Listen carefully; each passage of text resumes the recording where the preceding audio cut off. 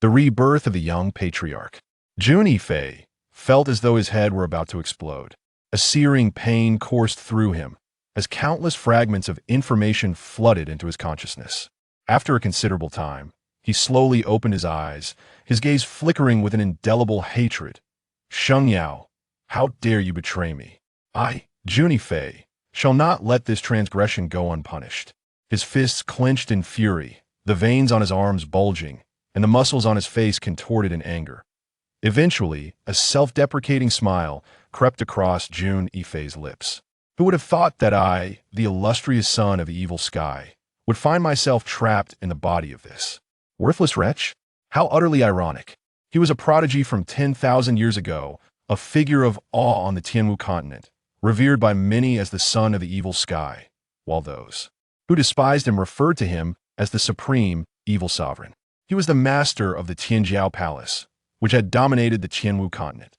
The Tianjiao Palace was a bastion of formidable power, with its 72 fiends capable of overwhelming entire territories on their own. Those who ruled the world dared not defy him. Even the supreme sacred ground of the Tianwu continent, the Holy Temple, had once trembled before the Tianjiao Palace a millennium ago. Yet, in a single night, the Tianjiao Palace was obliterated, reduced to mere ruins, and consigned to the annals of history. The master of the Tianjiao Palace, the foremost expert of the Tianwu continent, Jun Yifei, mysteriously vanished. Sheng Yao, you malevolent woman, I, Jun Yifei, shall exact my vengeance. Jun Yifei was acutely aware that the downfall of the Tianjiao Palace had been the result of a treacherous plot orchestrated by the Holy Temple. The temple's saintess, once the object of Jun Yifei's affections, had betrayed him. Jun Yifei had long since cultivated the indestructible holy demon body. Unless one possessed power surpassing his own, they could not hope to extinguish his life. However, the sacred temple fragmented his corporeal form into 10 parts, sealing within them his 3 souls and 7 spirits. This was a ploy to harness the power of time to erode his essence, ultimately aiming for his demise. Over the millennia, despite the profound weakening of Jun Yifei's spirit, the seal restraining his heavenly soul began to loosen amidst the passage of ancient epics, granting Hema chance to escape and ultimately inhabit the body of this dying wretch.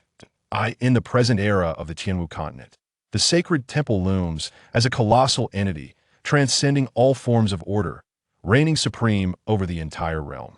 Meanwhile, his former domain, the Tian Xie Palace, has long been obscured by the sands of time, fading from collective memory.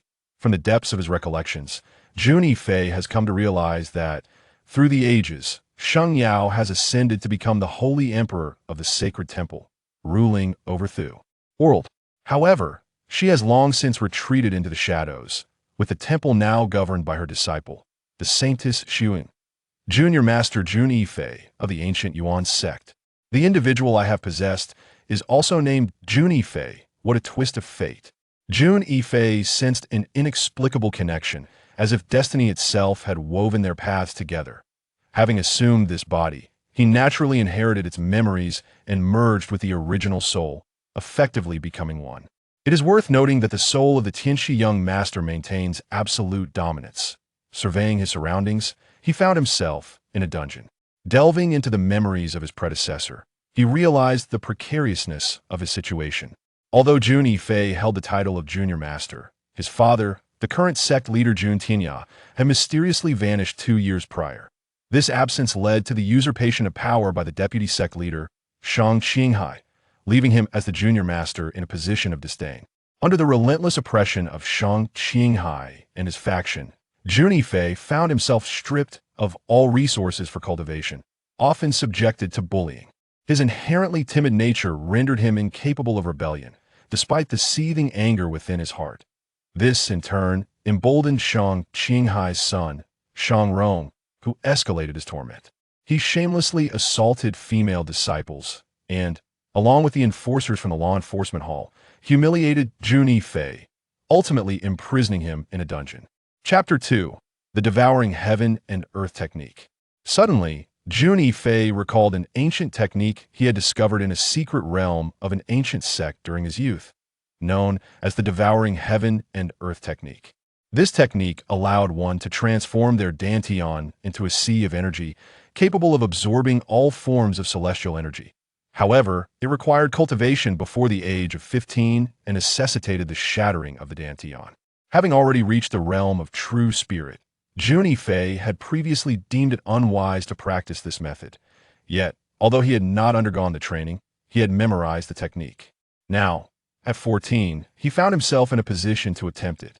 With no other recourse available, he resolved, shatter my dantian. Following the instructions of the devouring heaven and earth technique, Jun Yifei commenced the fracturing of his dantian. The excruciating pain of this process was such that even his formidable willpower could not prevent his complexion from paling. It felt as if thousands of sharp blades were mercilessly slicing through his body. Fortunately, Jun Yifei's dantian was already in a state of disrepair, allowing the process to complete in just a handful of breaths. The sensation was akin to a balloon bursting within him. With a sharp crack, Jun Yifei felt a sudden lightness in his body, a wave of clarity washing over him. Curiosity piqued. He wondered what form his dantian had taken in that moment. What is this? After introspecting, Jun Yifei was astonished to discover that his original dantian had transformed into a dark, swirling vortex. Is this the Qi Si? Truly marvelous.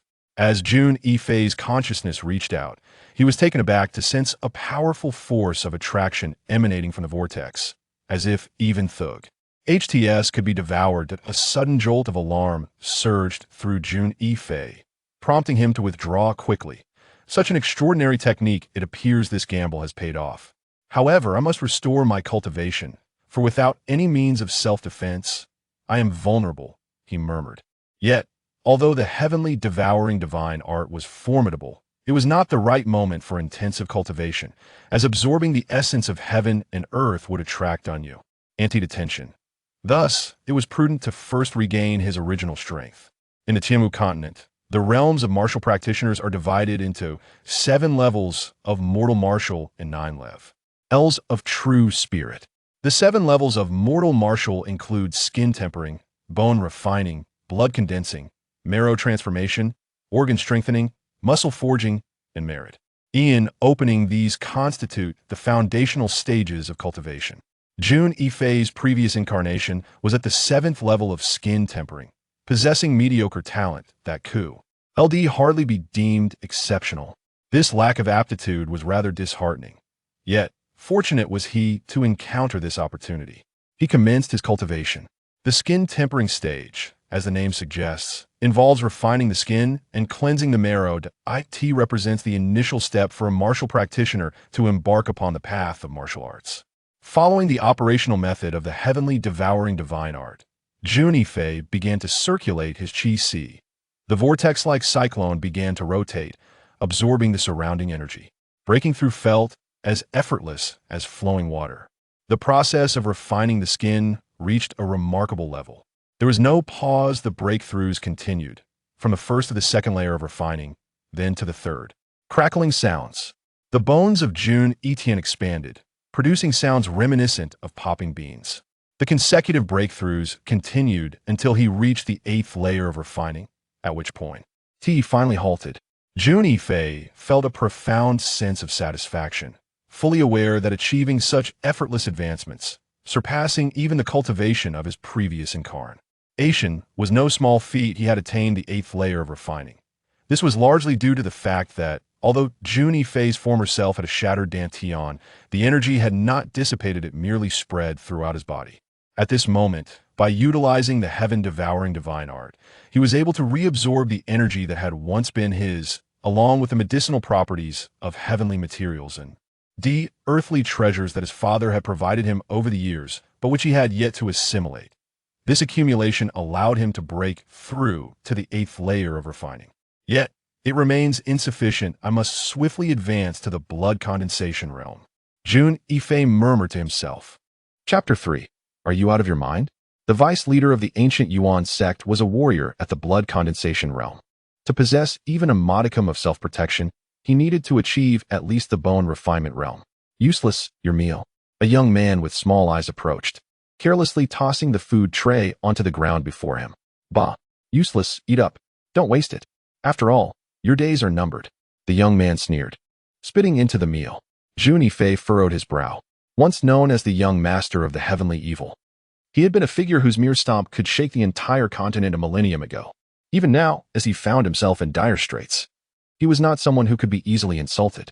Jun Yifei fixed his gaze upon the young man, a wicked smile creeping onto his lips as he rose to his feet. With hands clasped behind his back, he strolled to the iron bars, observing the young man. Why do I feel a different aura emanating from Jun Yifei? The young man furrowed his brow, though the same person stood before him. The previous air of despair had vanished, replaced by an alluring and audacious charisma. What are you staring at? Keep looking, and I'll gouge out your eyes. The young man hissed menacingly. You are insane. Jun Yifei replied with a nonchalant smile. Useless. Clarify your intentions. The small-eyed youth glared at Jun Yifei, his eyes glinting with malice. Don't you feel it? Recently, during the night, have you not experienced weakness in your limbs, accompanied by convulsions and coughing? Jun Yifei maintained an indifferent expression. How do you know? The young man felt a jolt of surprise. Is this how you choose to converse with me? Jun Yifei stood unfazed, exuding an air of calmness. Without a moment's hesitation, the young man opened the iron door of the dungeon and stepped inside. He possessed the cultivation of the 7th layer of skin refinement and was well aware that Jun Yifei was currently incapacitated, thus unafraid of any tricks he might attempt. What do you mean? Speak clearly. Otherwise, do not blame me for being impolite. The youth fixed his gaze upon Jun Yifei. Have you been poisoned? It seems you have never fully resolved it, resulting in the venom lurking within your body, manifesting as a chronic toxin that spreads within you. Congratulations, in 3 days. You shall perish from this lethal poison. Jun Yifei replied languidly. What? You speak nonsense. The youth's complexion turned ashen, though he tried to appear fierce. He was beginning to believe him. If you doubt it, press down on the Guangyuan acupoint, 3 inches below your navel. Does it not cause you excruciating pain? Jun Yifei remarked with a smile that was not quite a smile. The youth complied, and, indeed, felt a surge of agony coursing through his body. Trembling, he completely believed Jun Yifei's words. Young master, I implore you, save me. He stammered. Jun Yifei replied nonchalantly. Slap yourself 300 times until I am satisfied, and then I may consider offering you a remedy. The youth realized that Jun Yifei was exacting revenge. Resentment simmered within him, yet he dared not defy him. Thinking to himself, once I extract the life-saving method from you, I shall ensure that you wish for neither life nor death. With that, the youth began to strike his own face.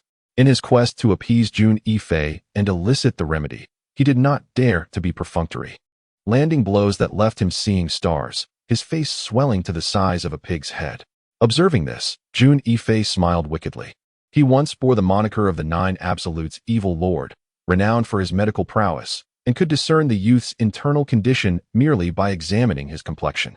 He mused to himself, how foolish the people of today have become. Chapter 4. The sect's law enforcement team just emerged from the dungeon. A group of individuals approached, led by a tall and handsome young man, his demeanor exuding arrogance. He was none other than Shang Rong, the son of the deputy leader of the ancient Yuan sect. Beside him was Lu Hongmei, the daughter of the 9th elder, who nestled sweetly against Shang Rong. Lu Hongmei had once been an admirer of Jun Yifei, but after his fall from grace, she abandoned him and pursued a relationship with Shang Rong. Upon seeing Jun Yifei, her face twisted into a sneer, filled with utter disdain. Naturally, Jun Yifei chose to disregard the capricious woman entirely. Incensed by Jun Yifei's indifference, Lu Hongmei felt a surge of anger. Jun Yifei, have you truly fled in fear of your crimes? Shang Rong's expression darkened upon noticing Jun Yifei, and he mocked. What offenses have I committed against the sect rules? Jun Yifei replied calmly. You, young beast, dare to argue? If young Master Shang declares you guilty, then you are indeed guilty, interjected Hong Yi, Shang Rong's most loyal follower, as he pointed an accusatory finger at Jun Yifei. In an instant, with a sharp sound, Hong Yi felt a sudden blur before him, followed by a stinging slap across his left cheek, sending him reeling. You dare strike me? Hong Yi exclaimed, disbelief etched across his face as he covered his wounded cheek. Your words are nothing but filth. You deserve that. Jun Yifei replied coolly. You cowardly sneak. Hong Yi retorted angrily. With a swift movement, Jun Yifei delivered another resounding slap. This time, despite being fully alert, Hong Yi failed to discern Jun Yifei's actions before he was again sent flying. You accuse me of ambushing? Allow me to demonstrate what an ambush truly is. Jun Yifei proclaimed, standing with his hands behind his back, his expression one of serene indifference. Even a cur deserves consideration, lest one offend its master. Are you courting demise, Jun Yifei? Shang Rong's gaze was severe. Your hound was unleashed and biteth indiscriminately. I merely administered a lesson on your behalf, lest it ignite a conflagration that consumes you. Jun Yifei retorted with indifference. Oh, it seems the scars of yesterday have faded from your memory. I shall remind you that a wretch should embrace his wretchedness. Yet, I shall extend an offer. Crawl twixt my legs, prostrate yourself 100 times, and I shall spare your miserable existence. Shang Rong advanced, exuding an aura of formidable power. At the zenith of the bone refinement realm, is he? Jun Yifei discerned Shang Rong's strength. Verily, his former self was the epitome of inadequacy compared to this foe. Given time, Shang Rong would be inconsequential. Alas, his current strength was merely at the 7th level of the skin-tempering realm. A chasm separated them. Nevertheless, Jun Yifei felt no trepidation. He was once the diabolical young master, and with every hidden card revealed, a battle was not beyond his grasp. Jun Yifei's battle spirit was roused, and a clash seemed imminent. Halt! A dozen disciples clad in the attire of the sect's enforcers encircled them. Jun Yifei's brow furrowed at the sight of the enforcers. He knew that, given the Shang family's influence within the sect, the enforcers would likely be biased towards his adversary. Fortunately, the enforcers were not under Shang Qinghai's sway. According to the sect's ordinances, confinement of 10 days and corporal punishment are warranted. Zhou Kuan recited, intimately familiar with the regulations. Precisely. This scoundrel injured my brother Hong Yi. Zhou Kuan, apprehend him. Shang Rong exuded an air of entitlement. Indeed, removing him is imperative. Such a waste of existence among us only brings disgrace to our sect. Humph. One who insults the female disciples and injures the male disciples of our sect is unworthy to remain and must be expelled. The disciples of the ancient Yuan sect, siding with Shang Rong, began to jeer, their faces adorned with expressions of schadenfreude. Jun Yifei, is what Shang Rong said true? Zhou Kuan's expression darkened. It is largely accurate, Jun Yifei replied, hands clasped behind his back. This is not difficult for me. According to the 3rd rule of the sect, anyone who insults the sect leader, especially a junior leader, shall face severe punishment. Zhou Kuan declared. Then it stands to reason. Am I not still the junior leader of the ancient Yuan sect? Jun Yifei inquired. This. Zhou Kuan hesitated, for in truth, no one within the ancient Yuan sect regarded Jun Yifei as the junior leader any longer, yet he had not been officially dismissed, and thus remained the rightful junior leader in name, an undeniable fact. Jun Yifei's voice resonated, this. Zhou Kuan's gaze shifted to Hong Yi. No. That little beast, speaking nonsense. Hong Yi's face turned pale, fear evident in his countenance. Silence. Shang Rong glared fiercely at Hong Yi. Think carefully before you approach me again.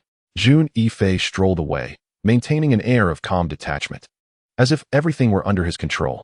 Zhou Kuan cast a deep glance at Jun Yifei's retreating figure before leading the enforcers away. Young master, shall we let it rest like this? Hong Yi asked, a hint of discontent in his tone. Humph, this is far from over, Shang Rong sneered. How infuriating. To use the identity of the young sect master to suppress me. Hong Yi felt a sense of frustration. The young sect master, Soon he shall no longer hold that title. I shall avenge you, my friend. Shang Rong patted Hong Yi's shoulder, his tone laden with meaning. Thank you, my lord. When the time comes, you must allow me to deal with that waste, Jun Yifei. I will ensure he experiences the depths of despair, enduring countless tortures until his demise. Hong Yi clenched his teeth. No problem. Shang Rong laughed heartily, exuding confidence. Chapter 6. Rage unleashed yet. A tinge of confusion lingered in Shang Rong's heart. Jun Yifei's dantian had clearly been rendered useless by him in secret. Why then did the other appear unaffected? He dismissed the thought, attributing it to his own oversight and not fully incapacitating him. Suddenly, an idea struck Hong Yi. My lord, I have heard that this useless one has a sister, renowned as the most beautiful woman of the ancient Yuan sect. Humph, this girl is quite stubborn, still refusing to yield. However, when her brother is stripped of the young sect master's prestige, she will be at my mercy. Brother, Yin Qingxue, upon seeing Jun Yifei, was overjoyed and rushed over, enveloping him in a tight embrace. You scared me. I heard you were captured by Shang Rong, and I was trying to find a way to rescue you. As she spoke, her delicate frame trembled, and tears streamed down her cheeks. Jun Yifei could distinctly feel the warmth of his sister's affection. Sister, it's all right now. Although Jun Yifei had once been the illustrious and formidable young master of the heavenly realm, he was also an orphan. He had never truly experienced the warmth of familial love, the chilling truth of being at the pinnacle. It's good to know you are safe. Yan Qingxue appeared to be overwhelmed with joy, tears glistening in her eyes. Sister, your hand. Jun Yifei noticed the delicate hand resting on his shoulder, marred by blisters. And his brow furrowed slightly. It's nothing, just a little accident, Yan Qingxue replied, a hint of anxiety in her voice as she stepped back a few paces. Let me take a look. With the astuteness garnered from 2 lifetimes, Jun Yifei could easily discern that his sister was concealing something. Shang Rong's gaze was as hollow as that of someone gazing upon a corpse. There was undoubtedly a hidden plot at play. Although he was unaware of the machinations of the Shang family, he dismissed them from his mind, knowing that strength was the ultimate truth. As long as one was powerful enough, all schemes and deceptions would be rendered laughable. The devouring heaven divine art required the absorption of the energies of heaven and earth. Yet cultivating it within the ancient Yuan sect could easily draw the attention of those with ulterior motives. He wished to discuss with his sister the prospect of departing the sect the following day to embark on some practical experience. Where could she be? She was just here. After finishing his meal, Jun Yifei's brow knitted in concern. Remembering his sister's peculiar behavior before dinner, an unsettling feeling began to gnaw at him. Thus, he left his quarters in search of her. Guided by instinct, Jun Yifei arrived at a secluded courtyard. This was the miscellaneous affairs hall of the ancient Yuan sect, a place where the servants toiled. Chapter 7. The arrival of the 3 elders. Do you dare strike me? The corpulent matron covered her slightly swollen face, staring incredulously at Jun Yifei. Fei Di? Yan Qingxue was taken aback by Jun Yifei's presence, her demeanor suddenly becoming awkward. The towering pile of garments before them was a testament to the labor of her once delicate hands. This was far beyond the workload of a single individual. At least 10 people would require a full day to accomplish such a task. Yet, despite this, the shrewish woman continued to impose her unreasonable demands. He completely disregarded his sister as a person. Her enduring patience was merely to earn the meager salary from Weibo to purchase elixirs for herself. He understood why she feared him discovering the truth. A tender spot in his heart was stirred, yet at that moment, he was overwhelmed by rage. How do you wish to die? Jun Yifei advanced step by step towards the fierce woman. You seeking death? The woman, upon recognizing Jun Yifei, lunged at him in fury. However, she was merely at the 5th level of skin refining, while Jun Yifei had undergone a remarkable transformation. Before she could even comprehend his movements, he swiftly seized her by the throat, rendering her breathless. You dare to touch my sister? Do you even know how to write the word death? Jun Yifei's voice was frigid as he gazed at her. You worthless fool, my uncle is an elder of the sect. You dare to threaten me. The fierce woman, emboldened by her connections, glared defiantly at him. I am the young master of the sect. Do you truly believe I wouldn't kill you? The murderous aura exuding from Jun Yifei had already locked onto her. You? The woman, Hua Rufeng, felt the palpable intensity of his killing intent, sending shivers down her spine. In that moment, she realized this so-called waste was indeed capable of taking her life. Fei, don't kill her. If you do it here, we will face trouble. Her uncle is the 3rd elder, and we cannot afford to provoke him. Yan Qingxue had appeared behind Jun Yifei, her voice filled with urgency. Death may be avoided, but living with the consequences is another matter. Jun Yifei struck down with his palm, landing forcefully on the woman's dantian. Ah! Hua Rufeng emitted a piercing scream. Get lost, Jun Yifei commanded. As Hua Rufeng departed in a flurry, her gaze upon Jun Yifei was laden with profound resentment. Jun Yifei was acutely aware that Hua Rufeng would not let this transgression go unpunished. The trees yearned for tranquility, yet the winds remain unrelenting. Let her be, he thought. For he firmly believed that should she dare to provoke him again, he would impart a lesson she would not soon forget. Fei Yu, what brings you here? Yan Qingxue's expression was tinged with unease, as if she had committed some grave error. Sister, promise me, do not return here again. Chapter 8. Blood mark you have come? Jun Yifei sat cross-legged on the bed, his demeanor utterly impassive. Were you waiting for me? Hua Qingxing inquired, a slight frown marring her brow. I thought it was about time you arrived. Jun Yifei leapt from the bed, a sardonic smile gracing his lips as he regarded Hua Qingxing. I offer you a chance. Become my dog, and I shall grant you a chance at survival. Otherwise, death awaits. Suddenly, Hua Qingqing erupted into laughter, looking at Jun Yifei with derision. Jun Yifei, even as death looms, you remain oblivious. Do you truly believe you can still hold the position of young master of the ancient Yuan sect? Let me enlighten you. Your downfall is imminent. Not only you, but your sister shall also perish. Is it the Shang family's scheming once more? Do you think I would fear such tactics? Jun Yifei replied, his expression unruffled. My position will not divulge such secrets to you. However, if you dare to lay a hand on my niece, you must be prepared to face the consequences. In an instant, Hua Qingqing lunged at Jun Yifei, her claw striking with an overwhelming force, a tempestuous wind swirling around her, embodying the terrifying might of the Inferno Claw, a technique of the lowly martial rank. In the realm of Tianwu, martial techniques and cultivation methods are categorized into 4 tiers of the mundane and 3 realms of heaven, earth, and humanity. Naturally, the advanced techniques of the heavenly, earthly, and human realms are only found within powerful factions. Common sects and smaller forces possess only the martial arts of the mundane tier. When a technique from the heavenly, earthly, or human realms emerges, it invariably incites the covetous desires of major powers, unleashing a tempest of bloodshed and chaos. So it turns out he is a practitioner at the 9th layer of skin refinement. No wonder he dares to be arrogant before me, yet he is still insufficiently formidable. Although Jun Yifei's cultivation is merely at the 7th layer of skin refinement, within this realm, even those at the pinnacle pose no threat to him. Although the Gale Claw cultivated by Hua Qingqing is merely a low-grade mundane technique, he has mastered it to a considerable degree.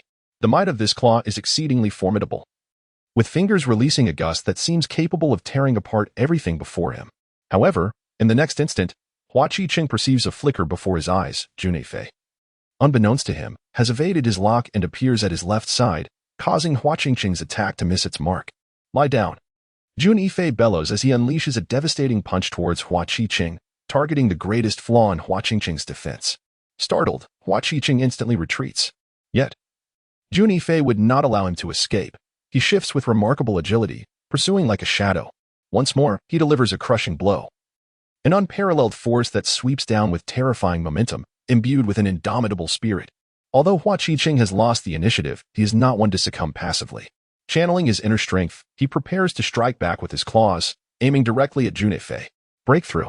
With devastating force, Jun Yifei's fist shattered Hua Qingqing's assault, landing a decisive blow upon his chest. Hua Qingqing cried out in agony, hurled backward to crash against the wall before collapsing to the ground. Coughing up a mouthful of blood, he stared at Jun Yifei, aghast, and questioned how it was possible for him to be defeated. Jun Yifei stated indifferently, offering him a chance to become his servant, to pledge eternal fealty.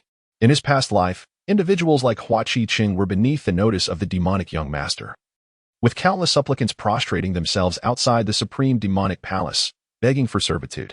Yet now, he required a trustworthy individual to safeguard his sister, or else he would not bother with the likes of Hua Qingqing.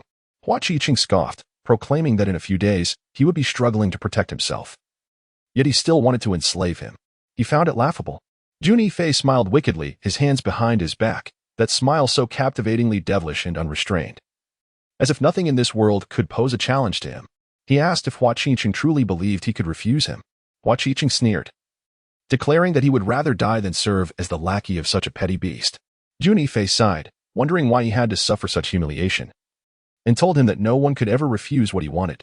With a flick of his finger, a crimson blood seal materialized on his middle finger. Chapter 9. Enslavement. Hua Qingqing screamed, clutching his head, writhing in agony on the ground. He felt as if his skull was about to explode. This slave seal was acquired by the malevolent prince of evil from a secret technique known as the control of gods, thousands of years ago. It enables the wielder to subjugate foes, transforming them into eternal mental slaves. Remarkably, those who fall under this enslavement are not only incapable of betrayal, but also become devoted followers of the practitioner, devoid of any residual effects. This is the most terrifying aspect of the control of gods. However, despite its formidable nature, this technique is not without its limitations. The practitioner can only enslave warriors whose strength is inferior to their own. If the target possesses greater mental fortitude, the chances of success are significantly diminished. And there exists the peril of backlash, potentially rendering the practitioner mentally incapacitated. At this moment, the eyes of Hua Qingqing were a deep crimson, contorted by excruciating pain, causing the muscles of his face to twist grotesquely. The blood seal of enslavement bore the imprint of the practitioner's spirit. Thus, Jun Yifei was also enduring immense pressure. Beads of sweat forming on his forehead, his complexion paling. It seemed that this maneuver had been somewhat reckless. After all, Hua Qingqing's cultivation level surpassed his own, and he was no longer the invincible prince of evil of his former glory. Jun Yifei forced a bitter smile. In his prime, the prince of evil could unleash the slave seal, commanding thousands in a single sweeping motion, a display of unparalleled dominance. Now, he found himself struggling to control a mere warrior at the skin refinement stage, feeling utterly powerless. Yet, he harbored faith that, given time, he would reclaim his former prowess. It was merely a matter of time. Nevertheless, as the instigator of this situation, he had no choice but to endure. After half an hour, Hua Qingqing ceased his struggles, the bloodlight in his eyes receding. The enslaved Hua Qingqing bowed before his master. In front of Jun Yifei, Hua Qingqing stood with utmost reverence, resembling a devout disciple. Jun Yifei exhaled in relief, contemplating, "At last, I have succeeded. Henceforth, unless I possess absolute certainty of success, the use of the servant seal must be approached with caution." He then addressed Hua Qingqing. "From this point forward, I shall be your master. However, outside of this place, matters will remain as they were. No one must know that I hold dominion over you. You are to inform me of any news concerning the Shang family at the earliest opportunity. Additionally, while I am absent from the sect, ensure the well-being of my sister. Do you understand?" Jun Yifei looked at Hua Qingqing with a grave expression. "Yes, master." Hua Qingqing promptly replied with deep respect. "Now, divulge what you know about the Shang family's plans to conspire against me," Jun Yifei commanded, hands clasped behind his back as he gazed at Hua Qingqing. Chapter 10. The conspiracy. At this moment, Hua Qingqing was under Jun Yifei's influence, his demeanor radiating unwavering devotion. He recounted everything he was aware of to Jun Yifei. Although Hua Qingqing was not particularly powerful, he held a position of authority as a steward within the sect, which allowed him to be of significant value to the Shang family. He possessed knowledge of certain secrets pertaining to them. Furthermore, this matter had not been overly concealed by the Shang family. Within a small circle, many were cognizant of it. Clearly, the Shang family's members were confident in their success. From Hua Qingqing, Jun Yifei learned that in 3 days, the Shang family intended to convene a council of elders within the sect to revoke his status as the young master of the Gu Yuan sect. Given the Shang family's influence within the Gu Yuan sect, their endeavor to strip him of his position would indeed be effortless. It was finally time for action. The past could be overlooked, but the current me shall not allow your schemes to come to fruition. The Shang father and son had granted him little time. Reversing the situation at the elders' meeting is indeed a formidable challenge, yet not insurmountable. "Fei, have you sought out your sister?" Yan Qingxue entered from outside, perhaps just having bathed. A subtle, refreshing fragrance emanated from her, captivating Jun Yifei's senses. "Sister, 3 days hence," he replied. 2 years prior, following Jun Tianya's mysterious disappearance, Shang Qinghai had revealed his ambitions, beginning to usurp power within the Gaiwanzong. In less than 2 years since Jun Tianya's vanishing, Shang Qinghai had consolidated his influence, rendering the Shang family the dominant force within the sect. However, despite Shang Qinghai's overwhelming control, he remained merely the deputy sect leader, unable to fully enact his plans. Thus, his next move necessitated his ascension to the position of true sect leader. Consequently, Jun Yifei, the young sect master of Gaiwanzong, became a significant obstacle for the Shang father and son duo, even though Jun Yifei portrayed himself as utterly ineffectual. "Fei, let us depart. Within Gaiwanzong, we cannot contend with the Shang family," Yan Qingxue urged, gazing at Jun Yifei.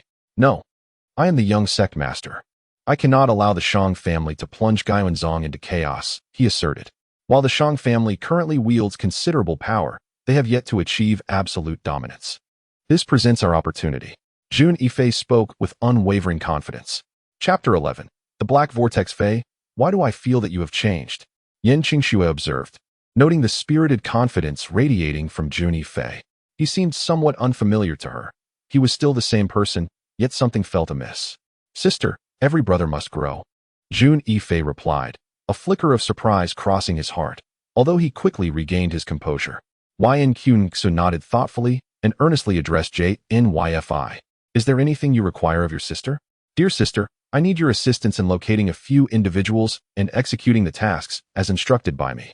Remember, this must remain absolutely confidential, Jun Yifei replied, his expression grave as he gazed at Yan Qingxu. Yan Qingxu nodded in understanding. Her curiosity piqued. Jun Yifei handed her a piece of paper, and upon examining its contents, she was taken aback, particularly by the identities listed, which left her astonished. Do not inquire further, dear sister. Just know that the plans outlined within are crucial to whether I can maintain my status as the young master in 3 days, Jun Yifei stated earnestly, fixing her with a serious look. Rest assured, dear brother, I will not disappoint you, Yan Qingxu responded with a serious demeanor. She was the only person Jun Yifei could truly trust, and her intelligence gave him a sense of reassurance. However, he remained uncertain whether these arrangements would persuade the individuals to support him in 3 days' time. Nevertheless, he believed that one must strive for success. On the following day, Jun Yifei departed from Gunziying. Naturally, as soon as he left, his movements were reported to Ing by their informants. Young master, shall we arrange for someone to eliminate him? Inquired a young man with slanted eyes, a glint of malice flickering in his gaze. Yes, proceed. But in the absence of elixirs, the swiftest path to cultivation appears to be the absorption of the primordial energies of heaven and earth for breakthroughs. Jun Yifei sat cross-legged upon the ground, initiating the operation of the devouring heaven and earth divine art. Immediately, a shadowy vortex, resembling the shape of his qi, manifested above his head, slowly rotating with increasing velocity. An invisible whirlwind began to stir around him, raising clouds of dust and sending blades of grass swirling.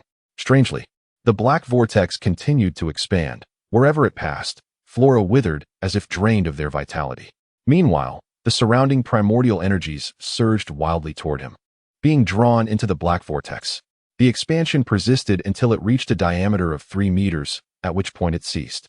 One cannot help but acknowledge that Jun Yifei's previous incarnation possessed rather weak cultivation aptitude.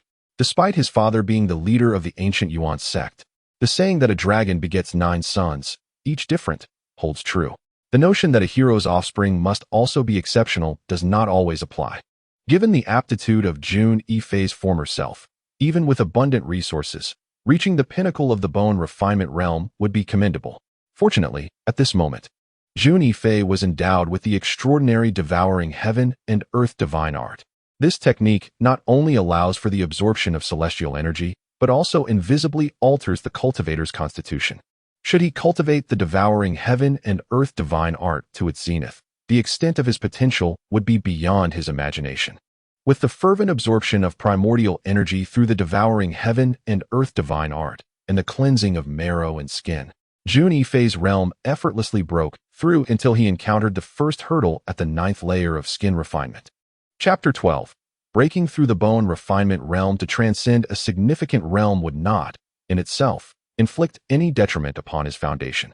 Otherwise, for the sake of his future in martial arts, Jun Yifei would undoubtedly harbor some reservations. He pressed onward with his breakthrough. Although constrained by his current level, the black vortex surrounding him did not expand further. However, its rotational velocity increased, drawing in the surrounding elemental energy at a swifter pace. Jun Yifei began to harness this elemental energy to assault the shackles of the bone refinement realm. Once, twice, after dozens of attempts, he still failed to shatter the confines of the bone refinement realm, leaving him somewhat speechless regarding the vessel he inhabited. The young master of heavenly evil, in his day, had effortlessly broken through the bone refinement realm in a single attempt. Yet, this body, indeed, exhibited some deficiencies. It was no wonder that at the age of 14, he had only reached the 7th level of skin refinement. It was likely that his status as the heir of the ancient Yuan sect played a role in his achievements. The illustrious young master of heavenly evil truly could not believe that he could not achieve this breakthrough. Such a proud individual was determined to rise anew, rallying his spirits to once again assault the next realm. This time, Jun Yifei was well prepared, launching a formidable offensive in one vigorous surge. Boom! The force of his assault placed immense strain on his meridians. Jun Yifei stifled a groan, feeling as if a colossal hammer were battering his body. Crack! It was as if a most exquisite sound resonated, and Jun Yifei felt a sudden clarity wash over him. He had broken through the first level of bone refinement. Jun Yifei rose to his feet, his bones emitting a series of creaks akin to the sound of popping beans. He discovered that he seemed to have grown a bit taller. This was a natural occurrence, as having reached the bone refinement realm meant an enhancement of one's skeletal strength. Growth was inevitable. In just a single day, he had progressed from the 7th layer of skin refinement to the 1st layer of bone refinement. If this were to be spread, it would surely astound many. Now was the time to cultivate martial techniques. However, which technique should he practice? In his previous life, Jun Yifei was exceptionally talented, spending little time in the realm of ordinary martial arts. Consequently, the techniques he had recorded suitable for that realm were scant. After careful consideration, Jun Yifei finally settled on a martial technique, the wind-dispersing palm. The martial arts realm is divided into 5 levels: entry, minor achievement, major achievement, perfection, and transformation. For Jun Yifei to cultivate a mid-tier ordinary martial technique to major achievement within 2 days would surely drop many jaws in astonishment. Of course, this was also due to his prior training in his past life. He was merely reacquainting himself with it. Otherwise, even the most gifted prodigy would find it impossible to reach major achievement in such a short span for a mid-tier ordinary technique. Today was likely the day when Shang Rong and his son would convene the Elder Council to dismiss him. It was also the perfect opportunity to surprise the Shang family. Jun Yifei murmured to himself. Chapter 13. The Elder Council. Just as Jun Yifei was about to descend the mountain, he suddenly raised an eyebrow. "Come out. Hiding in the shadows, mere rodents," he stated coolly. "You little bastards. Quite alert, I see." As his words fell, 2 young men emerged. They were indeed the assassins dispatched by Shang Rong. After several days of searching on Chicken Rooster Mountain, they had finally located Jun Yifei. "Lu Jian and Lu Bin. Are you here to kill me, Shang Rong? He truly thinks highly of me," Jun Yifei remarked, his expression unflinching. Both adversaries were at the 9th level of skin tempering, and Shang Rong dispatched 2 of them, undoubtedly aiming for a foolproof approach. "You little brat, it's good that you understand.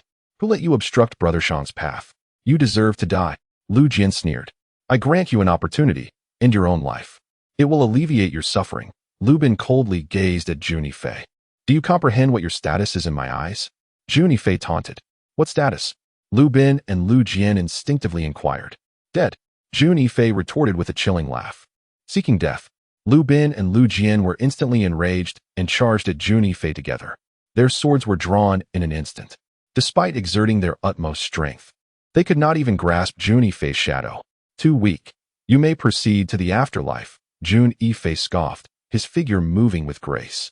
Sensing danger, Lu Bin and Lu Jian's expression shifted. Split light sword technique. The 2 executed a flawless combination, launching 36 sword shadows at Jun Yifei in a rapid assault. The intangible sword shadows enveloped him entirely. An inferior technique of the mundane level? Jun Yifei shook his head, advancing rather than retreating, and unleashed a palm strike. This strike was unstoppable, aimed precisely at the flaw in their swordplay, utterly obliterating their sword lights. The force of his palm struck down upon them with tremendous weight. "Ah!" Lu Hongmei watched Jun Yifei, a mocking smile gracing her lips, reveling in their plight. "Do you know what type of person is the most detestable?" Jun Yifei cast a faint glance at Lu Hongmei. "What do you mean by that?" Lu Hongmei's delicate countenance transformed. "You ungrateful wretch. A vile woman who only values those with power. I find even a glance at you distasteful. Step aside."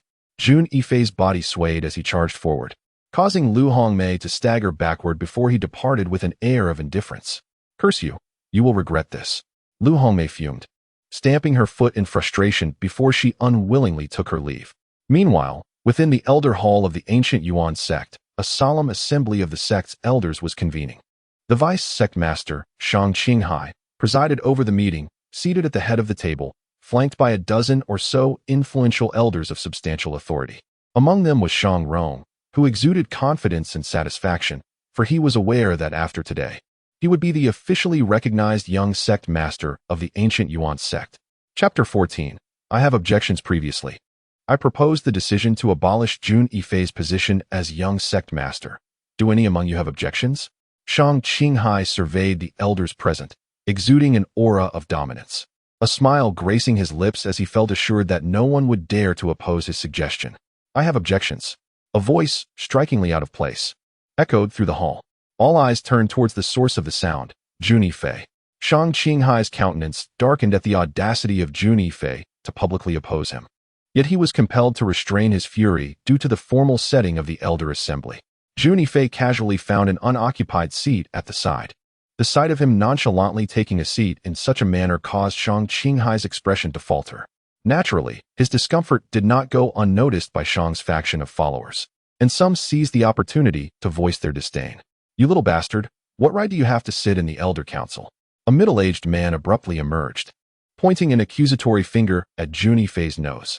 Jun Yifei recognized him as a lackey of the Shang family, a steward of the ancient Yuan sect. In an instant, Jun Yifei seized the steward by the throat. With a crack, the steward's neck was snapped. In his final moments, his eyes widened in disbelief, unable to fathom that Jun Yifei would dare to commit murder during the Elder Assembly. "Jun Yifei, you possess an audacious spirit to slay a man in the presence of the elders." With a resounding clap, Shang Qinghai rose, striking the table with great force. The inkstone and brush holder atop the table were sent flying, scattering across the floor. "I am still the young sect master. This man has acted against authority. If he is not punished, how can we uphold the sect's traditions? Am I not speaking the truth, Master Zhua?" Jun Yifei's gaze fell upon Zhuo Qingyuan, the head of the law enforcement hall, who was meditating with his eyes closed. "I believe the young sect master speaks wisely." Zhuo Qingyuan replied succinctly before once again closing his eyes in meditation. Shang Qinghai cast a deep, sidelong glance at Zhuo Qingyuan, sensing that the situation was slipping from his control. However, he believed that today, Jun Yifei's position as young sect master must be secured, clearing the path for his own ascension to the sect master title. Since Master Zhua had no objections, he acquiesced. Shang Qinghai shot a cold glare at Jun Yifei. "You, Jun Yifei, what qualifications do you possess to occupy this position? Do not presume that by killing Steward 1, you can escape the consequences." It was then that Shang Rong stepped forward. The gaze of over a dozen elders converged upon Jun Yifei, filled with amusement, inquiry, and scrutiny. Yet, Jun Yifei remained unperturbed, lazily rising to his feet and fixing his gaze upon Shang Rong.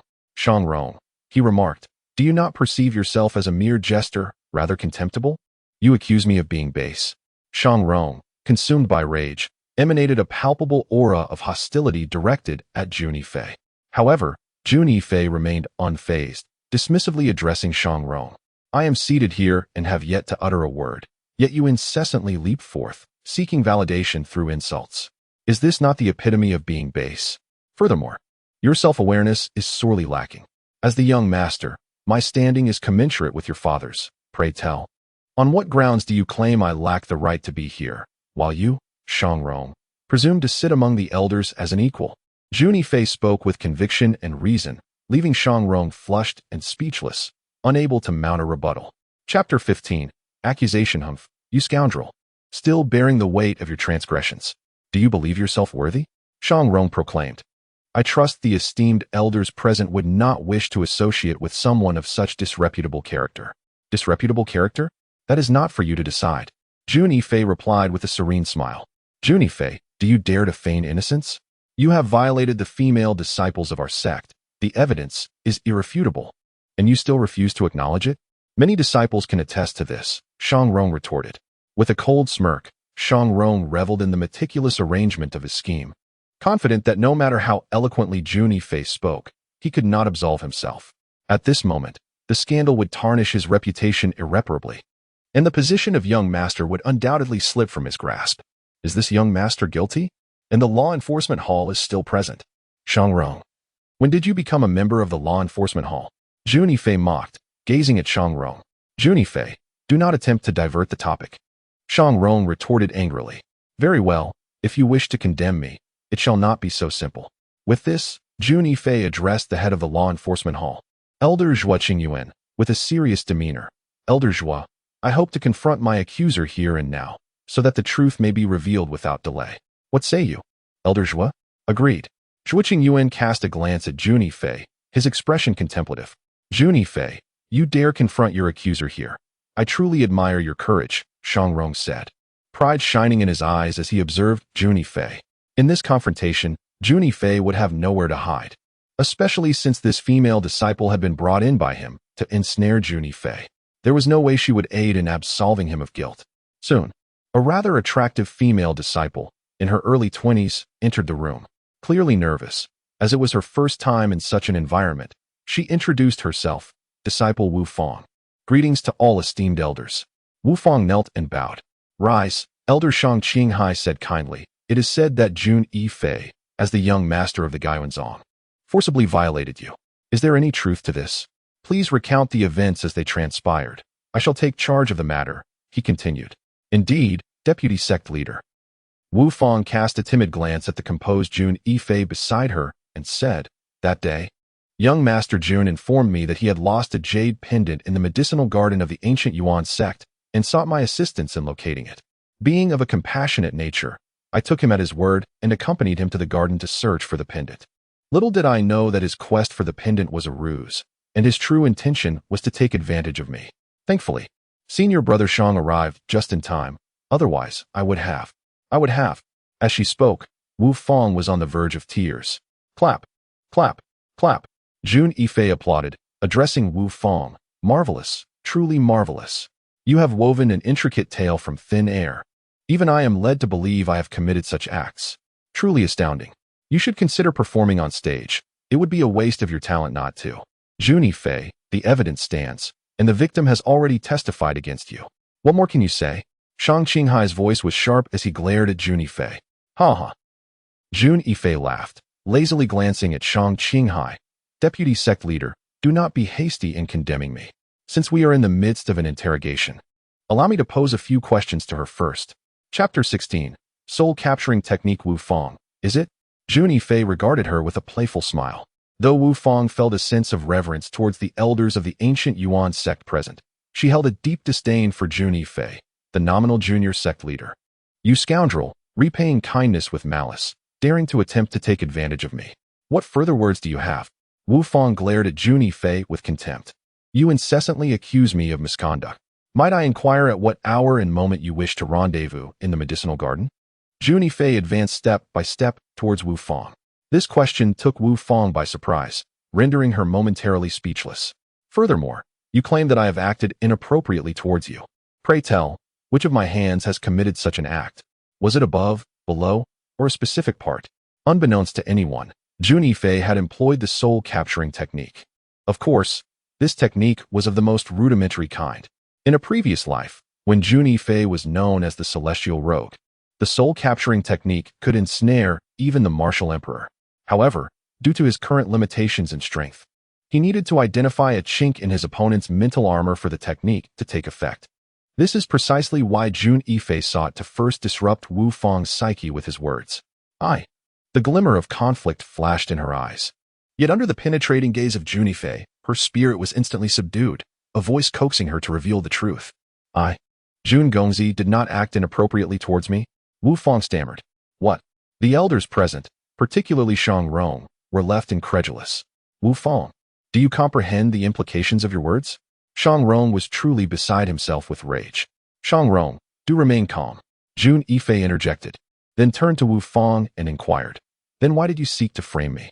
Because Shang Rong Gongzi informed me that if I assisted him in framing Zhang Gongzi, he would grant me a body-refining pill. Wu Fang replied, her expression revealing inner turmoil. You speak nonsense. Shang Rong was instantly at a loss for words, gazing at Wu Fang in disbelief. Jun Yifei, have you employed some dark sorcery to compel Wu Fang to utter such things? Shang Rong glared at Jun Yifei, exclaiming, the evidence is clear. It is you who has ensnared this young master. Now you dare to turn the tables? Truly a case of the thief crying stop thief. Jun Yifei retorted with disdain. Elder Zhua, as the elder of the law enforcement hall, should you not provide me with an explanation? Jun Yifei fixed his gaze on Zhuo Qingyuan. Shang Rong, after the elder meeting, you shall come to the law enforcement hall to explain, Zhuo Qingyuan replied, narrowing his eyes as he cast a fleeting glance at Jun Yifei. Elder Zhua. Shang Rong's complexion paled. Zhuo Qingyuan bore the reputation of a stern enforcer within the Gu Yuan sect. When he was serious, he showed no leniency. Not even for one's father. If Zhuo Qingyuan decided to pursue this matter earnestly, it would be a harrowing ordeal. He mused, no matter how desperately you struggle, this deputy sect master shall effortlessly strip you of your position. Hold on. Jun Yifei lazily interjected. What can you possibly say, Jun Yifei? Shang Qinghai shot Jun Yifei a dispassionate glance. Is this not against the rules? I recall that according to the regulations of the Gu Yuan sect, specifically Article 27, the appointment or deposition of the sect's deputy master must occur under the auspices of the sect master. I dare say this might delay the succession of the deputy sect master. Wouldn't you agree? Jun Yifei mocked. Jun Yifei, do you truly believe you still have the audacity to remain in this position, you worthless fool? Shang Rong had, unbeknownst to him, stepped forward to confront Jun Yifei directly. Those who are capable should bear more responsibilities. Do you consider yourself capable, Shang Rong? Jun Yifei taunted. Keep wagging your tongue, Jun Yifei, for soon you shall possess nothing at all. Then you will realize just how foolish it is to oppose me. Shang Rong gleamed at Jun Yifei with satisfaction. Is that so? I shall be waiting, Jun Yifei replied, undeterred. Chapter 17. The vote. Jun Yifei remained remarkably composed, as if the unfolding events bore no relevance to him. Let the voting commence, declared Shang Qinghai. As long as a majority of the elders agree to annul Jun Yifei's position as the young master, it shall be deemed approved. The speaker was the Grand Elder, who wielded considerable influence within the Gu Yuan sect. Indeed, I support the removal of Jun Yifei. He is unqualified to continue as the young master of Gu Yuan sect, he asserted. That is correct, echoed the second elder. With the support of two elders, Shang Qinghai felt a sense of satisfaction and turned his gaze toward the remaining elders. Shang Rong cast a scornful glance at Jun Yifei, as if to convey that it would be a trivial matter to dispose of him. Soon after, 9 elders expressed their support for the vice master to dismiss Jun Yifei. Only one more elder's endorsement was necessary for the resolution to pass. Yet, Jun Yifei remained as if the situation held no significance for him. This demeanor irked Shang Rong, who had anticipated witnessing Jun Yifei's dismay. Child, still pretending to be composed? You will soon learn what true despair feels like. Shang Rong gritted through his teeth, harboring a deep-seated animosity for Jun Yifei, who had repeatedly embarrassed him. Cough. Although Jun Yifei's cultivation is lacking, he has committed no offense. His removal may be inappropriate, spoke the seventh elder. Indeed, the seventh elder is correct. I too do not support this motion, declared the eighth elder. Shang Qinghai's expression darkened, realizing these were the dissenters within the Gu Yuan sect. Despite his dominance, he could not wield absolute power. Humph, a mere few grasshoppers think they can oppose me. It's utterly laughable.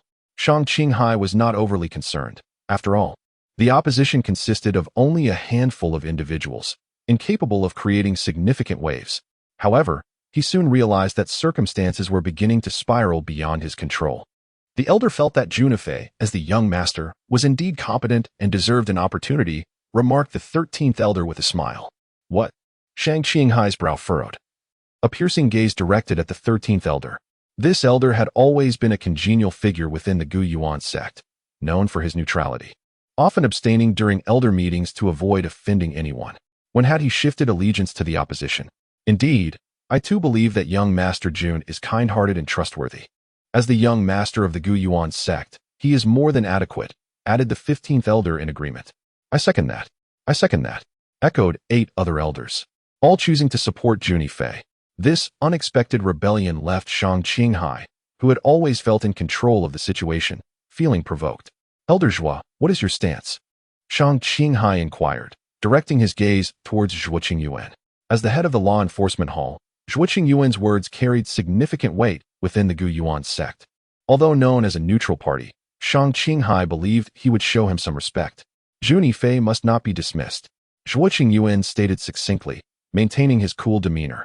With a loud crack, Shang Qinghai, consumed by rage, crushed the inkstone in his hand, a clear manifestation of his fury. Naturally, the elders would never suspect Jun Yifei of orchestrating this. They only believed that a powerful figure stood behind him. Ha ha ha, Jun Yifei. While the multitude supporting you takes me by surprise, do not forget that I am also a member of the Elder Council, and I possess a vote. 10 votes against 9, you shall still be discarded. Did you not foresee this? Shang Qinghai smirked coldly, directing his gaze towards the head of the law enforcement hall, Zhuo Qingyuan, and inquired, Zhuo Hall Master, does my vote count? Zhuo Qingyuan furrowed his brow, casting a deep glance at Jun Yifei, and replied expressionlessly, naturally, it counts. Jun Yifei, no matter how much you flail about, you shall still be dismissed. Let us see how you maintain your arrogance now. Shang Rong burst into a triumphant laugh, strolling over to Jun Yifei with his hands clasped behind his back, his eyes brimming with unspoken derision. Observing the situation firmly in his favor, Shang Qinghai wore a self-satisfied expression. Clearing his throat, he declared with gravity, "Now, in my capacity as the vice master of the ancient Yuan sect, I hereby announce that Jun Yifei, the young master of the ancient Yuan sect, is—" "Hold on." Jun Yifei suddenly interjected. "Jun Yifei, should you continue to deliberately disrupt the order of the Elder Council, I, the vice master, shall have you expelled." Shang Qinghai's irritation grew as he was interrupted repeatedly. "Vice Master Shang, I merely wish to inform you that the voting has not concluded, and you possess no authority to depose my position as young master." Jun Yifei replied languidly, placing particular emphasis on the word vice. "What do you mean by this?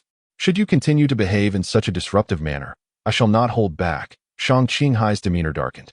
"Since Vice Sect Master Shang has personally cast his vote, it would be unwise for me, the young sect master, to fall behind.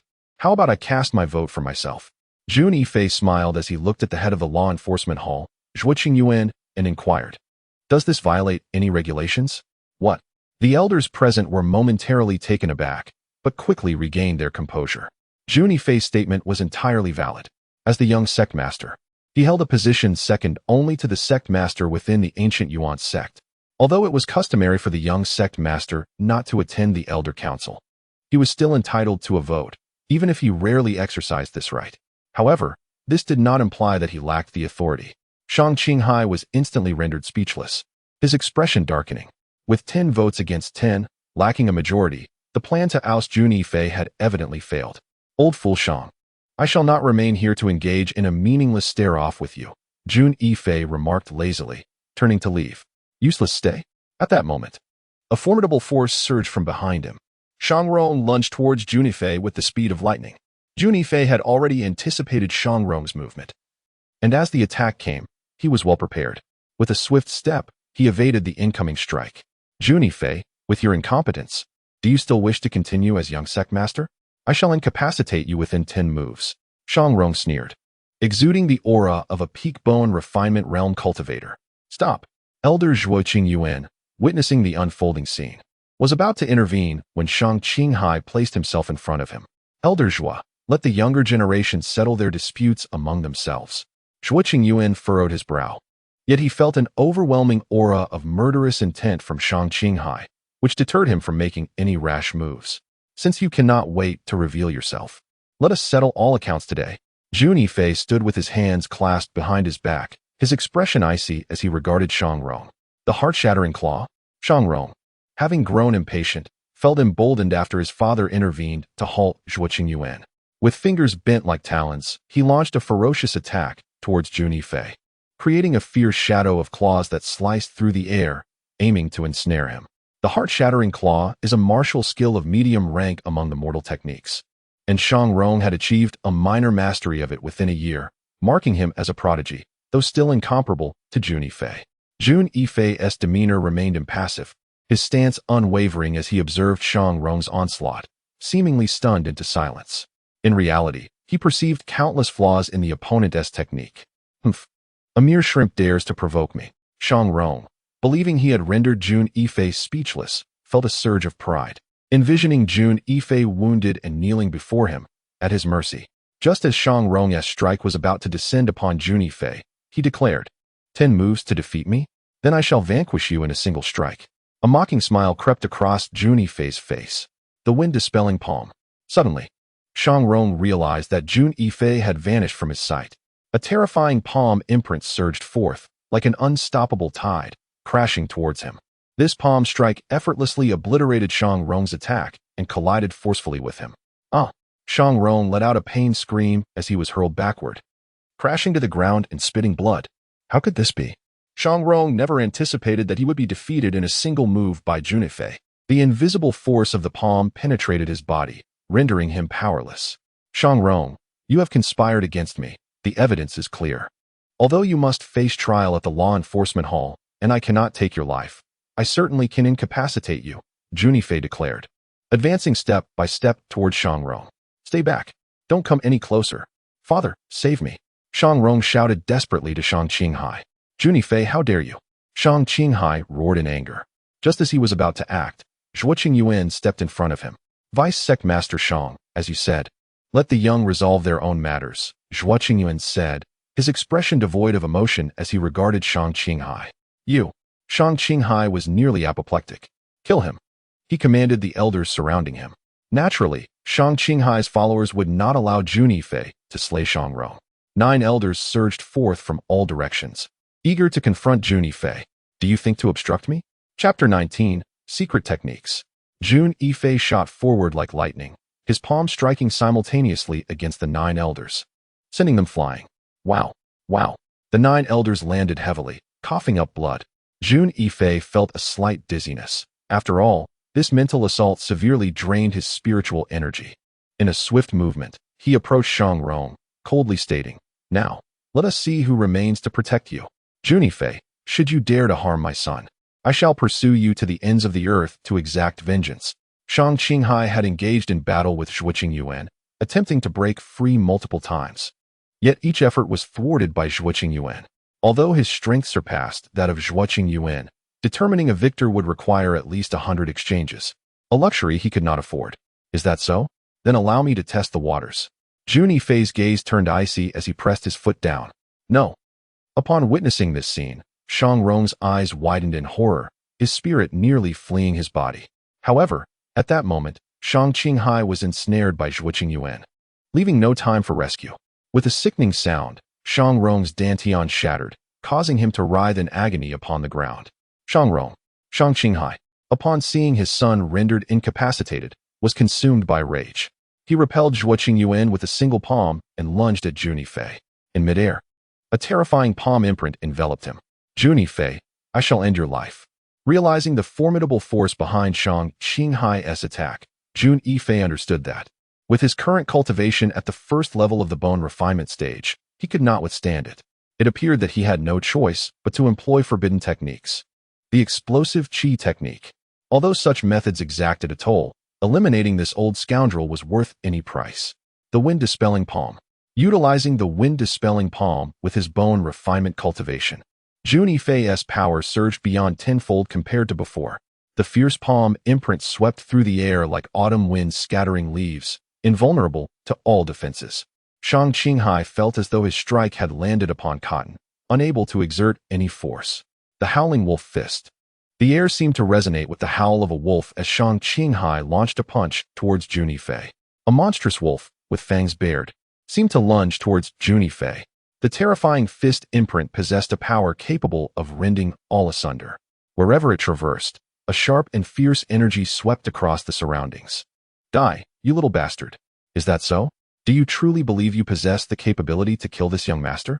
Shang Qinghai responded with alacrity, intercepting the attack. Yet, as he sought to retaliate, Jun Yifei retreated with nimble grace. Jun Yifei's movement technique rendered Shang Qinghai helpless, akin to grappling with an eel, elusive and exceedingly slippery. Jun Yifei and Shang Qinghai engaged in a fierce and intricate battle, neither gaining a definitive advantage. Jun Yifei, at every moment, sought an opening in Shang Qinghai's defenses. An opportune moment. Jun Yifei, perceiving Shang Qinghai's vexation, discerned a vulnerability in his stance. Typhoon Palm. For the first time, Jun Yifei unleashed the full potential of the divine swift steps, appearing on Shang Qinghai's left side. The perfected divine swift steps, when exerted to their utmost, truly resembled a spectral phantom.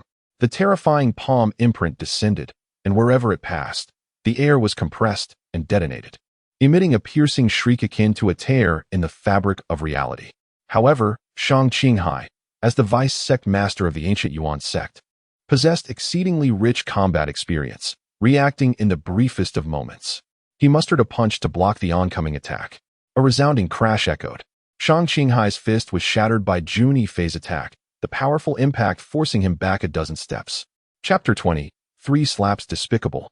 Shang Qinghai, having been repelled by what he perceived as an insignificant ant, was immediately infuriated, feeling utterly humiliated. You little bastard, today I shall surely kill you.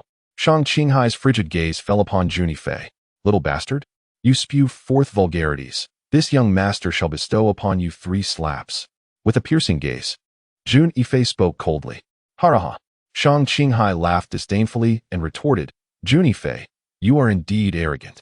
As the esteemed vice master of the ancient Yuan sect, How dare you insult me at will? Even the onlookers, including Zhuo Yuan, shook their heads, deeming Jun Yifei somewhat presumptuous. You claim you will slap me thrice? So be it. Jun Yifei declared, swiftly employing his divine movement technique and lunging towards Shang Qinghai. Mastered to perfection, his movement was as swift as a phantom, appearing before Shang Qinghai one moment and vanishing the next, leaving him bewildered. It is known that martial arts techniques concerning body movement are highly prized among the 9-rank powers, and even more so among the 8-rank forces. Moreover, this was a superior technique of the mortal tier, coveted even by the 7-rank sections. At this moment, Jun Yifei unleashed his divine movement technique with all his might. Shang Qinghai was caught off guard, unable to react before Jun Yifei was upon him. Just as Shang Qinghai prepared to retreat, it was too late. With a resounding clap, Jun Yifei struck him twice, sending him staggering back a few steps, his cheeks swollen.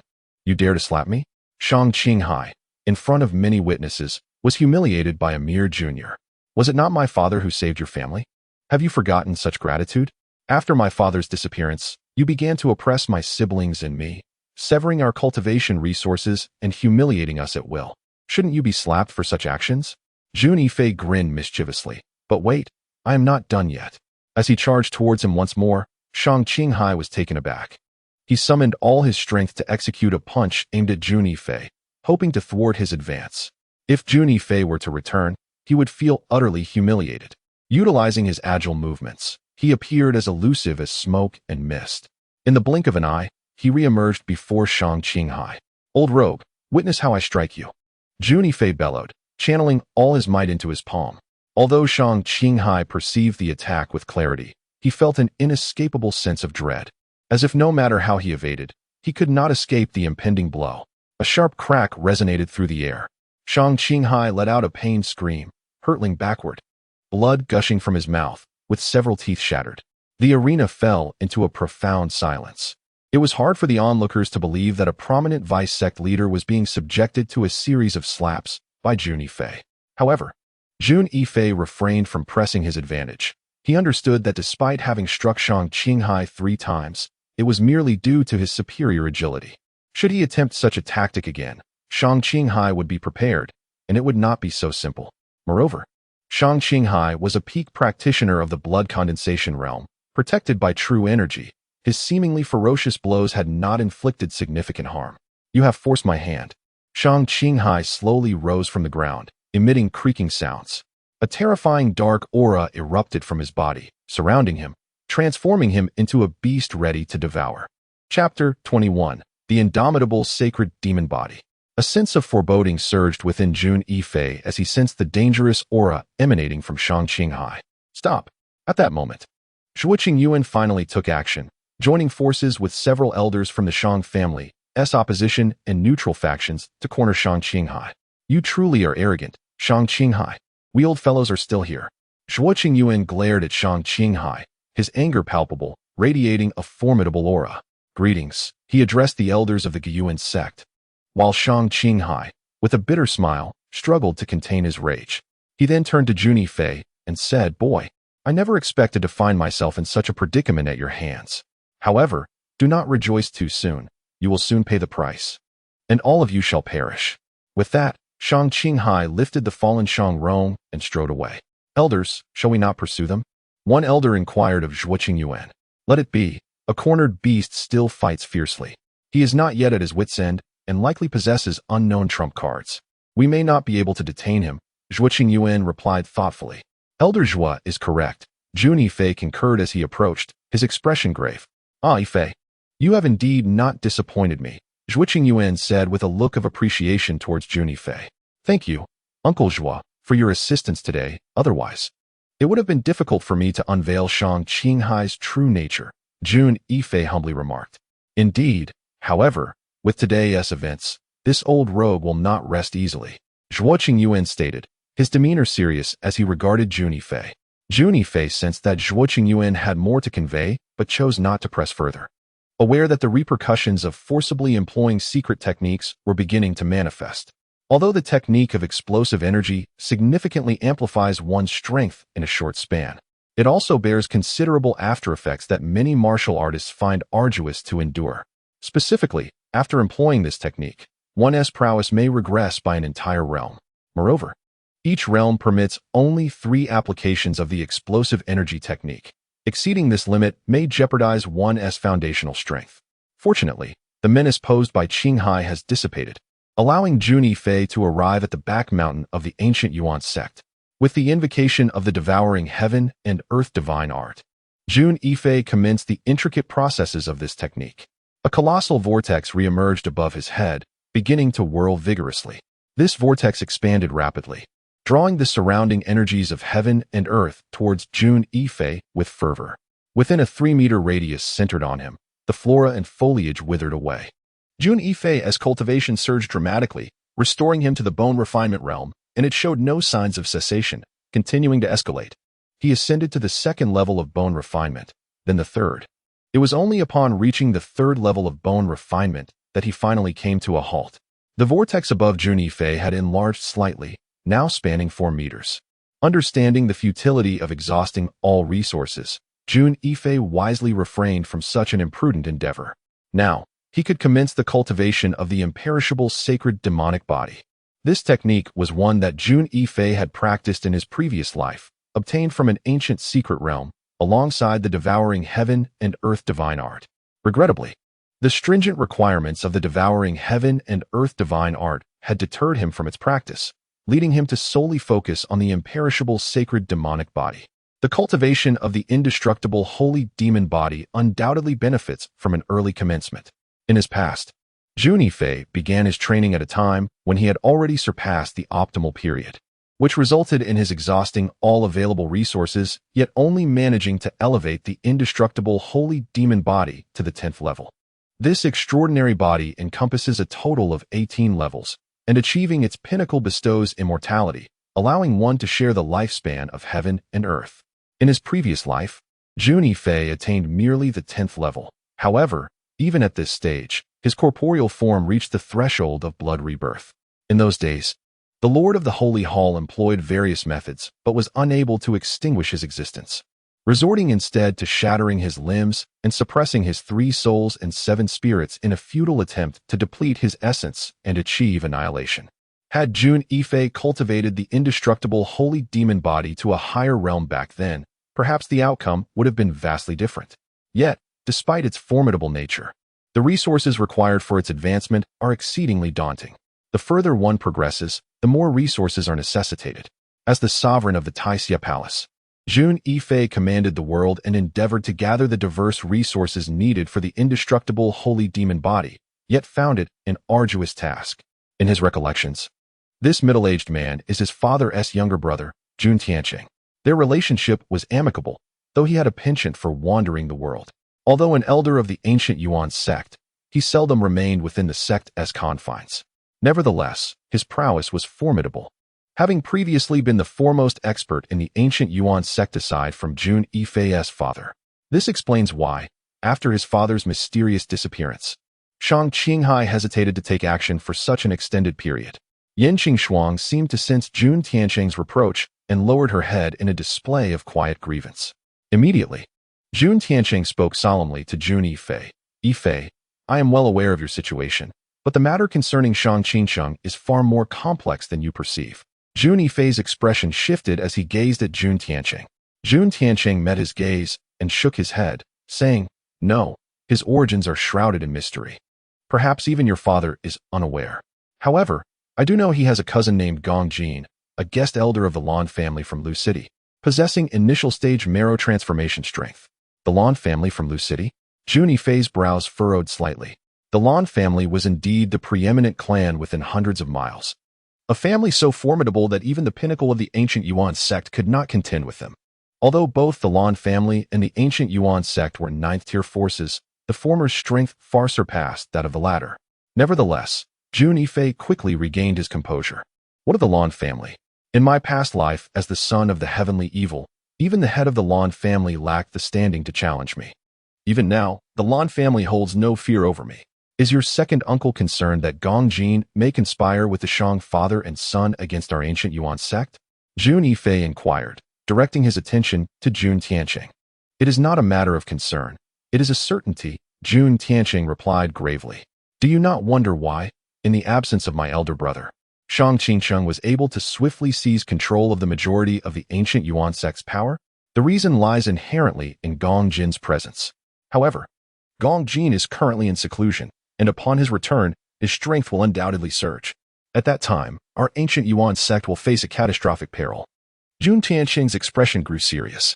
Though Jun Tianxing is reputed as the foremost expert of the ancient Yuan sect, second only to Jun Tianya, he pales in comparison to the marrow-changing Gong Jin.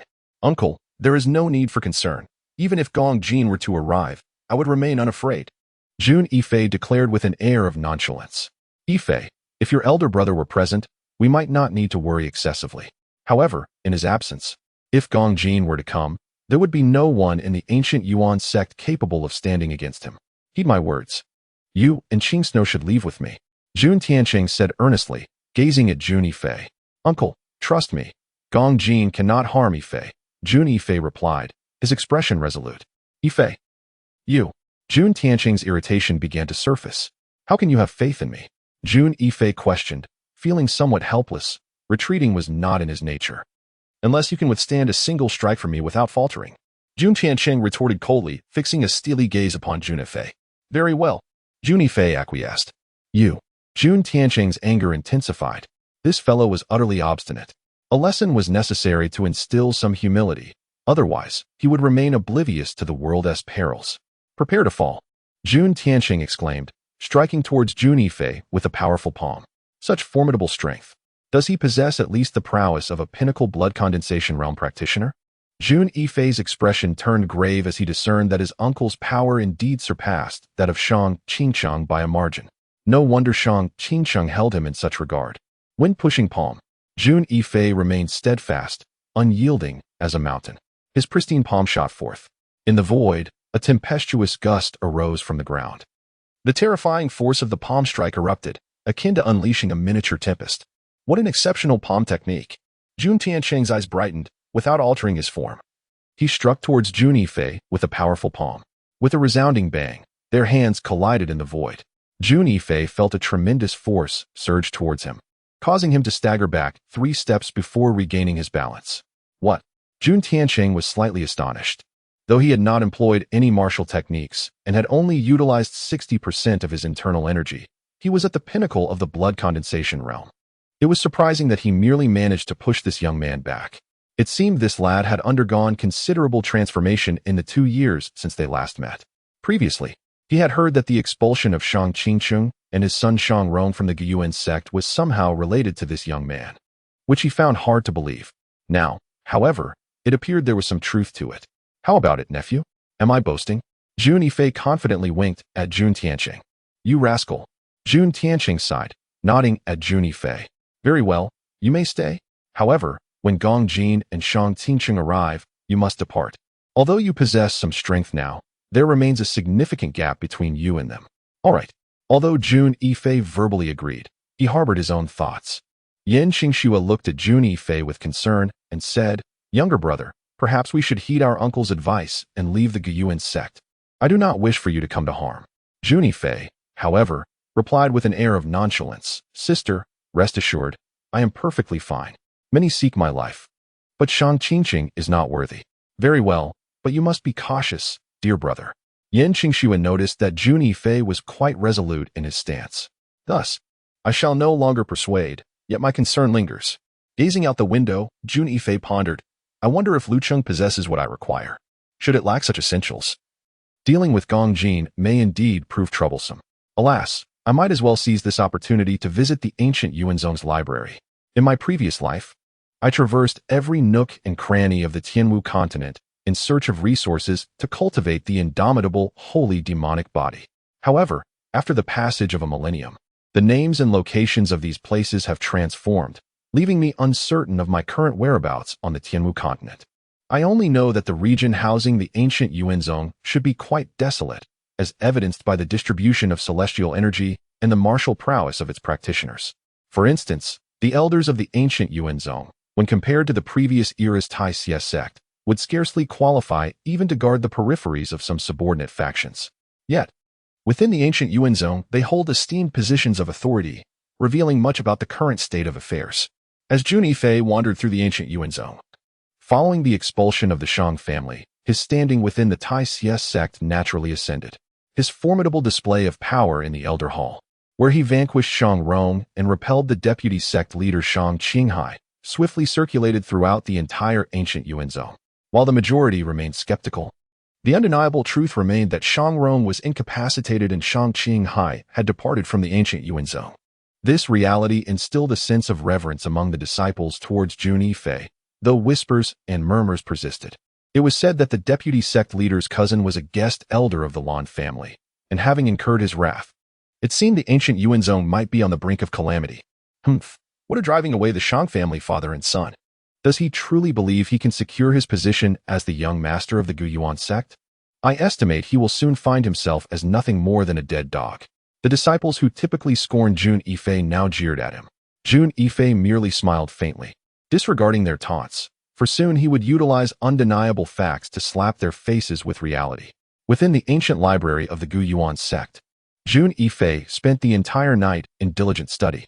Through mutual corroboration, he finally discerned the current location of the Guyuan sect, the northern wilderness region of the Tianwu continent, Baiyuan Empire, Yunhe Prefecture, Lu City. In the realm of Tianwu, forces are categorized from 1 to 9, with first rank being the strongest and ninth rank the weakest. The rest are deemed insignificant. To qualify as a ninth rank force, it is imperative to have a marrow-changing warrior stationed.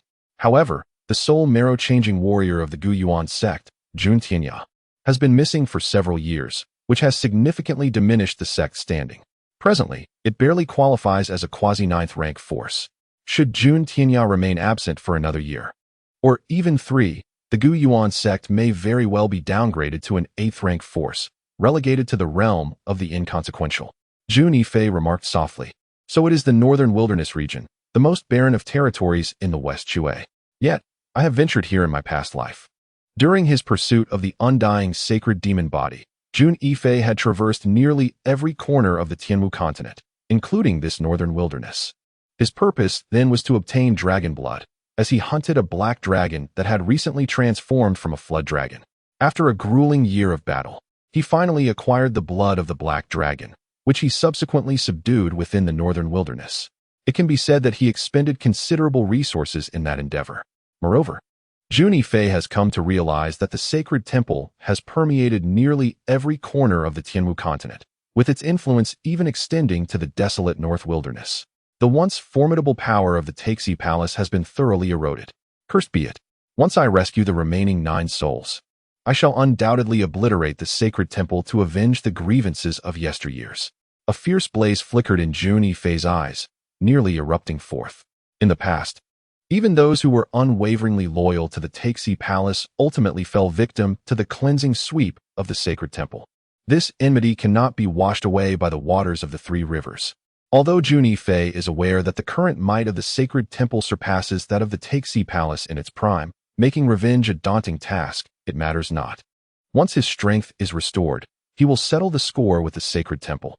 On the following day, Jun Yifei made his way to Luqing. Luqing is merely an inconspicuous small city in the Yunhe Prefecture of the Baiyuan Empire. Despite its modest size, its proximity to the Heiwang Empire has transformed it into a bustling hub for merchants, rendering the small city increasingly prosperous.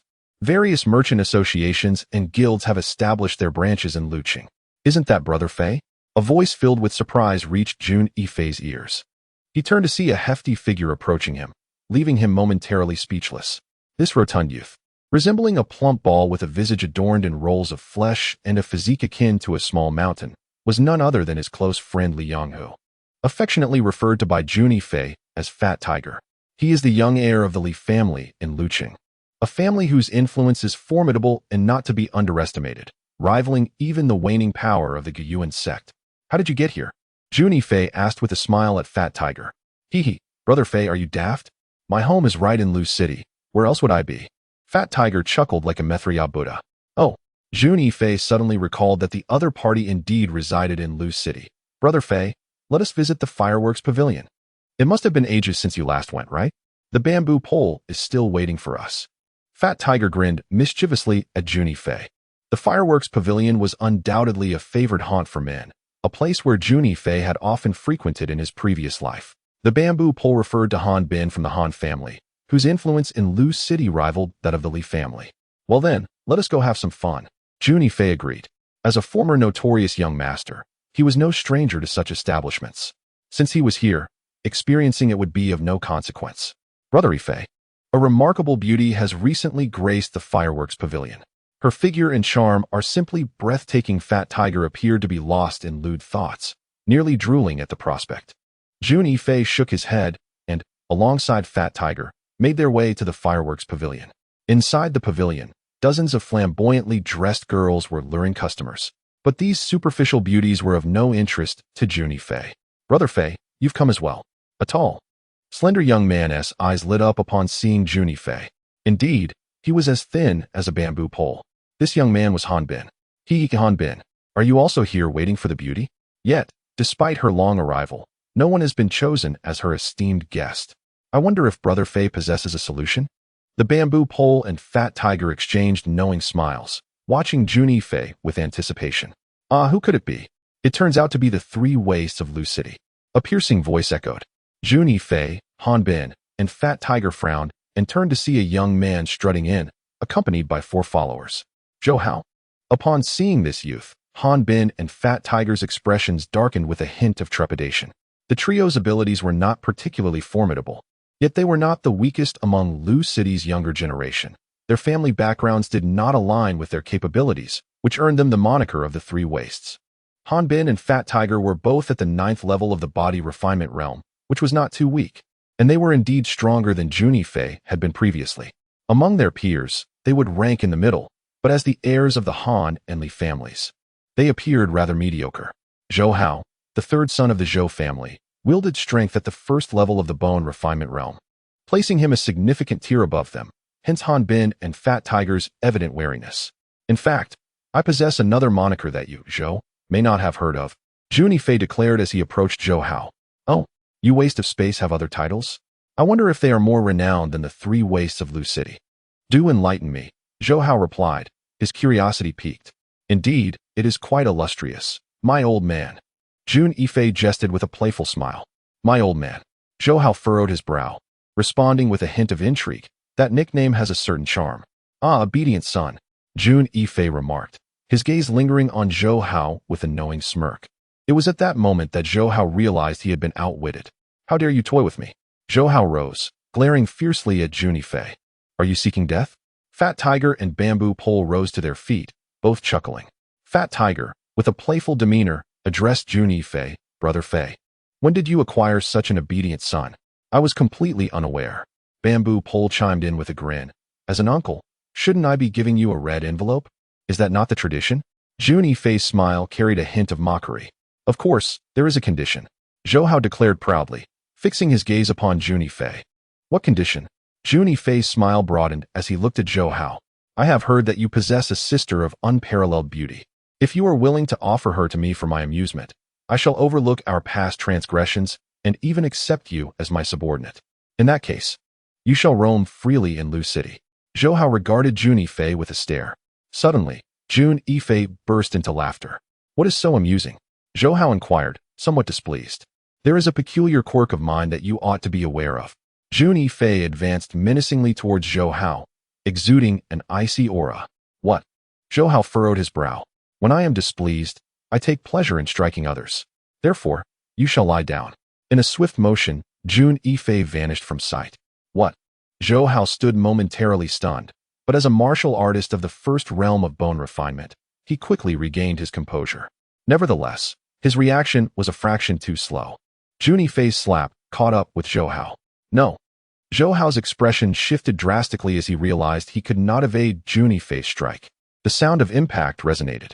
With a piercing shriek, Zhou Hao was propelled through the air for over 10 meters. Before he could even touch the ground, Jun Yifei, relentless as a shadow, overtook him and delivered another resounding slap to his face. The sound echoed as Jun Yifei repeated the action, each blow eliciting cries of agony from Zhou Hao. Only after 100 strikes did Zhou Hao finally collapse. By then, his face was utterly disfigured, swollen beyond recognition. Even his own mother would struggle to identify him. Young Master Zhou? Is that truly you, young Master Zhou? Zhou Hao's entourage, witnessing his grotesque transformation, were hesitant to believe their eyes. Kill him, Zhou Hao commanded his four subordinates. Yes, they responded, lunging towards Jun Yifei in unison. Humph. A chilling aura emanated from Jun Yifei, engulfing Zhou Hao's men in its frigid embrace. Begone! Jun Yifei vanished from his spot, moving with an ethereal swiftness towards the four assailants. They launched their offensive from all directions, attempting to ensnare him. In an instant, they realized their target had disappeared. Just as panic began to set in, a series of devastating palm strikes descended from the void, aimed directly at them. Before Zhou Hao could utter another word, Jun Yifei's palm struck his cheek once more. Ah! Zhou Hao cried out, feeling a searing pain on his face. Pang Hu, Jun Yifei said. Turning to Pang Hu with a cool demeanor, what do you think we should do about this fellow's foul mouth? Given the unpleasant odor emanating from his mouth, it was only natural to wash it away. Fat Tiger and Bamboo Pole approached Jun Yifei with mischievous grins. I'll leave it to you, Jun Yifei said with a smile. Fully aware that when it came to pranks, Fat Tiger was a true expert. Haha, Zhou Hao, Brother Fei is going to clean your mouth. But there's no water around, so you'll have to endure it, Fat Tiger remarked, adjusting his trousers with a sly grin directed at Zhou Hao. Zhou Hao, taken aback by Fat Tiger's demeanor, stammered in fear and no. What are you going to do? Yet, he was still dragged into the restroom, eliciting sympathetic glances from the surrounding guests. A series of piercing screams echoed from within the lavatory. Jun Yifei felt somewhat speechless. While he had allowed Fat Tiger to prank their adversary, this seemed excessively playful. When Fat Tiger finally emerged from the restroom, he dragged out Zhou Hao, who appeared utterly defeated. Ladies and gentlemen, might I request a modicum of decorum and refrain from causing a disturbance within the fireworks pavilion? An elderly man with a head of white hair approached Jun Yifei and the others. Jun Yifei's expression grew solemn. Despite not being able to discern the old man's precise strength, he could sense an aura that suggested the man's prowess surpassed even that of his second uncle. Fat Tiger. Let's call it a day. Jun Yifei gestured for Fat Tiger to relent. Fat Tiger huffed and told Zhou Hao, consider yourself fortunate. Miss Rui is about to make her entrance. Who among you shall become her esteemed guest? Seize this final opportunity, for Miss Rui will only linger in the fireworks pavilion for 3 days, and today marks the last. The old man stated matter-of-factly. At this moment, Zhou Hao's resentful gaze was fixated upon Jun Yifei and Fat Tiger. Today marked the greatest humiliation of his life. Initially prepared to depart in disgrace, Zhou Hao hesitated upon hearing that Miss Rui had arrived and ultimately chose to remain. In the Huaiyue Pavilion, unbeknownst to him, a multitude of young gentlemen had gathered, each a scion of prominent families from Luqing. As the sound of the beaded curtain swayed, a young woman clad in a flowing white dress emerged, cradling a wooden zither, followed by 2 maidens with bright, captivating smiles. Instantly, the attention of the gathering was drawn to this veiled figure, adorned in delicate white gauze.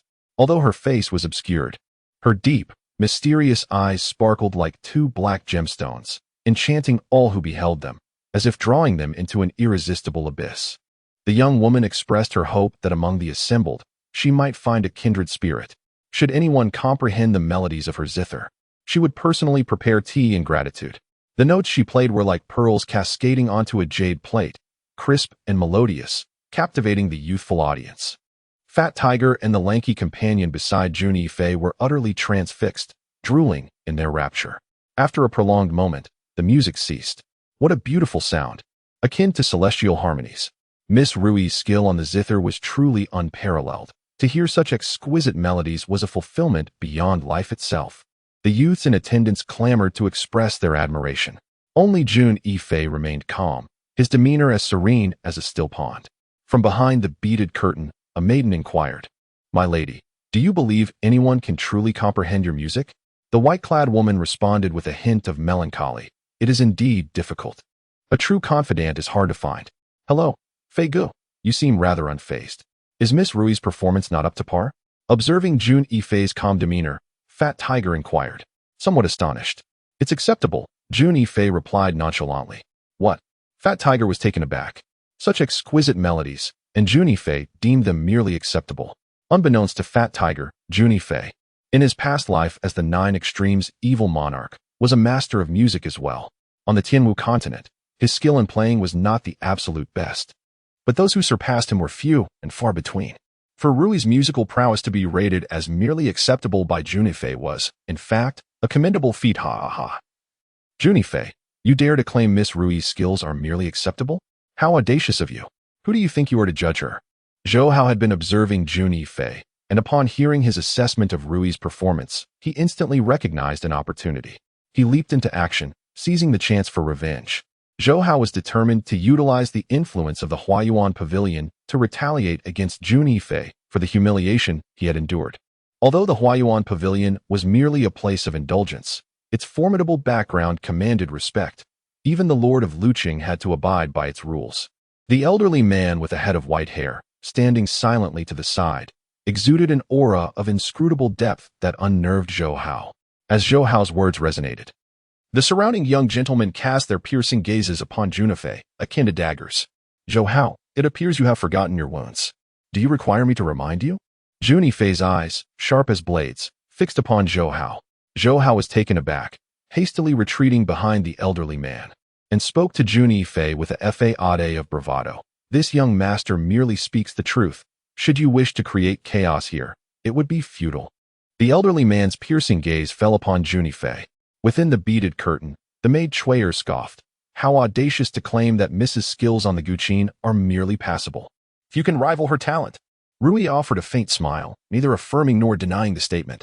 A soft, enchanting voice emerged from behind the curtain. Young sir, are you aware of Rui's heart as expressed through her music? What difficulty could that pose?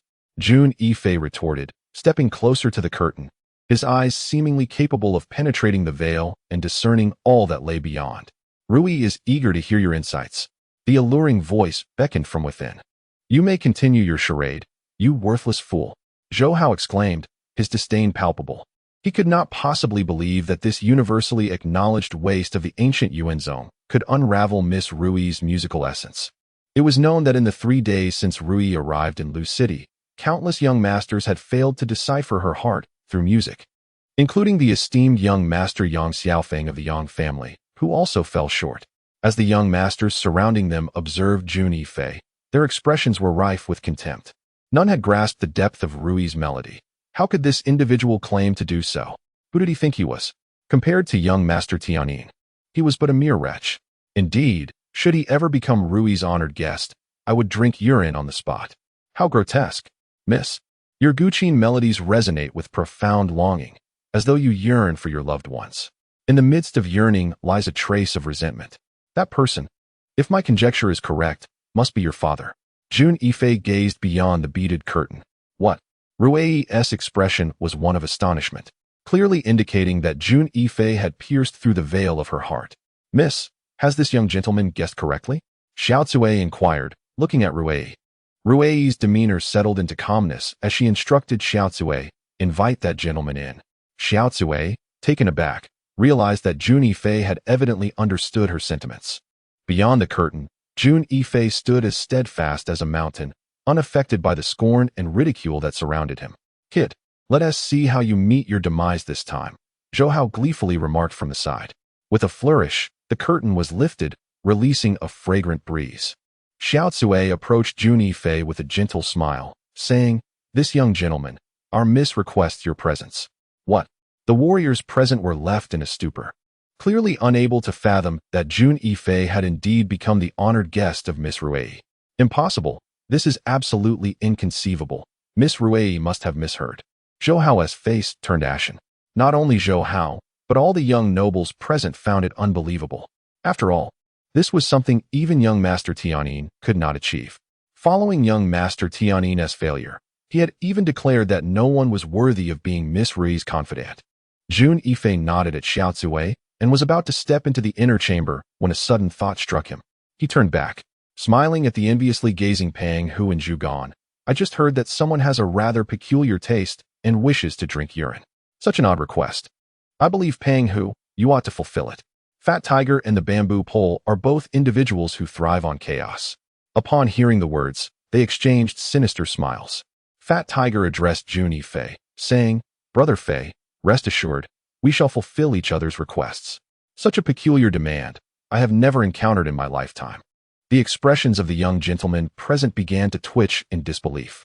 This fellow's words could drive one to insanity without consequence. Even the brash youth who boasted of drinking urine was left trembling in fear. As Jun Yifei entered the inner chamber, he discovered Rui languidly reclining on a couch, exuding an alluring charm. Though veiled, her captivating gaze seemed capable of ensnaring one's very soul, rendering them utterly entranced. However, Jun Yifei remained unfazed, as if he had not noticed her mesmerizing eyes, which only deepened Rui's astonishment. "My lord, why do you say that a woman's heart longs for her family?" Rui inquired, her eyes sparkling with curiosity. "A mere guess," Jun Yifei replied with a playful smile. Rui's delicate brows furrowed slightly as she pressed further. "Moreover, my lord has deduced that the family I miss is my father. Did I guess correctly?" Jun Yifei winked at Rui, a teasing smile gracing his lips. If it were merely a guess, why pursue the matter further? Rui pouted at him playfully. "What of the tea?" Jun Yifei asked lazily, sprawling comfortably on the cushion opposite Rui. She seemed to disregard his question. Rui prepared a cup of tea, and Jun Yifei's eyes brightened as he savored the fragrant brew. He murmured, while Rui responded with a soft acknowledgement, though her heart was tumultuous with surprise. It was crucial to note that she had traversed the entire Tianwu continent, and no one had been able to understand her music as profoundly as the man before her. "Jun Yifei, young Master Zhang, Xiao Chui previously heard you describe the young ladies as merely acceptable, which clearly indicates your profound mastery of the art." Xiao Chui glanced at Jun Yifei, feeling a twinge of indignation. "Merely acceptable?" Jun Yifei replied nonchalantly. Rui Yi's eyes sparkled with curiosity as she gazed at Jun Yifei and asked softly, "Might I request your guidance, esteemed sir?" In truth, Rui Yi felt a flicker of defiance. Although her could not be deemed the pinnacle of excellence, among the younger generation of her school, she was undoubtedly unrivaled. Thus, being looked down upon in this small locale naturally displeased her. "Is there a reward?" Jun Yifei's captivating gaze lingered on Rui Yi, causing her heart to flutter with shyness.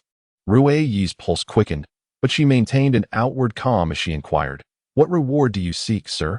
Jun Yifei smirked mischievously and replied, "Such a beautiful lady as yourself, concealed behind a veil, is truly a pity. If you find me to be at least tolerable, might I be granted the honor of beholding your exquisite visage?" Just as Rui Yi was about to acquiesce, her maid Lianer interjected hastily, "Miss, you mustn't agree." "Indeed, miss, do not consent." Xiao Chui chimed in anxiously. "Nonsense. Do you think I would falter?" Rui Yi asserted confidently. Although Jun Yifei was her kindred spirit, she did not believe his could surpass her own. "I accept your challenge," Rui Yi declared resolutely. "Very well," Jun Yifei replied with a devilish grin. Yet, upon seeing that smile, a sliver of unease crept into Rui Yi's heart, casting doubt on whether her decision to engage in this agreement was indeed wise. Jun Yifei sat opposite Rui, his demeanor tranquil as he gazed at the wooden zither, exclaiming, "A splendid instrument. Undoubtedly crafted from millennia-old ebony and intricately sculpted from black meteorite sand." Rui's astonishment deepened. It was rare to encounter someone capable of discerning the material of this celestial zither upon first sight. His previously unrestrained aura transformed, emanating a transcendent essence. In Rui's eyes, Jun Yifei seemed to transcend the earthly realm, appearing both near yet infinitely distant. Her gaze brightened as he began to pluck the strings, his fingers dancing with increasing speed, soon reaching an exhilarating crescendo, as though an ethereal hand joined him. The 9 hearts floating flowers technique. Rui's heart raced. This was a legendary playing style, scarcely found even in her homeland, relegated to the realm of myth. Yet, she was soon entranced by the exquisite melodies emanating from the zither.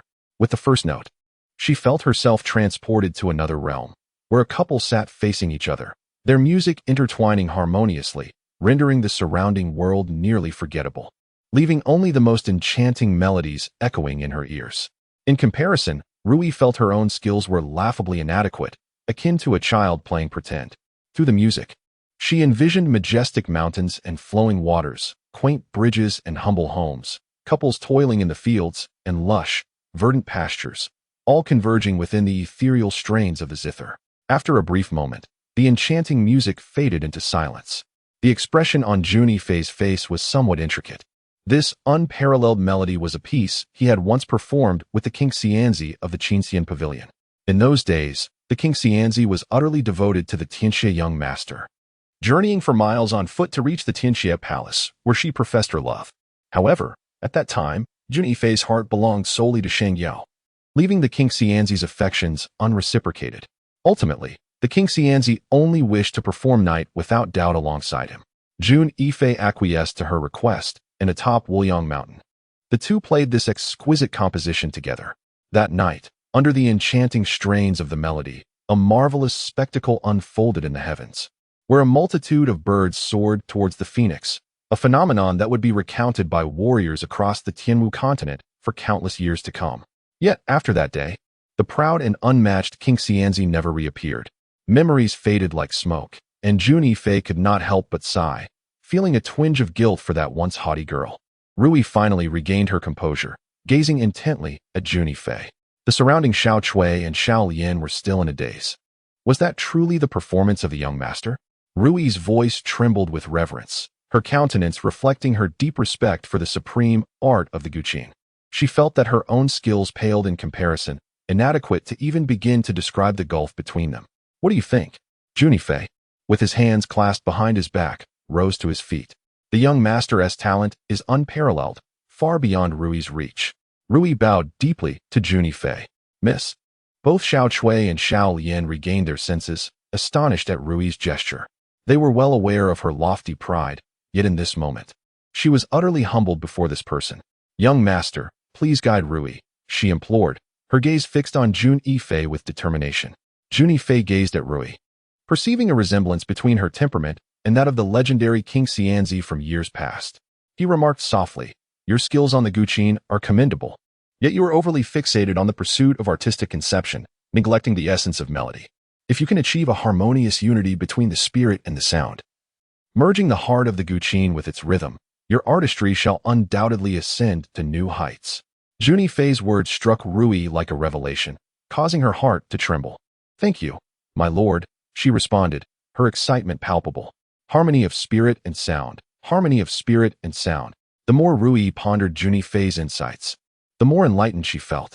Very well, it is time for me to take my leave, Jun Yifei said with a gentle smile. Just as he turned to depart, Rui suddenly called out to him. What is it, miss? Do you truly intend to dismiss me? Jun Yifei teased, gazing at Rui with playful curiosity. Rui's cheeks flushed crimson, a mix of embarrassment and indignation as she shot him an exasperated glare. Resolutely, she removed her veil. Miss. Xiao Chui and Xiao Lian gasped in unison, fully aware of the implications of Rui's action. Outside the beaded curtain, the young gentleman, upon hearing the commotion within, felt a stirring of intrigue. He couldn't help but entertain wild imaginings. How infuriating. This fellow has already entered the inner sanctum. I envy him so. Why is it not I? Zhou Hao had long harbored feelings for Rui, yet at that moment, as he listened to the cries emanating from behind the curtain, he too fell into misunderstanding. His fists clenched tightly in fury. This despicable scoundrel, Zhou Hao, will not let you escape unscathed. Meanwhile, within the curtain, Jun Yifei remained oblivious to the tumultuous thoughts of those outside. Upon beholding Rui's true visage, even he, accustomed to the beauty of countless women in his past life, found his breath momentarily taken away. Chapter 25. The symbol of refinement. What a stunning beauty. In Jun Yifei's eyes, there was no trace of lewdness, only pure admiration. It must be said that even through the lens of his past life, this Rui was undoubtedly a captivating beauty, indeed a superlative one. Her skin rivaled the snow, and her eyes resembled a crystal-clear spring. In her fleeting glances, there was an air of elegance and nobility that captivated all, leaving one feeling inferior and reluctant to defile her presence. The cold and proud allure she exuded possessed an enchanting quality that lingered in the mind. A fairy. Fortunately, Jun Yifei had encountered countless extraordinary beauties in his previous life. Thus, although Rui was beautiful, she did not render him utterly entranced. Of course, to the casual observer, Rui's mere appearance could incite a throng of admirers, eager to risk everything for her favor. With that thought, Jun Yifei turned to leave, showing no sign of longing. What? Rui appeared momentarily dazed. Was this fellow truly only here for tea?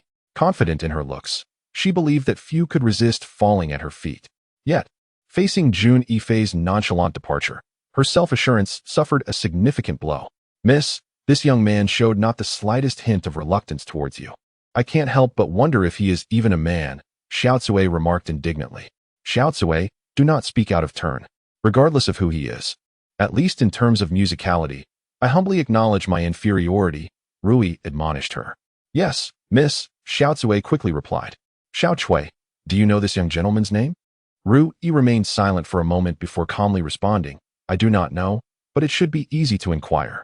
Xiao Chui replied, very well. You go and investigate this gentleman's identity. Rui paused, instructing Xiao Chui, do not let him know. Keep it low-key. Miss. This Lord Jun is likely just a blind cat stumbling upon a dead mouse. Do not place your trust in him, the maid Liener spoke disdainfully. No, is musical rhythm something that can be arbitrarily guessed? A master who has not reached the pinnacle of musical expertise could hardly provide guidance that enables me to break my constraints. Rui spoke indifferently. Miss Xiao Chui and Xiao Lian exchanged glances, hesitant to speak further. This time, his luck was quite favorable. He had acquired purple dust sand, spirit symbol paper, celestial pen, and second-tier beast blood, expending 30,000 gold coins in total.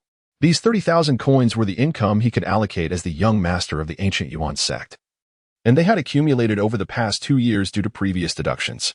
Otherwise, purchasing these materials would have posed considerable difficulty. It seems that once this matter is resolved, he must devise a means to earn money. Without wealth, there are no resources, Jun Yifei murmured.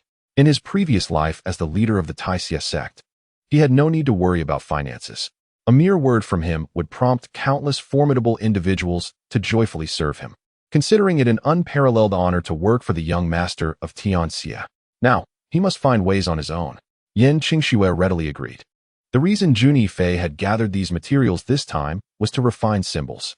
The Tianwu continent is home to numerous ancient and enigmatic professions, such as alchemists, array masters, beast tamers, and mechanists, among others. Among them lies the art of rune inscription, a venerable craft that, when mastered to its zenith, possesses the power to wreak havoc on a cosmic scale. As the Nine Absolutes' evil sovereign, Jun Yifei naturally delved into the realm of rune inscription, achieving a commendable level of expertise. Although he may not be at the pinnacle among rune masters, there are few across the entire Tianwu continent who could surpass him. Commencing the inscription, Jun Yifei cast 2 sheets of rune paper into the void, wielding his celestial pen to trace intricate, enigmatic lines in the air. Boom. Those lines gradually took shape, resembling the formation of an ancient contract. An invisible beam of light descended from the void, illuminating Jun Yifei's celestial pen. Success. Without a moment's hesitation, Jun Yifei began to inscribe runes, his celestial pen dancing upon the rune paper. Streams of intangible energy flowed into the sheets of paper, guided by the movements of his pen. Approximately half an hour later, he relinquished the celestial pen, retrieving a handful of purple dust from his pocket and casting it over the 2 sheets of rune paper. Instantly, the golden light upon the papers vanished without a trace, dimming significantly. Success. Jun Yifei exhaled a sigh of relief. The final handful of purple dust was a crucial step to seal the rune's energy, and most rune masters falter at this pivotal juncture. After all, Jun Yifei had not crafted spiritual runes for a millennium, and even he felt somewhat rusty. Fortunately, luck favored him, and he succeeded on his first attempt. Had he failed, he would have lacked the funds to procure more materials. Tick-tock. Jun Yifei discovered that the Tianxin pen had shattered. He shook his head. Of course, this was merely a rumor, and he had never sought to verify its truth. Only Fuzhou and Tianzhuanzizi would likely possess such knowledge. Although the levels of these 2 talismans were not particularly high, they would suffice to deal with the Shang family duo. Even if Gong Jin were to arrive, he would not be without the means to put up a fight. Jun Yifei furrowed his brow. Despite possessing these 2 talismans, it was only on the 10th day that he once again broke through, reaching the 4th level of the bone refining realm. Such a pace of cultivation could be deemed absolutely terrifying. Moreover, his wind-dispersing palm had attained a state of perfection. Should he manage to elevate it to the transformative realm, he would have the opportunity to reawaken his comprehension of the essence of wind. After all, when a martial technique of a particular attribute reaches its transformative state, it achieves a harmonious union of heaven and man at the moment of advancement, presenting a chance to grasp the essence of wind. Naturally, for an ordinary person, the probability is merely 10%. However, for Jun, who had long since comprehended the principles of wind in his previous life, the odds were considerably higher. On this day, a cacophony of earth-shattering commotion erupted outside the ancient Yuanzong sect. Who dares? A series of anguished cries followed. as over a dozen disciples stationed at the gates of the ancient Yuan zone were injured and spat blood. Each disciple gazed in terror at the 3 men ahead. It was the vice sect master Shang. The disciples of the ancient Yuan zone exchanged glances, some at a loss for what to do. Although the head of the law enforcement hall, Zhuo Yuan, had announced the dismissal of vice sect master Shang Qinghai, Shang Qinghai still wielded considerable influence within the sect. Shang Qinghai, you have been expelled from our ancient Yuan zone, yet you dare to come here seeking death? A group of elders from the ancient Yuan sect has arrived. Led by Zhuo Yuan, the head of the law enforcement hall, Zhuo Yuan, as the deputy sect master of the ancient Yuan sect, questioned, "What authority do you possess to dismiss me?" Shang Qinghai regarded him with disdain. "Enough of your prattle. Anyone who dares to obstruct you today shall face merciless consequences." A middle-aged man in a black robe, standing behind Shang Qinghai, stepped forward, his gaunt face revealing a hint of malevolence. Observing the apprehensive expressions of the elders from the ancient Yuan sect, Shang Qinghai felt a surge of pride. "What brings you here, Sect Master Shang?" inquired the 13th elder, Yuan Xiao. Although he had previously supported Jun Yifei during the elder assembly, it was solely for the benefits Jun Yifei had offered. Now, confronting the formidable return of Shang Qinghai, Yuan Xiao was the first to turn against him, even addressing him as Sect Master Shang. Such behavior, while eliciting disdain from several present, sparked a flicker of intrigue among many others, who clearly entertained similar sentiments. This time, the purpose of my visit is to execute Jun Yifei, the traitor of our sect. I wonder, esteemed elders, do any of you dissent? Shang Qinghai remarked with a semblance of a smile. With the backing of his supporter, Gong Jin, Shang Qinghai felt emboldened, untroubled by the prospect of opposition. The elders of the ancient Yuan sect exchanged glances, their expressions indicating a growing inclination. Realizing the gravity of the situation, Zhuo Yuan stepped forward, pointing an accusing finger at Shang Qinghai, exclaiming, "Shang Qinghai, you are no longer the deputy sect master of our ancient Yuan sect. I believe that traitor you speak of is none other than yourself." Silence. Before Shang Qinghai could respond, the black-robed man behind him unleashed a powerful strike toward Zhuo Yuan. The strike was akin to autumn winds sweeping leaves away, imbued with an unstoppable force. Before Zhuo Yuan could fully comprehend the impending threat, the blow had already landed upon his chest. Alas, Zhuo Yuan let out a cry of anguish as he was sent flying, crashing to the ground. He coughed up blood. Though he was not dead, he had lost all combat capability and appeared utterly defeated. Chapter 26. The slaying of Shang Rong. While immersed in his cultivation within the secret chamber, Jun Yifei was suddenly stirred, his eyes fluttering open as he murmured, "Is it my sister calling me? I have instructed her not to disturb me unless it is of utmost importance. Could it be that Gong Jin has arrived?" He hastily opened the door to the chamber, only to find Yin Qingxiu gazing at him with palpable anxiety. "Sister, could it be that the Shang family father and son have come?" Jun Yifei observed Yin Qingxiu, his expression resolute.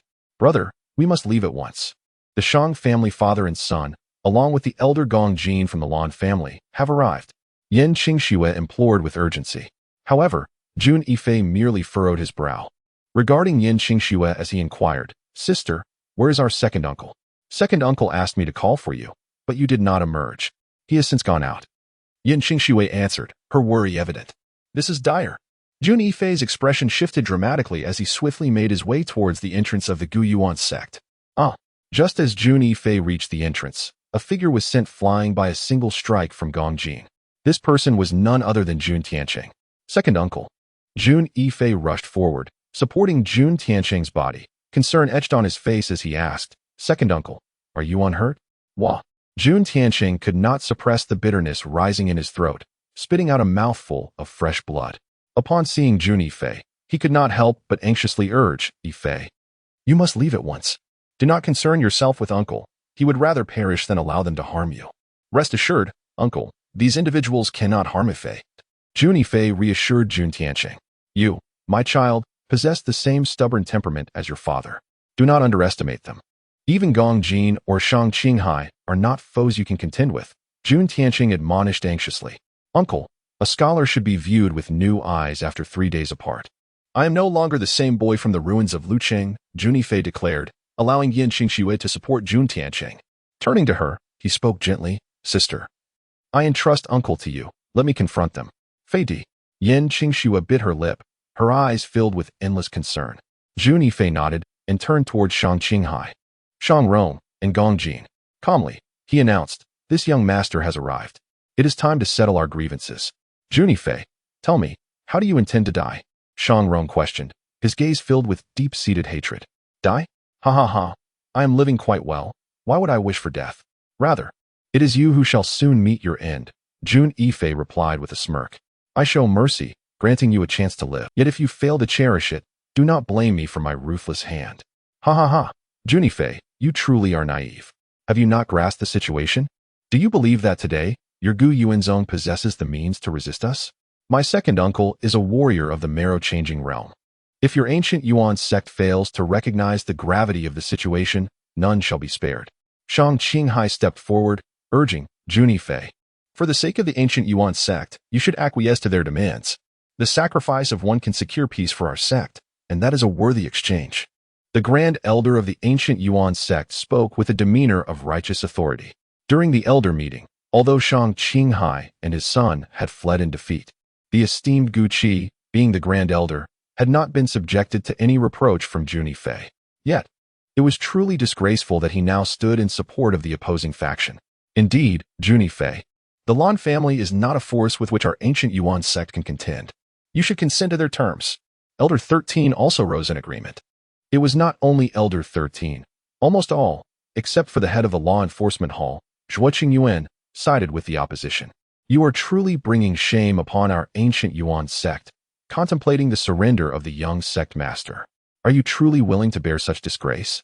Zhuo Qingyuan clutched his chest, stepping forward with an expression of indignation. Indeed, even if it means our demise in battle, we must not yield. Otherwise, our ancient Yuan sect will become the subject of ridicule across the world, Jun Tianxing asserted once more. Such statements are misguided.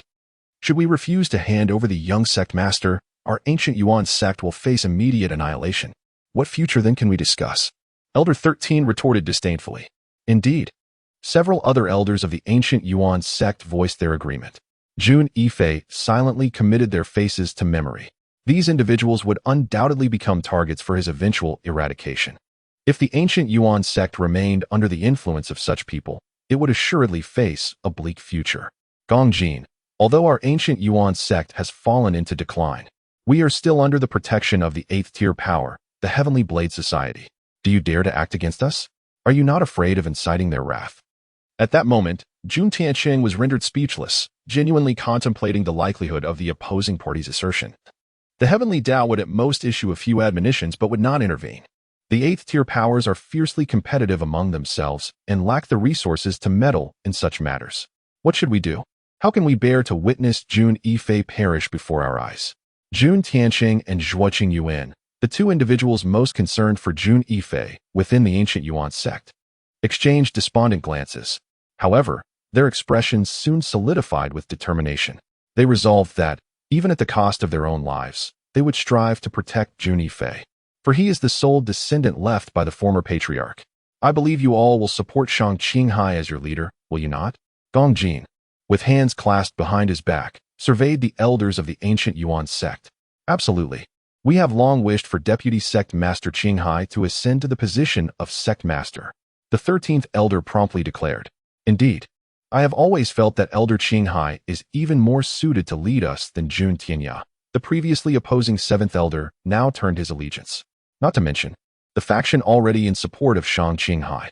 In that moment, nearly 80% of the elders of the ancient Yuan sect chose to endorse Shang Qinghai.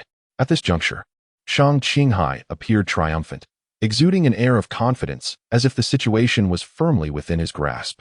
The atmosphere suggested that the outcome was indeed preordained. Shang Rong approached Jun Yifei with a haughty demeanor, gazing at him with a venomous glare. Jun Yifei, do you comprehend the depths of my hatred for you? You audaciously crippled my Dantian. Soon, you shall experience the true meaning of despair, an existence where life is unbearable and death is unattainable. Whether I shall perish is uncertain. But your demise is imminent. In a swift motion, Jun Yifei extended his hand and seized Shang Rong by the throat with lightning speed. Shang Rong was momentarily stunned, staring at Jun Yifei in disbelief. He could hardly fathom that, at this moment, Jun Yifei dared to strike against him. Should he not be groveling like a beaten dog? Even if he feared not for his own life, did he not fear the wrath of his cousin, who could obliterate all those close to him? Jun Yifei, release me at once, or your sister shall perish, your uncle shall perish, and every member of the Gyuan sect will meet their end. Shangrong's face flushed crimson as he glared at Jun Yifei. Jun Yifei, you must let Shangrong go. Do you wish for all of us in the Gyuan sect to become your sacrifices? Shang Qinghai implored. Desperation etched across his features. The elders of the Gyuan sect, witnessing Jun Yifei's audacity in holding Shangrong hostage, turned pale with fear, anxious that Jun Yifei's actions might implicate them as well. You demand that I release you? Who do you think you are? I, the son of nobility, spare you once, and yet you dare to flaunt your insolence before me. You deserve nothing less than death.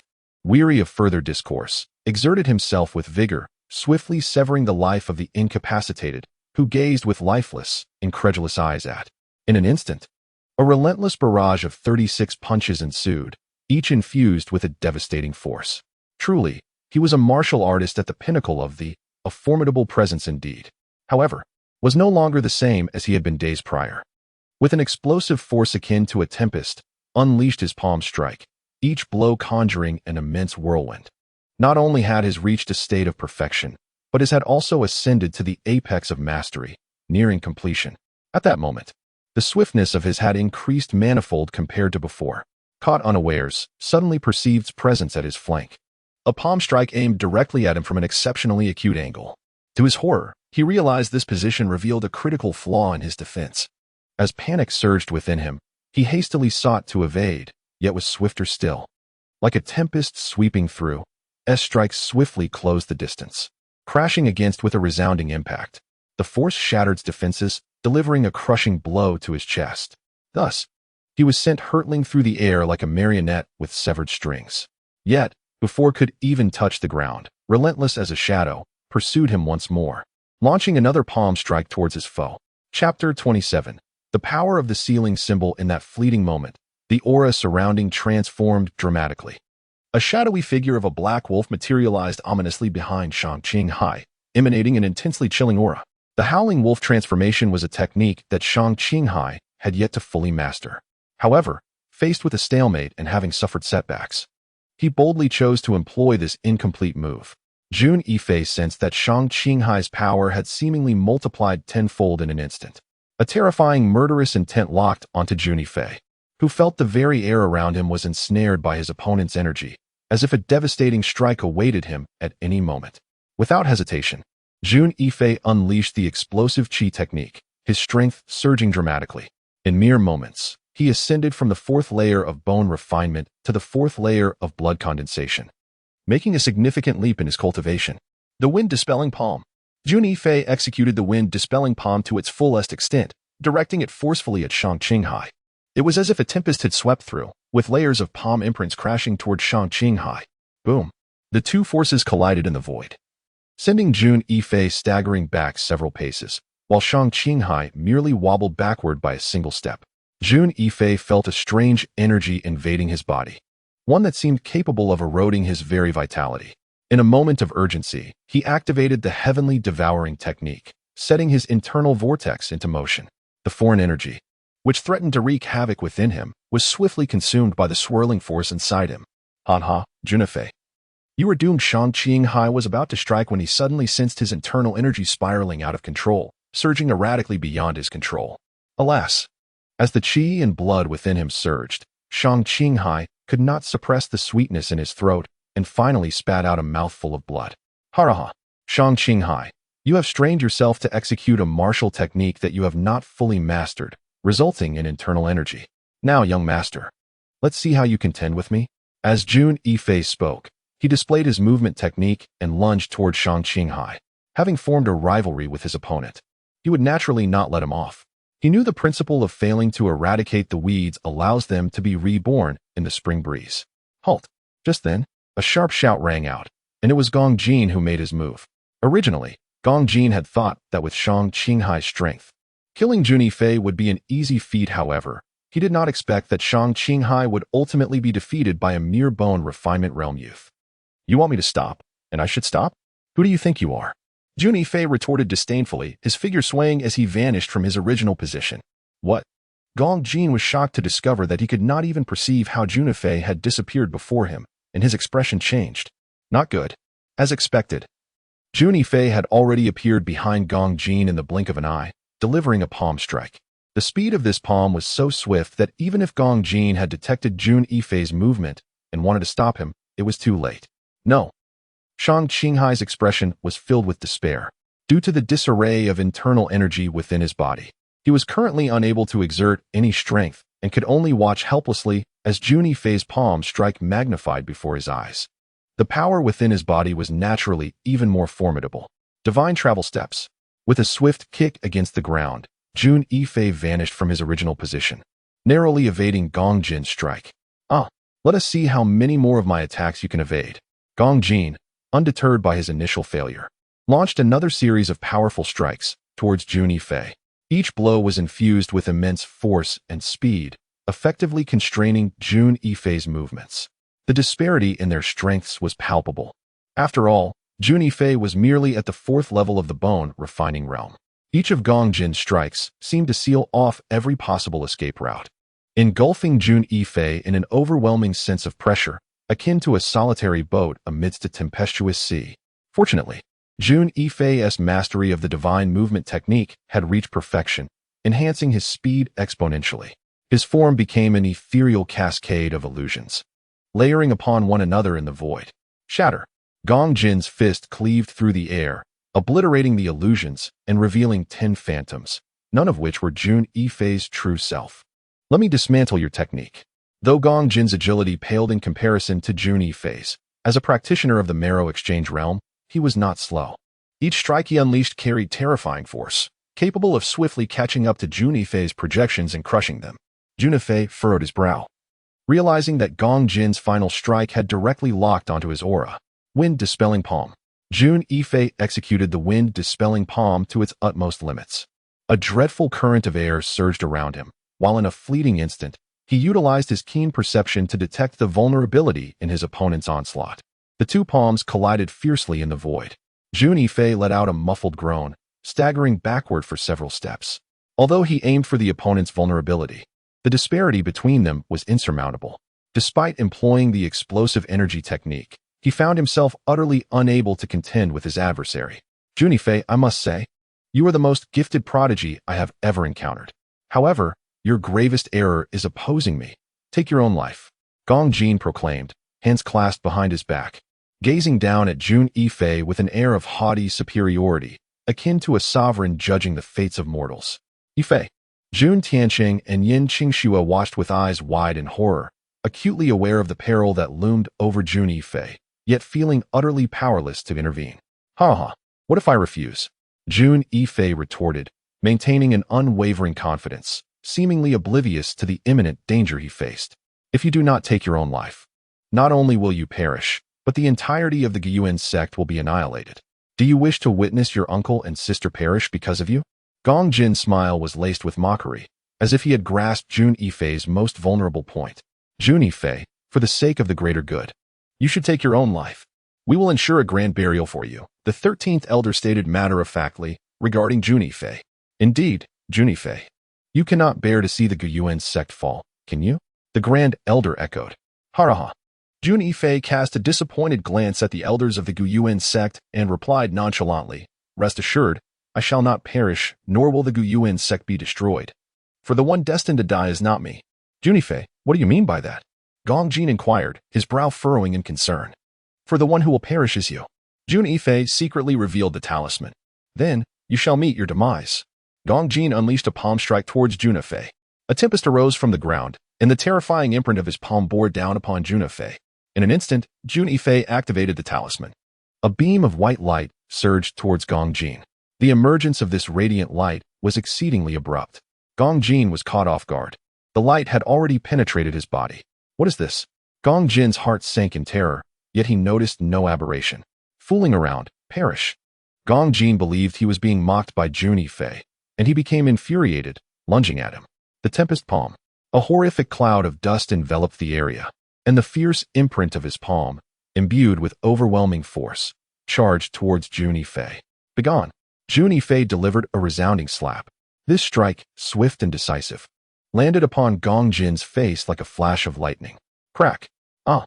Gong Jin screamed in agony, his body soaring backward like a kite severed from its string, crashing heavily to the ground. What? This sudden turn of events left not only Gong Jin but also the elders of the ancient Yuan sect bewildered. Brat, you must be behind this. Why has 90% of my internal energy vanished? Gong Jin, in a fit of rage, charged at Jun Yifei once more. Jun Yifei, with his hands behind his back, regarded Gong Jin with disdain and remarked, "You still fail to grasp the situation. Kneel before me." With a powerful thrust, Jun Yifei executed a sweeping kick, his leg striking Gong Jin's face with tremendous force. Ah! Gong Jin let out a cry of despair, utterly devoid of any capacity for resistance, as he was forcefully hurled away and crashed violently to the ground. The tremendous impact created a small crater upon his landing. With a sudden taste of blood in his throat, Gong Jin could not help but spit out a mouthful of crimson liquid, his complexion turning pale. He gazed at Jun Yifei in disbelief and asked, "Young man, what kind of sorcery have you employed to render 90% of my internal power null?" After Jun Yifei executed the explosive technique, he had indeed surpassed Gong Jin by an entire realm, and the sealing talisman had functioned at its utmost efficiency. "You need not concern yourself with the details, for you shall soon meet your demise," Jun Yifei replied coldly. "What? You intend to kill me? I am a guest elder of the Lan family from Lu City. Do you dare to slay me? The Lan family will undoubtedly seek vengeance upon you. In due time, they will effortlessly obliterate the ancient Yuan sect," Gong Jin threatened, though his expression was riddled with fear. "Indeed, Yifei, you must not take his life. We cannot afford to offend the Lan family." At that moment, Jun Tianxing and Zhuo Qingyuan approached Jun Yifei, urging him. "Ha ha, Jun Yifei. It seems that the people of the ancient Yuan sect are wise. Release me at once. Surely you do not comprehend the grave consequences." Chapter 28, The Heavenly Blade Society. Wu Hong. What? Zhuo Qingyuan, Jun Tianxing, and the others stood in shock. They were acutely aware of the severe repercussions that would follow Gong Jin's death.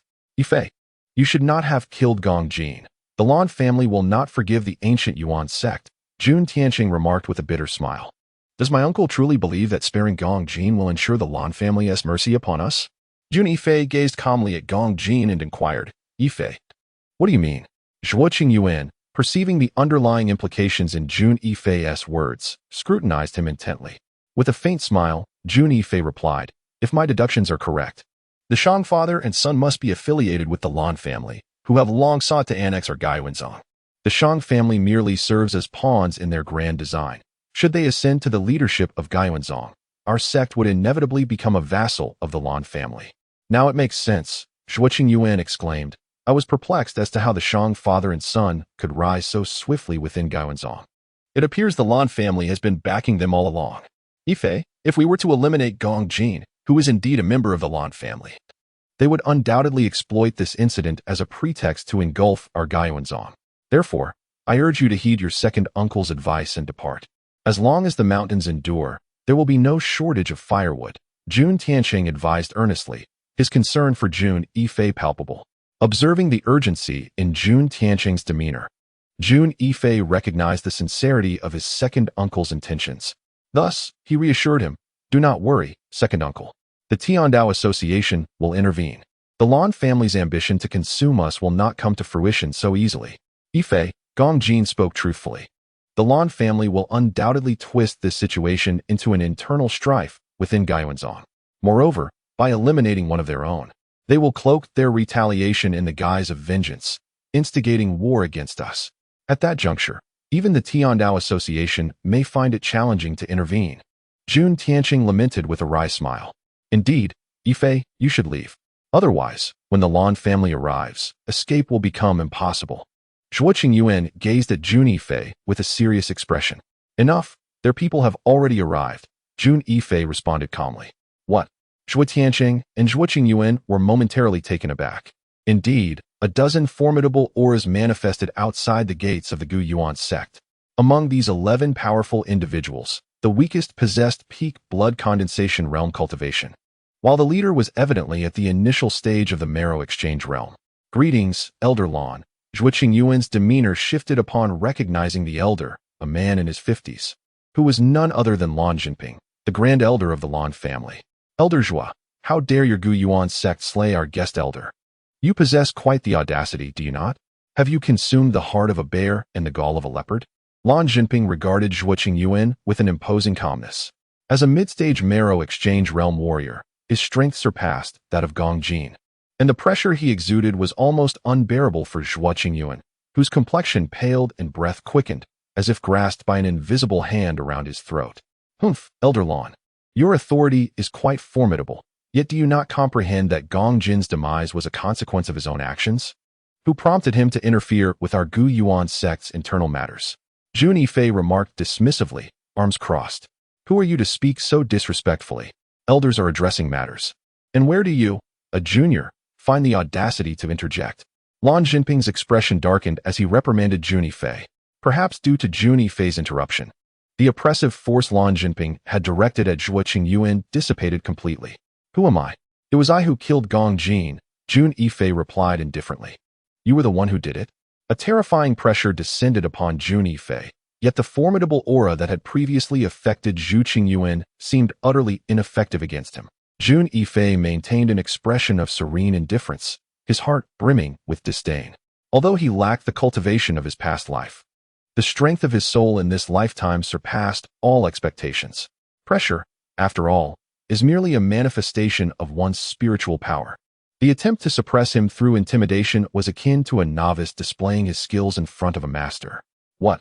Lan Jinping was astounded to discover that his oppressive force could not subdue Jun Yifei. It was an unimaginable scenario. If he were a tempestuous wave, Jun Yifei stood as an unyielding rock upon the shore, steadfast as a mountain. How could it be that my pressure cannot affect a mere youth? Lan Jinping felt a twinge of embarrassment and was about to summon a greater power when Jun Yifei addressed the pavilion to his left with a respectful clasp of his fist. Senior, have you been observing from the sidelines for far too long? A hearty laugh erupted, and an elderly man with hair as white as snow appeared. The potent aura emanating from him was far more formidable than that of Lan Jinping.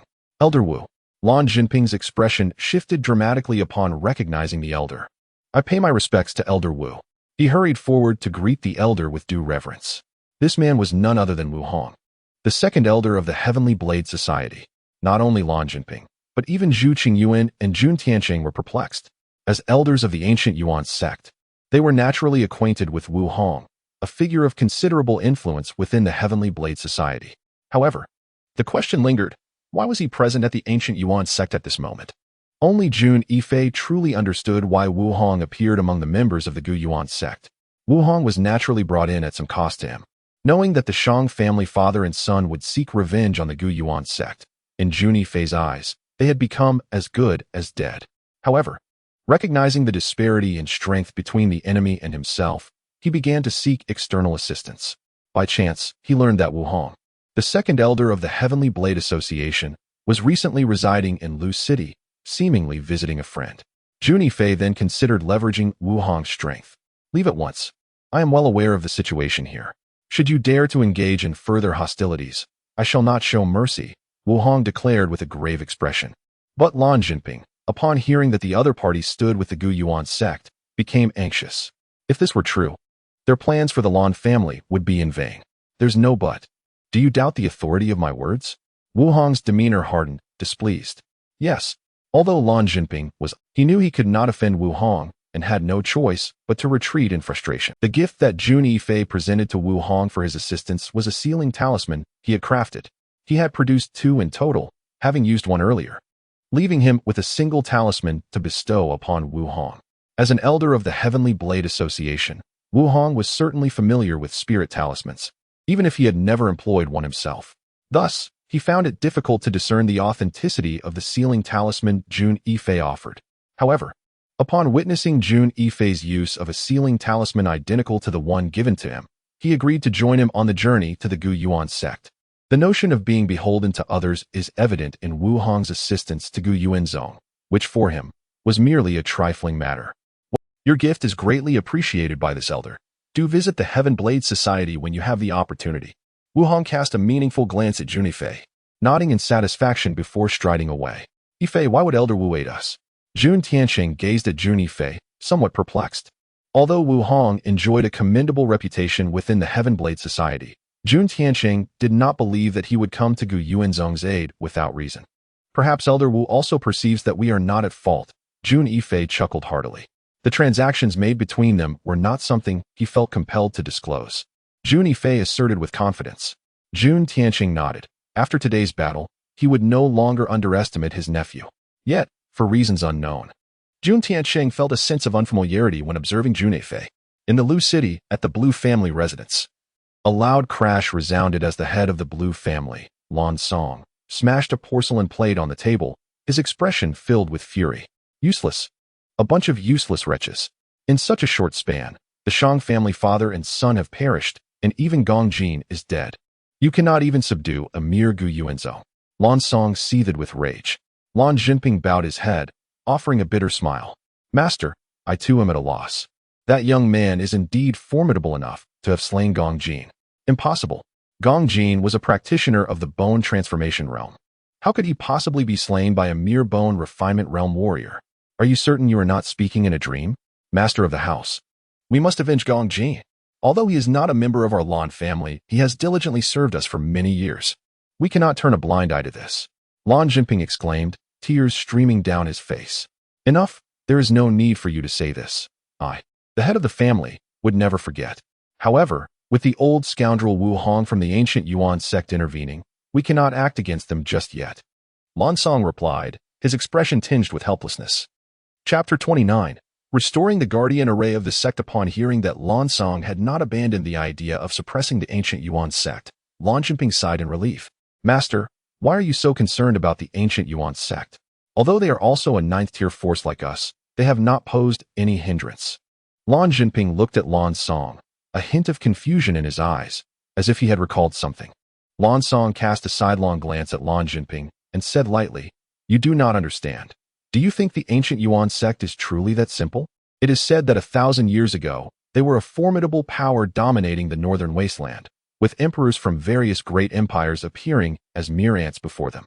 The foundation of the ancient Yuan sect is indeed quite formidable. What? Lan Jinping exclaimed in surprise. Is that true, master? Lan Song gave him a nonchalant glance and replied, do you think I would joke with you? Lan Jinping forced a smile in embarrassment. This information came to me by chance from an ancient text, which also mentioned that the ancient Yuan sect is said to possess a treasure vault. If we were to acquire this vault, the Lan family would undoubtedly rise to become the foremost clan in the entire northern wasteland, and perhaps beyond. Lan Song mused with aspiration. Indeed, ancient Yuan sect. We shall undoubtedly seize the opportunity. The elders of the Lan family present were profoundly moved. To become the foremost patriarch of the entire northern wilderness region is a glory beyond imagination, and the prospect of achieving this goal left them exhilarated. Although the Lan family currently reigns as the paramount clan in Lu City, in the grand tapestry of the northern wilderness, they are akin to mere ants. Not only in the northern wilderness, but even within the 100 Yuan Empire, the Lan family holds little significance. However, the secrets of the ancient Yuan sect must remain shrouded. Any leak could bring catastrophic consequences upon us. Lan Song's gaze, sharp as a blade, swept across the faces of the Lan family elders, as he solemnly declared.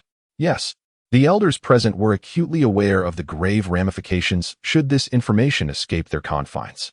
Not only would they forfeit access to the secrets of the ancient Yuan sect, but the Lan family would also face utter annihilation. Within the library of the ancient Yuan sect, Jun Yifei set down the tome in his hands, a look of revelation crossing his features. He had long sensed something amiss with the ancient Yuan sect. After all, its depth was evident, particularly in the vast collection within the library, far surpassing that of an ordinary family. Furthermore, the sect boasted a formidable mountain protection array. Although somewhat damaged, Jun Yifei discerned that this protective formation must possess the power of a spirit-level array. In his past life, as the Nine Extremes evil monarch, he too was a master of formations. In the Tianwu continent, formations are classified into mortal, spirit, saint, and divine levels, each further divided into grades 1 through 9. In his previous incarnation, Jun Yifei was an initiator of the saint-level formations. Do not underestimate the saint-level array masters. Throughout the vast expanse of the Tianwu continent, the most formidable legendary array master, the array sovereign Ao Gu, is merely a saint-level master of the 9th rank.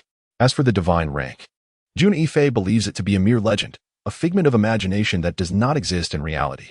The primary reason Jun Yifei sought to investigate the origins of the ancient Yuan sect is that in his previous life, he had visited the Baiyuan Empire, where the ancient Yuan sect was an undeniable behemoth in the northern wilderness. At one point, he even assumed that the two sects merely shared a name. However, it has now become evident that the ancient Yuan sect he encountered a millennium ago in the northern wilderness is indeed the same sect. The reason for the ancient Yuan sect's decline to a state inferior to even the 9th rank is attributed to a cataclysmic event that transpired 1,000 years ago. Subsequently, the sect gradually fell into disrepair. The nature of this cataclysm remains shrouded in mystery. Despite perusing countless tomes in the library, Jun Yifei found no definitive records. Even vague references offered scant clarity. Nonetheless, the pressing concern now lies with the protective array of the sect. Although this protective array has been damaged, if it were to be reactivated, it could still unleash the power of a peak mortal level formation. Jun Yifei mused to himself. While a peak mortal level formation remains within the mortal realm, it is significant in the barren martial landscape of the northern wilderness. Even a 9th rank mortal level array would be immensely powerful. At least in Lucheng, the Lan family possesses formations, but they are nowhere near the level of a 9th rank mortal formation. Restoring this array will require a considerable amount of materials. Yet such materials are beyond Jun Yifei's financial means. However, since it is for the sake of the sect, the expenses for these materials must naturally be borne by the sect. Furthermore, he has devised a plan to stabilize internal affairs before addressing external threats. In the present state of the ancient Yuan sect, a sense of stagnation pervades, necessitating the infusion of fresh vitality. Jun Yifei has resolved to rejuvenate the sect. He swiftly sought out his second uncle and elder Zhuoqing Yuan from the law enforcement hall.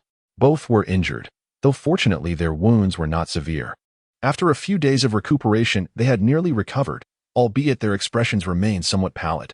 "Second uncle, elder Zhuo, how do you fare now?" Jun Yifei inquired with concern.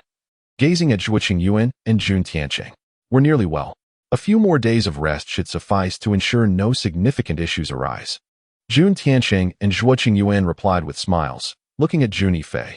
"That is reassuring." Jun Yifei nodded, then proceeded to recount his own circumstances. "What? Young sect master, the elder you know can restore our ancient Yuan sect's formation?" Both Jun Tiancheng and Zhuoqing Yuan were filled with excitement. To alleviate any doubts they might harbor, Jun Yifei fabricated the identity of an elder. As senior members of the ancient Yuan sect, they were well aware that the sect once possessed a formidable protective formation, which, due to unforeseen events, had been damaged. Over the millennia, they had sought the assistance of numerous formation masters, yet all had proven ineffectual. Now, with Jun Yifei asserting that his friend could restore the sect's protective formation, their exhilaration was palpable. Jun Yifei shook his head and addressed the still excited Jun Tiancheng and Zhuoqing Yuan. "No, that elder has stated that if fully restored, the formation might regain merely 10% of its original power." "Only 10%? Both Jun Tiancheng and Zhuoqing Yuan expressed their disappointment. Jun Yifei was acutely aware of the thoughts of the two individuals before him. With a faint smile, he remarked, "That esteemed elder mentioned that at its pinnacle, this formation is of the spiritual tier. Even if it regains merely 10% of its power, its might would be sufficient to overshadow the entire 100 Yuan Empire, and even the northern wilderness. However, it does require a considerable amount of crystal stones." "Crystal stones?" Jun Tiancheng and Zhuoqing Yuan furrowed their brows. Crystal stones are the primary resource for martial practitioners in the Tianwu continent. Yet, given the current status of the ancient Yuan sect, their collection of crystal stones is rather limited.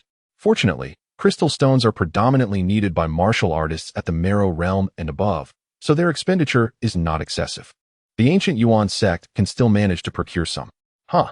Elder Zhuo, my second uncle, rest assured, we will use whatever crystal stones we have within the sect for now. In the future, our ancient Yuan sect will acquire even more," Jun Yifei declared with unwavering confidence. The reassurance radiating from him brought great comfort to Zhuoqing Yuan and Jun Tiancheng. "Elder Zhuo, there is no need to wait for the future. I require your support now." Jun Yifei's expression turned serious. "Young sect master, please speak," Zhuoqing Yuan replied, momentarily taken aback.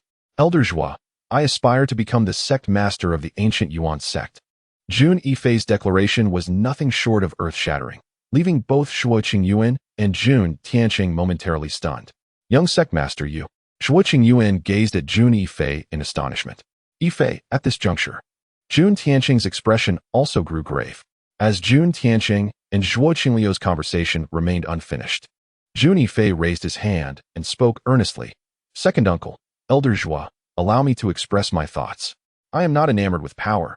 Rather, our esteemed Gu Yuan sect finds itself in a precarious situation, beset by both internal strife and external threats. The atmosphere within the sect has become overly stagnant, necessitating stringent measures and the infusion of fresh blood. It is detrimental for those who merely occupy positions without contributing, thereby undermining the interests of Gu Yuan's sect. To hold significant authority, once the sect is back on the right track, I shall willingly relinquish my position as the sect leader to someone more suitable. Young sect master. Zhuo Qingyuan perceived the sincerity in Jun Yifei's words, recognizing them as genuine and not mere rhetoric.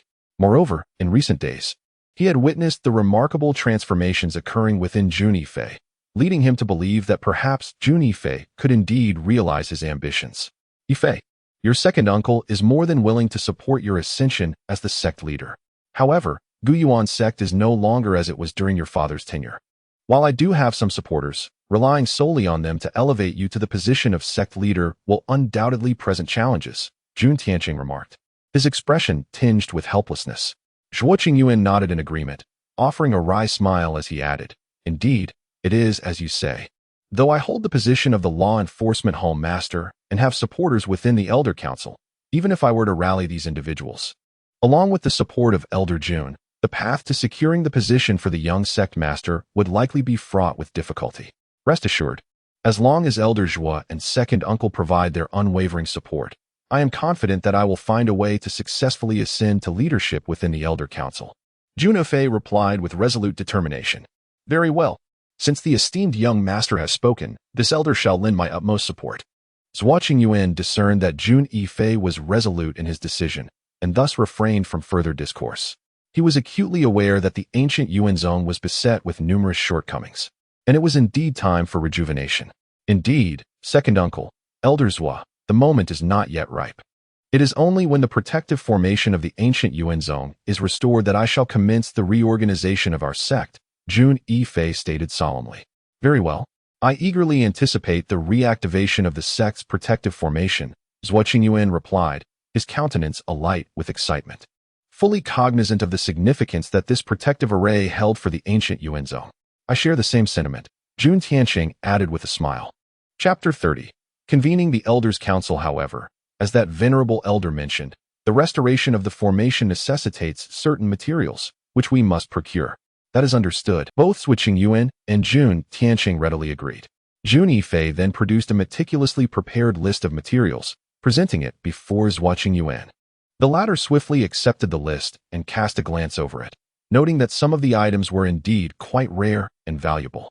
Fortunately, the ancient Yuan zone's extensive collection from years past would suffice to procure a significant portion of what was needed. The remaining items could be acquired with relative ease. Despite the gradual decline of the ancient Yuan zone, its legacy remains substantial, akin to a withered camel that still surpasses a horse in size. The venerable elder has stipulated that once the materials are gathered, we shall reconvene at the stroke of midnight to restore the formation, and he wishes for no interruptions during that time, Jun Yifei declared earnestly. Naturally, Jun Yifei could not repair the formation in the presence of Jun Tianqing and Zhuo Qingyuan, as it would be difficult to explain. Thus, he used the elder as a shield, which was quite reasonable. Both Zhuo Qingyuan and Jun Tianqing were aware of certain eccentric individuals, particularly those who were masters of formations. In the entire Tianwu continent, formation masters held an esteemed status, even more so than alchemists, and were exceedingly rare. Consequently, formation masters were regarded as honored guests within any faction. Even lower-tier formation masters could find themselves welcomed as esteemed guests in minor families. Therefore, Zhuo Qingyuan and Jun Tianqing dared not show any negligence. 3 days later, Zhuo Qingyuan and Jun Tianqing swiftly acquired all the materials necessary to restore the protective formation. Following Jun Yifei's previous instructions, they designated the area as a forbidden zone at the midnight hour, ordering the disciples of the Gu Yuan sect to keep their distance. When Jun Yifei arrived at the site of the protective formation, not a single disciple of the Gu Yuan sect was to be seen. Satisfied, he nodded and began his work on the formation. Although Jun Yifei was currently restricted in his cultivation and could not set up a high-level formation, he was still capable of repairing it. The protective formation had only suffered damage in certain areas, with broken formation patterns, yet its overall structure remained intact. Thus, Jun Yifei did not need to exert himself excessively. He began to infuse the materials into the formation's base, and beams of light soared into the night sky. The previously fractured formation patterns were visibly mending at an astonishing pace. Mysterious patterns flickered within the formation, intertwining and aligning harmoniously, despite Jun Yifei's seemingly relaxed demeanor. The intricate formation demanded precision. Any misstep could not only thwart the restoration of the grand array, but also trigger an explosive release of energy within, leaving Jun Yifei obliterated. Thus, at this moment, his expression was taut with concentration and caution. After half an hour, he successfully completed the restoration of the formation. Excellent. Jun Yifei exhaled deeply, wiping the perspiration from his brow. Shortly thereafter, he placed the crystal stone into the heart of the array. Instantly, the protective formation of the ancient Yuan sect was restored. Jun Yifei configured this protective array for passive defense, ensuring it would activate only when the ancient Yuan sect was under attack or when he initiated it. Otherwise, it would remain unchanged from its previous state. What pleased Jun Yifei most was the discovery that this protective array was not solely a defensive mechanism. It possessed numerous additional capabilities, which were a delightful surprise for him. Quietly, Jun Yifei made his way to a secluded hall within the ancient Yuan sect. Upon his entrance, Zhuo Qingyuan and Jun Tianxie simultaneously turned to look behind him, only to be met with disappointment at the sight of emptiness. Yifei, where is that esteemed senior you mentioned? Jun Tianxie inquired eagerly. Jun Yifei shrugged, expressing a hint of exasperation. Uncle, that esteemed elder is like a mythical dragon, elusive and gone. I barely had a moment to converse with him. I see, both Jun Tianxie and Zhuo Qingyuan replied, a sense of disillusionment washing over them. Such a master of spiritual tier formations had slipped through their fingers. It was indeed a laughable misfortune. Certainly, this is also the belief held by the two individuals. In their understanding, only a master of spirit-level formations could repair the spirit-level array. Little did they know, the true strength of the one capable of restoring the protective array of the sect was far more formidable than they could ever imagine. Alas, perhaps we are simply not destined to encounter such a figure. Jun Tianxie and Zhuo Qingyuan sighed in regret. Yifei, has the array been repaired? Jun Tianxie and Zhuo Qingyuan gazed at Jun Yifei, their expressions filled with anticipation. Jun Yifei looked at them and smiled gently, responding with an air of certainty. Of course, that esteemed elder only departed after successfully restoring the array. Quickly take us to see it. Both Jun Tianxie and Zhuo Qingyuan were brimming with excitement. Having lived in the ancient Yuan sect for generations, they felt a profound sense of belonging to it. Although they were aware of the existence of the protective array, it had long been damaged. Now, with the prospect of witnessing the array in operation once more, they felt invigorated. As they approached the protective array, Jun Tianxie and Zhuo Qingyuan exchanged glances. Jun Tianxie, somewhat puzzled, turned to Jun Yifei and inquired, Yifei, this protective array seems no different than before?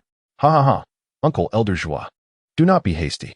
This is because the array has yet to be activated by me. Following this, Jun Yifei gestured with several formation seals to initiate the array. Yifei you. Jun Tianxie and Zhuo Qingyuan looked at him in astonishment. Jun Yifei, with unwavering confidence, smiled at the two and said, this is also a technique imparted by that esteemed elder. He indicated that this is the only way to activate the array. Oh, I see. Zhuo Qingyuan and Jun Tianxie nodded in silence. After the defensive array was activated, they observed a water-blue barrier standing before the mountain gate, emanating a formidable aura. Indeed, it was the protective formation of the sect, precisely as described in the family scriptures that this elder had perused. Zhuo Qingyuan exclaimed with great excitement. This was merely a fraction of its power. One could only wonder how immensely potent the ancient Yuan zone's protective formation was at its zenith. Jun Tianxie gazed at the terrifying energy of the barrier, which surged and radiated intense pressure, and could not help but sigh in contemplation. Jun Yifei then proceeded to deactivate the protective formation, for its activation required a significant expenditure of energy. With this protective formation in place, although we cannot claim that the ancient Yuan zone is impregnable, our foundation is undoubtedly strengthened. No mere interloper can dare to challenge us. Zhuo Qingyuan expressed his satisfaction. Indeed, ever since the disappearance of our elder brother, various influential factions have been eyeing our territory, and our domain has considerably diminished. Now, with the restoration of the protective formation, our ancient Yuan zone is more secure than before, Jun Tianxing remarked with a sense of resolve. Jun Yifei shook his head, aware that a single protective formation was far from sufficient for the resurgence of the ancient Yuan zone. He narrowed his eyes and addressed Zhuo Qingyuan with gravity. Elder Zhuo, time is of the essence. Even if I am willing to wait, do you believe the Lan family will be so patient? It may appear calm now, but I sense this tranquility is merely the precursor to a tempest. We must unite the members of the ancient Yuan sect in the shortest time possible to confront external threats. Otherwise, we will be defenseless against the predatory Blue Clan. Zhuo Qingyuan gritted his teeth and said to Jun Yifei, very well, young sect master, we shall proceed as you suggest. I have remained in hiding for too long. It is time to properly reorganize the ancient Yuan sect. Indeed, Yifei, your second uncle supports you. Upon witnessing Zhuo Qingyuan's determination, Jun Tianxing also expressed his support. Young sect master, I shall now assign the Shadow Squad from the Law Enforcement Hall to your command. Having agreed to Jun Yifei's request, Zhuo Qingyuan began to devise ways to fully support him. Thank you, Elder Zhuo, Jun Yifei replied, nodding in satisfaction. The Shadow Squad, an elite unit of the Law Enforcement Hall, specializes in investigations and evidence collection. They are the finest among the elite. Although few in number, each member possesses peak bone refinement realm cultivation, and the captain is even a blood condensation realm martial artist. Jun Yifei planned to have the Shadow Squad thoroughly investigate the backgrounds of the elders over the next few days. Perhaps they might uncover something of value. The Elder Council is set to convene in 3 days. Jun Yifei looked at Zhuo Qingyuan and Jun Tianxing. Very well. No objections. With Zhuo Qingyuan and Zhuo Qinglu having decided to support Jun Yifei, there would be no further opposition. The news of the Elder Council meeting in 3 days swiftly spread among those with interest. At this moment, the ancient Yuan sect was rife with undercurrents. The elders of the ancient Yuan sect received the news. The Elder Council would convene in 3 days. The news left the members of the ancient Yuan sect in a state of astonishment. How peculiar! Hadn't the Elder Council just convened? How could it be called again in such a brief span? Indeed, something significant must be unfolding. Regardless, we shall await the developments with bated breath. Many elders of the ancient Yuan sect sensed an unusual tension and became increasingly vigilant. For the disciples of the sect, the convening of the Elder Council seemed commonplace. However, it was curious that the assembly occurred twice within a month. Such anomalies typically heralded momentous events. Chapter 31. Phantom 9 Transformations. Jun Yifei paid little heed to the speculations of the ancient Yuan sect's elders. In fact, he harbored intentions of instilling a sense of foreboding. Within a secretive side hall of the sect, Jun Yifei stood with his hands clasped behind him, gazing at a slender, tall youth before him. This youth, though possessing an unremarkable appearance, exuded an aura of astute intelligence. Was he Qiao Santong, the leader of the Shadow Team? Jun Yifei regarded the lean young man and spoke bluntly, "You are speaking nonsense." Qiao Santong clenched his fists tightly, visibly incensed. Had Jun Yifei not held the title of young master, he might have lunged forward in a fit of rage. Jun Yifei, with his hands still behind his back, maintained a steady gaze on Qiao Santong and remarked with a faint smile, "Why do you find it hard to accept? What is the duty of the shadows? Are you aware? Your role is to oversee the ancient Yuan sect, from the elders down to the ordinary disciples. Should any actions threaten the interests of the sect, you are to investigate, gather evidence, and report to the head of the Law Enforcement Hall." Qiao Santong replied earnestly, "Very well, but have you accomplished this task? The ancient Yuan sect has been mired in turmoil for many years. What has your shadow team done about it? Are you all merely a group of inept individuals?" Jun Yifei retorted with a mocking smile. "We find ourselves in a moment of silence, with Qiao Santong rendered speechless. Indeed, they feel a profound shame for their identities, bringing disgrace upon the shadows." Observing Qiao Santong's embarrassment, Jun Yifei refrains from further words, merely casting a calm gaze upon him. He grants his counterpart the time needed. The shadow is akin to a sharp blade that must be firmly grasped. "Young master, even with evidence in hand, do you dare to take action?" After a brief pause, Qiao Santong finally spoke, a hint of mockery evident in his expression. "Is there hope?" A flicker of joy sparked within Jun Yifei, though he maintained an outward composure. Fixing his gaze on Xiao Santong, he replied nonchalantly, "Certainly, otherwise, there would be no need for me to seek you out.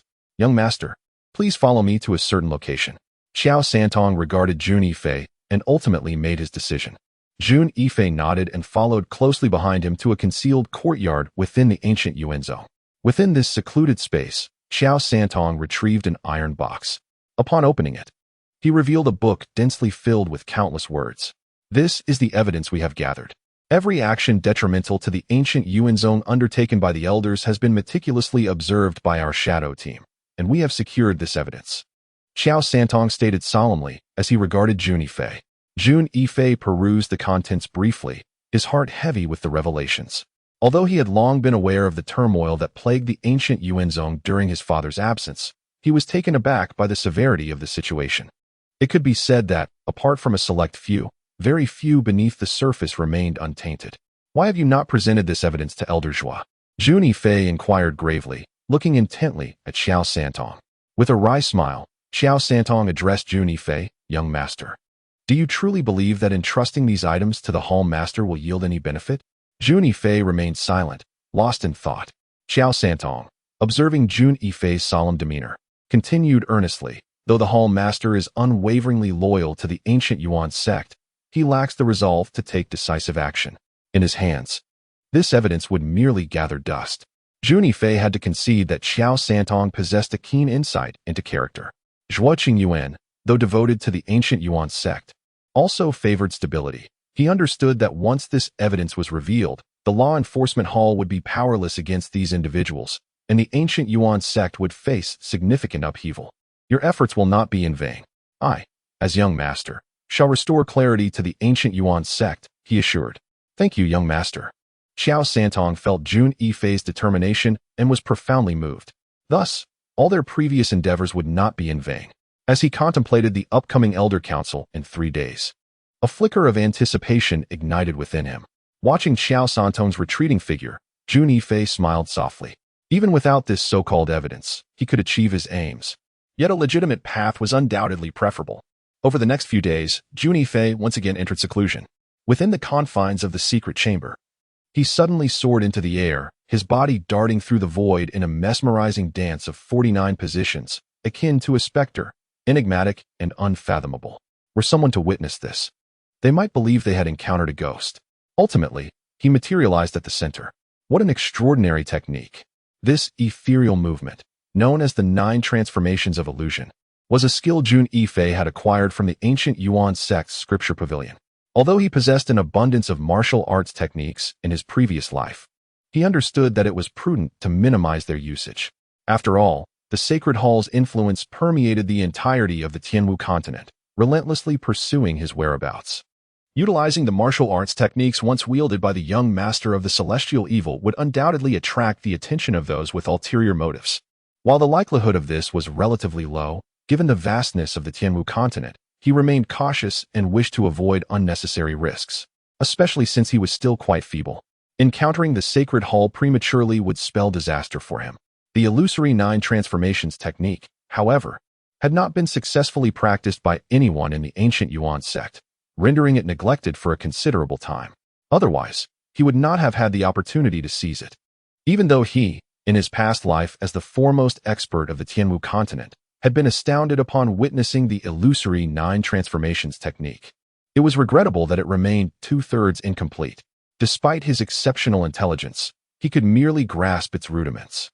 Nonetheless, even in its incomplete form, the illusory 9 transformations technique surpassed his perfected divine movement technique in terms of agility.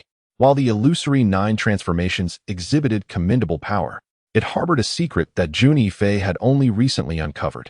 Today marked the Elder Council meeting, and certain matters needed resolution. After finishing the breakfast prepared by his sister, Jun Yifei stepped out of his abode and made his way toward the Elder Hall. Upon crossing the threshold of a side hall, a figure suddenly lunged towards him. Caught in a reverie, Jun Yifei failed to notice the oncoming presence until it was too late, resulting in a collision. To his astonishment, the girl who collided with him was none other than Lu Hongmei, the daughter of Elder Lu Changong. "Jun Yifei, was this intentional?" she exclaimed, her brows furrowed in anger. Teeth clenched in frustration. "You crashed into me, And if you deem this young master's actions as deliberate, then so be it. Jun Yifei retorted, too preoccupied with his own matters to engage in her petty squabbles. I initially thought you possessed some substance, but it appears you are merely petty, Lu Hongmei shot back, her glare fixed on him, ready to continue her tirade. However, Jun Yifei could no longer contain himself and shot her a frosty glare. Lu Hongmei, though I do not strike women, should you choose to provoke me, I would not hesitate to silence you. A chill coursed through Lu Hongmei at his stern demeanor. Sensing that he might indeed act upon his threat. Humph, begone, Jun Yifei declared, turning away. Jun Yifei, we shall see. I will certainly inform my father. He will ensure you are unfit to be even a junior sect leader. Lu Hongmei felt humiliated and burdened with indignation, stomping her foot before striding off. As Jun Yifei entered the elder hall, he found that all the elders of the ancient Yuan sect had gathered, their expressions rife with scrutiny upon his arrival. Following the demise of the Shang family at his hands, many elders harbored a complex attitude towards Jun Yifei. Curiosity, caution, hostility, trepidation, and reassurance all coexisted. Regardless of the attitudes of those around him, Jun Yifei nonchalantly took his seat. Esteemed colleagues, I shall personally preside over this elder council. Standing at the head was Zhuo Qingyuan, the head of the law enforcement hall. In the absence of both the primary and deputy sect leaders, Zhuo Qingyuan was naturally qualified to lead the council, for his stature was not inferior to that of the Grand Elder. With a serious expression, Zhuo Qingyuan declared, a nation cannot endure a day without a sovereign, nor can a sect thrive without a leader. The purpose of this meeting is to deliberate on the appointment of the next leader of the Gu Yuan sect. Upon his words, the assembly erupted in astonishment, for this topic was wholly unexpected. Most elders had not anticipated such a discussion. Elder Zhuo, such significant matters. Why did you not consult me beforehand? Do you not regard me, the Grand Elder, with any respect? Gu Qi, the Grand Elder of Gu Yuan sect, wore a displeased expression. Am I not discussing it with everyone here? Zhuo Qingyuan seemed to have anticipated the reactions of the crowd, responding with ease. Elder Zhuo, do you have a candidate in mind? Spoke Jun Tianxing, the second elder of Gu Yuan sect, a figure of considerable authority. Even Grand Elder Gu Qi held a deep-seated apprehension towards Jun Tianxing. The gaze of the assembled elders collectively turned towards Zhuo Qingyuan. Zhuo Qingyuan surveyed his surroundings and spoke calmly. This individual is none other than our esteemed young master of the Gyuan sect, Jun Yifei. Despite his youth, he has achieved remarkable feats, having defeated the once prominent prodigy Shang Rong of our sect and vanquished the traitorous duo Shang Qinghai and his son. Thus, although he is young, he is indeed qualified to lead our Gyuan sect. Chapter 32. The Soul Pearl. Elder Zhuo, are you jesting? The young master is scarcely 15 years of age. At such a tender age, still in his formative years, how could he possibly assume the role of sect leader? It would be nothing short of a laughingstock. Scoffed Elder Gu Qi. Indeed, his youth is a significant hindrance. To become the leader of the Gyuan sect without any experience would be counterproductive. I too oppose this notion. The overwhelming majority of elders present echoed this dissent. Only Zhuo Qingyuan, the head of the law enforcement hall, and the elder from Jun Tianxing's faction remained silent. Zhuo Qingyuan's expression darkened. He was aware that Jun Yifei's ascension would face considerable opposition, but he had not anticipated such vehement resistance. Jun Tianxing snorted derisively and declared, ambition knows no age. While you may have lived long, what contributions have you made to the Gyuan sect? Conversely, the young master has eradicated traitors and repelled foreign threats, making substantial contributions to our sect. How could he not be deemed fit to lead? Ultimately, who the real traitors are remains to be seen. Ninth Elder Lu Changgong retorted with biting sarcasm. Bang! Jun Tianxing slammed his palm on the table, glaring at Lu Changgong in anger. Lu Changgong, what do you mean by that? Clarify your words. Jun Tian City, as a pinnacle warrior of the blood condensation realm, exuded an overwhelming pressure that weighed heavily on Lu Changgong's heart, yet he maintained a facade of indifference. He scoffed, stating, I speak solely on the matter at hand. Do not presume that your formidable strength grants you the liberty to act as you please. The esteemed elders present are not intimidated by you. Indeed, over 70% of the elders from the Gyuan sect cast their steely gazes upon Juntian City, causing his heart to sink. Regardless, I stand opposed to Jun Yifei becoming the sect leader, declared the Grand Elder, Gu Qi, with resolute conviction. I second that. I too stand in opposition. The majority of the elders echoed their dissent. However, Jun Yifei remained unfazed, exuding an air of nonchalance as if the unfolding events were of no concern to him. Both Juntian City and Zhuoqing Yuan found themselves in a precarious position, their gazes inevitably drawn to Jun Yifei's countenance. A wicked smile played on Jun Yifei's lips as he rose and confidently strode to the seat designated for the sect leader. Jun Yifei, that is the leader's seat. How dare you take it? Such audacity! Grand Elder Gu Qi exclaimed, rising in indignation. You are not yet the sect leader. What right do you have to sit here? The ninth elder, Gu Qi, regarded Jun Yifei with a frosty glare. What right? Jun Yifei replied, hands clasped behind his back, a proud smile gracing his features as he coolly remarked. The Guiyuan sect was once in decline, scarcely regarded within the entirety of the Baiyuan Empire. Who elevated it to the status of a ninth-tier power? It was my father, Jun Tianya. 5 years ago, the Guiyuan sect offended the three major forces of the Nine Greats, the Iron Spear sect, the Earth Dragon Gang, and the Kaiyuan Society, nearly leading to the complete dissolution of the sect, who fought valiantly to repel these formidable factions and preserve the Guiyuan sect. Was it not my father? Jun Yifei declared with conviction, causing even some elders who initially held opposing views to exhibit signs of hesitation. As the sole heir of sect master Jun Tianya, how could I not ascend to the position of the Guiyuan sect's leader? Jun Yifei proclaimed with pride. Jun Yifei, what you state is indeed factual. However, these are the achievements of your father. Given your standing and reputation within the Guiyuan sect, you lack the authority to command respect. Even if you were reluctantly appointed as the sect master, it would only bring calamity to the Guiyuan sect and prove detrimental to its future, an elder firmly opposed, embodying the interests of the sect.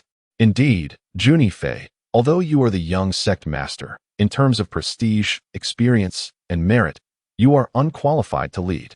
Suddenly, the celestial dome above opened wide, revealing a white, circular orb suspended in the void. What is that?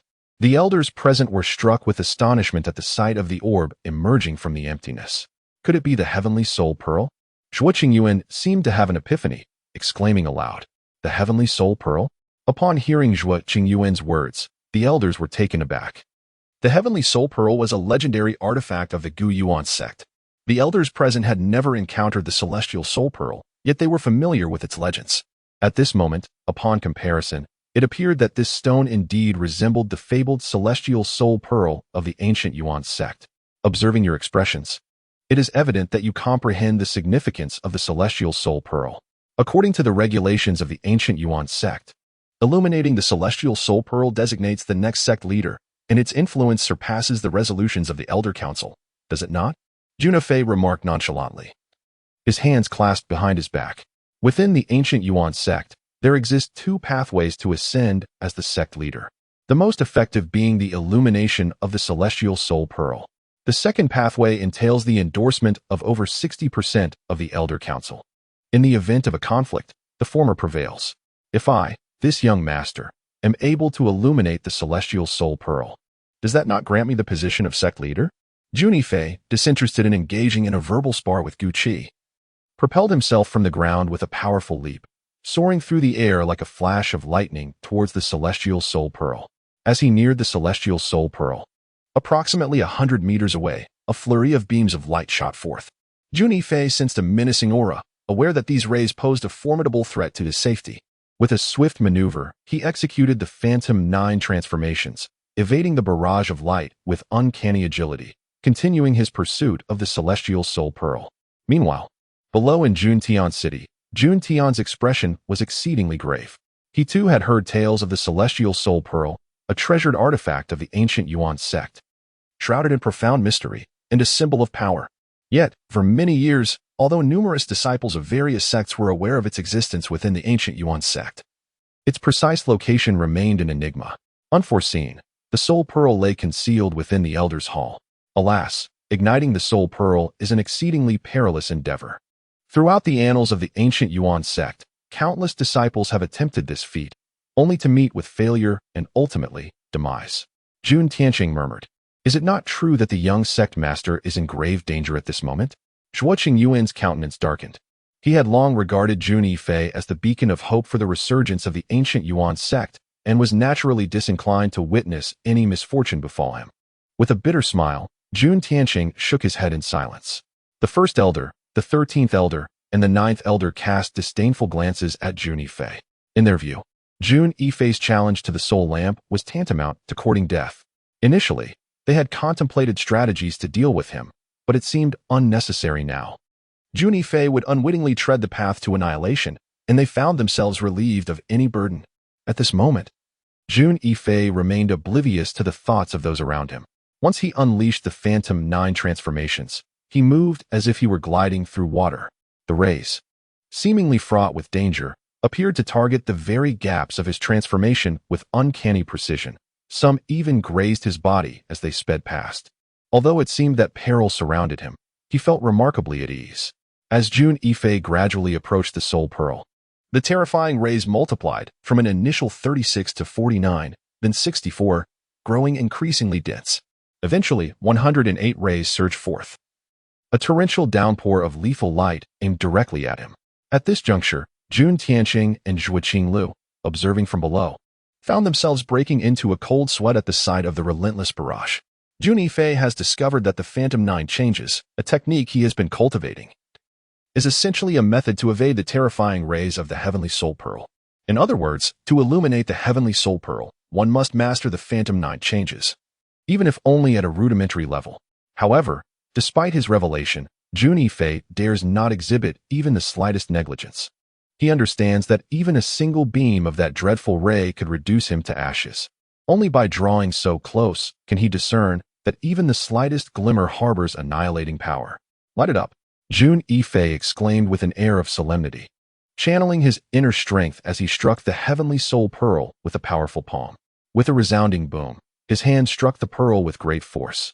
In an instant, the Heavenly Soul Pearl illuminated, radiating a dazzling brilliance. The elders of the ancient Yuan sect, witnessing this spectacle, were immediately taken aback. This young man has actually ignited the Heavenly Soul Pearl. Zhuo Qingyuan's expression was one of utter astonishment. He was at a loss for words. A prodigy indeed. Who would have thought that in Juntian City there resided such an extraordinary nephew? Jun Yifei murmured. Naturally, he felt a genuine joy for Jun Yifei's accomplishment. Descending gracefully from the void, Jun Yifei stood tall, hands clasped behind his back, surveying the elders present with a proud demeanor. According to sect regulations, I have illuminated the Heavenly Soul Pearl. Henceforth, I am the master of the ancient Yuan sect. Do any of you harbor objections at this moment? Chapter 33. Eliminating rivals. This was a contingency left by the former master of the ancient Yuan sect after sensing an impending catastrophe. However, the location of this treasure is currently inaccessible to Jun Yifei, as it lies within a forbidden area of the 100 Yuan Empire. Additionally, there is a revelation concerning the secret of the Guardian Array. Jun Yifei, the illumination of the Celestial Soul Pearl to become the sect master occurred a millennium ago. It is now utterly obsolete. Do you believe that you can still rely on fortune to ignite the Celestial Soul Pearl and ascend to the position of the ancient Yuan sect master? Guqi gazed at Jun Yifei with contempt. Silence. An overwhelming aura radiated from Jun Yifei as he fixed his gaze upon the Grand Elder Guqi. Guqi, as the Grand Elder of the ancient Yuan sect, how dare you utter such treasonous words that undermine our lineage? Your audacity is remarkable. Today, in the name of the ancient Yuan sect master, I hereby declare the revocation of your position as Grand Elder Guqi. Jun Yifei asserted resolutely. The elders present dared not utter a word. The gravity of Jun Yifei's proclamation was immense, and his credentials were undeniably substantial, leaving the assembly in silence. What? Guqi's fury ignited at that moment. Jun Yifei, are you seeking death? The audacity of Jun Yifei to announce the revocation of his position in front of so many witnesses infuriated him. With a swift motion, Guqi lunged at Jun Yifei, launching a powerful strike aimed directly at him while suspended in midair. The force behind the blow was formidable. Oh, the Grand Elder Guqi's strength appears to surpass even that of my second uncle and the monk Qinghai. It seems he is the one who has concealed his true capabilities the deepest, Jun Yifei thought, his brow furrowing in contemplation. Peak of the blood condensation realm? However, at this moment, Jun Yifei displayed no trepidation towards his opponent, for he had already vanquished Gongjin, let alone Guqi. Suddenly, Guqi appeared before Jun Yifei like a wraith, delivering a powerful palm strike aimed directly at him, an attack imbued with unstoppable force, capable of shattering anything in its path. Abruptly, Guqi perceived a surge of energy surrounding him, An invisible force had manifested before Jun Yifei, forming a protective shield. This was the power drawn from the ancient formation of Gu Yuanzong, a closely guarded secret of the sect's protective array. This array not only served to defend against adversaries, but also to concentrate energy. A disciple recognized by the heavenly soul pearl effectively harnessed the strength of the protective formation. What? Gu Qi felt a twinge of astonishment. Yet without altering his approach, he unleashed another fierce palm strike upon Jun Yifei's shield. With a resounding crash, Gu Qi sensed that his strike had landed upon something as soft as cotton. All his might vanished without a trace, akin to a cow sinking into the ocean. Get lost. Jun Yifei's eyes widened in fury. The wind-dispelling palm. With a swiftness akin to lightning, he retaliated with a forceful strike that was overwhelming in its intensity.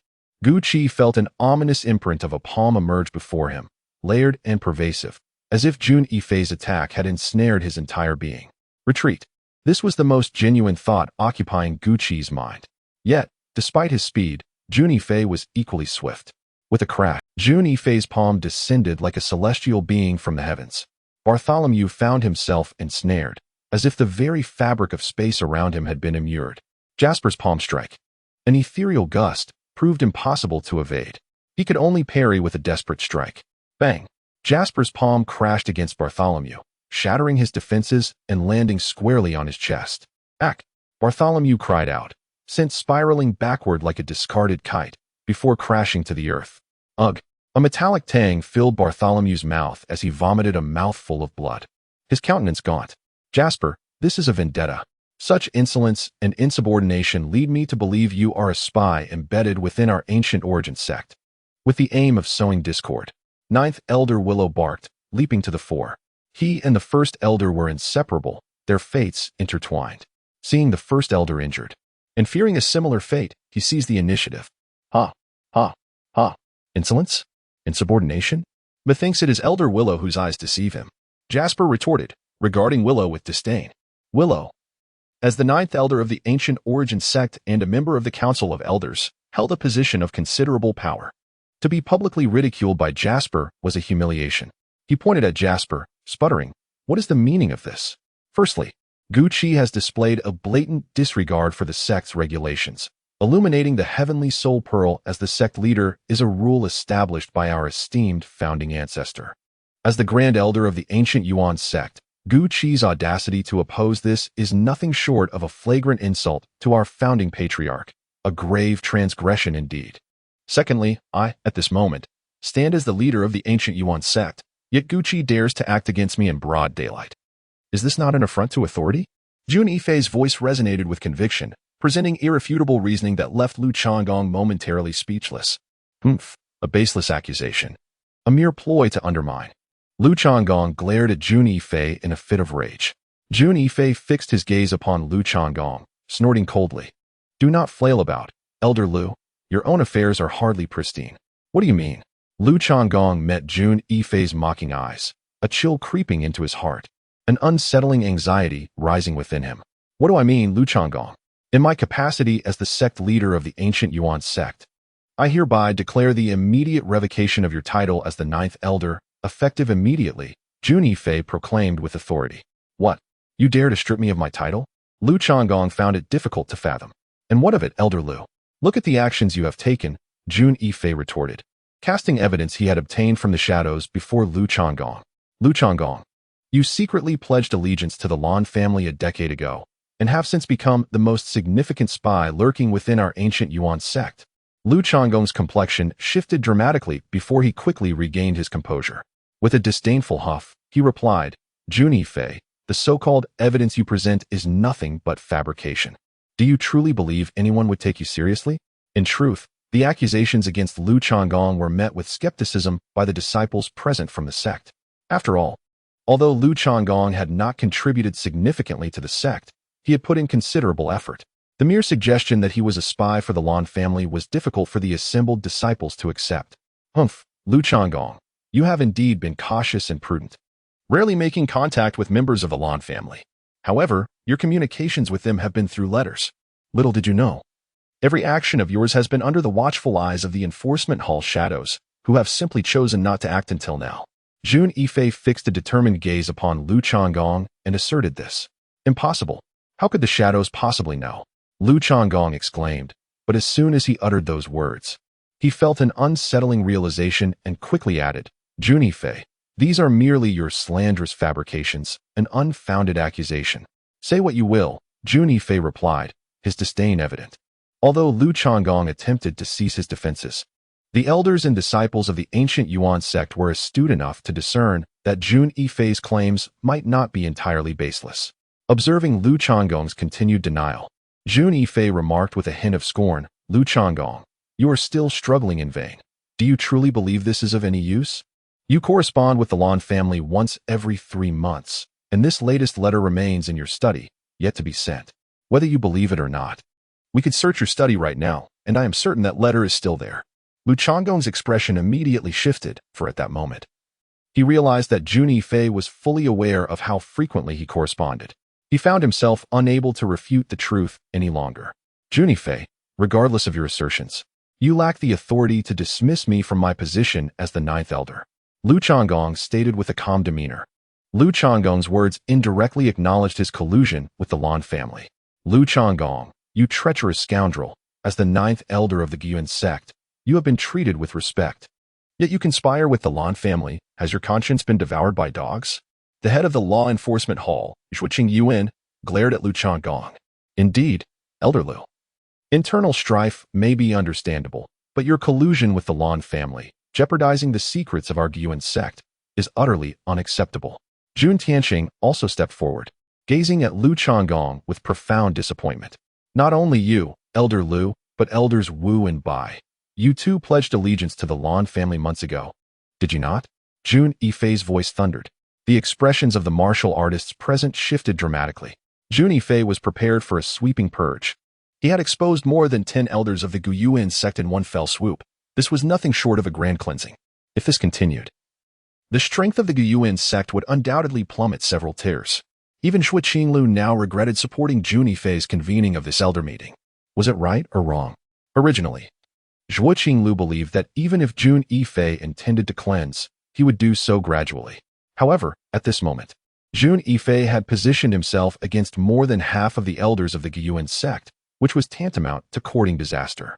At this moment, the Grand Elder Gu Qi suddenly burst into uproarious laughter. Pointing at Jun Yifei with scorn, he remarked, Esteemed elders, do you not comprehend the situation? This young man, Jun Yifei, intends to eliminate dissenters. Why do we not unite to eradicate this traitor of the ancient Yuan sect and restore clarity to our realm? A terrifying aura emanated from the 12 elders of the ancient Yuan sect who had been named by Jun Yifei, their intense killing intent locking onto him. Eliminate dissenters? If purging you insidious parasites is deemed as such, then let it be known that I, the young master of this sect, shall indeed eliminate dissenters. Jun Yifei's voice was icy. Chapter 34, The Great Purge. It is time to fight. Upon witnessing the unfolding situation, Jun Tianxing and Zhuqing realized there was no chance for a peaceful resolution and prepared to act. You wretched scoundrel, today marks your demise. Gu Qi lunged toward Jun Yifei, with the other 11 elders simultaneously attacking him. Jun Tianxing and Zhuqing were taken aback by the shamelessness of these elders, who dared to collectively strike at a junior like Jun Yifei. They found themselves unable to intervene in time. Come at me, Jun Yifei roared, unleashing an invisible surge of energy. His aura began to swell uncontrollably, ascending through the ranks, from the 6th layer of the bone refinement realm to the 7th layer. In a swift progression, he transcended 2 significant levels, astonishingly reaching the initial stage of the marrow exchange realm. Of course, this was bolstered by the array of the ancient Yuan sect. His true strength was not quite so formidable. What? The elders present were utterly astounded. Do not fret. He merely employs sleight of hand. Let us not be deceived by him. Today we must eradicate him, otherwise, in the future, there shall be no place for us within the ancient Yuan sect. You shall all perish today. Jun Yifei, confronted by these traitorous individuals, harbored no mercy in his heart. His primary target was the Grand Elder, Gu Qi, whose strength surpassed all others. Eliminating him would secure half the victory. With a swift motion, Jun Yifei unleashed the wind-dispelling palm, its might magnified to an astounding degree. Gu Qi sensed a chilling threat and urgently called out to the other elders. We must all strike together, or we shall meet our demise. He then executed his ultimate martial technique, the Seven Stars Fist, a superior grade technique inspired by the positions of the Big Dipper. Mysterious and unfathomable, his fist surged forth, imbued with a glimmer reminiscent of starlight, amplifying its power. Jun Yifei discerned the sharpness of this fist technique and scoffed. It is indeed a fine technique, but your lack of mastery renders its impact mediocre. Break for me. Without altering his form, Jun Yifei instantaneously conjured forth 49 palm strikes, directing them simultaneously towards the 12 elders. The terrifying force of his palm prints bore down with the weight of a mountain. Bang! Bang! Several elders emitted muffled groans as they were sent flying. Jun Yifei fixed his gaze upon the Grand Elder Gu Qi, sneering as he declared, "Today, whether in heaven or on earth, you shall perish." With that, he activated the shadow walking technique. With the grace of a phantom, Jun Yifei soared toward the Grand Elder Gu Qi. No. As Gu Qi beheld Jun Yifei charging at him, his icy gaze brimming with boundless malice, he realized that Jun Yifei would never relent. Overcome with terror, he hastily exclaimed, "Sect Master, spare my life. I am willing to serve you as a humble servant." To toil like an ox or horse. Jun Yifei, devoid of compassion, disdainfully retorted, "A person like you, to serve me as a beast of burden? Your very presence is repugnant." With that, he seized his words and struck down with a single palm. With a resounding crash, the formidable blow struck down Gu Qi, the Grand Elder of the Gu Yuan sect, his shattered form crashing to the ground, lifeless beyond measure. Casting his gaze upon the remaining 11 elders of the Gu Yuan sect, Jun Yifei coldly scoffed. Gu Qi has departed this world. To prevent him from feeling lonely on his journey to the underworld, it is now your turn. Feeling the icy weight of Jun Yifei's gaze, the 11 elders were gripped by dread, their souls shaken. After all, the prowess of Grand Elder Gu Qi was certainly not inferior to that of Jun Tiancheng or Shang Qinghai. Yet, in Jun Yifei's hands, he had been dispatched as easily as cutting through vegetables, instilling a profound fear within them. "Let us attack together. Perhaps there lies a chance for survival," cried the 9th elder, Lu Changgong, rallying the timid elders around him. "Kill!" Awakened by Lu Changgong's command, the elders launched their assaults with fervor. Demonic Eagle Claw, Shattered Corpse Fist, Silver Moon Wind Slash. Waves of attacks surged toward Jun Yifei, the weakest among them wielding mid-tier martial techniques, while the majority employed high-tier skills, all striking with unparalleled ferocity. You seek your own demise.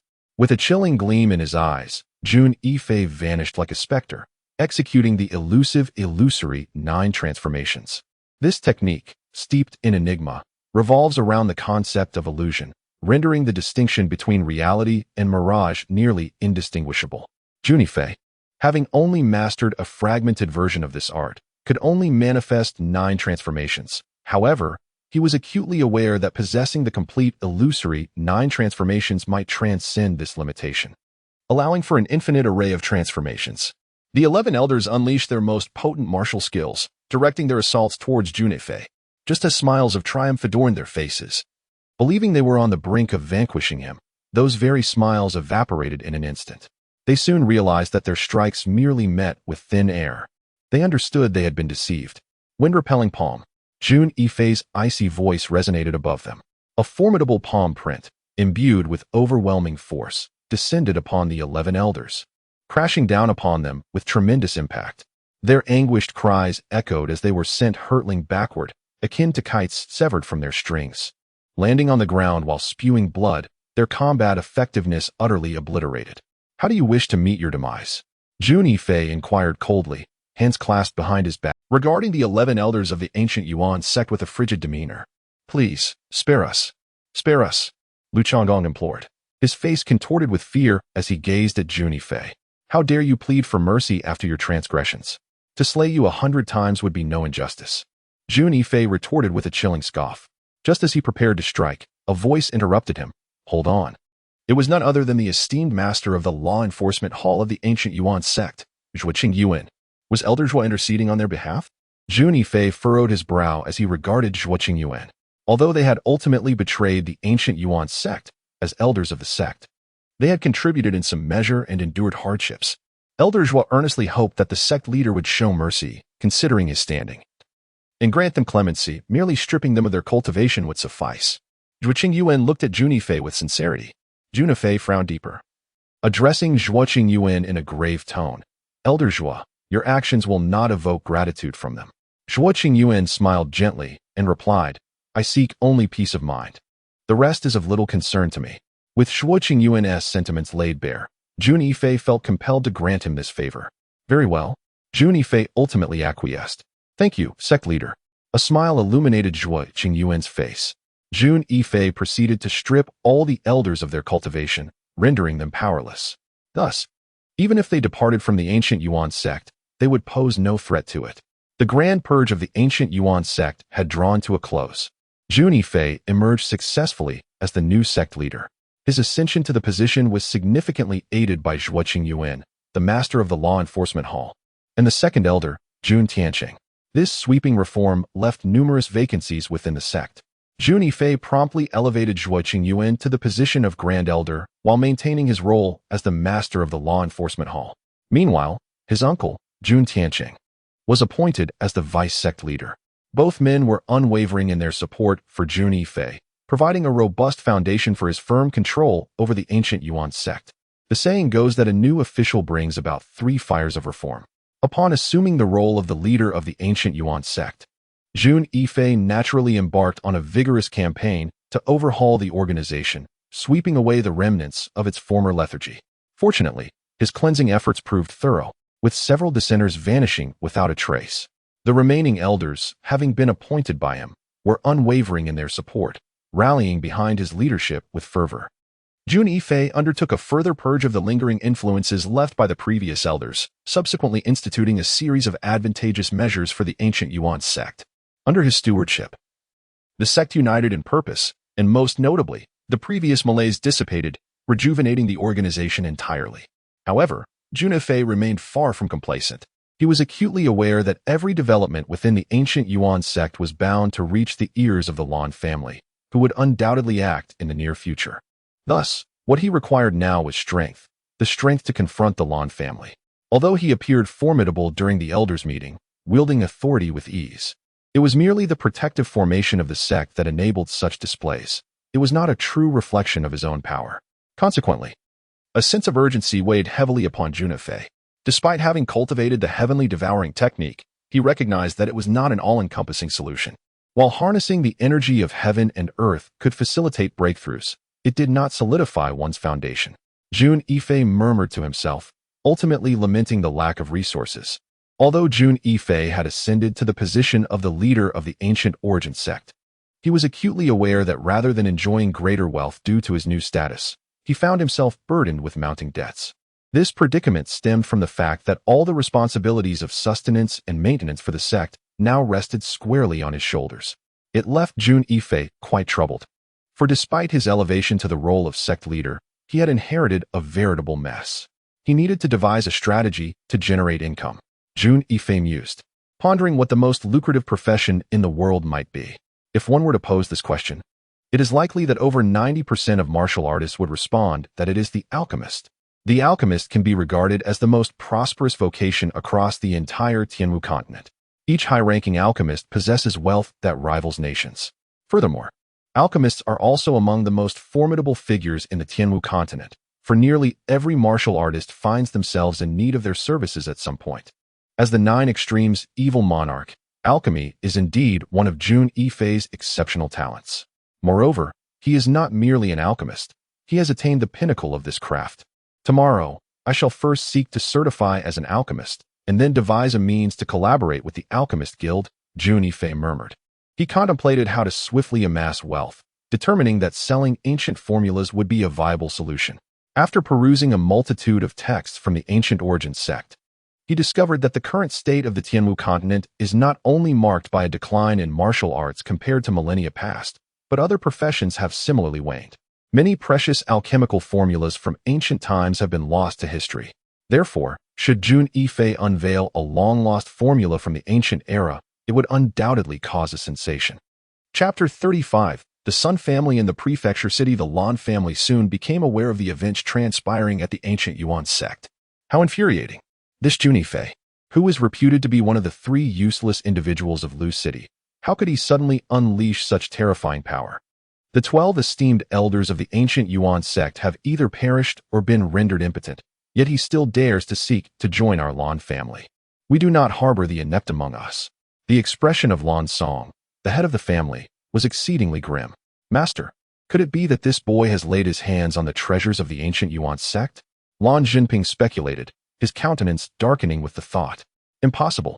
That boy has not left Lu City recently. It is inconceivable that he could have acquired those treasures, which, to my knowledge, are not located in Lu City. However, since he has ignited the celestial soul pearl, the likelihood of him uncovering the secrets of the treasures is substantial. We absolutely cannot allow this secret to fall into the hands of others, Lan Song replied, his face shadowed with concern. Master, what should we do now? Should we not take action? Lan Jinping, stirred by the thought of the treasure's secret, could hardly contain himself. Lan Song shook his head and spoke somberly. For now, we must bide our time. Xiao Cui remarked to Miss Rui, of course, to play a melody that even the master cannot achieve. How could one be considered inept? Upon hearing this, Rui remained unfazed. You are indeed perceptive, miss. Xiao Lian chimed in with a smile. Rui propped her chin on her hand, her beautiful eyes gazing out the window as she murmured, Young Master Jun, what kind of person are you truly? At this moment, Jun Yifei, Zhugan, and Fat Tiger were seated in the most renowned tavern in Lu City, the fragrant pavilion, enjoying their drinks. Dear Fei Gu, my admiration for you flows like an endless river. In just a few days of absence, you have ascended to the esteemed position of the leader of the ancient Yuan sect. How remarkable! Fat Tiger, with his squinty eyes, scrutinizes Jun Yifei as if he were an extraterrestrial. Indeed, when Fei Gu chooses to shine, he does so spectacularly. Thankfully, I had already secured my position by clinging to your leg. Otherwise, I would now be unable to grasp even the pant leg. With a self-satisfied smile, Zhugan feels quite pleased with his foresight. However, what significance does being the leader of the ancient Yuan sect hold? When the time comes for you, Fei Gu, to become the lord of Lu City, won't you all be overwhelmed with joy? Jun Yifei shakes his head, non-committal. Heh, Fei Gu, from now on, you shall be our leader, and we will call you boss. Zhugan beams at Jun Yifei. What does this mean? Jun Yifei looks at Fat Tiger and Zhugan, perplexed. Zhugan cheerfully explains, Boss, didn't we once agree that whoever achieves success first would be the leader? You are now the master of a 9th-tier force, which certainly qualifies as success. Thus, according to our agreement, you are now our boss. Yes, boss. You must look after both Zhugan and me from now on. Our happy lives depend on you. Fat Tiger looks at Jun Yifei with flattery. Jun Yifei gazes at the two in silence, expressing his disdain. Seriously, if being the leader of a 9th-tier force qualifies as success, then when I become a true spirit realm expert, you both will surely faint from astonishment. Hiki, my dear leader, should you ascend to the realm of true spiritual prowess, I would undoubtedly arrange for my sister to wed you and bear your offspring. Indeed, I have 2 sisters. One is named Ru Hua and the other Lan, both of whom I would gladly offer to you for the purpose of producing a lineage that flourishes abundantly. Jun Yifei gazed at the imposing figure of Fat Tiger, scratching his nose in bemusement. Fat Tiger, your sister must be quite ample in stature, I presume? Indeed, my sister is even more robust than I, particularly in the rear.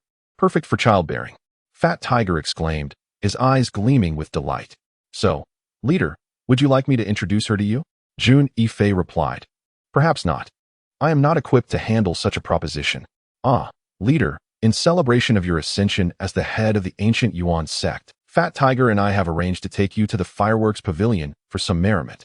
Aside from the renowned Miss Rui, you may select any of the so-called top 10 courtesans. My brother and I would spare no expense to ensure your enjoyment. Bamboo Pole leered at Jun Yifei, fawning over him. Enough. Let us postpone this revelry. I intend to visit the Alchemist Guild. Jun Yifei replied with a wry smile and a shake of his head. The Alchemist Guild? Both Fat Tiger and Bamboo Pole looked at Jun Yifei with surprise. Fat Tiger inquired, Leader, what purpose do you have there? To concoct pills? Jun Yifei answered nonchalantly. Oh, nothing much. Merely to dabble as a first-grade alchemist. What? Both Fat Tiger and Bamboo Pole were astounded, feeling that their leader had become increasingly adept at pretense. Is becoming an alchemist truly that simple? In the entirety of the Tianwu continent, alchemists are among the most revered professions. However, there exists a glimmer of opportunity for martial artists aspiring to become alchemist apprentices. Yet the chances of ascending to the ranks of a true alchemist are exceedingly slim, a mere 1 in 100,000. The prerequisites for attaining the status of a first-grade alchemist are exceedingly stringent. One must first qualify as an alchemist apprentice, which merely signifies eligibility for the path ahead. This initial hurdle deters countless martial artists from realizing their dreams of becoming alchemists. Furthermore, the journey to become a genuine alchemist is fraught with numerous rigorous requirements necessary to pass the evaluations set forth by the Alchemist Guild. It can be stated that the likelihood of becoming a true alchemist stands at an astonishing 1 in 100,000. In a city as vast as Lu City, although throngs of martial artists partake in the assessments annually, it is not guaranteed that a single individual will emerge as a new alchemist within a year. Yet, should one manage to attain the esteemed title of a true alchemist, even if merely a first-grade one, they would be welcomed as a distinguished guest among the noble families, potentially even elevated to the status of a guest elder. After all, the prestige of an alchemist is unparalleled. Even a first-grade alchemist holds the potential to ascend to greater heights in their craft at any moment. Why not give it a try? It's not as if it would lead to death. What if one succeeds? Jun Yifei mused with nonchalance. All right, let us accompany him. Our leader often exhibits a facade of grandeur that sometimes rings true. Perhaps this time will be no different. Fat Tiger exclaimed animatedly. Indeed, I sense a possibility in that. Zhugan chimed in enthusiastically. Jun Yifei shook his head, indifferent to the musings of his companions, as the trio made their way to the Alchemist Guild. As anticipated, despite the minuscule chances of becoming an alchemist, a considerable number of individuals had gathered for the assessments. A lengthy queue stretched before Jun Yifei. With patience, Jun Yifei stood in line, leisurely observing the individuals gathered for the assessment. In his previous life, Jun Yifei had never participated in any evaluations, yet his alchemical prowess was widely acknowledged. Now, accompanying these ordinary martial artists for the examination, he found it quite amusing.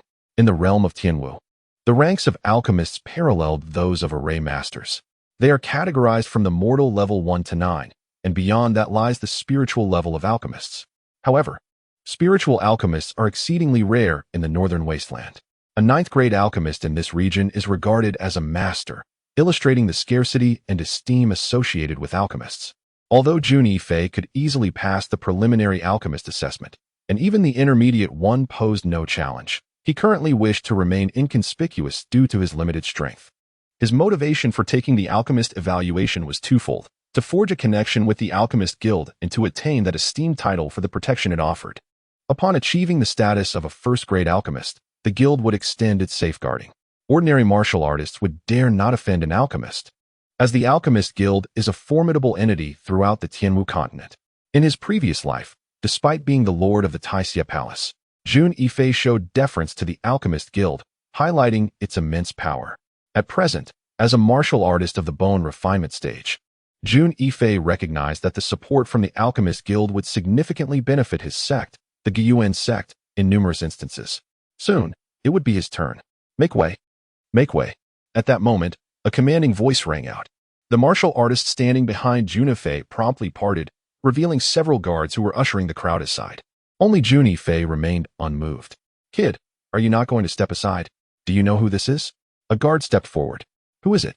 Jun Yifei replied with a mocking smile. Boss, this is Sun Tao, the eldest son of the Sun family from Yuna City. Peng Hu and Zhu Gan approached Jun Yifei, their expressions grave. They were well aware of the Sun family in Yunhe City, a prominent clan in the prefectural city. Far from being comparable to the likes of the ancient Yuan sect, it was an 8th-grade power. Knowing this and still not stepping aside, are you asking for a beating? The guard glared at Jun Yifei haughtily. What is the Sun family? Can it be eaten? Jun Yifei feigned ignorance. Peng Hu and Zhu Gan weakened at Jun Yifei's words. Sun Tao had expected that revealing his identity would instill fear in the surrounding martial artists, but now a reckless youth seemed to be courting death, which displeased him greatly. He had come specifically for Gui Yuyao, having received news about her in Lu City. Not only was Gui Yuyao exceptionally beautiful, but she was also the daughter of the Grand Elder of the Sword Academy. Gaining her favor, or even making her his woman, would undoubtedly benefit the Sun family immensely. However, his deliberate display of the Sun family's power in front of Gui Yuyao was brazenly undermined by this insolent youth, igniting a murderous intent within Sun Tao. Chapter 36. The alchemist apprentice examination. The steward has arrived. A lean, astute middle-aged man emerged. This middle-aged man was the steward of the Alchemist Association's branch. Lin Hui. Long time no see. Sun Tao smiled faintly, yet his demeanor exuded an air of reserve. Ah, it is young Master Sun. A pleasure to meet you. Upon spotting Sun Tao, the steward's eyes gleamed with obsequiousness. By the way, what transpired with you, young Master Sun? Lin Hui furrowed his brow. This young man, so lacking in respect, did not yield to young Master Sunday. Is it true that the inhabitants of Lu City are indeed as base as their surroundings suggest? Do they not comprehend the simplest of decorum? Sun Tao's attendant pointed at Jun Yifei, his dissatisfaction palpable. Lin Hui's brow furrowed deeper as he regarded Jun Yifei, coldly remarking, Young man, are you ignorant of etiquette? Why did you not yield to young Master Sun? Is he someone you can afford to offend? Jun Yifei's eyes glinted with a chilling light as he disdainfully replied to Lin Hui. Whose rules are you referring to? I am well acquainted with the regulations of the Alchemist Guild, yet I am unaware of any clause stating that the earlier arrivals must make way for those who come later. Are you in a position to enlighten me? We, the Alchemist Guild of Lu City, adhere strictly to this principle. Lin Hui scoffed softly, fixing a frosty gaze upon Jun Yifei as he uttered, If you continue to show such ingratitude, you are welcome to leave. Our Alchemist Guild does not welcome you.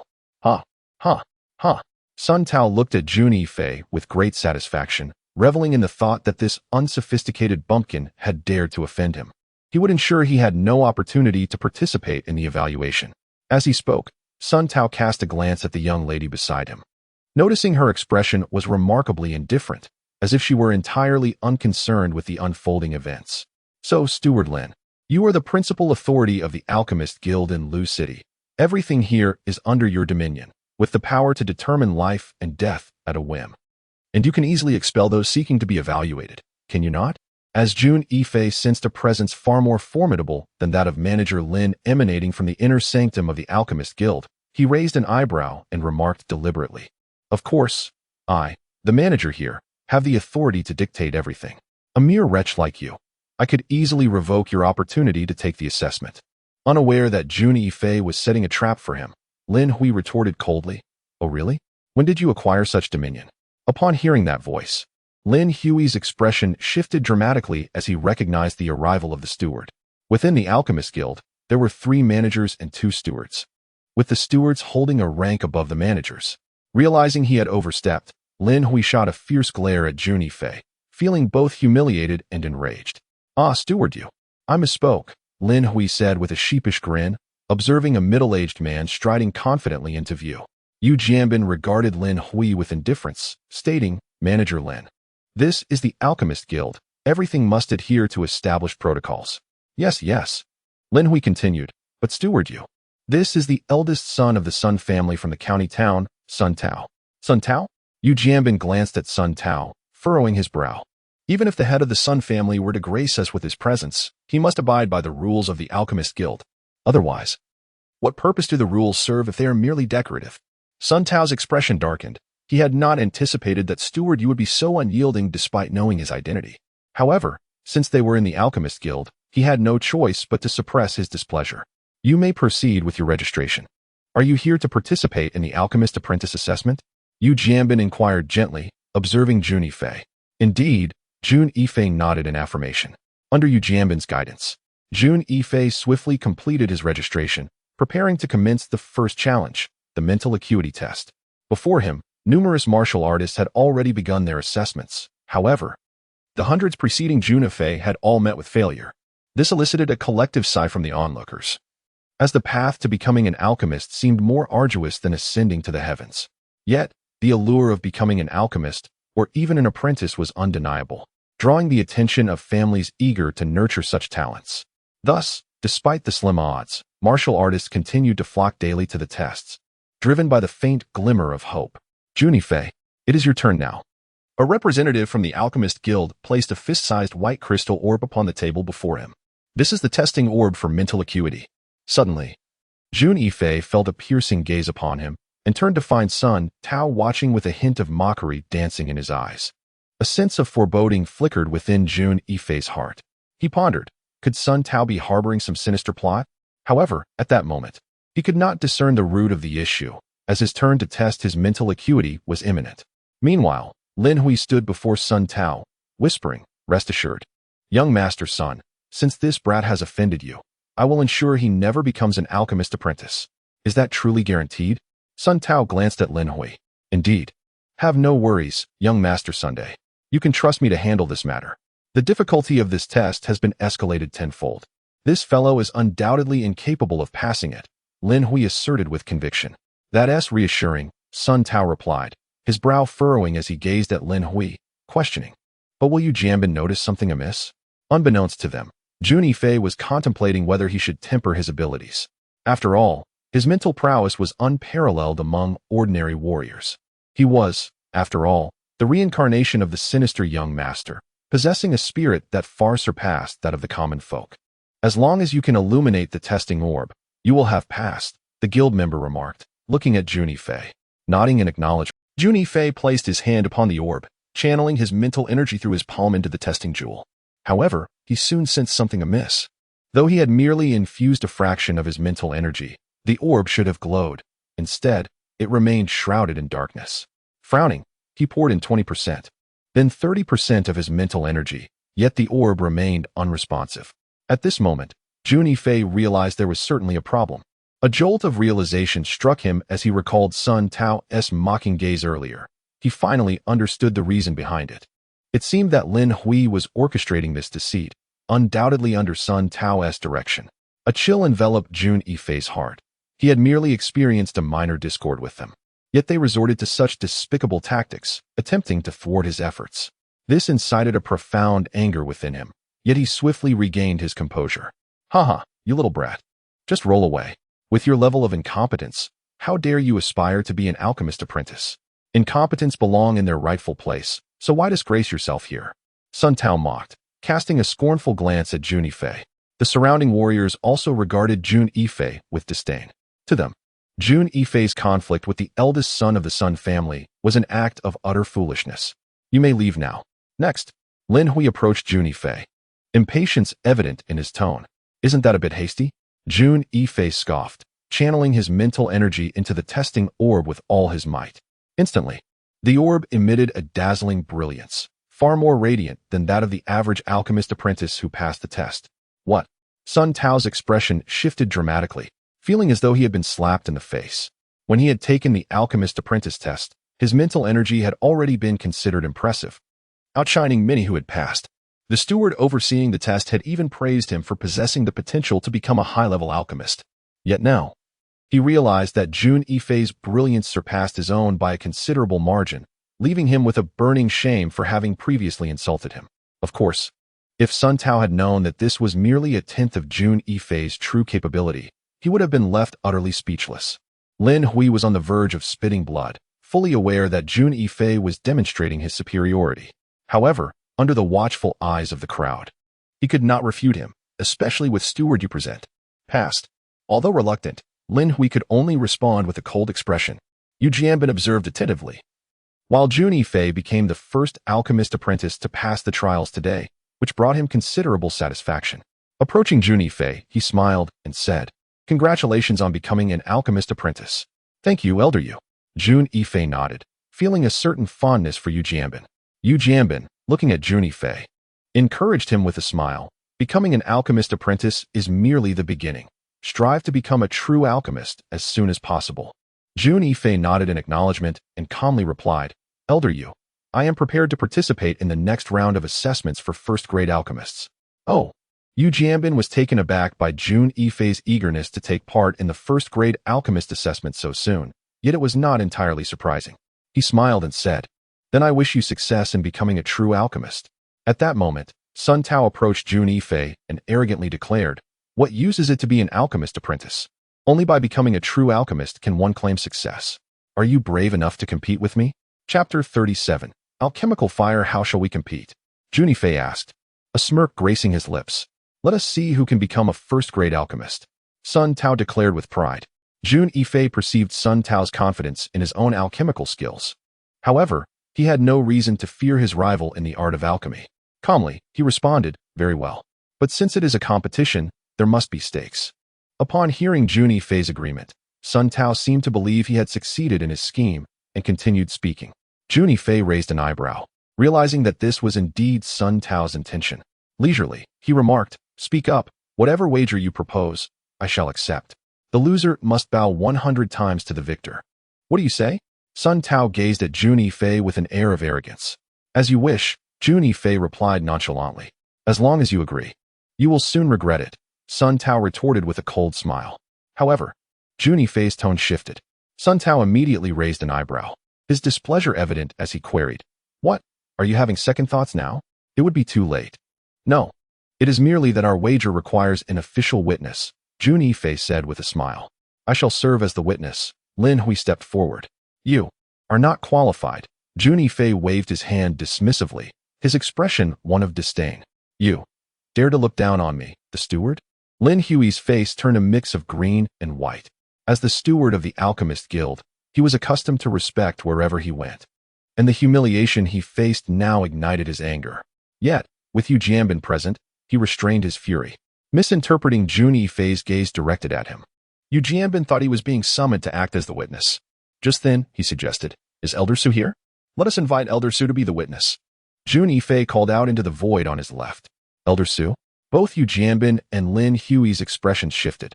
They were well aware that although they wielded considerable power within the Alchemist Guild, the true authority lay with Elder Su Yuan. Elder Su was a 5th-tier alchemist, just a step away from reaching the pinnacle of mid-tier alchemists within the guild.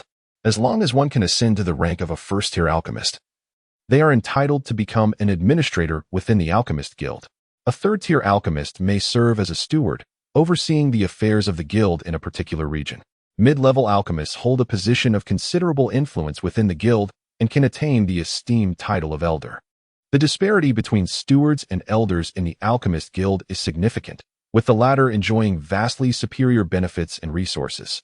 Elders participate in the highest-level decision-making processes, whereas stewards, despite their appealing titles, are mere executors of orders. Huh. It appears you've stumbled upon something unexpected. An elderly man, over 50 years of age, stepped forward. It was Su Yuan, an elder of the Alchemist Guild in Lu City.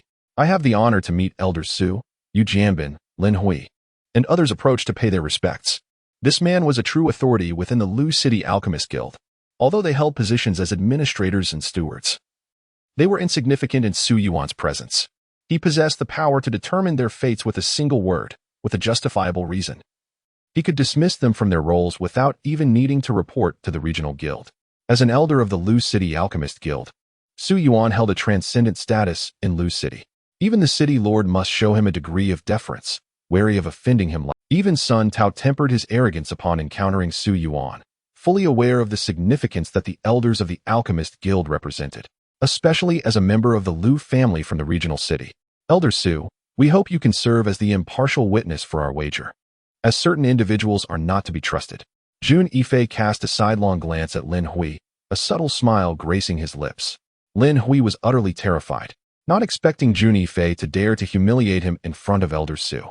He hastily addressed Elder Su, saying, "Elder Su, this brat is insulting me. Please take charge." "Humph. You know well what actions you have taken." Su Yuan coldly cast a glance at Lin Hui before turning to Jun Yifei with a smile. "Young man, this wager is quite intriguing, but your opponent is the genius of the Sun family from the county city. Are you certain you wish to proceed with this gamble?" "I am indeed certain," Jun Yifei replied with an air of nonchalance. Observing Jun Yifei's calm demeanor, regardless of the outcome of this wager, Su Yuan regarded him with newfound respect and nodded.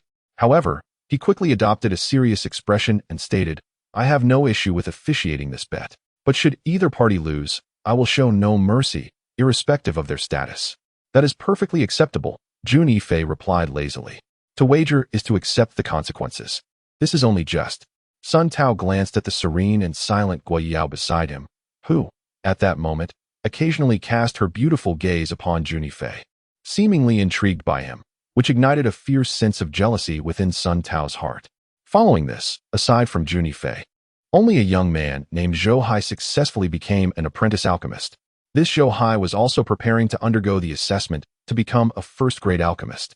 The individual responsible for evaluating the first-grade alchemist was a steward named Yin Qingwu, another steward from the Alchemist Guild aside from Yu Jianbin. To become a true alchemist, You must first attain the status of a first-grade alchemist. However, the path to becoming an alchemist is fraught with challenges. One must pass through 3 rigorous assessments. The first is the Danfire. Every aspiring alchemist must first harness this vital essence, as it is a prerequisite for becoming an alchemist. Without Danfire, one cannot hope to attain such a title. The second assessment is the ability to discern the myriad herbs by their fragrance.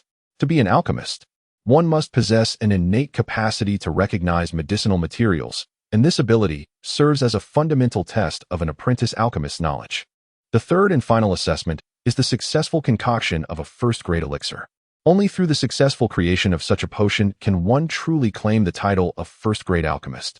Yan Qingwu spoke with solemnity. Nearby, the onlooking Pang Hu and Zhu Gan exchanged puzzled glances. Pang Hu remarked, "The boss has indeed become an apprentice alchemist. But the path to becoming a true alchemist is 100-fold, no, 1,000-fold more challenging." Zhu Gan shook his head in response, saying, "Pang Hu, do not be so pessimistic about the boss. Since he has become an apprentice alchemist, it naturally follows that he has the opportunity to become a true alchemist. If the boss truly achieves this, we shall greatly benefit. He would be an invaluable ally. In the future, elixirs could be as commonplace as broad beans." Guo Yuyao's voice was cool and devoid of much emotion, yet Sun Tao felt a surge of joy. With the lady's auspicious words, he thought, "Young man, with me overseeing matters, you shall not become a first-grade alchemist." Lin Hui cast a sinister smile at Jun Yifei, who was about to undertake the first-grade alchemy assessment. Before turning away, after a brief respite of half an hour, the assessment for first-grade alchemists commenced, with hundreds of candidates vying for the title of apprentice alchemist. However, only a mere 3 individuals qualify to undertake the assessment of a first-tier alchemist, highlighting the formidable challenge of becoming a true alchemist.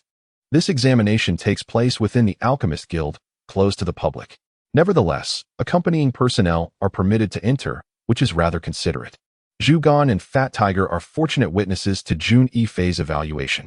Yan Qingwu gazes at the 3 present, his expression grave as he states, "The first assessment involves alchemical fire. Alchemical fire is categorized into 9 grades. However, only the first grade is required to pass. That said, the ability to summon a more potent alchemical fire will prove immensely beneficial in your future endeavors, as higher-tier elixirs demand ever greater fire intensity." Given Jun Yifei's prowess, conjuring even the 9th-grade alchemical fire would be a trivial task. In his previous life, during the flourishing era of martial arts, Jun Yifei wielded. This rare fire allows for the crafting of elixirs of spiritual rank and above, transforming alchemical energy into divine essence, thereby enabling the creation of extraordinary elixirs. However, is exceedingly rare, with only a handful possessing it. In that era, high-ranking alchemists utilized spiritual fire, which, while not as formidable as, still significantly enhanced the refinement of elixirs. During that time, alchemical fire was primarily employed by low-tier alchemists. The first assessment requires the alchemist apprentices to ignite a candle. It is important to note that this is no ordinary candle, it is a specialized one. If the intensity of the alchemical fire is insufficient, ignition is utterly impossible. The first to take the stage is Zhou Hai, whose demeanor appears somewhat anxious but quickly stabilizes. "Begin." Yan Qingwu nods at Zhou Hai. Zhou Hai began to cast a spell, and the attendants and overseers around him nodded repeatedly, clearly impressed by his adept technique in conjuring alchemical flames. Soon, a pale blue flame emerged, an indication of first-tier fire. Jun Yifei discerned the intensity of the flame. "Will Zhou Hai pass the assessment?" Fat Tiger inquired curiously. "No. His alchemical fire is somewhat unstable. It evidently lacks sufficient strength," Jun Yifei responded with certainty. Not far from Jun Yifei, Sun Tao overheard their exchange and scoffed. "Do you really think you possess foresight?" Just as Sun Tao uttered these words, the flame on Yan Qingwu's fingertip extinguished. After several unsuccessful attempts, he was left feeling humiliated, realizing that he had just mocked others only to be proven wrong himself. This ignited a deeper animosity towards Jun Yifei, his gaze directed at him with a sharpness akin to a blade. In contrast, Guo Yuyao cast a surprised glance at Jun Yifei. "Next, Sun Tao," Yan Qingwu called out. Sun Tao disdainfully shot a glance at Jun Yifei and declared, "Jun Yifei, I shall make you understand the meaning of despair." At this moment, Sun Tao had come to know Jun Yifei's name and even his background. After all, as one of the 3 wastes of Lu City, Jun Yifei was quite well known. Approaching the candle, Sun Tao executed several spells, and immediately, a deep blue flame materialized. This is a 6th-tier flame? The onlookers were left in astonishment. A 6th-tier flame, according to conventional wisdom, bestowed its wielder with over a 50% chance of becoming a 6th-tier alchemist, a remarkably high probability indeed. Moreover, there exists a possibility of ascending to the rank of a high-level alchemist. Indeed, a prodigy of the Sun family, possessing remarkable alchemical talent. Even Su Yuan was slightly stirred upon witnessing the deep blue flames. However, he quickly regained his composure. The candle was lit. Sun Tao, you have passed the first assessment, announced Yin Qingwu. Young man, I await your humble submission. Sun Tao was quite confident. Observing the cold glint in Sun Tao's eyes, Jun Yifei languidly remarked, I have an affinity for delivering slaps to the face. Since you have offered yours so willingly, I shall obligingly oblige. With a flick of his finger, a pale blue flame manifested. A 1st-tier flame? Pathetic. Sun Tao scoffed dismissively. Although it was merely a 1st-tier flame, it captured the attention of the 2 individuals present. One was the young lady Guoyu Yao, who had accompanied Sun Tao, and the other was the alchemist guild elder, Su Yuan. He had conjured the alchemical fire without employing any techniques. Both were astonished. It is widely acknowledged that alchemical fire emanates from a mysterious energy within the cosmos, requiring special techniques for its manifestation. Yet, Jun Yifei appeared to summon it effortlessly, which completely overturned their understanding. Unbeknownst to them, Jun Yifei, drawing upon the depth of his past life, no longer needed such rudimentary methods to summon alchemical fire. However, he soon discovered that his alchemical fire could not ignite the candle. The flame flickered to life but extinguished almost immediately. Jun Yifei, it seems your alchemical fire has been extinguished. Your fire cannot even ignite a candle. It appears more suited for kindling firewood. Sun Tao laughed recklessly. Indeed, you should obediently kneel and concede to young Master Sun. Lin Hui mocked as he cast a derisive glance at Jun Yifei. Jun Yifei furrowed his brows, his expression darkening. It was not that he could not summon a higher grade of alchemical flame, but at this moment, he preferred to avoid drawing attention from his adversary.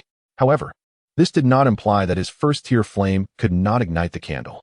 Clearly, the candle had been tampered with. Lin Steward, you are not the one presiding over this event, are you? You seem quite eager, bustling about with great fervor. Pray tell, what rewards has your master bestowed upon you? Jun Yifei sneered at Lin Hui. You slanderous wretch. I am merely fulfilling my duties as steward. Lin Hui's face shifted from pale to flushed as he was reprimanded. Pointing shakily at Jun Yifei, he stammered, I still have 2 opportunities left. Why the haste? Jun Yifei replied nonchalantly. You are of no use, even after several attempts. Lin Hui derided. Lin Hui, mind your position. Su Yuan glared at him. Why yes. Upon being chastised by Su Yuan, Lin Hui's expression changed dramatically, and he quickly retreated. This time, Jun Yifei was prepared. He effortlessly conjured a pale blue alchemical flame, which successfully ignited the candle. How is this possible? Lin Hui gazed in disbelief at the candle ignited by Jun Yifei. Only he knew that he had sabotaged the candle Jun Yifei was using, believing that it was beyond his capability to ignite it, even if he wielded a 6th-tier flame. Igniting the candle would be a challenge, let alone Jun Yifei, who was merely employing a 1st-tier flame. Certainly, Lin Hui was unaware that Jun Yifei was employing high-level alchemical fire, cleverly disguised as 1st-tier alchemical fire, a deception imperceptible to the untrained eye. Jun Yifei, you have passed the alchemical fire assessment, Yin Qingwu announced decisively. Now, let the 2nd assessment commence. Hold on.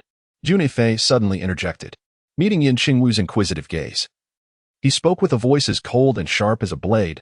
I harbor serious doubts regarding the integrity of this candle. Otherwise, failure would not have occurred on the 1st attempt. Jun Yifei, are you casting aspersions upon our alchemist guild? Lin Hui retorted, with eyes glinting like steel. Jun Yifei acted with lightning speed, seizing Lin Hui's finger. The swiftness of his motion left onlookers nearly oblivious to the action. Lin Hui let out a piercing scream. Let me make it clear. I despise being pointed at. With a sharp crack, Jun Yifei forcefully broke Lin Hui's finger. The agony prompted Lin Hui to wail like a slaughtered pig. Although Lin Hui held a managerial position within the Luqing Alchemist Guild, his prowess barely reached the high tier of bone refinement, and his pampered existence had rendered him weaker than an average warrior of the same rank. Thus, he possessed no strength to retaliate. Cease this at once. Su Yuan exclaimed, his expression filled with indignation as he glared at Jun Yifei. How dare you inflict harm within the Alchemist Guild? What do you think this is? Jun Yifei discerned that Su Yuan was merely following protocol. He refrained from immediate retaliation, granting Su Yuan the opportunity to clarify his stance. Letting go of Lin Hui's hand, he maintained a composed demeanor, unperturbed. Elder Su, I merely seek to uncover the truth. I harbor no intention of causing trouble. However, this individual has been excessively aggressive, leaving me no choice but to respond. Jun Yifei explained lightly, who brought this candle? Yen Qingwu inquired of a member of the Alchemist Guild beside him. It was brought by Manager Lin. The staff member cast a sidelong glance at Lin Hui, whose complexion had drastically changed. So, it was you who orchestrated this? Jun Yifei regarded Lin Hui with a bemused expression. You are slandering me. Elder Su, this person is not here for an assessment. He has come to cause trouble. I implore Elder Su to take charge on my behalf. Lin Hui, now frantic, protested. Whether true or false, why not give it a try? Ignite this candle with your alchemical fire, Manager Lin. As the steward of the Alchemist Guild, this should not pose a challenge for you, correct? If Manager Lin succeeds in lighting this candle, I shall apologize and submit to your judgment. Jun Yifei gazed at Lin Hui, his eyes filled with scorn. This. Lin Hui's face turned ashen. He knew all too well that this candle could not be ignited even by a 6th-tier alchemical flame, let alone by his own meager 1st-tier flame. Although he served as the steward of the Alchemist Guild, his alchemical prowess was merely mediocre. How could he possibly light a candle that even a 6th-tier flame could not? One reaps what one sows. Lin Hui, I initially intended to give you another chance, but since you have squandered it, do not blame this elder for lacking compassion. Su Yuan, being astute, noticed Lin Hui's expression and understood everything at once. Fuming with anger, he declared, this elder announces the immediate dismissal of Lin Hui from his position as the manager of the Lu City Alchemist Association. Elder Su, please, grant me another chance. I promise I shall not err again. Lin Hui pleaded, kneeling before Su Yuan and bowing his head repeatedly. However, Su Yuan paid him no heed. Turning to the guards of the Alchemist Association beside him and commanded, take him away. In that moment, despair washed over Lin Hui as he collapsed to the ground. Without his position, the glory of his past was irrevocably lost. Overwhelmed with regret, he lamented his folly in opposing Jun Yifei, which had led him to this dismal fate. After Lin Hui was dragged away, Su Yuan's gaze shifted to Sun Tao. This is entirely Lin Hui's doing and has nothing to do with me. I beseech Elder Su to take note, Sun Tao stammered, a hint of panic in his demeanor.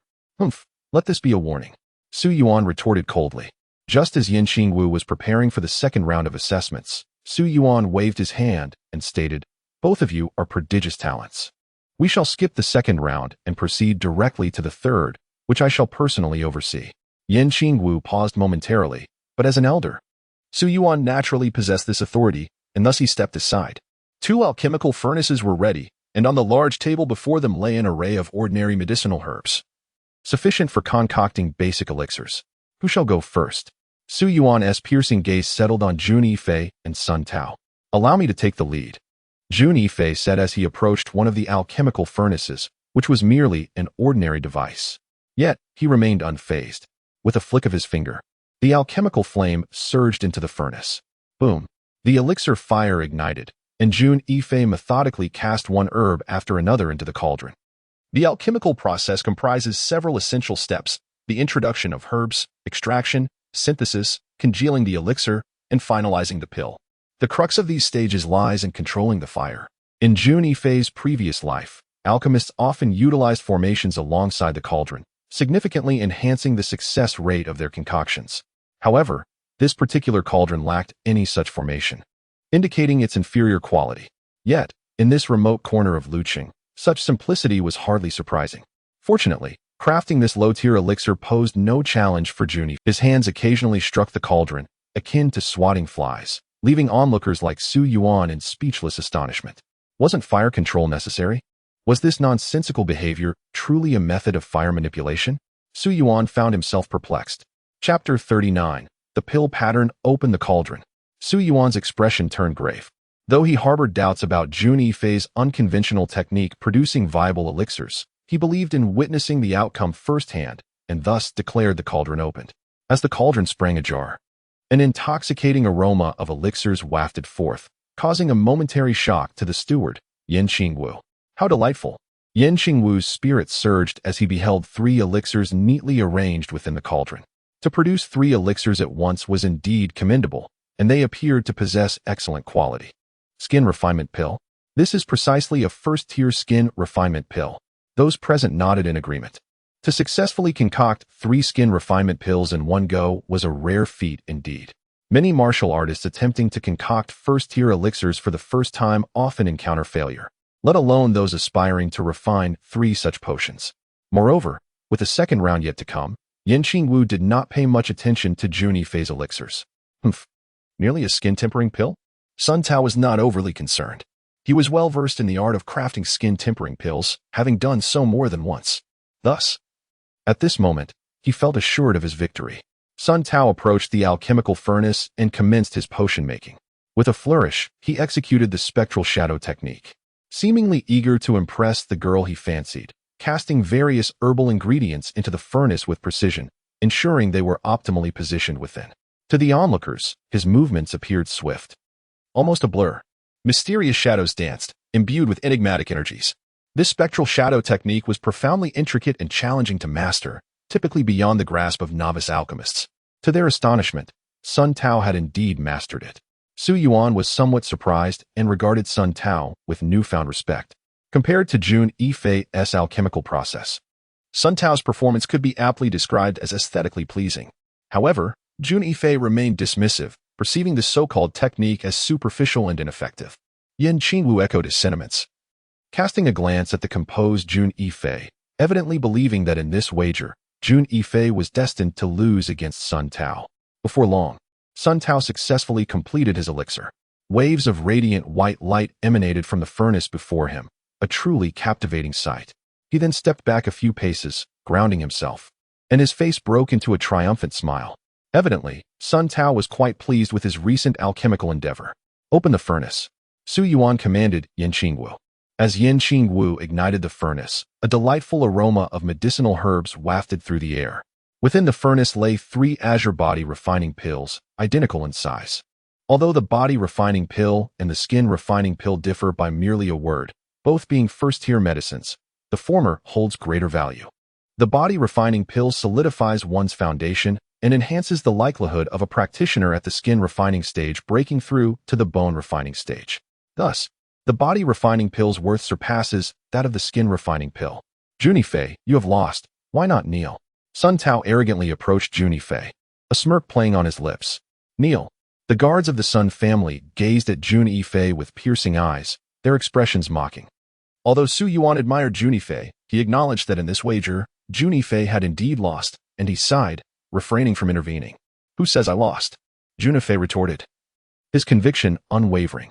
Jun Yifei, it seems you intend to evade your debt? Nevertheless, it matters not.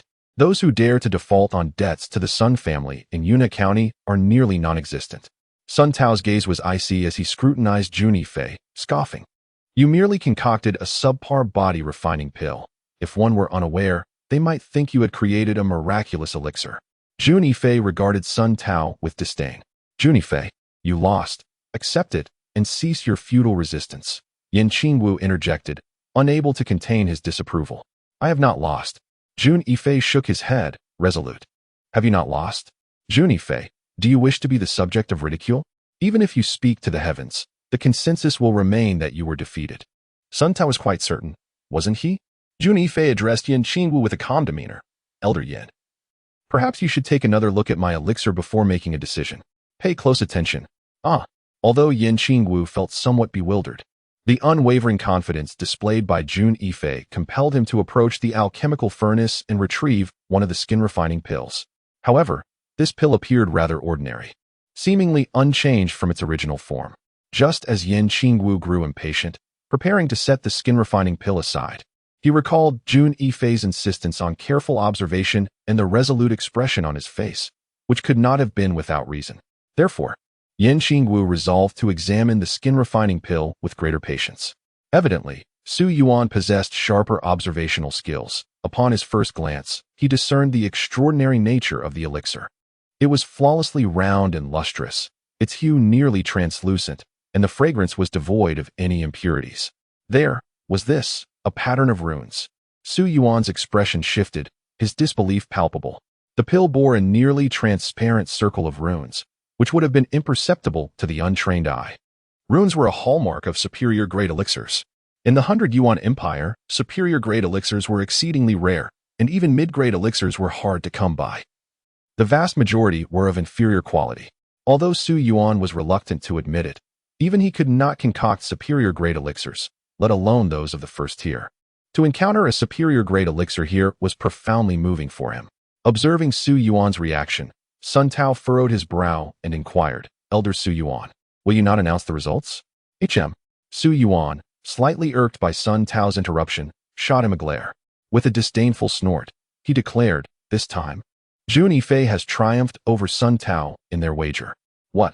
Sun Tao was utterly astounded, unable to comprehend his defeat.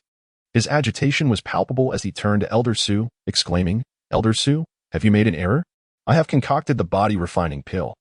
While he merely produced the skin-refining pill, how could it possibly be that he emerged victorious? Have you perhaps accepted some favor from him? Preposterous. Elder Su materialized before Sun Tao like a phantom, delivering a powerful strike. Sensing Su Yuan's formidable aura, Jun Yifei raised an eyebrow. The strength of the strong core realm? That realm was a pinnacle of the mortal stage. His physical refinement had penetrated deeper levels, rendering his internal energy far more potent than that of the bone transformation realm. Although Su Yuan was only at the initial stage of the strong core realm, his power was indisputably beyond what Jun Yifei could currently withstand. "Elder Su, please temper your wrath. The young master merely speaks candidly." Despite Su Yuan's aggressive demeanor, his attendants dared not intervene. Such was the overwhelming intimidation stemming from the vast disparity in strength.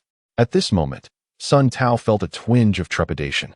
He had been fixated solely on Su Yuan's identity as an alchemist, neglecting the fact that his opponent was also a martial artist of the strong core realm.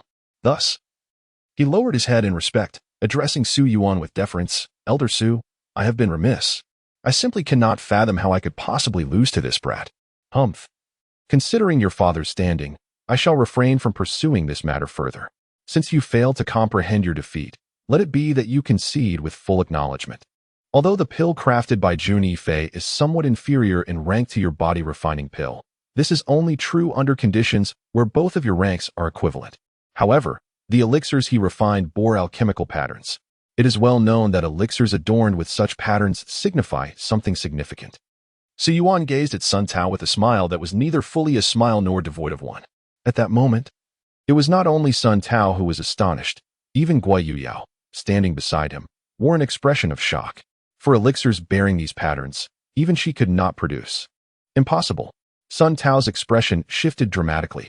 Elixirs with patterns are indeed of high quality. This implies that Jun Yifei has successfully refined a superior elixir, which would undeniably surpass his own body-refining elixir. Although his body-refining elixir was slightly superior in rank to Jun Yifei's skin-refining elixir, equivalent to a mid-grade elixir of the first tier, it still paled in comparison to the high-quality skin-refining elixir crafted by Jun Yifei. My young friend is indeed a genius, having refined a high-quality skin-refining elixir. Su Yuan's demeanor toward Jun Yifei softened considerably. "May I, the young master, handle these elixirs myself?" Jun Yifei retrieved the other two skin-refining elixirs from the alchemical furnace. Of course. Nevertheless, Su Yuan showed no intention of relinquishing the skin-refining elixir in his possession. The essence of this elixir was still beneficial to him. Should he grasp the alchemical power within, he might even hope to ascend to a higher tier. "Young man, you are quite formidable. We shall take our leave." Sun Tao, feeling utterly humiliated, prepared to depart. "Hold on." Jun Yifei swiftly moved to block Sun Tao's path. Chapter 40, A Narrow-Minded Perspective. Do you seek to overreach? Sun Tao regarded Jun Yifei with a cold, piercing gaze. "Will you honor your wager? Surely, the eldest son of the Sun family would not default on his debts? Elder Su is the witness. I am not afraid that you, young master's son, might renege on the agreement." Jun Yifei gazed at Sun Tao with arms crossed. "Do you wish for me to kneel?" Sun Tao's expression darkened. He never imagined that, as the eldest son of the Sun family in the county, someone would dare to demand such a thing from him. Is it that master's son did not consider honoring his commitments when wagering against me? Jun Yifei remarked with an enigmatic smile. Sun Tao, visibly perturbed, retorted fiercely, "You think I would kneel? Are you prepared to bear the consequences? Do you not fear the repercussions from the ancient Yuan sect due to your audacity?" Sun Tao was well aware of Jun Yifei's standing. Sun Tao's guards surrounded him, their eyes glinting with menace. "If you refuse to kneel, this elder can ensure that the entire alchemist guild blacklists you. Even other elders would find it perilous to intervene on your behalf. Would you like to test that?" Elder Su Yuan interjected, raising an eyebrow. Sun Tao's complexion turned pale. He understood perfectly that as an elder, Su Yuan possessed the authority to enforce such actions. Although he had acquaintances within the Alchemist Guild, it was improbable that other elders would risk offending one to protect the Sun family. With a resounding thud, Sun Tao bit his lip and succumbed to the pressure exerted by Su Yuan, kneeling before Jun Yifei and beginning to kowtow. Yet, his countenance was a ghastly shade, muscles contorted in rage. "You, young one, take heed of the Sun family in the county. It is not as simple as you perceive." Su Yuan approached Jun Yifei, speaking earnestly. "Spare me your concerns," Jun Yifei replied, nonchalantly. "However, it matters not. You are now a first-tier alchemist. The other party harbors a degree of caution, for you are indeed a member of the Alchemist Guild, a potion that enhances the probability of breaking through to the blood condensation realm." Jun Yifei stated nonchalantly. "Oh, what is the probability?" Su Yuan inquired, his expression shifting. 50%. "What? 50%? Su Yuan gazed at Jun Yifei in astonishment. There are numerous formulas available for breaking through to the blood condensation realm, yet the highest probability is merely 40%. The fact that Jun Yifei's formula can achieve 50% was truly surprising. "Elder Su, you may take a look at this formula." Jun Yifei handed the formula to Su Yuan, deliberately omitting the crucial herbs to guard against potential treachery. Such an extraordinary formula, a marvel of ingenuity, intricately designed. Su Yuan's expression shifted. As a mid-tier alchemist, he immediately recognized the exceptional nature of this formula. He understood that if crafted according to this formula, one could undoubtedly produce a potion that surpasses all similar ones currently available in the market, although it only offers a 10% increase over other potions. That mere 10% holds a lethal allure for many martial artists, as breakthroughs often hinge upon that very margin. A 50% breakthrough probability signifies reaching half of the required threshold.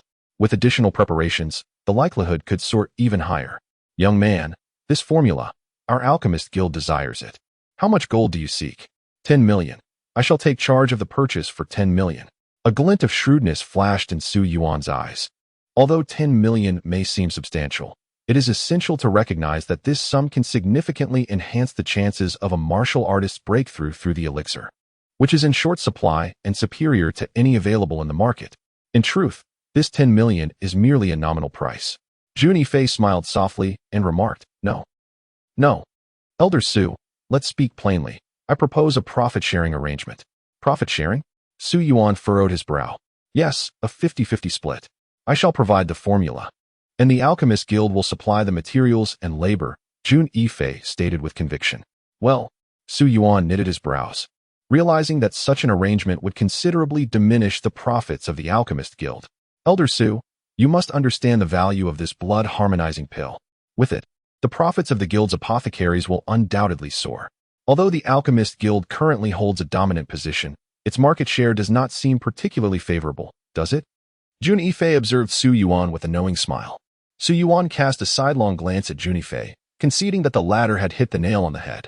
While the Alchemist Guild was indeed the sole leader in the elixir market, various families maintained their own channels. Consequently, the guild's competitive edge had gradually diminished.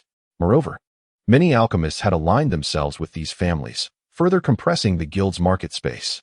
If they obtained this formula, at the very least, the Alchemist Guild's presence in the elixir market within Lu City could flourish. "Very well, we shall proceed as you suggest, a 50-50 split," Su Yuan finally After concluding his remarks, he looked at Jun Yifei with admiration and exclaimed, "Young man, I never expected that not only do you possess a talent for alchemy, but you excel as a merchant as well." Huh. You flatter me," Jun Yifei replied modestly with a smile. He then addressed Elder Su, saying, "Elder Su, might I request some gold coins in advance? I find myself in urgent need." Elder Su cast a peculiar glance at Jun Yifei and nodded. "You may discuss this with Steward Yen. I shall delegate the management of the medicinal materials business to him. as he is fully responsible for that aspect. Naturally, Jun Yifei acquiesced. Once everything was settled, he turned to Sun Tao and said, Elder Su, I am sincerely grateful for your assistance today. I take my leave. Indeed. I too have pressing matters. Just as Elder Su was hurriedly preparing to depart, Jun Yifei, having caught a whiff of something, thoughtfully called out to Su's retreating figure. Elder Su, if it truly comes to it, perhaps he's the nine-headed flower. After all, it is widely known how challenging it is to become a first-tier alchemist. It is hardly surprising that no first-tier alchemist has emerged in Lu City over the past few years. Jun Yifei felt no regret for offending Sun Tao. Despite the latter's formidable background, the path of martial arts is fraught with obstacles. To shy away merely because of another's powerful connections would tarnish his martial spirit. A fate he would never accept. Although Jun Yifei was now the head of the Guyuan sect, time had been too short for him to don new robes. He still wore the garments his sister had made for him over the past 2 years, which, while comfortable, bore a few patches. He did not mind this too much. Yet those who judged by appearances would undoubtedly perceive him as impoverished. In the realm of poverty, one finds little warmth from others. Shopkeeper, I require the twin-leaf black star herb. Jun Yifei called out to a servant behind the counter. The servant cast a fleeting glance at Jun Yifei and replied indifferently, Can you afford it? Is this your approach to hospitality? Jun Yifei furrowed his brow. At that moment, 2 young men entered from outside, visibly pleased. For they had scoured numerous apothecaries without success. The twin-leaf black star herb was a commonly used medicinal ingredient, prone to depletion.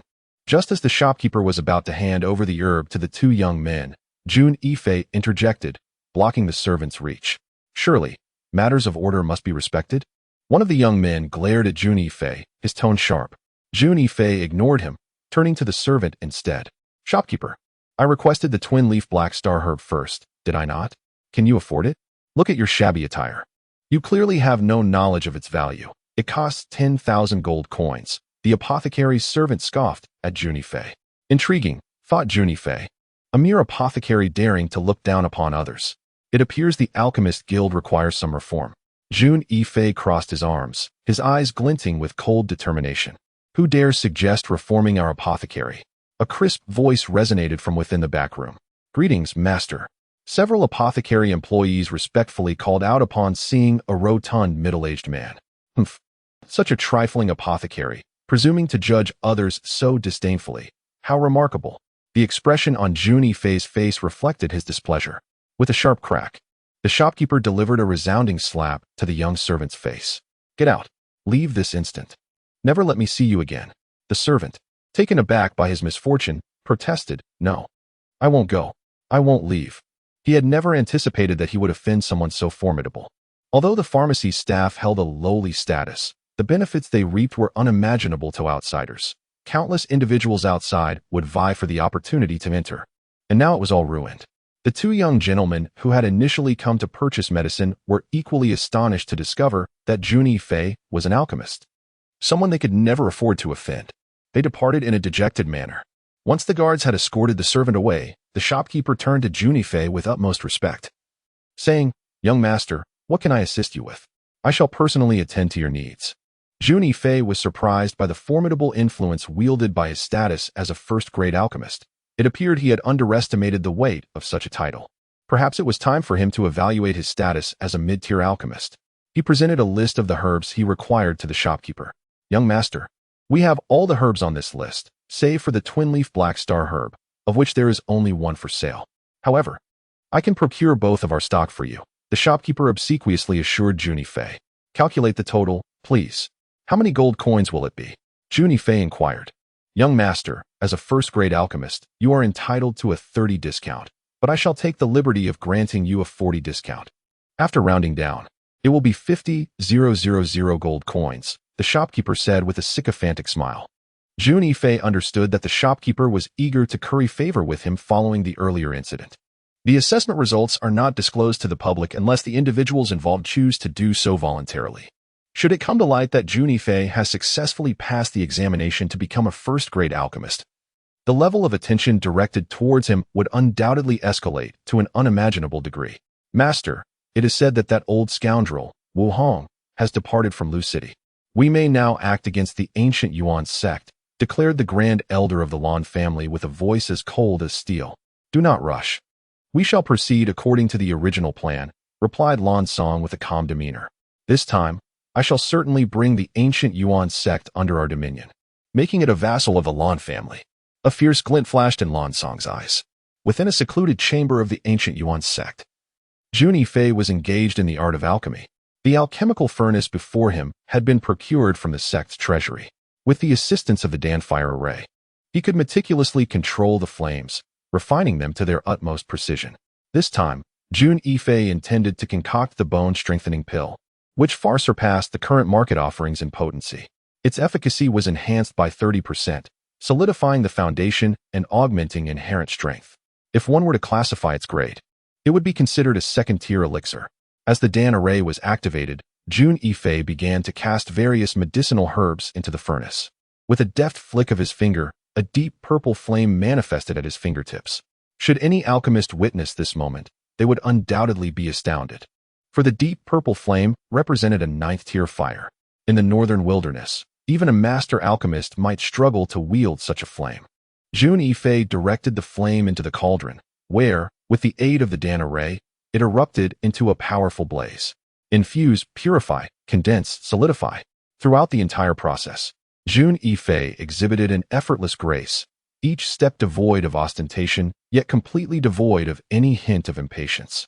There were no superfluous actions. Everything fit together seamlessly. Each phase executed with a textbook-like perfection that seemed entirely natural. After enjoying a cup of tea, Jun Yifei accomplished his first genuine alchemical endeavor since his rebirth. The previous experience at the Alchemist Guild was merely a formality for assessment. He opened the alchemical furnace to reveal 3 emerald green pills, round and lustrous, clear and translucent, exuding a rich aroma that invigorated the spirit. Had Su Yuan been present to witness Jun Yifei's creation of these 3 pills, he would undoubtedly have been astounded. For these second-tier pills bore intricate alchemical patterns. Remarkably, one of them featured 2 such patterns. As is widely acknowledged, a pill with 2 patterns is considered a top-tier elixir. Alas, having become somewhat unpracticed, Jun Yifei felt a tinge of dissatisfaction. In the past, he would effortlessly produce top-tier pills. Yet now only one of the 3 qualified as such, a notable regression. If other alchemists were to overhear his sentiments, they would surely be incensed. Many novice alchemists struggle to produce even mid-tier pills, often relying on sheer luck to achieve such a feat. The mere fact that Jun Yifei lamented the production of a top-tier pill could be seen as a display of arrogance. Of course, Jun Yifei was acutely aware that his current limitations were largely due to the constraints of his present circumstances. The furnace and formations he had utilized in his past life were of the highest caliber, far surpassing what was available now. These 3 bone refining pills will aid in elevating my cultivation to the pinnacle of the bone refinement stage, Jun Yifei murmured to himself. However, he had secluded himself for 2 days, and Jun Yifei was not in haste to seek a breakthrough. He strolled outside. Upon exiting the secret chamber, Jun Yifei suddenly noticed a disciple of the ancient Yuan sect hurrying towards him. Upon seeing Jun Yifei, the disciple called out, "Sect Master, you are here. What brings you here?" Observing the disciple's anxious demeanor, Jun Yifei immediately sensed that something was amiss. "Sect Master, members of the Lan family have come to our doorstep," the disciple said respectfully. "Members of the Lan family? How many?" Jun Yifei inquired, his brow furrowing slightly. 3, replied the disciple. 3. Jun Yifei furrowed his brow further and nodded, making his way towards the cloud guest hall of the ancient Yuan sect. At that moment, he discovered that the vice sect master, Jun Tianxing, the grand elder, Zhuo Qingyuan, along with various elders had gathered together. To his surprise, his sister, Yan Qingsno, was also present. In the grand hall, a young man clad in white stood arrogantly at the center, flanked by 2 attendants. "Fei Di," Yan Qingsno exclaimed, her expression a blend of joy and concern as she looked at Jun Yifei. Jun Tianxing and Zhuo Qingyuan regarded Jun Yifei with grave expressions, nodding solemnly. "Is that the eldest son of the Lan family, Lan Yaofeng?" Jun Yifei asked, glancing at Lan Yaofeng with a calm demeanor. "You are the so-called 3 wastes of Lucheng. Oh, but you can no longer be called that. You are now the sect master of the ancient Yuan sect?" "Ha." Lan Yaofeng mocked, his gaze dripping with disdain. "What do you mean by that?" Zhuo Qingyuan's expression turned furious. "What are you laughing at, Lan Yaofeng?" Jun Tianxing rose, his formidable presence bearing down on Lan Yaofeng. The young master scoffed at the increasing decadence of the ancient Yuan sect, lamenting that even the once dubious figures of Lu City could ascend to the position of sect leader. Though Lan Yaofeng refrained from elaborating, the implication was unmistakable. He observed the furious expressions of Zhu Qingyuan, Jun Tiancheng, and the other elders without a hint of trepidation, exuding an air of unwarranted confidence. With a casual demeanor, he remarked, "What is this?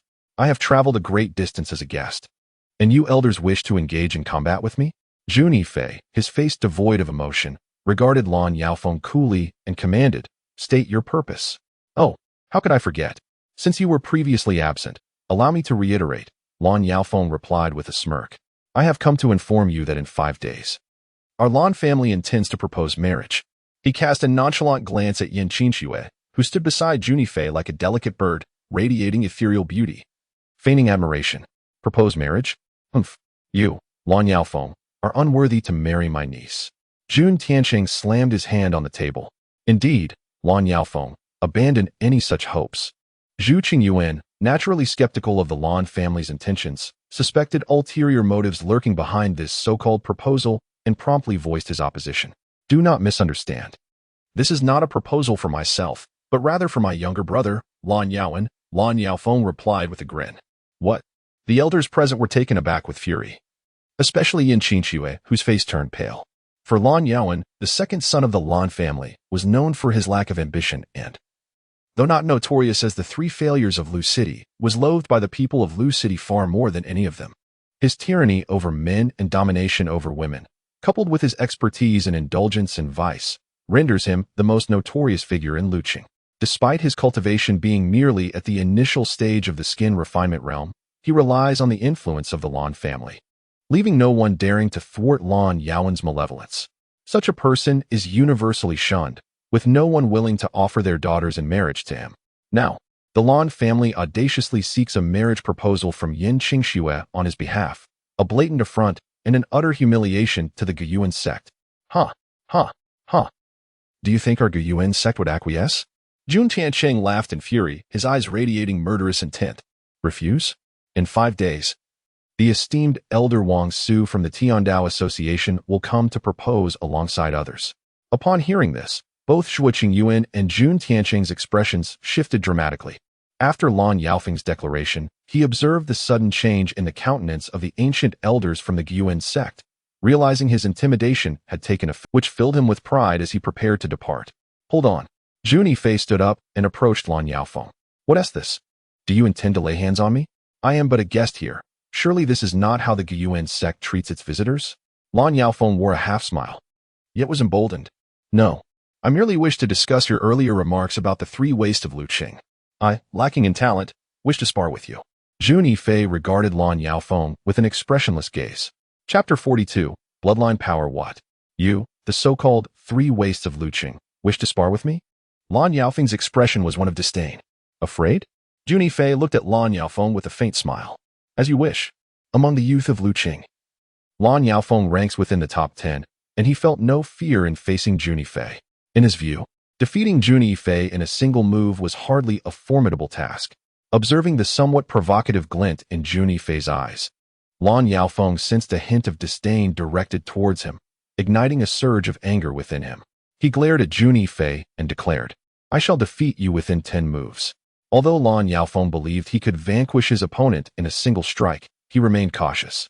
For Jun Yifei had slain the elder guest of his family. His martial skills, though of the finest quality, had only reached a consummate level due to the limited time he had for retraining.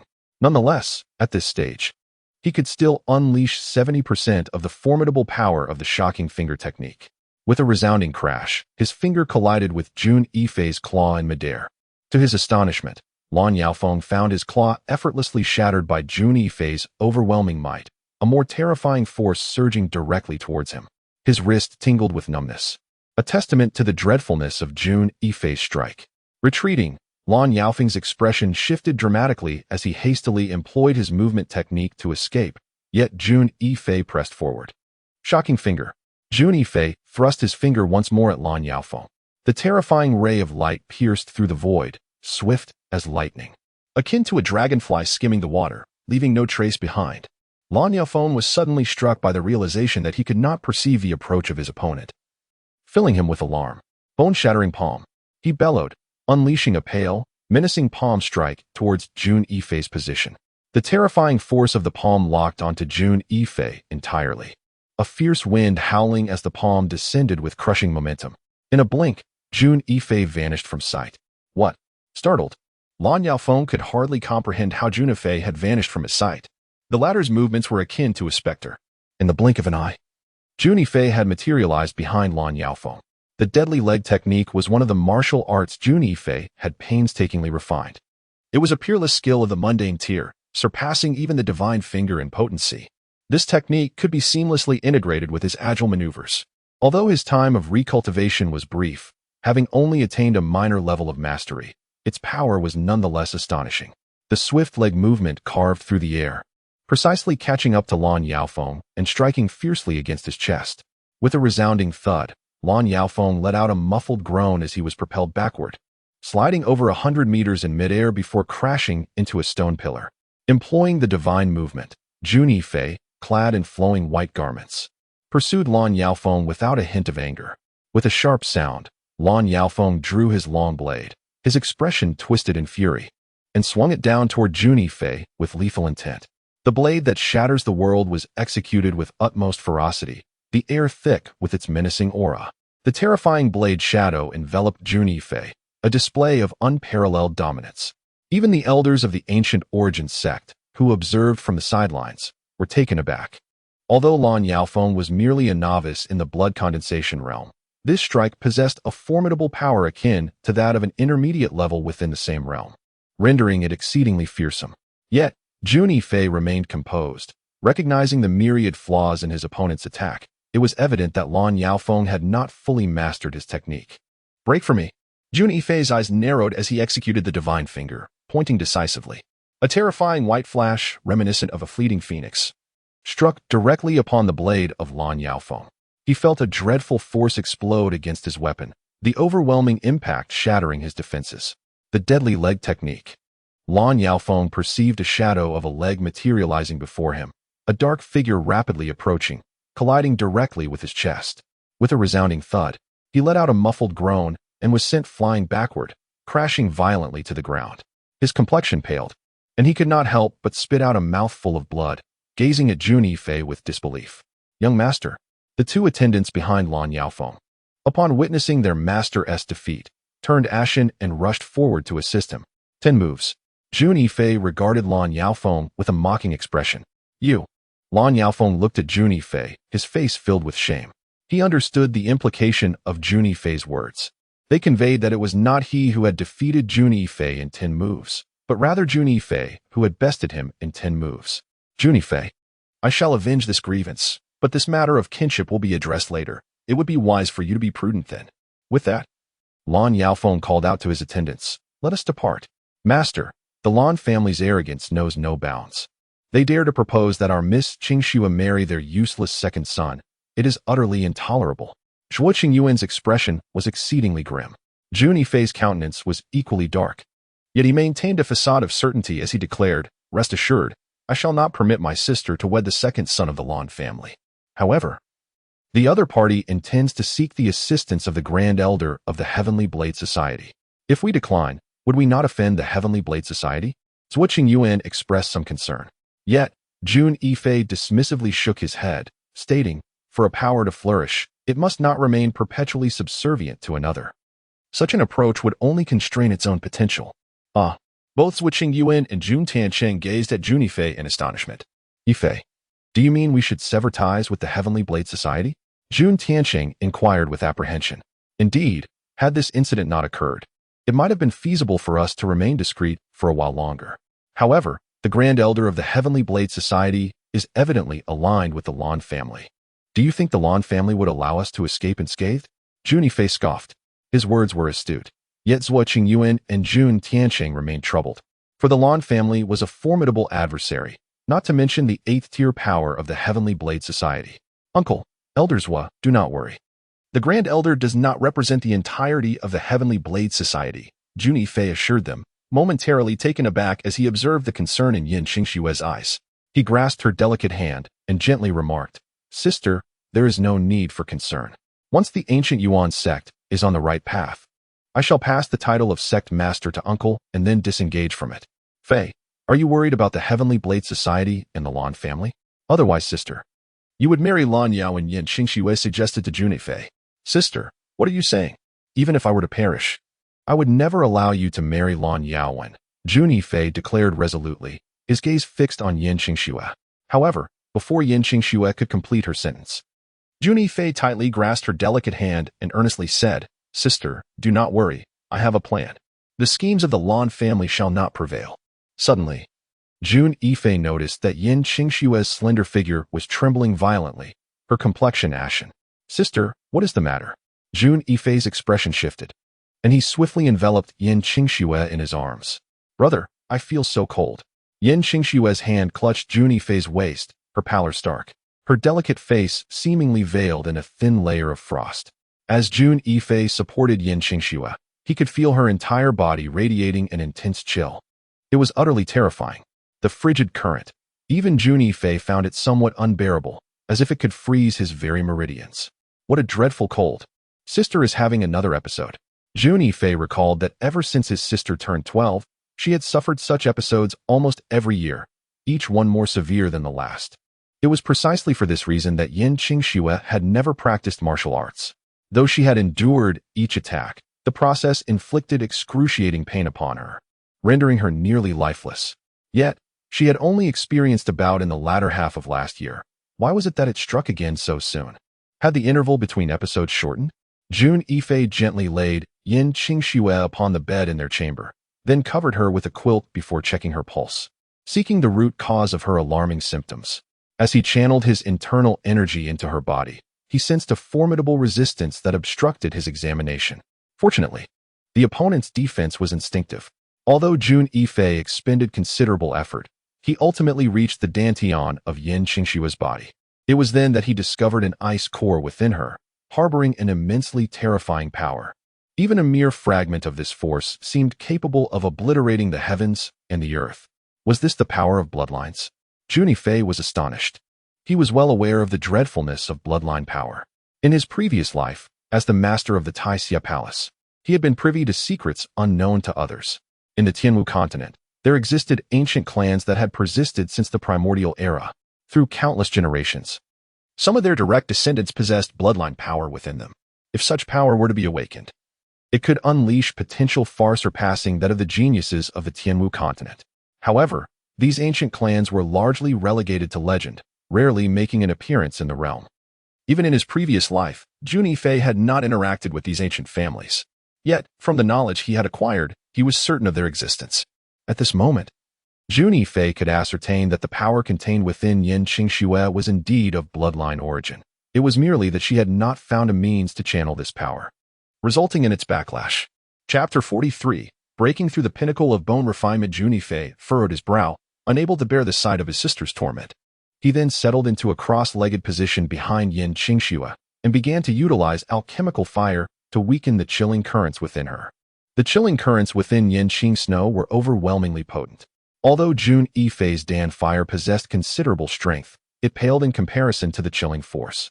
Akin to a minor sorcerer facing a formidable wizard, he felt a twinge of curiosity. If there were a method to harness the power residing within Yin Qingxue, its potential would be terrifying. Aware that relying solely on his Dan fire was insufficient to dispel the chilling energy within her, he nonetheless aimed to weaken its intensity and alleviate his sister's suffering. Indeed, after Jun Yifei employed his Dan fire against the chilling current, the agony within her seemed to diminish significantly, her expression easing and her breathing becoming more regular, her condition showing slight improvement. Encouraged by the evident effects, Jun Yifei intensified his efforts. Although this demanded considerable energy from him, he was willing to endure it if it meant reducing his sister's pain. After an hour, witnessing Yin Qingxue drift into a deep slumber, he breathed a sigh of relief, knowing his sister had passed this ordeal. However, he also recognized the severe backlash of energy within her body. A fundamental solution was imperative. Otherwise, the episodes would become increasingly frequent, a situation that could not be sustained. Once he had summoned a maid to attend to Yin Qingxue, Jun Yifei retreated into seclusion once more. Days later, the Lan family would come calling, and he anticipated a fierce battle ahead. At this moment, It was crucial for Jun Yifei to elevate his strength to a new pinnacle. Within the confines of the secret chamber, Jun Yifei retrieved a premium bone refinement pill and swallowed it whole. Boom. He felt as though a surge of energy erupted within his body, as waves of domineering power fused with his flesh and blood. A surge of energy coursed through his body, relentlessly reshaping and solidifying his sinews and bones. It felt as if countless colossal hammers were incessantly striking within him. With a stoic expression, Jun Yifei remained unfazed. Having reached the pinnacle of cultivation in his previous life, he had endured far worse. His nerves were extraordinarily resilient, rendering this pain trivial in comparison. The bone refinement stage was inherently a realm of tempering one's skeletal structure. He could sense that with each passing moment, his bones were being forged into something far more robust, akin to steel and iron. Suddenly, it felt as though he had shattered his shackles. Jun Yifei realized he had effortlessly ascended to the 6th layer of bone refinement, and the journey did not cease there, as he was propelled towards even greater heights. The results were indeed commendable, and he felt a surge of satisfaction. As the potency of the medicine began to wane, he retrieved another pill and swallowed it. The might of his own strength was the foundation of his power. 3 hours later, Jun Yifei sensed that his bones had grown increasingly resilient, far surpassing those of his peers in the same realm. He then took out the last bone refinement pill. Although prolonged use of the same type of medicine typically diminishes its efficacy, this particular pill was of exceptional quality, its effects vastly exceeding those of ordinary pills. It was several times more potent than even the superior bone refinement pills. Without hesitation, Jun Yifei consumed the pill. An overwhelmingly forceful energy erupted within him, and he felt as if his body had transformed into a furnace. This was alarming. The potency of the medicine seemed to be spiraling out of control. Jun Yifei couldn't help but chuckle bitterly.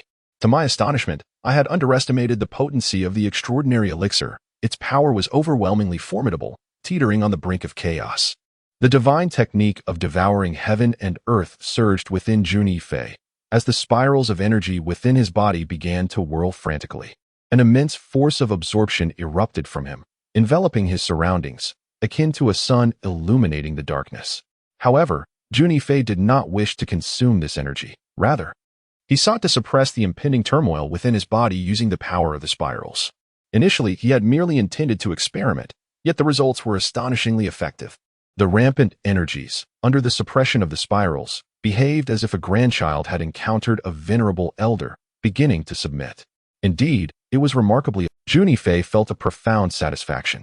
He sensed that the divine technique of devouring heaven and earth was, in its own right, as wondrous as the indestructible sacred demon body. In hindsight, he regretted not having cultivated this technique earlier. Now, he was finally beginning to appreciate its marvels. The energies, under the terrifying spiral's dominion, obediently flowed into his body, melding with his sinews and bones. Jun Yifei could fervently feel his muscles and bones growing increasingly resilient and robust.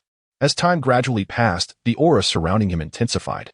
With a thunderous roar, Jun Yifei's cultivation foundation solidified to its utmost limit, leading to a series of breakthroughs until he reached the pinnacle of the bone refinement 9th layer. Ha ha ha, splendid. He had indeed attained the zenith of the bone refinement 9th layer. Jun Yifei was immensely pleased, even though he had not directly broken through to the blood condensation realm. However, he was also aware that his foundation was still insufficient. A forced breakthrough would be of no benefit.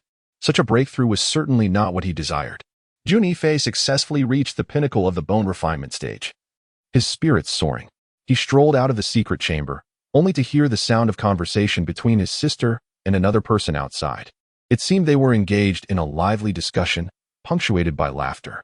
Upon hearing that voice, Jun Yifei felt a stir in his heart and stepped outside, discovering, in addition to his sister, a familiar figure, Elder Su.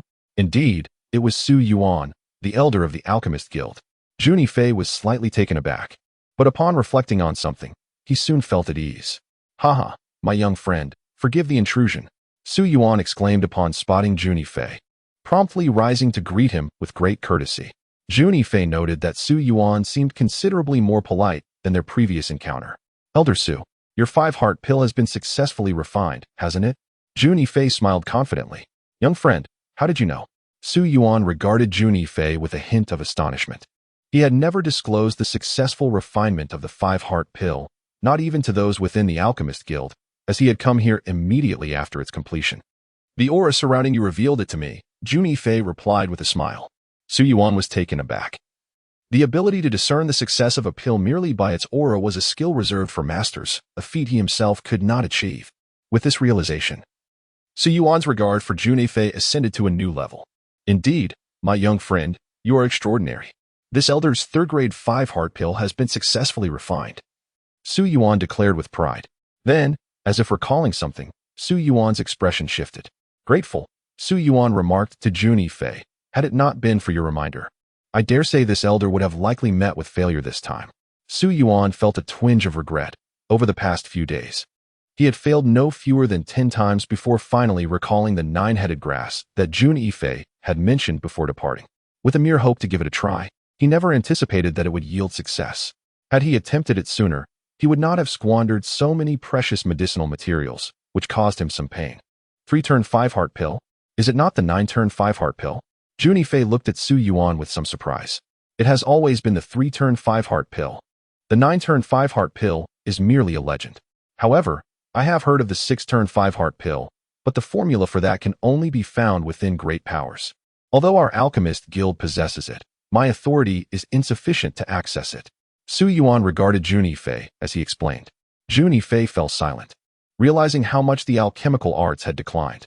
Elder Su, it seems you will soon break through to become a 6th-rank alchemist, Jun Yifei said with a gentle smile. A 6th-rank alchemist? Su Yuan shook his head, forcing a wry smile.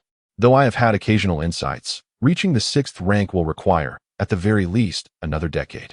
Even then, that decade would be considered fortunate. Jun Yifei understood well that there was no luck in the path of alchemy. Every breakthrough was built upon accumulated foundation. Unless one encountered a unique opportunity. My young friend, I am curious to know why replacing the mulberry grass with the 9-headed grass led to success. Su Yuan gazed intently at Jun Yifei. It is quite simple, Jun Yifei replied. The mulberry grass serves as a mediator for the other medicinal materials. Yet it is exceedingly unstable, inherently possessing a tendency towards the fire attribute. Therefore, a moment of carelessness could lead to an explosion in the furnace. However, the 9-headed herb does not carry such a risk, Jun Yifei explained with a hint of indifference. That cannot be right. The 9-headed herb also possesses fiery characteristics. Thus it has never been considered as a medicinal catalyst, Su Yuan remarked, his gaze filled with confusion as he looked at Jun Yifei. Elder Su, ponder once more on the properties of the other medicinal ingredients and their interplay with the 9-headed herb. What conclusion do you arrive at? Jun Yifei observed Su Yuan with a subtle smile. Su Yuan paused momentarily, instinctively contemplating the matter. After a short while, a sudden realization struck him, filling him with disbelief. Although the 9-headed herb appeared to be a potent medicinal ingredient, it harmoniously complemented the other ingredients of the 3-turn 5-heart pill, thus neutralizing its intensity. This transformation rendered it a suitable catalyst. Have you come to understand? Jun Yifei took a sip of tea with a casual demeanor. At this moment, Su Yuan held Jun Yifei's pharmacological knowledge in higher regard, elevating his perception of him further, becoming more courteous. Young friend, your mastery in alchemy indeed commands my utmost respect. Let us exchange insights, Su Yuan expressed, eager to delve deeper into Jun Yifei's expertise, for he believed that a renowned alchemist stood behind him. Certainly, sister. Please prepare a pot of tea for Elder Su and me, Jun Yifei said to Yin Qingxue with a smile. Of course. Yin Qingxue, intrigued by the lively conversation between Su Yuan and Jun Yifei, nodded and turned to fetch the tea. In his past life, Jun Yifei was renowned as the Emperor of Pills, his alchemical prowess only surpassed by the Pill Emperor. Some martial artists even speculated that had Jun Yifei not diverted his energies elsewhere, his achievements in the realm of alchemy might have surpassed those of the sole alchemy emperor on the Tianwu continent. On this continent, there are but a handful of individuals qualified to engage in discussions on alchemy with Jun Yifei. Given Su Yuan's level in his past life, he would not have even qualified to serve as Jun Yifei's alchemy apprentice. However, it is evident that in order to win Su Yuan over, Jun Yifei must demonstrate some degree of prowess. At this moment, Su Yuan found himself utterly captivated. After 3 hours of absorbing Jun Yifei's teachings on alchemy, he perceived the latter as a towering mountain, while he himself felt like a mere grain of sand at its base, insignificant and diminutive. Such a feeling was difficult to articulate. Nevertheless, Within those 3 hours, Su Yuan was completely enraptured. In his eyes, Jun Yifei was undoubtedly a grandmaster. No, the sensation he evoked surpassed that of a grandmaster. Though he had encountered masters of alchemy before, none had left him with a sense of grandeur as profound as Jun Yifei. You are not yet qualified to be my disciple, Jun Yifei stated with an indifferent tone. Su Yuan's heart quaked, filled with a mixture of shame and profound disappointment.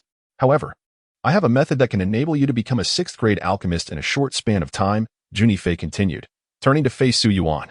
Ah, Su Yuan exclaimed, somewhat incredulous. Your mental capacity is too weak.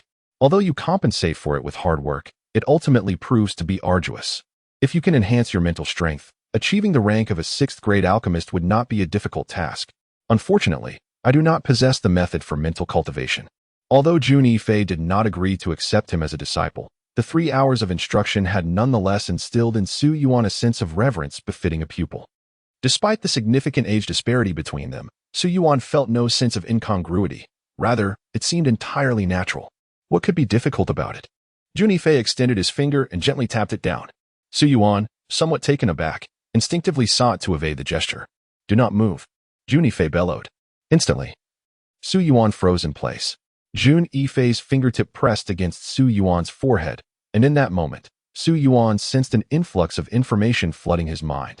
This extraordinary method of impartation was unlike anything he had ever encountered, filling him with profound reverence for Jun Yifei, alongside an overwhelming sense of joy.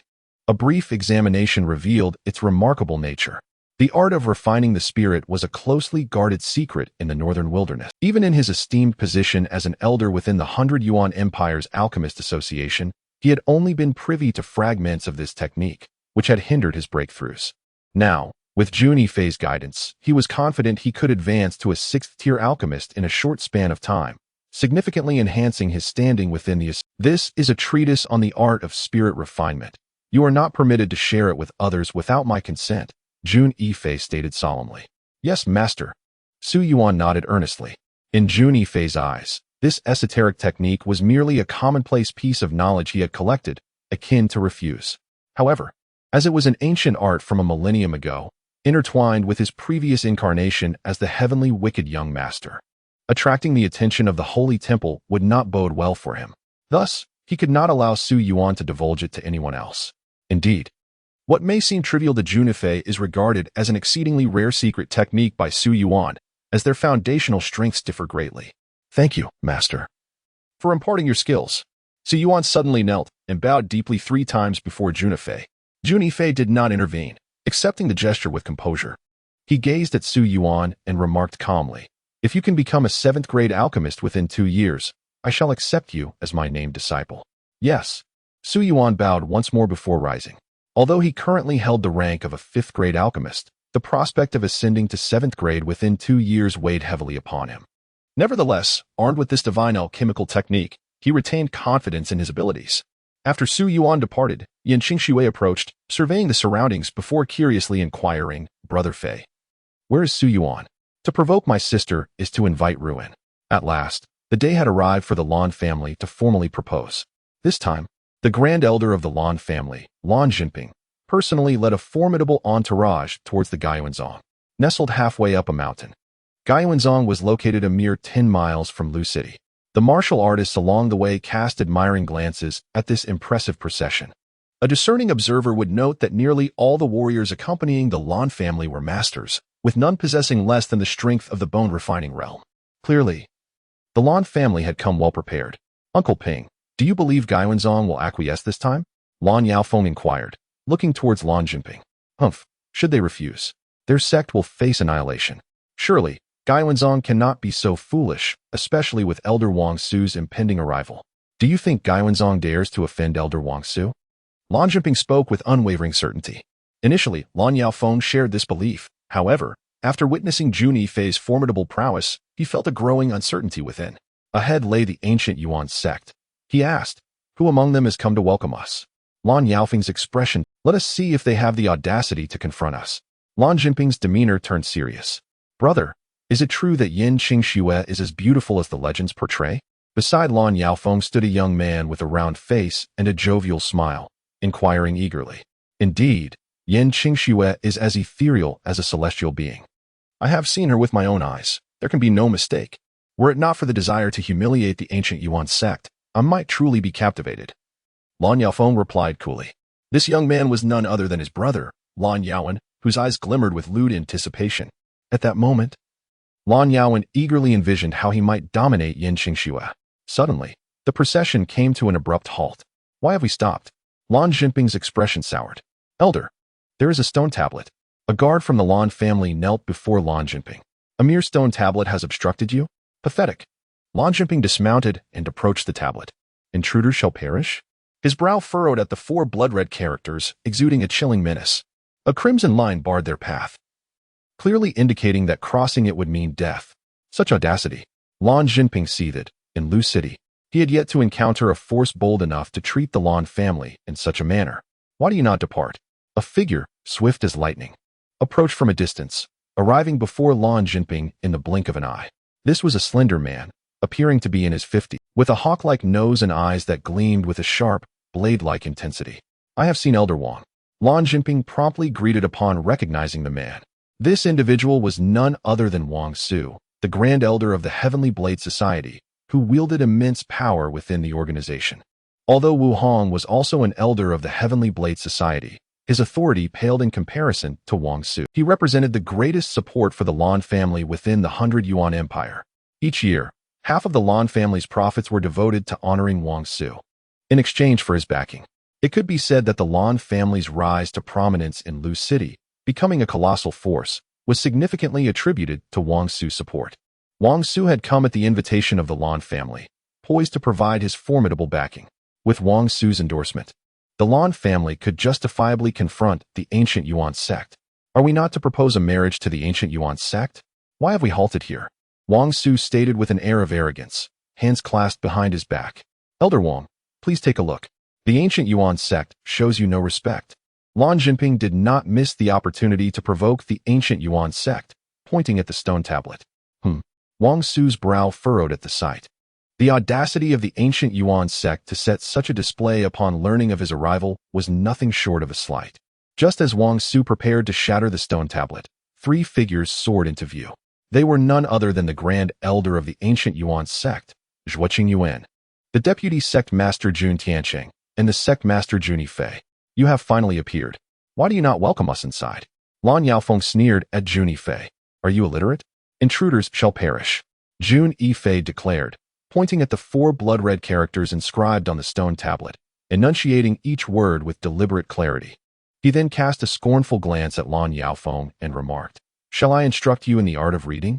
Impudent. Lan Jinping glared at Jun Yifei, gesturing towards Wang Su, and exclaimed, Do you even know who he is? Jun Yifei, along with Zhuoqing Yuan and Jun Tiancheng, was aware of Wang Su's identity. Yet Jun Yifei feigned ignorance, looking quizzically at Wang Su and saying, I know not. He seems rather unremarkable, just one nose and two eyes, quite ordinary indeed. Wang Su's lips twitched momentarily but soon returned to his serene composure. He regarded Jun Yifei coolly and stated, I am Elder Wang Su. Oh, so you are Wang Su? Wang Su's lips curled into a proud smile, yet Jun Yifei quickly shifted his tone. Never heard of you. Who is Wang Su? Such a common name, clearly someone merely running errands, no interest in acquaintance.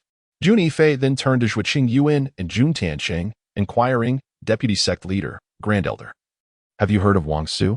Both men felt a twitch at the corners of their mouths, aware that only Jun Yifei would dare to jest in front of the Grand Elder of the Tiandao Society. They felt a prickling apprehension but were compelled to play along with Jun Yifei's charade, shaking their heads in unison. Never heard of him. Wang Su seethed with anger, poised to retaliate, when Jun Yifei suddenly clapped his hands and exclaimed, I remember now. Wang Su's anger began to subside, and he smugly mused to himself, At last, you recognize my esteemed identity. Let's see if you can still refrain from kneeling and offering your apologies. In Wang Su's eyes, now that Jun Yifei was aware of his status, he ought to display utmost reverence, if not grovel. The words that followed from Jun Yifei nearly caused Wang Su to choke on his fury. Oh, there seems to be someone named Wang Su in the western alley of Lu City, the son of the butcher. He possesses remarkable skill in slaughtering pigs. With a single strike, he can bring down a pig without the need for a second blow. You wouldn't happen to be that Wang Su, would you? Jun Yifei chuckled lightly. At that moment, Wang Su's rage reached its zenith. How dare he compare me to the son of a pig butcher? It was nothing short of a blatant insult. The very air around them trembled, thick with an oppressive tension, as those present felt an almost suffocating weight from Wang Su's fury.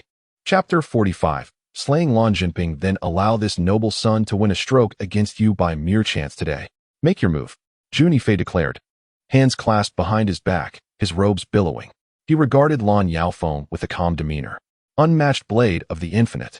Lan Yaofeng's dark blade had long since been unsheathed, exuding a terrifying aura, imbued with an enigmatic power. Break for me.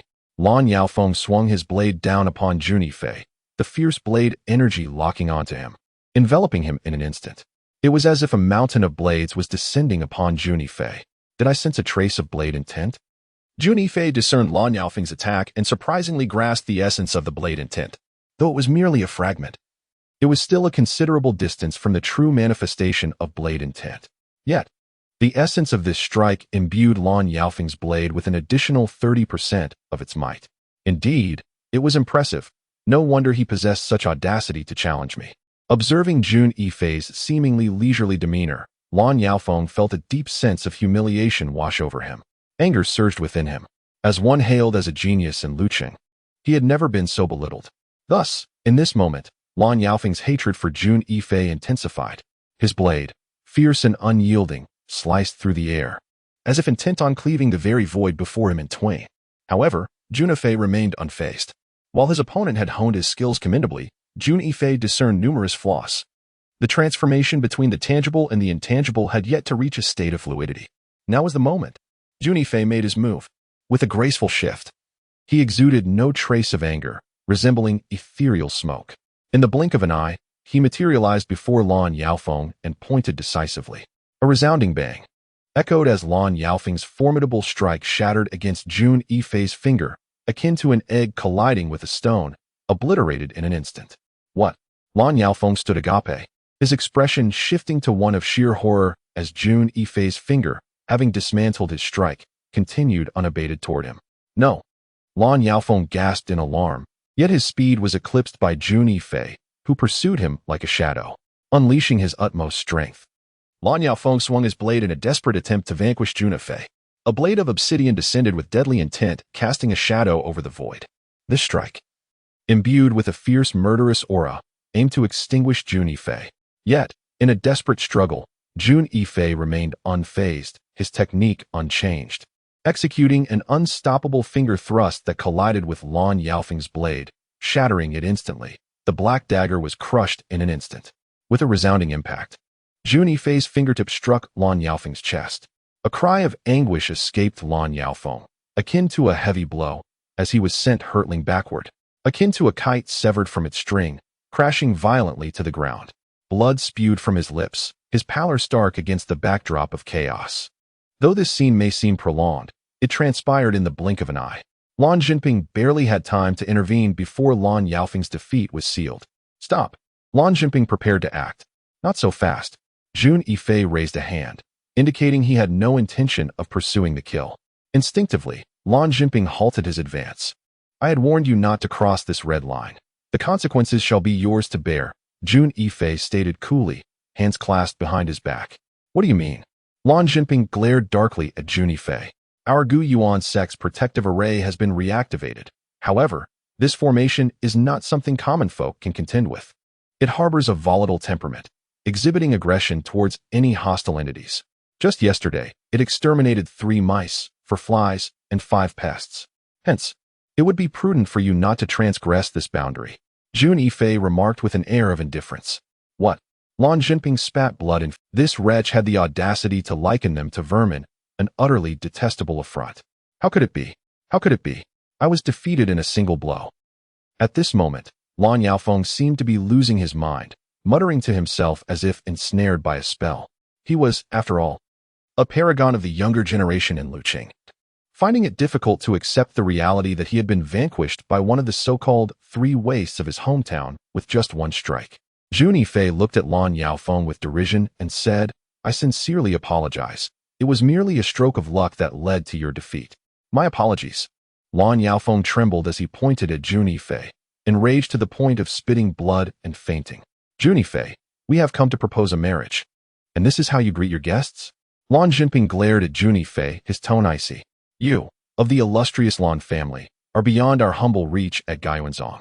Indeed, your nephew would be quite suited to marry a girl from Chuanxiang Courtyard. The ladies there would be well matched for your family.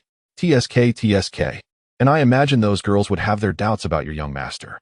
Soon, with a few offspring, your family will be overflowing with descendants. With that, Jun Yifei coldly added, those who dare to cross this red line shall bear the consequences. Upon finishing his words, he and his companions departed. Upon hearing the mention of Chuanxiang Courtyard, Lan Jinping understood well what it signified, a brothel.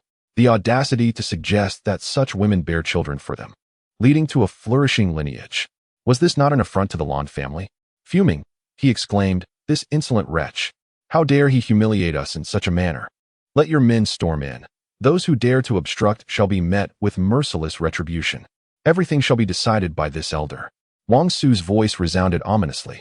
Jun Yifei's blatant disregard for his dignity had enraged Wang Su, and he would not hold back any longer. Indeed, Lan Jinping echoed, his tone resolute. As three warriors from the Lan family stepped over the crimson line, a tremendous rumble echoed through the air. Suddenly, 3 bolts of violet lightning descended from the heavens, striking directly upon their heads, reducing them to mere ashes. What? Both Wang Su and Lan Jinping frowned, clearly taken aback by the existence of a protective formation in this place. Watch me obliterate them. Lan Jinping crossed the red line, and at once, the surroundings transformed into a blinding white haze, as if he had entered an entirely different realm. Yet, at that moment, he did not dwell on such. With a fierce roar, he unleashed a devastating punch. As a warrior at the marrow-changing realm, Lan Jinping's strike was awe-inspiring, sending sand and stones flying, with a terrifying fist imprint that seemed capable of crushing anything in its path. However, despite the ferocity of his assault, within this formation, it was as if his attack had vanished into the vastness of the sea, gone without a trace, absorbed by an invisible sponge. How could this be? Lan Jinping, knowledgeable about formations and aware that the Lan family possessed their own, recognized that none could compare to this effect. The Lan family's formations were only effective against ordinary warriors. While they impacted him, the effect was minimal. Yet, the ancient Yuan sect's formation exceeded all his expectations. I refused to believe it. In a frenzy, Lan Jinping continued his assault, summoning countless bolts of heavenly thunder that seemed to be provoked, crashing down upon him and leaving him somewhat disheveled. Though these bolts of lightning could not claim his life, enduring too many would inflict immense harm. His protective energy, too, could not withstand the onslaught of such terrifying lightning for long. When dispersing palm, he exclaimed in the void. A terrifying imprint descended upon Lan Tianping with relentless force, stirring up clouds of dust and debris in its wake. Lan Tianping's expression shifted slightly, yet he reacted swiftly, launching a punch in response. The eagle-killing fist. This martial skill belonged to the upper echelon of the mortal realm. In the void, it seemed as though the piercing cry of a soaring eagle could be heard. With a resounding crash, Lan Tianping was violently thrust backward several steps before managing to steady himself. A figure materialized before Lan Tianping. It was none other than Lan Tianping. Do you treat my words as mere whispers? Those who cross the line shall perish. Jun Yifei gazed at Lan Tianping, his eyes brimming with intent to kill. Lan Tianping, you have slain members of the Lan family. Today, unless your ancient Yuan sect submits to our Lan family, you shall all meet your demise. Lan Tianping retorted, staring defiantly at Jun Yifei. Submit to your Lan family? Do you truly believe you are worthy? However, whether the members of the ancient Yuan sect live or die is uncertain, but you shall certainly die today. Jun Yifei regarded Lan Tianping with an air of indifference, as if discussing a trivial matter. You dare to declare life and death with such arrogance? How utterly laughable. Let us see how I will end your life. The eagle-killing fist. Lan Tianping had mastered this high-tier martial skill to near perfection. With a punch unleashed, it read despite the ferocity of Lan Jinping's attacks, akin to a thunderous onslaught. Jun Yifei consistently evaded the brunt of the blows, rendering Lan Jinping's formidable power utterly ineffective. This left Lan Jinping in a state of deep frustration. The more he fought, the more astonished he became. He understood that Jun Yifei was merely at the bone refining stage, while he himself was a mid-tier practitioner of the marrow transformation stage, possessing strength that far surpassed his opponents. He could not fathom how Jun Yifei could stand against him so fiercely. Unbeknownst to Lan Jinping, Jun Yifei was currently empowered by the protective formation of the ancient Yuan sect, effectively integrating him into its defenses. Within the confines of this formation, Jun Yifei's power surged exponentially. Moreover, as the reincarnated son of the celestial evil, his combat instincts transcended those of an ordinary individual, compounding his advantage and resulting in Lan Jinping being thoroughly outmatched.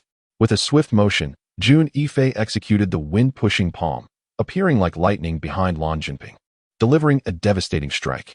The attack was strikingly fierce, with a precision that was remarkable. Alarmed, Lan Jinping reacted with astonishing speed, immediately initiating his defense and launching a counterpunch toward Jun Yifei. However, with a resounding crash, Lan Jinping's defenses were obliterated in the blink of an eye. In an instant, Jun Yifei tran no. Upon witnessing that Jun Yifei truly intended to take his life, Lan Jinping was seized by a chilling terror, his expression one of utter despair. However, having already sustained severe injuries from Jun Yifei, he was devoid of combat capability. In a desperate plea, he called out to Elder Wang Su beside him, "Elder Wang, save me. Stop him." With that, Wang Su sprang into action, moving like a bolt of lightning towards Jun Yifei. His claw descended with alarming ferocity, an invisible aura of death locking onto Jun Yifei, as if that single strike could rend him asunder. Jun Yifei's eyes narrowed, and with a cold scoff, he declared, "The one I intend to kill cannot be saved by anyone." Chapter 46. What kind of demon? The invisible sword. Jun Yifei unleashed a mental assault upon Wang Su. Caught off guard, Wang Su felt a sudden dizziness wash over him.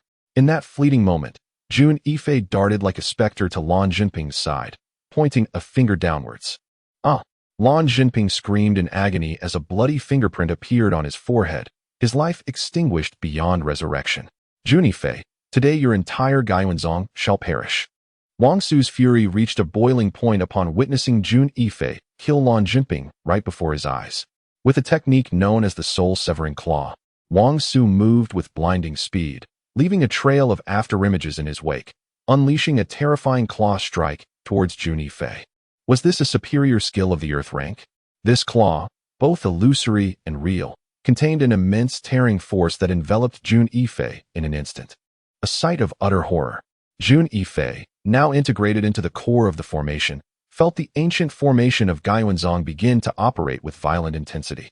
The elemental forces of the surrounding world surged wildly into his body, amplifying his strength through the formation. He ascended to the initial stage of blood condensation realm, then to its pinnacle, and subsequently to the initial stage of the bone exchange realm, ultimately halting at the intermediate stage of the bone exchange realm.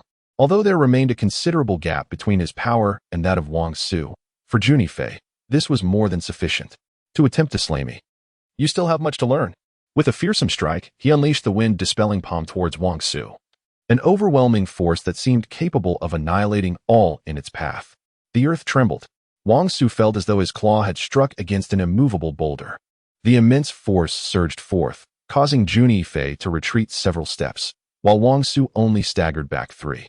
"You can withstand my claw and remain unscathed?" Wang Su observed Jun Yifei with astonishment. He was a peak practitioner of the bone exchange realm, and the disparity in their strengths was significant, as he surpassed Jun Yifei by several great realms.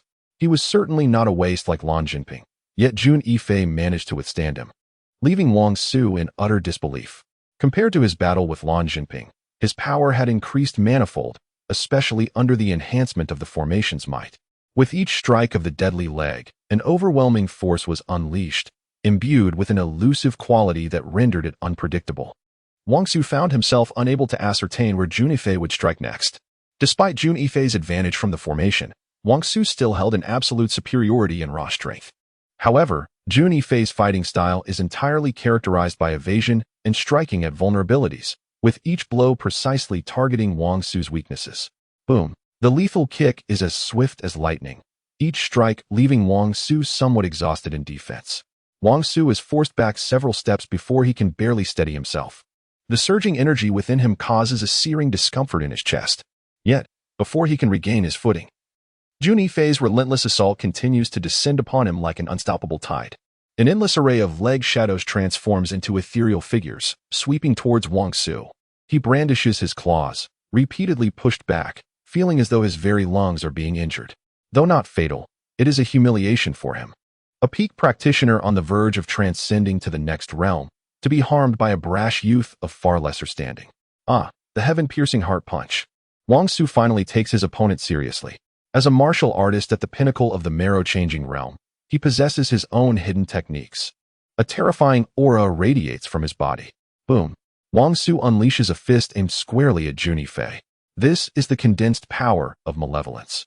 A fearsome punch that instantaneously vacuums the surrounding air. In the atmosphere, the intangible malice erupts. Jun Yifei's expression turns grave. He snorts coldly. The wind-pushing palm. This palm strike sweeps through like a tempest, a terrifying imprint that seems capable of toppling mountains. Boom. The two forces collide fiercely in the void. Dust swirls and the air is filled with debris, as if the very ground beneath them has been ravaged. Jun Yifei felt a tremendous shockwave that violently propelled him backward, forcing him to take 8 steps before he regained his footing. The ground beneath him bore deep impressions of his feet. Wang Su, too, appeared quite disheveled. Though his garments were not entirely tattered, he was covered in dust, with several streaks of blood at the corners of his eyes. Despite not suffering significant injuries, he could count on one hand the number of times he had found himself in such a pitiable state. Young man, you are indeed a prodigy. But what I relish most is extinguishing such brilliance. Wang Su's eyes glinted with malice, and a palpable aura of menace coalesced around him. Heavenly desolation, heart-piercing fist. This time, Wang Su summoned all his strength, unleashing a devastating blow aimed squarely at Jun Yifei. The air itself roared in response, swirling dust and debris. As if the very fabric of reality dimmed in that moment. Is it still insufficient? Jun Yifei's expression remained inscrutable, devoid of emotion. He understood that the enhancement from the array was predicated on his original realm, which was not particularly robust, even with the array's support. The disparity between him and Wang Su was still considerable. Furthermore, the array had a time limit. He needed to conclude this battle swiftly. Having already offended Wang Su, Jun Yifei was not inclined to let his adversary escape easily. Explosive Qi technique. Within a single great realm, this technique could be employed thrice. And he had already used it twice prior. This would be the third and final application. As Jun Yifei activated the explosive Qi technique, his entire being surged with vitality. In an instant, the intensity of his aura escalated dramatically. In the pinnacle of the marrow exchange realm, bolstered by the fusion of explosive techniques and grand formations, Jun Yifei's cultivation ascended once more to a higher level. However, he sensed an unsettling instability within his own power. After all, this elevation was derived from the synergy of two forces rather than his innate strength, rendering it inherently precarious. With an expression devoid of emotion, Jun Yifei focused all his attention on his impending strike, an ominous finger directed towards Wang Su. In that fleeting moment, a chill of dread coursed through Wang Su's entire being, as if faced with an overwhelming threat. How could this be? Unbeknownst to Wang Su, Jun Yifei had unleashed a secret technique. He merely sensed Jun Yifei's aura surging once more. What the hell? Was this a monster? Did cultivation come without cost? Despite several realms lower in cultivation, he could still wield the strength of the mid-tier marrow exchange realm. Now, with his power further enhanced, he was no longer beneath Wang Su.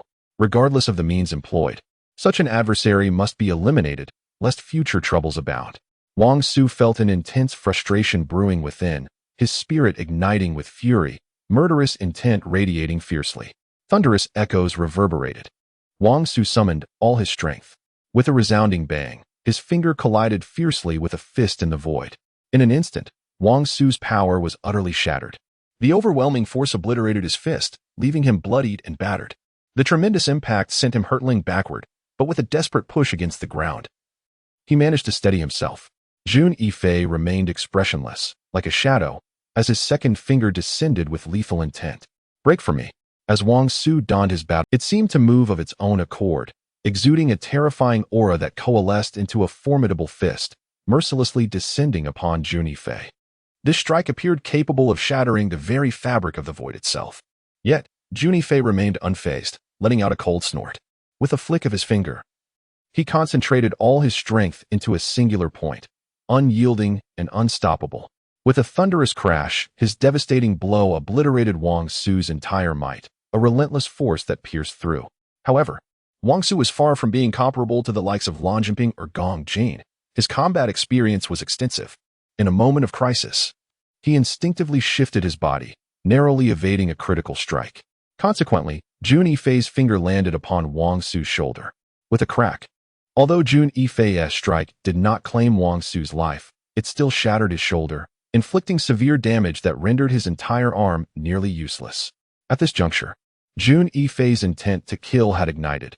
Having reached this level of enmity, he would not spare the Tian Xie society, for the hatred had escalated beyond redemption.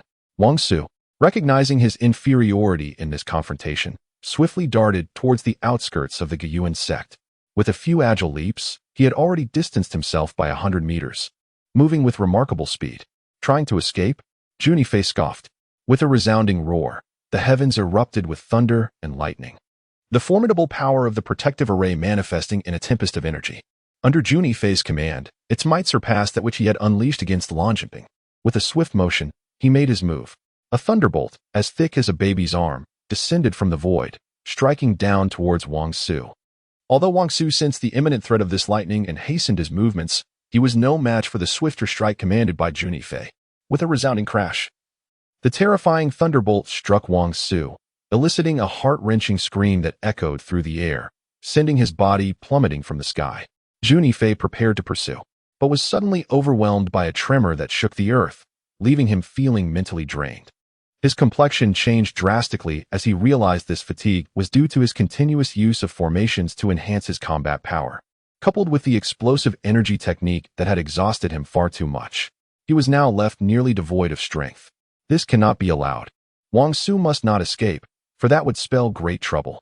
As Jun Yifei intended to unleash another thunderous attack on Wang Su, he discovered that the energy reserves of the formation's crystal stones were nearly depleted. After all, the ancient Yuan sect had not possessed an abundant supply of crystals to begin with. Reluctantly, he had to abandon his pursuit. Suddenly, he noticed the arrival of several individuals. Could they be from the Lan family? Jun Yifei's expression shifted. At that moment, Wang Su, charred and blackened, with his hair standing on end, was hardly recognizable. Even to his own mother. He burst forth from the formation, a whirlwind of emotions flooding him as he narrowly escaped death. To his astonishment, he spotted dozens of people approaching, led by none other than Lan Song, the head of the Lan family. It is I. However, in his severely injured state. Wang Su's voice was hoarse, and Lan Song naturally failed to recognize his identity. Given Wang Su's current disheveled appearance, any uninformed onlooker would never believe that he was the esteemed elder Wang Su of the Heavenly Blade Society. Upon receiving urgent news, Lan Song hurriedly rushed to offer assistance, only to be startled by a figure resembling a charged shadow leaping towards him. Angered, he exclaimed, "Who dares to disturb me?" With a swift kick, Wang Su, caught entirely off guard, never anticipated that Lan Song would launch an attack against him. He let out a pained cry as he was sent flying, landing several dozen meters away, crashing hard to the ground. At that moment, Lan Yaofeng fortuitously awoke and witnessed Wang Su being hurled by Lan Song. His expression shifted dramatically, and he quickly shouted, "Father, that is Elder Wang Su." Lan Yaofeng recognized Wang Su by his attire. Despite being tattered, it was still identifiable. What? Lan Song was taken aback, never envisioning that the figure resembling a piece of blackened coal was indeed Wang Su. "Elder Wang Su," he exclaimed, rushing forward to assist Wang Su to his feet. "Elder Wang Su, how are you? The head of the Lan family, your brother was slain by Jun Yifei." Wang Su gritted through clenched teeth. What? Lan Song's fury erupted. Lan Jinping had been a close ally since childhood, his right-hand man. And to have him die here was an immense disgrace for Lan Song. "Come, let us raise the ancient Yuan sect to the ground." He commanded the dozens of martial artists from the Lan family who stood nearby. These were the elite warriors of the Lan family, each possessing at least the cultivation of blood condensation realm. With a surge of murderous intent, they charged towards the ancient Yuan sect. Meanwhile, within the ancient Yuan sect, its disciples had been mobilized. Zhuo Qingyuan and Jun Tiancheng were sharpening their blades, prepared for the impending conflict. Uncertain of the current state of our leader, I lament the fact that we are not permitted to engage in battle. The fate of the ancient Yuan sect cannot rest solely upon one individual's shoulders. We must all take action, Zhuo Qingyuan declared with a serious countenance. "Let us wait. Our leader has never let us down," replied Jun Tiancheng, though his heart was equally troubled. Meanwhile, Jun Yifei sat cross-legged on the ground, observing the martial artists of the Lan family stepping into the bloodline one by one. Coldly, he remarked, "Humph, Since you seek death, do not blame me. Although the protective formation's crystals were nearly exhausted, annihilating those in the transformation realm was somewhat challenging. However, eradicating the martial artists in the blood realm posed no issue. Lan Jinping expressed his surprise. He knew that the ancient Yuan sect was the most ancient sect of the northern wilderness, once exceedingly glorious, and it was not unusual for them to possess a protective formation. Yet, after suffering a massacre, the entire sect faced a tragic slaughter. Although disciples later endeavored to rebuild, the ancient Yuan sect gradually fell into decline. The protective formation had long been destroyed. How was it possible that it had been reactivated now? Boom! Thunderbolts descended from the void, striking down upon the heads of the Lan family martial artists. Crack! Crack! These terrifying bolts of lightning descended with such swiftness that the Lan family's warriors had no time to prepare, being ruthlessly struck upon their heads, their screams echoing as they fell lifeless to the ground. A few among them, possessing quicker reflexes and swifter movements, managed to evade the initial wave of lightning. Yet, before they could rush outside, the second wave of thunder struck down once more. No, it seemed as though the lightning was pursuing, relentlessly following the warriors of the Blue family. With a crackle, a warrior at the blood condensation stage was instantly reduced to charred remains. Several others from the Blue family met the same fate, their guardians obliterated in an instant. What? Upon witnessing this scene, Lan Song's eyes widened in disbelief. He had not anticipated the formidable power of the protective formation. His heart ached with despair. These were the elite of the Blue family, nurtured with immeasurable effort. And now they had been annihilated in one fell swoop by Jun Yifei, driving Lan Song to the brink of madness. At this moment, Jun Yifei sat cross-legged on the ground, his expression somewhat wan. The drawbacks of the aeration technique had fully manifested. However, this did not imply that he had completely lost his capacity for resistance. He had foreseen such a situation. Humph, should you dare to cross the red line, you shall pay the price. A cold smile crept across Jun Yifei's face. Although the might of the protective formation instilled considerable trepidation in Lan Song towards Jun Yifei, his fury had reached its zenith. First, his brother was slain, and now the elite of the Blue family had fallen. Thus, Lan Song had resolved to eliminate the ancient Yuan sect at any cost. Jun Yifei, you yellow-haired brat, first you killed our esteemed elder, and now you have slaughtered so many of our kin. The Blue family shall not rest until we avenge ourselves upon you. Today, we vow not to be human until the ancient Yuan sect is eradicated. A terrifying aura erupted from Lan Song. The air around vibrated with intensity. At that moment, a man in his 60s appeared. Could it be him? Jun Yifei gazed at the elderly figure, whose hair and beard were completely white, and was taken aback to recognize him as Elder Fong, the attendant of Miss Rui from the Huayuan Pavilion. Young Master Jun, our Miss Rui requests your presence. Elder Fong managed a strained smile upon seeing Jun Yifei. Oh. Jun Yifei nodded thoughtfully. Regrettably, due to formidable enemies surrounding the ancient Yuan sect, it is inconvenient for me to meet Miss Rui. Thus, I can only express my apologies. He observed Elder Fong's apologetic demeanor. Rest assured here, this old man will naturally ensure young Master Jun. Elder Fong flashed a grin at Jun Yifei, with a glint of coldness in his eyes. Currently, young Master Jun is our guest at the Huayuan Pavilion. Any provocation against the ancient Yuan sect will be regarded as a provocation against the Huayuan Pavilion. You may depart. Elder Fong declared with an air of unassailable authority. The Huayuan Pavilion? Lan Song was filled with uncertainty. He was well aware of the Huayuan Pavilion, a place renowned for its splendor. However, he was also acutely conscious of its immense influence. Even the city lord dared not act recklessly in its vicinity. Many well-connected young masters had previously stirred trouble over the coveted courtesans in the Huayuan Pavilion, only to mysteriously vanish, while the powers behind them remained silent. However, given the significant losses the Lan family had recently endured, Lan Song could not yield simply to someone from the Huayuan Pavilion. As the head of the foremost family in Lu City, he possessed his own dignity.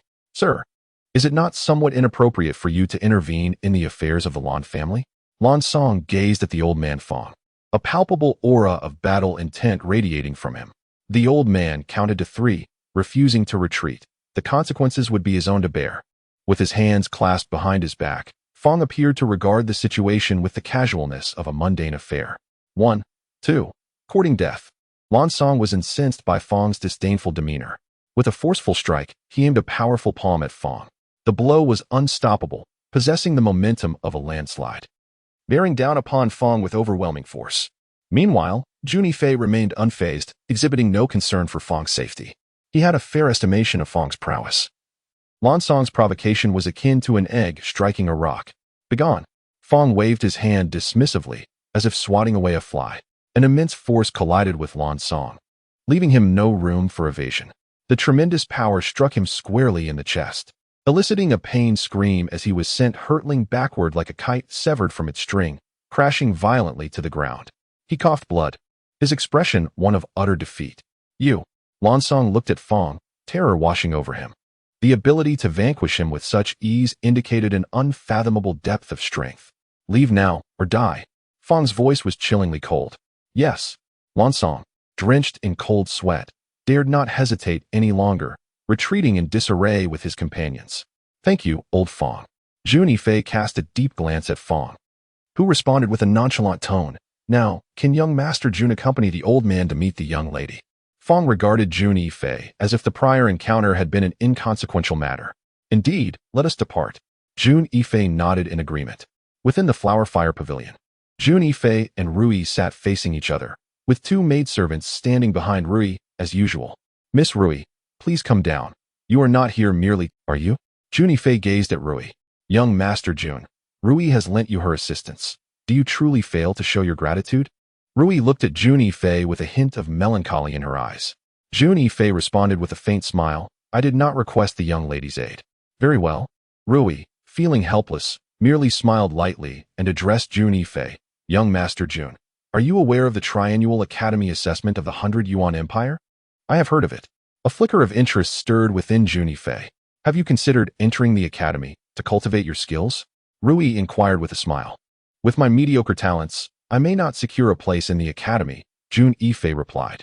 In truth, he had contemplated the possibility of entering the academy. Not only did the academy provide various cultivation resources, but it also allowed one to forge connections with prodigies from all walks of life, which was crucial for him in rebuilding the heavenly evil palace. You are too modest. I have confidence in your capabilities, Rui retorted, casting a playful glance at Jun Yifei. Jun Yifei smiled faintly, choosing not to comment further. Do you wield a weapon? Rui inquired, studying him intently. This young master wields a sword, Jun Yifei replied nonchalantly. The sword is the foremost weapon, the gentleman among arms. Rui praised. You flatter me. It is merely a weapon, Jun Yifei responded with a light smile. Yet, his mind was occupied with speculating Rui's true intentions. You must choose the Sword Academy then? Rui gazed at Jun Yifei, her eyes blinking with curiosity.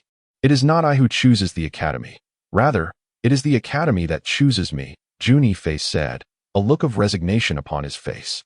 Rui produced a black token and presented it to Jun Yifei with a smile, saying, Young Master Jun, with this token in your possession, you shall gain entry to the prestigious Sword Academy without examination. Isn't this rather inappropriate? It feels like taking a shortcut, Jun Yifei remarked with a peculiar expression. Rui understood that with his capabilities, entering the Sword Academy would not pose a challenge. Yet, the unpredictability of life often renders plans futile. No one could foresee what would transpire in the next moment. To safeguard the academy from losing such a prodigious talent as Jun Yifei, Rui's assistance in facilitating an alternative route was not entirely unjustifiable. With a captivating gaze, Rui looked at Jun Yifei. Were he an ordinary man, he might have succumbed to such enchanting eyes, but Jun Yifei, resolute and steadfast, remained unfazed, exuding calmness. One must not receive reward. He was not inclined to owe anyone a favor lightly. The previous instance with Elder Fong had been a matter of circumstance. This time, he had the power to choose. Very well, if young master feels indebted to me, then assist me in mastering this piece. Before Jun Yifei could respond, Rui delicately placed her slender fingers upon the strings of the zither and began to play. The melodious and gentle notes filled the air, utterly delightful to the ears. After a cup of tea, the music concluded. Jun Yifei, who had previously closed his eyes, suddenly opened them, a subtle smile gracing his lips. He picked up the brush from the table and, with a flourish, inscribed 2 characters upon the paper. As the brush fell, he let out a hearty laugh, grasping the black token and departing gracefully. Upon seeing the 2 characters on the paper, Rui felt a jolt within her heart, as if those characters possessed an extraordinary magic that instantly calmed her spirit. Without realizing it, she began to pluck the strings once more. After a while, The music gently faded away. Rui discovered that the piece she had played numerous times, which had previously contained a hint of flaw, now flowed effortlessly, as if divinely inspired. Truly, the noble son, are you indeed the confidant of the celestial being? Rui murmured. It turned out that her true name was not Rui. However, Jun Yifei did not hear this. Chapter 48. Breaking through to the blood condensation realm. Subsequently, he devoted all his energy to solidifying his foundation. The bone refinement realm was, after all, too feeble. He must swiftly advance beyond it to reach the blood condensation realm. Rui's words echoed in his mind as he too contemplated the matter. He understood that among the prestigious academies of the Baiyuan Empire, the renowned Sword Academy stood as the finest, a beacon among the 36 prefectures. Elder Gu Yuan, the 17th elder in charge of pill sales, wore a troubled expression. The Lan family had finally taken action. Yet, Jun Yifei remained unfazed, as though everything unfolded according to his expectations. Although the pill business did not encompass the entirety of Gu Yuan's sect's operations, it constituted a significant 70%. It could be deemed the lifeblood of the sect. Should this vital vein be compromised, the Gu Yuan sect would likely face imminent disintegration. Thus, the Lan family's maneuver was undeniably ruthless. Master, the pills are indeed the lifeblood of our Gu Yuan sect. If we continue down this path, it is likely that 70% of our business will suffer significantly, Jun Tianxing said, his expression grave as he regarded Jun Yifei. The elder's present wore expressions of despondency, for the Lan family's actions were exceedingly severe, aimed directly at the sect's vital points. Do not worry, we shall not perish. From here on, you are to follow my instructions and procure a substantial quantity of blood condensation pills. The more, the better, Jun Yifei declared with unwavering conviction. Master, what should we do if the Lan family competes with us? Shuo Qingyuan inquired, gazing at Jun Yifei. Haha, let them compete. The more they acquire, the more they shall suffer later. When their inventory becomes excessive, they will find it impossible to sell a single bottle. Let us see how they manage then. Jun Yifei replied with a cunning smile. Unlikely to go unsold. Jun Tianxing and Shuo Qingyuan exchanged glances, skepticism evident in their expressions. After all, the elixirs required for warriors to break through to the blood condensation realm were exceedingly popular in the market. Numerous practitioners in the bone refinement realm sought to attain the blood condensation level, making such elixirs highly demanded. How could it be possible for the Lan family to struggle with sales? Yet, Jun Yifei's unwavering confidence suggested he was not jesting. Master, how confident are you? Shuo Qingyuan asked earnestly, fixing his gaze on Jun Yifei. I possess not merely confidence, but a near certainty. Follow my directives meticulously. Perhaps this time, I shall lead you effortlessly out of this predicament, Jun Yifei assured, his tone resolute. The subsequent affairs would be handled by us. His immediate focus was on breaking through to the blood condensation realm. In the secret chamber of the ancient Yuan sect, Jun Yifei opened the alchemical furnace, where a supreme blood-harmonizing pill lay within. A satisfied expression crossed his face as he murmured, with this pill, breaking through to the blood condensation realm should be a simple endeavor. Rather than attempting to break through in the chamber, he ventured to the secluded mountains behind the ancient Yuan sect, a forbidden area rarely visited. Jun Yifei sat cross-legged, swallowing the blood-harmonizing pill. Instantly, the elixir transformed into an overwhelming surge of energy. This is, after all, an exquisite blood-refining pill, its energy surpassing that of ordinary pills of the same rank by 100-fold or more. Fortunately, Jun Yifei possesses ample experience, ensuring that the entire process unfolds smoothly. After purging and refining his blood, Jun Yifei endeavors to break through the shackles of the blood condensation realm. However, it remains uncertain whether Jun Yifei's foundation is too solid. Despite multiple attempts, success eludes him. He is acutely aware of the principle that repeated failures lead to diminishing returns. Jun Yifei channels the heaven devouring earth, swallowing divine art, and a colossal vortex manifests above his head. It begins to spin increasingly faster, the funnel-shaped whirlpool voraciously consuming the surrounding elemental energy. Centered around Jun Yifei, the flora and fauna nearby start to wither, their vital essence being siphoned away. Of course, Jun Yifei remains oblivious to this phenomenon. Following his previous breakthrough, the elemental energy of this place had been gradually recovering, only to be devoured once more. Within the vast vortex, it seems as though a demon is gaping its bloodthirsty maw, greedily consuming everything in its vicinity. Break. With an immense accumulation of elemental energy, Jun Yifei's expression sharpens as he mobilizes all his strength, surging forth with unyielding determination for the breakthrough. Boom. It is as if an invisible giant hammer is recklessly rampaging within his body, causing his complexion to pale. Under such relentless cycles, Jun Yifei feels the barrier thinning with each attempt. With clarity of mind, he presses on, striking fiercely. Crack. It sounds as though something is shattered, accompanied by a sensation of sudden enlightenment. At last, he has broken through to the blood condensation realm. Channeling his internal energy, Jun Yifei feels his entire being ablaze with vitality, flowing endlessly. His strength has increased tenfold or more. At this moment, I am undoubtedly capable of surpassing my former self. A faint smile graced Jun Yifei's face. Having broken through to the blood condensation realm, he may not yet be among the elite in Lu City, but with his trump cards in hand, he could certainly contend with the city's most formidable practitioners. Perhaps this newfound strength is a consequence of his breakthrough. Jun Yifei chuckled to himself. Yifei, have you truly reached the blood condensation realm? Yan Qingxue gazed at him in astonishment. Although she had not engaged in cultivation herself, she possessed an understanding of martial realms and was aware of Jun Yifei's previous advancement to the bone refinement stage. Yes, I was fortunate enough to break through. Jun Yifei replied with a smile. That's wonderful. If father were here, he would undoubtedly be overjoyed, Yan Qingxue exclaimed, embracing Jun Yifei and weeping tears of joy. Her happiness was palpable. During Jun Tianya's time at the ancient Yuan sect, his greatest concern had been Jun Yifei's cultivation progress. Yet, Jun Yifei had previously struggled, causing Jun Tianya much heartache, to the point where he nearly gave up on his cherished son. Now, with Jun Yifei soaring to new heights, Yan Qingxue was elated. It is worth noting that at Jun Yifei's age, achieving the blood condensation realm is certainly a mark of genius. Although Lan Yaofeng from the Lan family has also reached this realm, he is at least 3 years Jun Yifei's senior, rendering any comparison irrelevant. By the way, sister, what brings you here to wait for me? Jun Yifei inquired, looking at Yan Qingxue.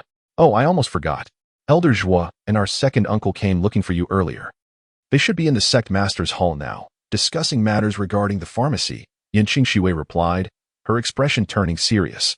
A flicker of realization crossed Jun Yifei's mind as he nodded and said, Indeed, I shall go and take a look.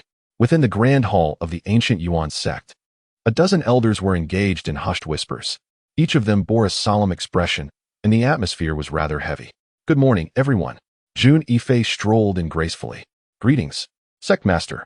The elders of the ancient Yuan sect immediately rose, performing a respectful salute to Jun Yifei before taking their seats once more. Sect master. The Lan family has allied with several prominent clans in Lu City to halt the market. Zhuoqing Yuan observed Jun Yifei with a serious demeanor.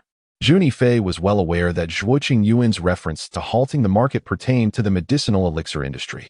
For Lu City, the closure of the apothecaries belonging to these major families was indeed a grave matter. What of the apothecary guild's establishments? Jun Yifei inquired. They remain unaffected. However, the supply of elixirs from the apothecary guild is limited and utterly insufficient to meet the demands of the Lu City market. Consequently, there is a severe shortage of elixirs at present. Moreover, Zhuoqing Yuan paused, his words hanging in the air. And moreover, Jun Yifei fixed his gaze upon Zhuoqing Yuan. Currently, there are whispers in the marketplace suggesting that our Lan family supply is abundant. Thus, I estimate that in the coming days, our apothecary will be besieged by the martial artists of Lu City. Zhuoqing Yuan replied with a hint of exasperation. This must be a scheme orchestrated by the Lan family.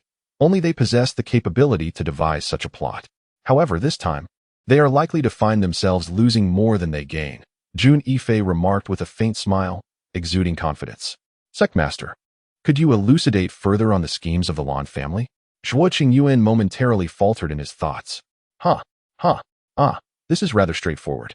The Lan family has allied with several prominent families in Lu City to announce various reasons for halting business, subsequently releasing news that our Gu Yuan sect possesses an ample supply of medicinal pills. Naturally, the martial artists of Lu City will flock to us. However, if we fail to present the promised pills, what do you suppose will be their reaction? Jun Yifei remarked with a faint smile. In such a scenario, our Gu Yuan sect's reputation would be utterly tarnished. How then could we ever sell our pills? Upon this realization, Zhuoqing Yuan's complexion paled. He was not alone. The other elders mirrored his concern. Damn it, no wonder the Lan family allied with the other prominent families to procure our pills a few days prior. It appears they had this scheme in mind all along. Jun Tianxing's expression turned grim. Sectmaster, what shall we do now? Are we to cease operations as well? The elder responsible for pill sales, Elder 17, inquired of Jun Yifei. We shall operate as usual. Jun Yifei replied with resolute confidence. But Sectmaster, we have no pills left. Elder 17 said bitterly, gazing at Jun Yifei. Huh, who said we have no pills? Jun Yifei chuckled lightly. Chapter 49, Blood Fusion Pill. Just as Elder 17 was about to inquire about the whereabouts of the pills, a guard from Gu Yuan's sect hurriedly entered, approaching Jun Yifei. Sectmaster, Elder Su from the Alchemist Guild is here, awaiting your summons. The guard reported respectfully. Elder Su? Which Elder Su? Zhuo Qingyuan and Jun Tianxing could not fathom that it was Elder Su Yuan from the Alchemist Guild. Su Yuan's status in Lu City was second only to the city lord, and he was a formidable martial artist of the strong core realm. His lofty status made it utterly inconceivable for him to wait outside. Yet, Su Yuan remained composed. Indeed, the guard nodded eagerly. Let him in, Jun Yifei gestured. As the guard swiftly departed, the elders present were struck with astonishment. Could it truly be Elder Su Yuan of the Alchemist Guild? The elders of the ancient Yuan sect were all taken aback. Elder Su had come to pay a visit and was now awaiting an audience outside. Was this truly the esteemed Elder Su? Despite their own high standing within the ancient Yuan sect, they knew that even a mere glimpse of Su Yuan was a rare privilege. After all, he was an alchemist of unparalleled status. Someone even the city lord would approach with utmost deference. Guided by the guards of the ancient Yuan sect, Su Yuan strode in with his head held high. Was it genuinely Elder Su Yuan? The elders, who had been seated with poise, sprang to their feet as though propelled by springs. Their expressions were filled with excitement. And even Zhuo Qingyuan and Jun Tianxing were no exceptions. After all, a person's reputation precedes them. Elder Su Yuan, exclaimed Zhuo Qingyuan and Jun Tianxing, their voices brimming with enthusiasm. Su Yuan smiled and nodded, maintaining a certain reserve towards the elders of the ancient Yuan sect. Nevertheless, this demeanor was sufficient to grant the elders a sense of pride. It is worth noting that while Su Yuan enjoyed a commendable reputation, it was well known that he held others in disdain, making it difficult for ordinary individuals to gain his favor. Now that Su Yuan was willing to acknowledge them, they felt a sense of contentment. And the sectmaster? Su Yuan inquired cautiously. At that moment, the elders realized that their young sect master remained casually seated at the head of the table, failing to rise, a rather presumptuous display. Zhuo Qingyuan and Jun Tianxing exchanged wry smiles, their expressions tinged with concern. It is important to remember that this is Elder Su Yuan from the Alchemist Guild. One must be mindful of their demeanor when in the presence of such a figure. To act arrogantly before Elder Su is akin to a birthday celebrant consuming arsenic, an invitation to demise. With a mere whisper, Su Yuan could easily bring the Gu Yuan sect to its knees. I am here. Jun Yifei's lips curled into a slight smile. Ah, young Master Zhang, you are here. Su Yuan hastened towards Jun Yifei, a sycophantic smile adorning his face, bending slightly at the waist. Please, have a seat. Jun Yifei gestured for Su Yuan to sit. Alas, Su Yuan, flustered by the unexpected honor, took a seat at the lower end of the table. But only half of his posterior graced the chair, the other half still suspended in the air. Such a posture is typically assumed by subordinates in the presence of their superiors. What on earth is happening? All the elders present were rendered speechless. Utterly astonished, could it be that they were encountering a fraudulent Elder Su Yuan? Though the elders of the Gu Yuan sect had no direct dealings with Su Yuan, they were aware of his prominent reputation in Lu City and had seen him from afar on several occasions, thus could not mistake him. Cough, cough, cough. Jun Yifei was naturally aware of the thoughts swirling in the minds of the Gu Yuan sect elders. From now on, we shall procure our medicinal pills from the Alchemist Guild. They will sell them to us at a fair price, and furthermore, the Alchemist Guild will produce a new batch of pills, specifically the much-needed He Shui Dan, which is essential for breaking through to the blood condensation realm. Jun Yifei stated calmly. He Shui Dan? I have never heard of it, Zhuo Qingyuan remarked, a puzzled expression crossing his face. Indeed, this pill seems quite unfamiliar. Jun Tianxing furrowed his brow. Huh.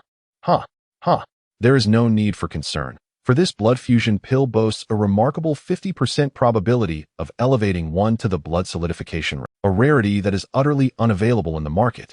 Thus, once this elixir is made available for purchase, it is certain to incite a frenzy. Su Yuan exuded an air of confidence. Really? Zhuo Qingyuan found himself somewhat intrigued. However, he quickly felt somewhat awkward, as his words implied a doubt towards Su Yuan. Fortunately, Su Yuan remained unperturbed. Zhuo Qingyuan was surprised. Such a boon should not have fallen into the hands of the ancient Yuan sect. Furthermore, under normal circumstances, the Alchemist Guild would not supply elixirs to noble families. Why, then, had they seemingly shifted their stance? If the Alchemist Guild's elixirs were acquired, the current predicament of the ancient Yuan sect could be drastically altered, as the Guild's elixirs bear unique marks and their reputation far exceeds that of other families. Rest assured, this elder never jokes and is most sincere, Su Yuan replied with a serious expression. Ahem, ahem, ahem. That was not my intent, Zhuo Qingyuan hastily clarified. Elder Su Yuan, would it be agreeable for the Alchemist Guild to prioritize the supply of this blood fusion pill to our ancient Yuan sect? Jun Yifei inquired. Certainly. We have just begun the refinement process and the yield is currently limited, but we can initially supply all of it to the ancient Yuan sect. Once production increases, we will distribute it jointly with the Guild's apothecary, Su Yuan replied with a smile. Indeed, our ancient Yuan sect has been experiencing some financial constraints lately. Would it be acceptable to settle the profit sharing upon sale? Jun Yifei proposed further. No problem at all.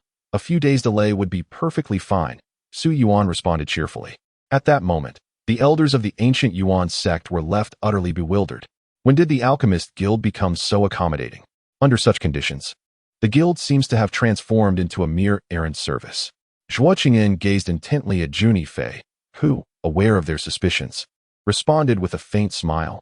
Is it not within your capacity to discern the truth? Master, regarding the sale of the blood fusion pill, how shall we divide the profits with the Alchemist Guild? Jun Tianxing inquired, his concern evident. Uncle, we shall split the proceeds from the blood fusion pill 50-50 with the Alchemist Guild. Jun Yifei replied with a grin. What? Jun Tianxing and Zhuo Qingyuan were taken aback. Given the efficacy of the blood fusion pill as described by Su Yuan, if it were indeed genuine, it would undoubtedly sell like hotcakes. There would be no concern over its marketability. Even if the split were 90-10, the ancient Yuan sect would be ecstatic. And a 50-50 split? That would be akin to a windfall from the heavens. However, why would the Alchemist Guild be so generous? Zhuo Qingyuan and Jun Tianxing were perplexed, uncertain of the underlying reasons. Jun Yifei, understanding their apprehensions, stated earnestly, Uncle, Elder Zhuo, there are certain factors at play that I cannot divulge at this moment. Just know that collaborating with the Alchemist Guild will bring us nothing but benefits. Upon hearing Jun Yifei's reassurances, Zhuo Qingyuan and Jun Tianxing ceased their inquiries and chose to place their trust in him. A smile graced Jun Yifei's face. The blood fusion pill he was providing to the Alchemist Guild was merely a simplified version. He withheld the complete formula, for he had yet to establish a genuine rapport with Su Yuan and retained some reservations. Should the collaboration prove fruitful, he shall provide even superior elixirs. The complete version of the blood harmonization pill boasts a remarkable success rate of 70%. However, the exquisite blood harmonization pill, refined by Jun Yifei himself, guarantees a 100% success rate. This certainty, of course, pertains to the average martial artist. For someone like Jun Yifei, whose foundational skills are honed to perfection, the outcome may be less predictable. In the Lu City, the Lan family harbors a deep-seated resentment towards the ancient Yuan sect. This time, the family head vows to ensure that the ancient Yuan sect faces dire consequences. A glimmer of satisfaction flickers in Lan Song's eyes as he reflects on the substantial losses incurred by the Lan family at the hands of the ancient Yuan sect, including the death of their esteemed elder, Lan Jinping. Naturally, Lan Song has no intention of letting the ancient Yuan sect escape unscathed. However, the scene involving Elder Fong of the Fireworks Pavilion instills a sense of caution in Lan Song, tempering his desire for immediate action. For this operation against the ancient Yuan sect, the Lan family has allied with several prominent families in Lu City, promising numerous benefits and incurring considerable costs. Yet, should they succeed in overcoming the ancient Yuan sect, all sacrifices will be deemed worthwhile. Rest assured, family head, we have already disseminated the news. Tomorrow, the pharmacies under the ancient Yuan sect are likely to be overrun by the martial artists of Lu City. If the pharmacies fail to provide elixirs, their reputation will be irrevocably tarnished. Without a good name, they will find it impossible to thrive in the elixir market of Lu City. One elder of the Lan family said with a smile, Then we shall emerge as their saviors. and the prestige of the Lan family will ascend to new heights," boasted another elder, brimming with pride. A cunning smile crept across Lan Song's face in response. The following day, in Lu City, several prominent families eagerly anticipated the misfortunes of the Gu Yuanzong. They believed that, under the pressure exerted by the martial artists of Lu City, Gu Yuanzong would eventually withdraw from the local elixir market, allowing these families to seize their share of the spoils. This time, the Lan family allied with two other influential families, the Hong and Su families, alongside the Dailong gang, the Tietzhang sect, and the Kaiyuan society, each a ninth-tier power that rivaled Gu Yuanzong. Particularly noteworthy was the newly introduced blood fusion pill, which garnered significant favor among the martial artists of Lu City. Despite the exorbitant price of 100,000 gold coins, a veritable fortune, the 50% success rate for breakthroughs drove the martial artists into a frenzy. Initially, some were skeptical, but when a martial artist at the peak of the bone refinement stage, albeit with modest talent, tested the pill and achieved an instantaneous breakthrough, the onlookers were convinced. Wealth is but a transient possession. Although 100,000 gold coins is considerable, it pales in comparison to the guaranteed success of the blood fusion pill. Contrary to the conspiratorial machinations of the Lu City families, Gu Yuanzong's pharmacy not only remained unscathed but thrived, yielding substantial profits with a demand that far exceeded supply. The joint schemes of the prominent families inadvertently served as free publicity for Gu Yuanzong, rendering them mere clowns in the unfolding drama. Bang! At the Lan family residence, Lan Song seethed with frustration, exclaiming, "Damn Gu Yuanzong! Where do they even procure their elixirs? What on earth is this blood fusion pill?" In a fit of rage, he smashed the table before him, his face a mask of fury, his features contorted. The emergence of Gu Yuanzong had completely disrupted his plans, leaving him in a precarious position, almost overwhelmed. Meanwhile, the leaders of several other major factions awaited him outside, eager for an audience. After all, if this continues, they will be unable to endure it any longer. The newly released blood consolidating elixir is destined to bring them to ruin. Chapter 50, Disappearance. The family head and leaders of several major factions have arrived, claiming they must see you today. A guard from the Lan family entered, his demeanor respectful. Lan Song sighed. His expression darkened, but more so, he was filled with helplessness. These are the dominant powers in Lu City. One or two he could ignore, but united, the Lan family cannot withstand them. Inform them that the head of the family will be out shortly. Lan Song waved his hand in resignation. It cost Lan Song a tremendous price to send off the leaders of the 9-grade factions, leaving the Lan residents severely depleted. Damn the ancient Yuan sect! A terrifying hostility erupted from Lan Song's body.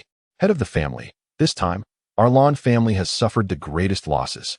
And we have also compensated with so many resources, which is detrimental to us. A figure resembling a bookkeeper stood behind Lan Song, his eyes cold and revealing a shrewdness. He was He Miao, the steward of the Lan residence and a strategist by Lan Song's side. How could I, Lan Song, who once commanded respect in Lu City, have fallen so greatly before a mere young upstart? Lan Song clenched his fists, his expression one of unwillingness. Head of the family. This time it was the Alchemist Guild secretly aiding the ancient Yuan sect. We did not anticipate this, leading to our failure. He Miao spoke with a solemn expression. Why would the Alchemist Guild assist the ancient Yuan sect? I have never heard of any connection between them. This matter is indeed peculiar. Lan Song's expression was one of confusion. His subordinates were equally unaware. He Miao's expression revealed his bewilderment. Is this harmony blood pill truly so extraordinary? Lan Song inquired, gazing at He Miao. Indeed, the harmony blood pill is presently the finest elixir in the entirety of Lu City. Other similar pills possess merely a 30% chance of success. Even in other regions of the 100 Yuan Empire, the probability peaks at 40%. Yet, astonishingly, the harmony blood pill boasts a 50% success rate. It is no wonder that warriors of the bone refinement realm in Lu City are so frenzied over it. He Miao squinted his eyes. Damn it, why would the Alchemist Guild collaborate with the ancient Yuan sect? Lan Song's expression darkened. My lord, I suspect that the formula for the harmony blood pill may very well originate from the ancient Yuan sect. He Miao shifted the conversation. What leads you to such a conclusion? Lan Song's heart jolted as he regarded He Miao. My lord, consider this. In other parts of the 100 Yuan Empire, and even in the county cities, the harmony blood pill is nowhere to be found. Yet, it has emerged in Lu City, and it is provided by the Alchemist Guild, This alone speaks volumes. He Miao asserted with conviction. Indeed, Lansong's heart quaked, and he nodded in agreement. Were it not for this, the Alchemist Guild in Lu City would not dare to collaborate with other factions for, in a sense, the other powers in Lu City are competitors of the guild. Lansong spoke earnestly. My lord, we cannot afford to delay any longer. Even if the Heavenly Blade Society remains inactive, we must take action to eliminate Jun Yifei. Otherwise, if the ancient Yuan sect continues to grow unchecked, it will become increasingly difficult to rein it in. He Miao regarded Lansong with a serious demeanor. However, the ancient Yuan sect is backed by the Fireworks Pavilion and even the Alchemist Guild. Lansong's expression grew grave. The master reassured, rest assured. With a well-laid plan, eliminating Jun Yifei may not pose a significant challenge. He Miao replied with a calm smile. Lansong observed He Miao, aware that this most valued strategist of his might have devised a plan. Consequently, he nodded at him and said earnestly, He Miao, I entrust this matter to you. Execute it well, and you shall not be overlooked. He Miao promptly bowed to Lansong, stating, Master, await your subordinate's good news. This turmoil not only spared Gu Yuanzong from any losses, but also significantly enhanced its reputation. On just the first day, profits soared to several million gold coins. Admittedly, such fervor may not persist, yet the efficacy of the blood fusion pill guarantees continued profits. With substantial financial backing, Gu Yuanzong experienced a transformation, flourishing anew, casting aside its former lethargy and exhibiting signs of resurgence. However, Jun Yifei understood that despite the bountiful gains for Gu Yuanzong, it had irrevocably offended the major forces in Lu City. The prominent factions, particularly the Lan family, would not passively allow Gu Yuanzong to thrive without opposition. For Jun Yifei, time was of the essence. Although he had advanced to the blood condensation realm, his cultivation, while commendable in Lu City, faced formidable adversaries. A swift breakthrough in his cultivation seemed improbable, yet enhancing his combat strength was still a viable option. How could he elevate his prowess? Perhaps there were resources available that could assist him. A glimmer of determination flashed in Jun Yifei's eyes. In a previous life, the small black dragon, though merely on the cusp of adulthood, had indeed required substantial effort from Jun Yifei to subdue it. He had laid numerous concealed traps throughout the northern wasteland, some of which had been utilized, while others had yet to be deployed before the small black dragon made its escape. However, for Jun Yifei, fortune might smile upon him, potentially leading to the discovery of something valuable. Just as he was contemplating the next course of action, a disciple from the ancient Yuan sect reported that individuals from the Li and Han families were seeking an audience. In the reception hall, Jun Yifei encountered the stewards of the Han and Li families, who greeted him with great respect, promptly bowing in deference. You come together. Is there a matter concerning Han Bin and Yang Hu? He inquired, sensing something amiss. Despite the considerable influence of the Li and Han families, they maintained a stance of neutrality in Lu City, seldom offending others. Although Fat Tiger and Bamboo Stick were often referred to as the three wastes of Lu City alongside himself, they too were rarely antagonistic. Their sudden disappearance could not be without reason. Was it directed at him? A tremor ran through Jun Yifei as he pondered. Upon careful reflection, he realized that the individuals most connected to Fat Tiger and Bamboo Stick were none other than himself. It seemed plausible that they were indeed targeting him. The fact that the expert assigned to protect the two had been incapacitated rather than killed suggested that the assailants were reluctant to provoke the two families too severely. Could it be Sun Tao? Previously, during the Alchemist Guild incident, he, along with Fat Tiger and Bamboo Stick, had incurred Sun Tao's ire. Yet, Jun Yifei quickly dismissed this possibility. If it were truly the Sun family behind this, they would not hesitate to disregard the Han and Li families, directly eliminating the masters protecting Fat Tiger and Bamboo Pole, leaving no survivors. After all, the two parties are not on the same level. Thus, it must be the Lan family. Jun Yifei narrowed his eyes. Of course, this is merely Jun Yifei's conjecture. The specifics remain uncertain. A disciple of the ancient Yuan sect approached Jun Yifei. Where is the messenger? Jun Yifei inquired. After delivering the message, he departed, replied the disciple. You may leave. Jun Yifei commanded. After the disciple of the ancient Yuan sect had departed, Jun Yifei unsealed the letter. Upon reading its contents, an odd expression crossed his face. What trickery is the Lan family up to? They dare to invite me to tomorrow's banquet? Jun Yifei murmured. Although he understood that no banquet is without its pitfalls, he felt compelled to attend this one. After all, With Fat Tiger and Bamboo Pole missing, he needed to ascertain their whereabouts, and this banquet presented a valuable opportunity. Naturally, Jun Yifei also needed to prepare himself beforehand. 300 miles from Luqing, Jun Yifei entered a desolate mountain, known locally as the Land of Demons, or the place of heavenly punishment. Year-round, toxic mist swirled about, rendering the area within a 10-mile radius a wasteland. Historically documented as a barren expanse, it appeared starkly contrasting when compared to the lush forests of the surrounding mountains. If it were indeed the venomous flames spewed forth by the little black dragon in years past, even a trace would suffice to annihilate the entire city of Luqing. Let us take a closer look. Jun Yifei suddenly felt invigorated, forming a hand seal directed at the void before him. A series of intricate hand seals emanated from Jun Yifei, penetrating deep into the mountains. Momentarily, the entire peak trembled, as if heralding the end of days. Chapter 51, The Divine Whip. The once swirling black mist surrounding the mountain appeared to transform. After a subtle ripple, a diminutive portal of light emerged. Jun Yifei stepped through it. The surroundings bore the scars of a formidable, terrifying force, reduced to a desolate wasteland, with parched, charred earth stretching as far as the eye could see. The air was permeated with a caustic atmosphere, a testament to its decay. Jun Yifei furrowed his brow and promptly cast a spell. The remnants of the surrounding barriers effectively eradicated the corrosive energies within. Alas, a mere blink and a millennium had elapsed. With his hands clasped behind his back, Jun Yifei reflected solemnly. After a considerable time, he regained his composure and surveyed the area, realizing that the barriers he had once established were nearly incapacitated. In truth, he was aware that during the battle with the little black dragon 1,000 years ago, the barriers had proven largely ineffective.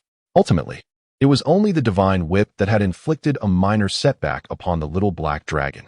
The Divine Whip. That formidable artifact had been indomitable, delivering a blow that caused the little black dragon to suffer, only to be swatted away and escape shortly thereafter. In his haste to pursue the little black dragon, he had lost track of where the Divine Whip had fallen. Though a millennium had passed, the Divine Whip remained a spiritual artifact, still linked to Jun Yifei on a mental level.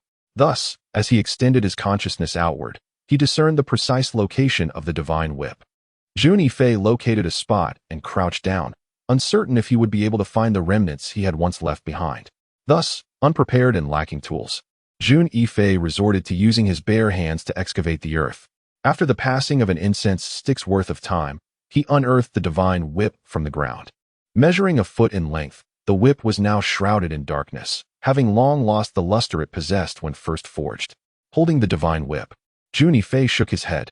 In the aftermath of his severe injury inflicted by the little black dragon, he had hastily departed from this place in pursuit of it. To the former Tian Xie young master, a damaged spiritual artifact was, naturally, of little consequence. Old friend, I apologize. At that time, I cast you aside. Yet now I wish for you to once again unleash your latent power. Will you consent? Jun Yifei remarked with a smile at the Divine Whip. The passage of millennia had granted him a fresh perspective on many matters. He felt a pang of guilt towards the Divine Whip, which had once contributed to his success. It had gathered dust for ages. The ability to ultimately subdue the little black dragon was, indeed, partially attributed to the Divine Whip. Had it not hindered the dragon's speed, Jun Yifei's success in subduing it and obtaining its blood would have been uncertain. Perhaps sensing Jun Yifei's sentiment, the Divine Whip trembled slightly at that moment. Observing it closely, Jun Yifei noted that its former might had been utterly diminished. In comparison to its peak, the difference was akin to that between heaven and earth. Alas, restoring you to your former strength will prove challenging. After all, my current prowess is insufficient for such a task, though I might manage a slight restoration, Jun Yifei murmured. At its zenith, the Divine Whip was indomitable. Not only would ordinary martial artists tremble before it, but even those at the pinnacle of the true spirit realm would exercise caution in its presence. After all, the Divine Whip is a treasure capable of causing even the little black dragon to suffer. However, when the Divine Whip was originally forged, it was not during Jun Yifei's peak period. Due to the hasty use of materials that were not considered top tier, the Divine Whip only achieved the rank of a basic spiritual weapon. Nonetheless, this whip possesses the power of a supreme spiritual artifact, albeit limited by the quality of its materials.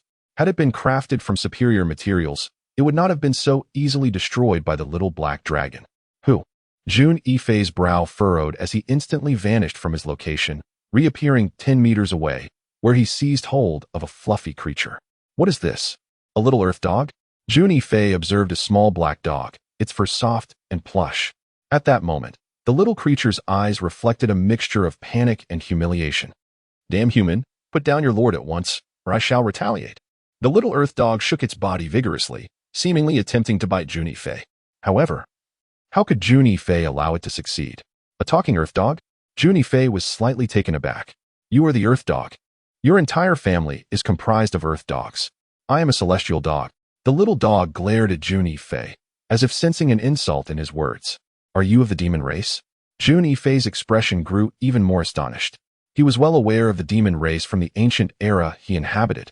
The demon race stood on equal footing with humanity, unlike ordinary magical beasts and ferocious creatures, as they possessed the ability to speak and wield powers comparable to humans. In battles during the ancient era, they even held the upper hand against humanity. However, according to the records of the Gurren sect, the ancient lineage of the demon race had mysteriously vanished later on. Ah, you human, you seem quite knowledgeable. After years of wandering, it is the first time that anyone has recognized me as a member of the demon clan. The little dog gazed at Jun Yifei with astonishment. Isn't it merely the celestial wolf clan? Yet, you are currently just a dog? Jun Yifei scoffed. In truth, he felt a twinge of shock. He discerned that this little dog was indeed of the celestial wolf lineage, and furthermore, it belonged to the royal bloodline, undeniably potent. However, it seemed to have suffered some calamity, leading to its regression. Nevertheless, this does not diminish the terrifying nature of its bloodline. After all, it is the celestial wolf clan. The ancient legends of the celestial wolves devouring the sun affirm their formidable strength. Suddenly, Jun Yifei lifted the little dog's paws. What are you doing? Release me at once. I shall challenge you to a duel. The little dog was utterly bewildered and felt exceedingly frustrated under Jun Yifei's scrutinizing gaze. Glancing at the dog's underbelly, Jun Yifei nodded and chuckled. Let us see whether you are male or female. Ah, a male indeed. Not bad. How dare you? I am a purebred male. If you continue to insult me, I shall duel you. The little dog glared fiercely at Jun Yifei. Jun Yifei smiled benignly at the little creature, as if beholding an unparalleled beauty. What is your intention? My orientation is perfectly normal. Do not covet my looks. The little dog protested weakly, casting timid glances at Jun Yifei, as if fearing his potential nefarious inclinations. Yet, at this moment, Jun Yifei felt a surge of joy. This was indeed a royal member of the demon clan, specifically the celestial wolf lineage, albeit having regressed to a celestial dog. However, with future opportunities, it could once again transform back into a celestial wolf without issue. Even during his previous life at the pinnacle of his power, he had never had the opportunity to forge a master-servant contract with the royal family of the demon clan. Now that this chance has presented itself, how could he possibly let it slip away? Should the other party once again ascend to the status of a heavenly wolf, the benefits to him would be unparalleled. Reflecting on this, even his former self, with all his steadfastness, could not suppress the tumultuous waves rising within his heart. Little mutt, would you care to enter into a master-servant contract with this young master? Imagine, following me, you would enjoy a life of luxury and indulgence, Jun Yifei proposed. Gazing at the little dog, do you wish for the future great heavenly wolf king to become your servant? Youngster, do you even comprehend the sacrilege in that? Are you not afraid of a shortened lifespan? Someone, strike this audacious fool with heavenly thunder. The little dog retorted vehemently, glaring at Jun Yifei. Well, suit yourself. You were fortunate earlier, remaining undetected within this barrier. However, with your appearance, should a hunter happen upon you, you would likely find yourself in a pot of dog stew. Think it over. If you were to accompany this young master, I could provide you with ample energy restoration. Otherwise, haha. Jun Yifei smirked mischievously at the little dog. Each time the little dog heard the mention of dog stew, it shivered uncontrollably. After years of wandering through human territories, it had indeed witnessed many humans with a penchant for consuming dog meat, each instance haunting its dreams. It had narrowly escaped capture on several occasions, thanks to its cleverness. Otherwise, it would have truly become a dish of dog stew. Jun Yifei had no intention of coercing the other party, as he was well aware of the pride associated with the royal lineage of the Heavenly Wolf clan. If the little dog was unwilling, he could not force a contract upon it. Just as Jun Yifei was about to descend the mountain, the little dog eagerly followed behind. So, have you agreed? Jun Yifei gazed at the little dog with a playful smile. Human, do not misunderstand. I am merely observing whether you possess the qualities to be my companion. Should you wish to forge a master-servant contract, you may as well abandon that thought. The little dog regarded Jun Yifei with a wary expression. I shall grant you time to contemplate. However, little black one, should you dare to play tricks, I shall summon 1,000 female mutts to take their turns with you. Jun Yifei threatened, his gaze fixed upon the little dog. Initially, the little dog considered deceiving the other party before regaining its strength to escape. Upon hearing the threat of being subjected to those lowly mutts, it shivered with dread, instinctively tightening its legs. Humph, I would never stoop so low, the little dog replied. A hint of guilt in its tone. That is well, henceforth, I shall call you Little Black. How does that sound? Jun Yifei said gleefully. I shall not be called Little Black. I am of the illustrious Heavenly Wolf clan. You? Then you shall be named Wealthy, or perhaps Big Yellow. The little dog felt utterly defeated. Fine, you win. I shall be called Little Black, it conceded, a look of humiliation crossing its face. Jun Yifei felt a swell of pride, thinking to himself, to challenge me, you would need to cultivate for another 10,000 years. Little Black, how did you come to be here? Jun Yifei inquired, seeking conversation. The little black dog, however, was disinclined to respond, evidently miffed. After all, in its view, the restriction, although somewhat flawed, was not something an ordinary person could unravel. Jun Yifei then realized the gravity of the situation. Meanwhile, at the Lan family estate, Lan Song looked at He Miao, his voice low and somber. He Miao, do you think that young man will attend my banquet? He Miao replied with a faint smile. He spoke with unwavering certainty. Rest assured, master of the house, Jun Yifei is both youthful and astute. He will undoubtedly surmise the disappearance of his two friends is related to us. However, lacking evidence, he will seize this opportunity to probe further. When he arrives, we shall hold the upper hand, and with the collaboration of so many masters, even the smoke and fire pavilion will not dare to intervene. Lan Song nodded in agreement, expressing his satisfaction. Indeed, while the smoke and fire pavilion is shrouded in mystery, they are ultimately merchants and would not engage in such fruitless endeavors. Chapter 52. The 10 Young Masters of Lu City. Within the secret chamber of the ancient Yuan sect, Jun Yifei infused all the materials he had gathered into the formation. The flames within blazed fiercely, emanating an intimidating heat that melted all the materials. Swiftly, seal. Jun Yifei executed a series of hand seals, meticulously controlling the flames. Once the materials had been fully liquefied, he began to integrate them into the divine whip to facilitate its restoration. This process proved to be quite arduous. Jun Yifei had to simultaneously manage the divine whip, ensuring it absorbed the materials to mend its damaged form, while maintaining a methodical pace. If he proceeded too swiftly, the divine whip would be unable to absorb the materials. If too slowly, he would fall behind in the restoration process, resulting in inefficiency. This endeavor greatly tested the abilities of the craftsman. Although refining was not Jun Yifei's forte and ranked among his weaker skills, being one of his so-called 9 unparalleled techniques indicated it was by no means insignificant, compared to the multitude of craftsmen in the Tianwu continent. Jun Yifei's refining prowess from his past life could easily surpass that of 99 of the artisans in Tianwu. Jun Yifei paused his actions. At this moment, the divine whip had regained a semblance of spirit, albeit merely a trace. In comparison to its peak prowess, the current divine whip was utterly feeble. Jun Yifei understood that this whip had only restored a fragment of its power, with its effectiveness being limited. Thus, it could only serve as a trump card. Once employed, it would require a prolonged period to regenerate its energy. Now he could venture to the Blue family. A cold glint flickered across Jun Yifei's countenance. On the following day, outside the Blue family estate, there was a bustling throng, with carriages parked in abundance. At this moment, the notable figures of Lu City had congregated at the Blue family. Under the guidance of the Blue family's guards, Jun Yifei entered the banquet hall. Within the hall, the 3 prominent families of Lu City, the Kaiyuan Society, the Earth Dragon Gang, and the Iron Spear sect, along with several leaders of nearly 9th-tier strength, were all present. Jun Yifei cast a sweeping glance and located his designated seat among the leaders of the major factions. However, his expression darkened immediately upon discovering that his seat was occupied. Seated there was a youth clad in blue, appearing to be around 18 or 19 years of age. Humph. A smile crept onto Jun Yifei's face. It was evident that this was a deliberate affront aimed at humiliating him. Those attending such a gathering would surely be well aware of the established decorum. However, to attempt to make a fool of him with such trivial antics was a gross miscalculation. Jun Yifei strode directly to the young man, stating coolly, "Sir, it seems you have taken the wrong seat. I have not erred. Who are you to claim otherwise?" The young noble scoffed, casting a disdainful glance at Jun Yifei. "It appears that your mind is clouded. Fear not, for I shall assist you in regaining clarity." Jun Yifei seized the young man's neck, lifting him off the ground, causing the youth to gasp for breath. His face flushed and neck thickened with exertion. What do you intend to do?" The young nobleman looked at Jun Yifei with a mix of fear and apprehension. With a swift motion, Jun Yifei delivered a resounding slap, striking the young man squarely on the left cheek. "You!"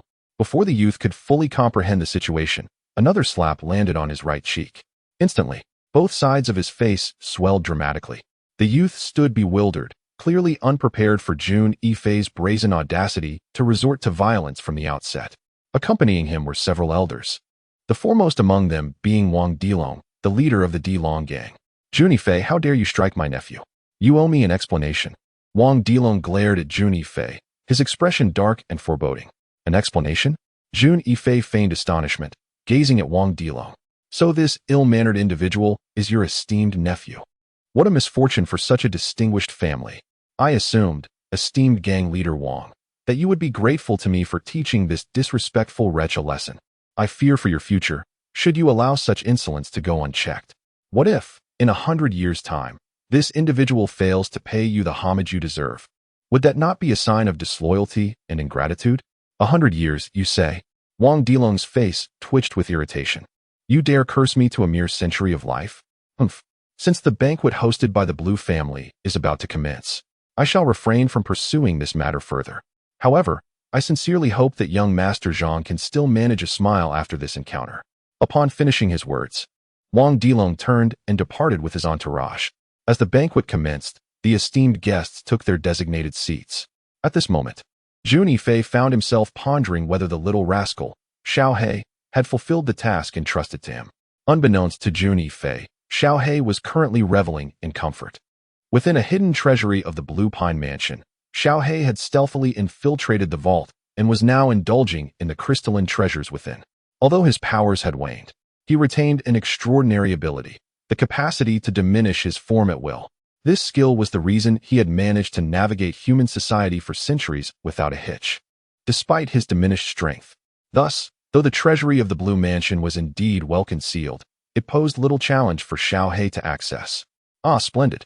It has been ages since I have dined so heartily," Xiao He exclaimed, swallowing a piece of blue crystal with delight, belching contentedly.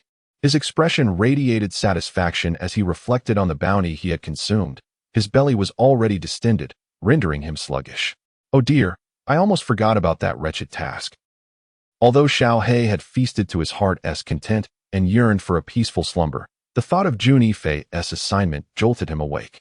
A shiver ran down his spine as he realized the consequences of failing to complete the task. That individual had ominously warned that failure would result in being accompanied by a few mutts.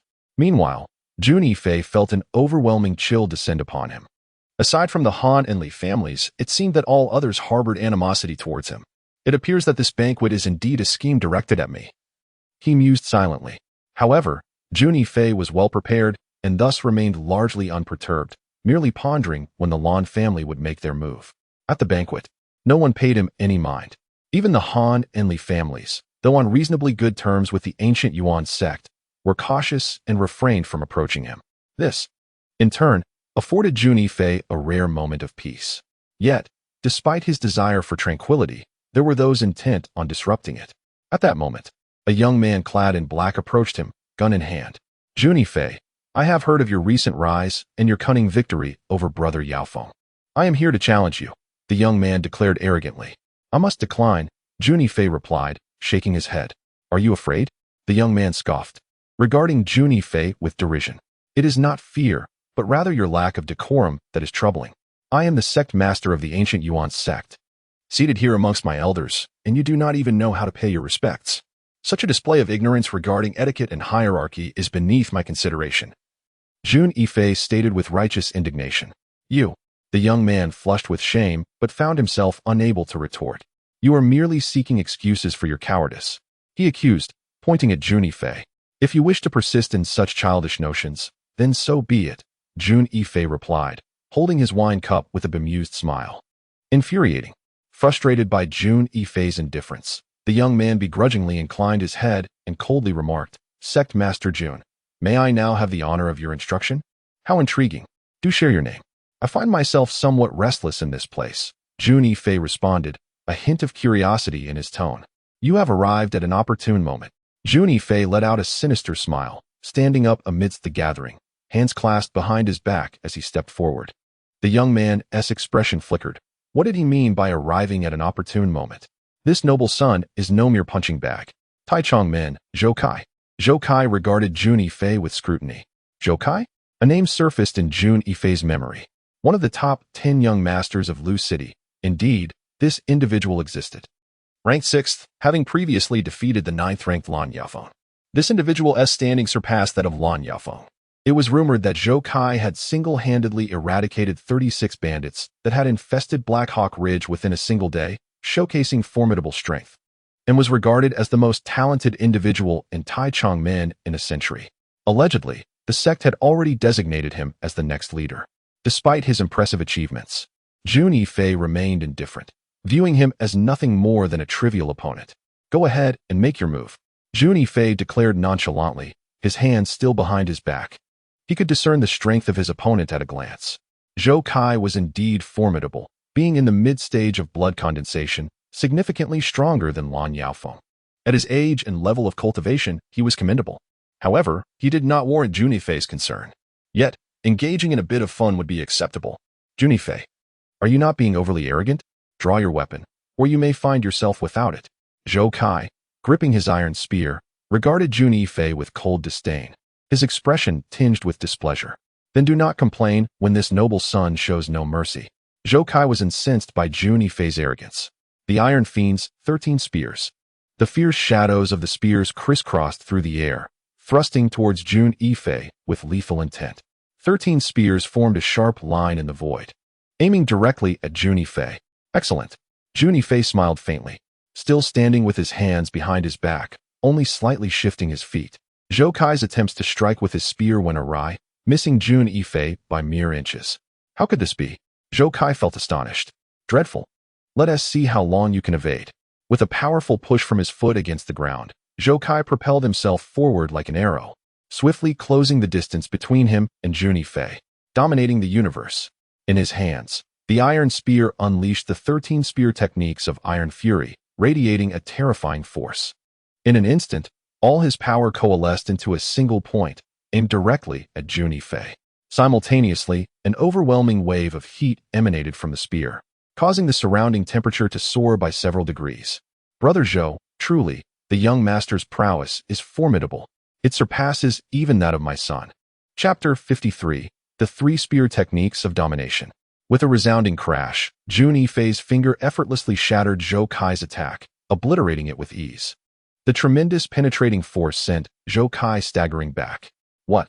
Zhou Kai felt bewildered, unable to comprehend that he had been repelled so completely. With a furious roar, he lunged once more at Jun Yifei, the Spear of Domination.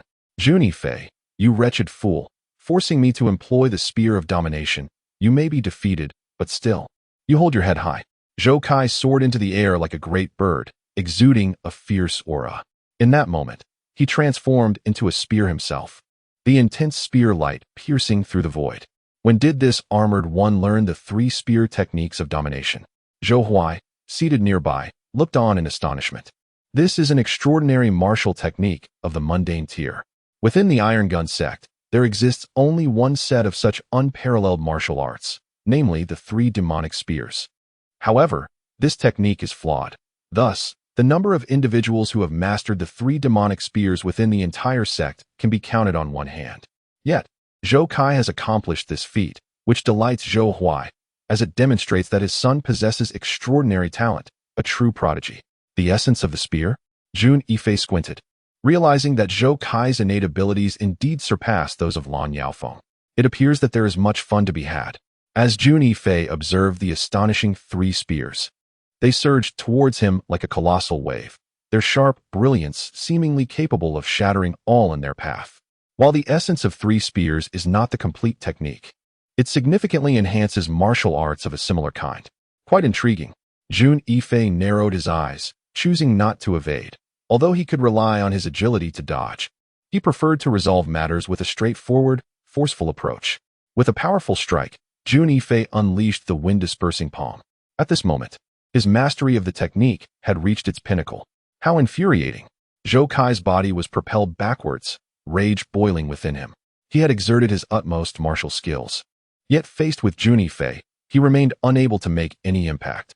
Nevertheless, Zhou Kai, priding himself as a supreme genius, was unwilling to accept defeat. Zhou Kai summoned all his strength to the limit, pushing the 3 demonic spears to their utmost potential.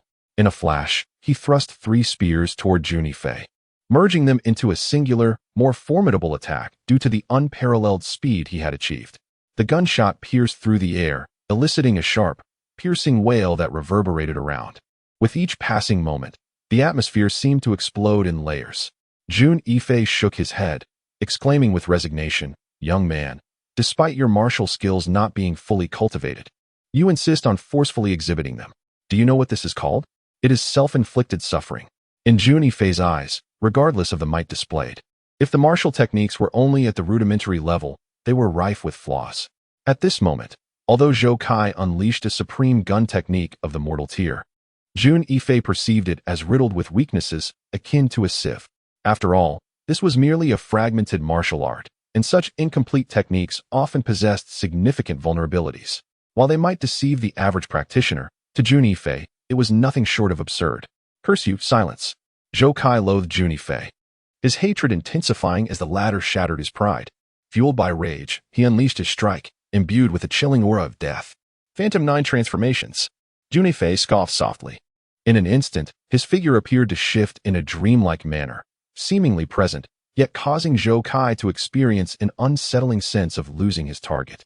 Jun Yifei moved with irregular angles, deftly evading Zhou Kai's assault and materializing before him in the blink of an eye. "What?" Zhou Kai's expression faltered, his eyes betraying a hint of panic. Pushing wind palm. Jun Yifei's palm strike was immensely powerful, instantly expelling the surrounding air. With an irresistible force, it descended upon Zhou Kai. This strike exploited the greatest weakness of Zhou Kai's overwhelming 3-gun technique. It felt akin to a balloon bursting.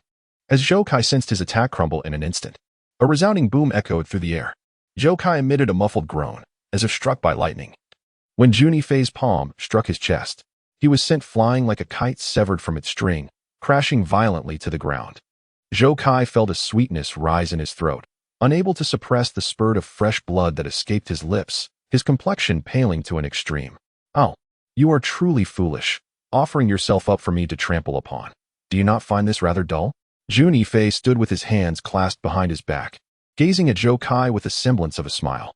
The already enraged Zhou Kai, upon hearing Jun Yifei's mocking words, could no longer contain himself and spat out another mouthful of blood. "Kaier!" Zhou Huai rushed to Zhou Kai's side, supporting him.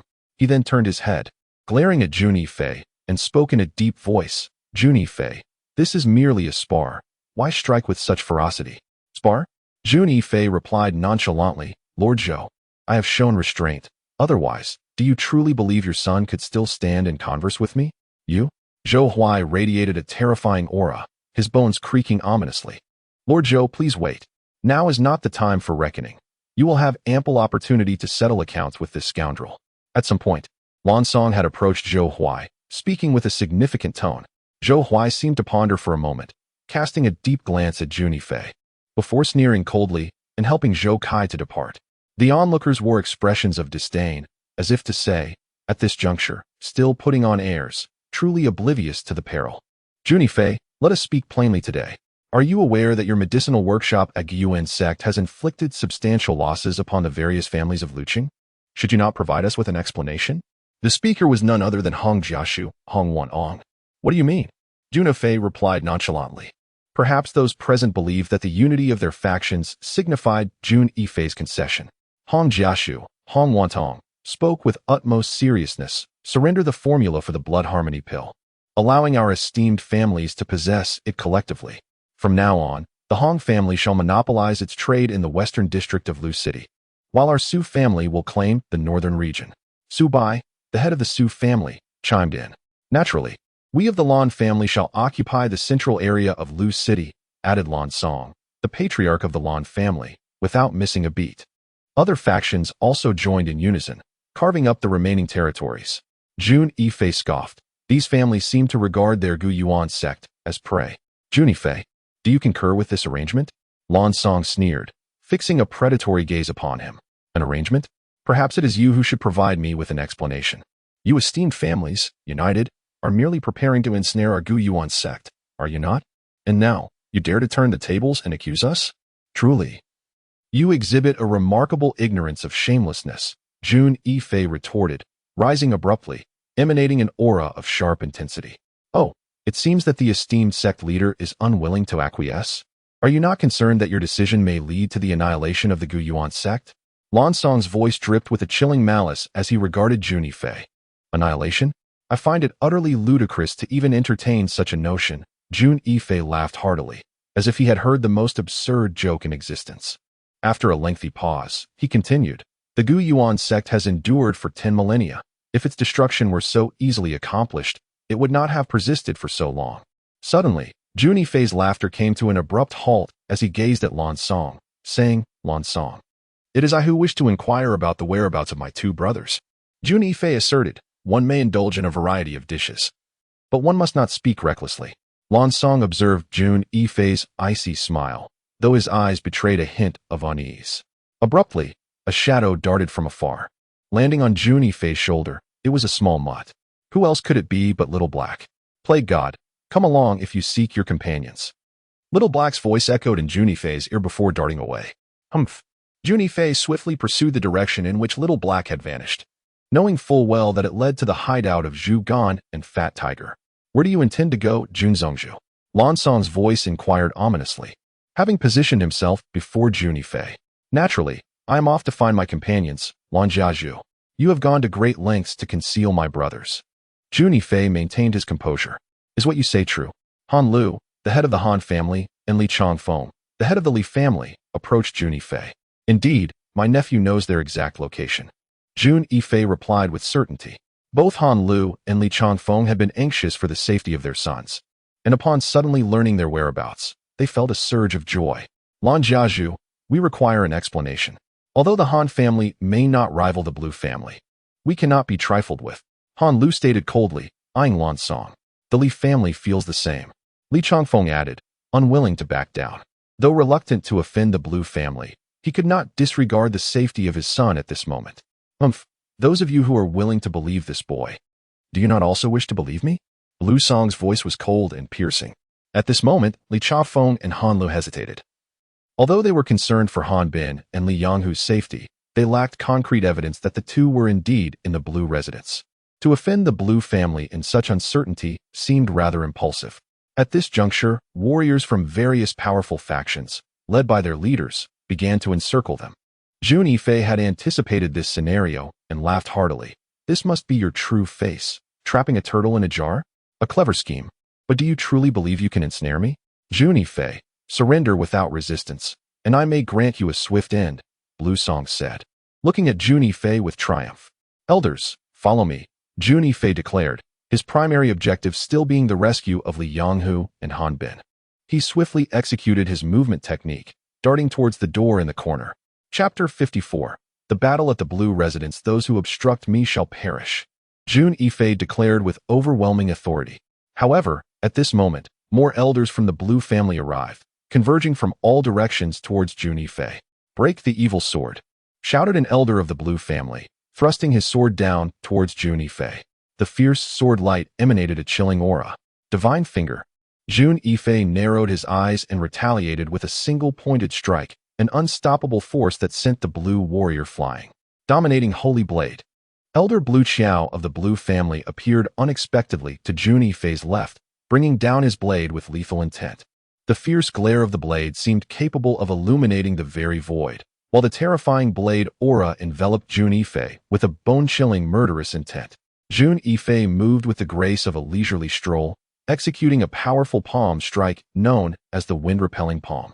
This formidable blow carried an overwhelming force, causing the air to tremble. With a swift and incisive motion, he extinguished the blade's radiance wielded by the elder of the Lan family. Like a bolt of lightning, Jun Yifei surged forward, delivering a crushing palm strike.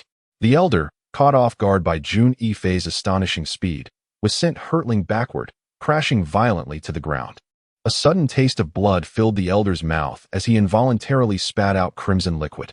Without a moment's pause, Jun Yifei deftly maneuvered to evade the encircling attacks from several elders of the Lan family, pursuing the small black figure. What a waste! Lan Song's expression darkened as he observed Jun Yifei's remarkable ability to break through the siege of numerous Lan warriors, leaving him feeling utterly humiliated in front of the leaders of various factions. Simultaneously, Lan Song realized that Jun Yifei's strength had undergone a significant transformation, now achieving the initial stage of blood condensation realm. Just days prior, he had been at the pinnacle of the bone refinement realm. Such a meteoric rise in cultivation posed an immense threat to Lan Song. In the blink of an eye, Jun Yifei had grown so powerful. If allowed to continue on this path, he would undoubtedly become a formidable adversary. This little thief, the head of the Lan family, is becoming exceedingly arrogant. If this continues, he will undoubtedly become our great calamity. He cannot be allowed to leave unharmed. We must eradicate him at the root, declared Su Bai, the head of the Su family, with a murderous intent evident in his words. Clearly, Su Bai also sensed the threat posed by Jun Yifei. Indeed, this insolent fellow shows no appreciation for our intentions. We need not extend our courtesy. Let us eliminate him and compel the ancient Yuan sect to surrender the formula for the blood fusion pill. Then, the major factions shall unite to carve up this substantial prize. The head of the Hong family, Hong Wantong, concurred. The three major forces of Lu City have reached a consensus, and the other factions are equally eager to join in. Jun Yifei, with his unstoppable momentum, faced no resistance from the disciples of the Lan family. In a secluded chamber within the Lan estate, Li Yanghu and Han Bin found themselves confined within an iron cage. Despite their predicament, the two remained carefree, indulging in meat and wine. Although they were imprisoned, the Lan family did not subject them to cruelty. They were well fed. For their true target was Jun Yifei, not them. Zhugan, do you think the boss will come to rescue us? Fat Hu asked, a hint of gloom in his voice. I don't know. At least we won't die here. This place isn't bad, with food and drink. Zhugan replied, adopting an attitude of acceptance to their situation. Oh, then you may stay here. I shall return to see you in 10 years. A teasing voice echoed. Is that the boss? Upon hearing the voice, Fat Hu jolted with excitement. Zhugan, too, recognized Jun Yifei's voice. The two turned their gazes toward the source, where a tall figure stood outside the cell, none other than Jun Yifei himself. Han Lu and Li Changfeng expressed their delight upon seeing Han Bin and Li Yanghu. Father, Dad. Although Zhu Gan and Fat Tiger appeared calm and relaxed on the surface, they were stirred with excitement upon seeing their father. Jun Yifei observed the expressions of the four, his brow furrowing slightly, and he said to them, this is not the time for confessions. We must depart. With that, Jun Yifei broke the lock of the prison cell, freeing the two. Fat Tiger and Zhu Gan nodded, understanding that this was not the place for conversation. As the five exited the dungeon, they were met with a sea of dark figures outside. The expressions of Fat Tiger and Zhu Gan shifted, sensing an ominous and terrifying aura of impending slaughter. What is the meaning of this? Han Lu and Li Changfeng's faces darkened. Brother Lan Song, you have brought my son here without my consent. Do you not owe me an explanation? Han Lu stated sternly. Indeed, I too require an explanation, Li Changfeng added, his face devoid of emotion. Though I invited the two young masters to the Lan Song residence, I have not neglected them. My invitation was solely for Jun Yifei. It would be prudent for both of you to remain uninvolved, Lan Song remarked, his voice laced with an undercurrent of threat. Han Lu and Li Changfeng exchanged glances, both realizing that today's events were beyond their participation. Consequently, they had made their decisions. Father, please assist the boss. Given the gravity of this situation, it feels as though my boss's survival is nothing short of miraculous. Fat Tiger bit his lip, expressing his concern. Indeed, boss, are you truly capable of handling this? How can a man utter the words impossible? Even if it seems unattainable, it must be achieved, especially in the face of such trivial opposition. I regard your leader with utmost disdain. I await the moment when you will present a flower girl to me at the fireworks pavilion. After Fat Tiger and Bamboo Pole departed, Lan Song turned to Jun Yifei, sneering, "Jun Yifei, your allies have abandoned you. Do you truly believe you can escape this place today? Jun Yifei, I offer you a chance. Surrender the formula for the blood fusion pill, and I shall grant you a swift resolution." Su Bai, the head of the Su family, stepped forward, his expression icy. "Haraha." Jun Yifei laughed heartily, filled with contempt. "Spare me your words. Let us engage in combat. A troop of mere clowns. I have never regarded you with any seriousness." Jun Yifei's laughter abruptly ceased. How audacious. As the head of the three prominent families of Lu City, Su Bai had never before been treated with such disdain. And he felt a surge of humiliation. He turned to the elite fighters of the Su family beside him and commanded, "Seize this arrogant fool." Yes, not only the experts of the Su family, but also those from the Lan family, Hong family, Earth Dragon Gang, and Kaiyuan Society all lunged toward Jun Yifei. Over a dozen martial artists, each of them at least at the blood condensation stage, advanced menacingly. Mirage 9 transformations. In an instant, Jun Yifei's figure appeared to become ethereal. Those who aimed to strike him suddenly found themselves without a target. Wind pushing palm. Simultaneously, Jun Yifei unleashed his attack. A terrifying palm strike burst forth with the swiftness of lightning.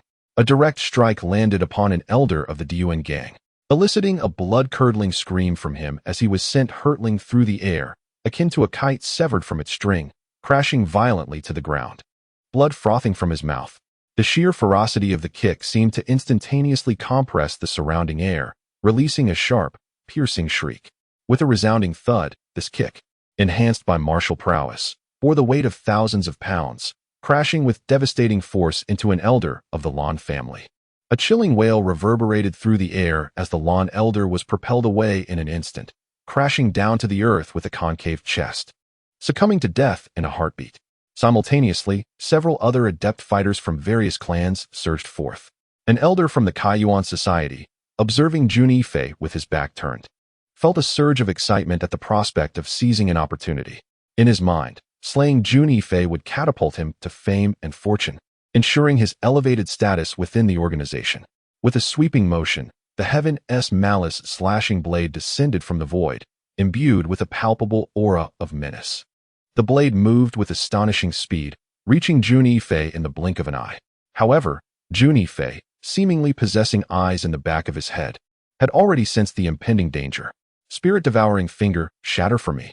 Jun Yifei had turned, executing a counterattack with a single pointed finger. This gesture radiated an overwhelming brilliance, exuding an indomitable force that caused the temperature around him to surge by several hundred degrees, summoning waves of intense heat. With a single gesture, Jun Yifei struck the blade of the elder from the Kaiyuan Society, shattering it into two pieces. The terrifying precision of his finger was unstoppable, driving relentlessly towards the elder with lethal intent. No, the elder from Kaiyuan, overwhelmed with despair, gazed at Jun Yifei, his expression one of sheer horror. In Chapter 55, the strong martial artist of the realm, a soft poochie echoed as Jun Yifei's finger connected directly with the elder's chest. A gaping wound appeared, bleeding profusely. In an instant, the elder from Qian met his demise. The formidable masters from various factions, who had surged towards Jun Yifei, froze in their tracks upon witnessing this. Kill him. After a moment of shock, the elite warriors felt their dignity shattered. They were a multitude attacking a mere youth. Yet not only had they failed to subdue him, but they had also witnessed him slay one of their own right before their eyes. This was intolerable. Devastating slash. Explosive fist. Chaotic rain slash with the mysterious sword. The masters from various factions unleashed their most fearsome techniques, hoping to eliminate Jun Yifei in the shortest time possible. Jun Yifei's expression hardened, sensing the pressure mounting around him. He understood that the leaders of the surrounding factions had yet to intervene. They refrained from joining forces against a mere junior due to their pride. However, their goal remained clear, to extinguish his life. And it was only a matter of time before they took action. Swift resolution. Feeling the overwhelming onslaught of attacks converging upon him, Jun Yifei's gaze sharpened as he made his decision. Finger to annihilate the heavens. Jun Yifei unleashed a thunderous roar, a terrifying aura of murderous intent erupting from his being. This malevolence was palpable, as if it were a tangible substance.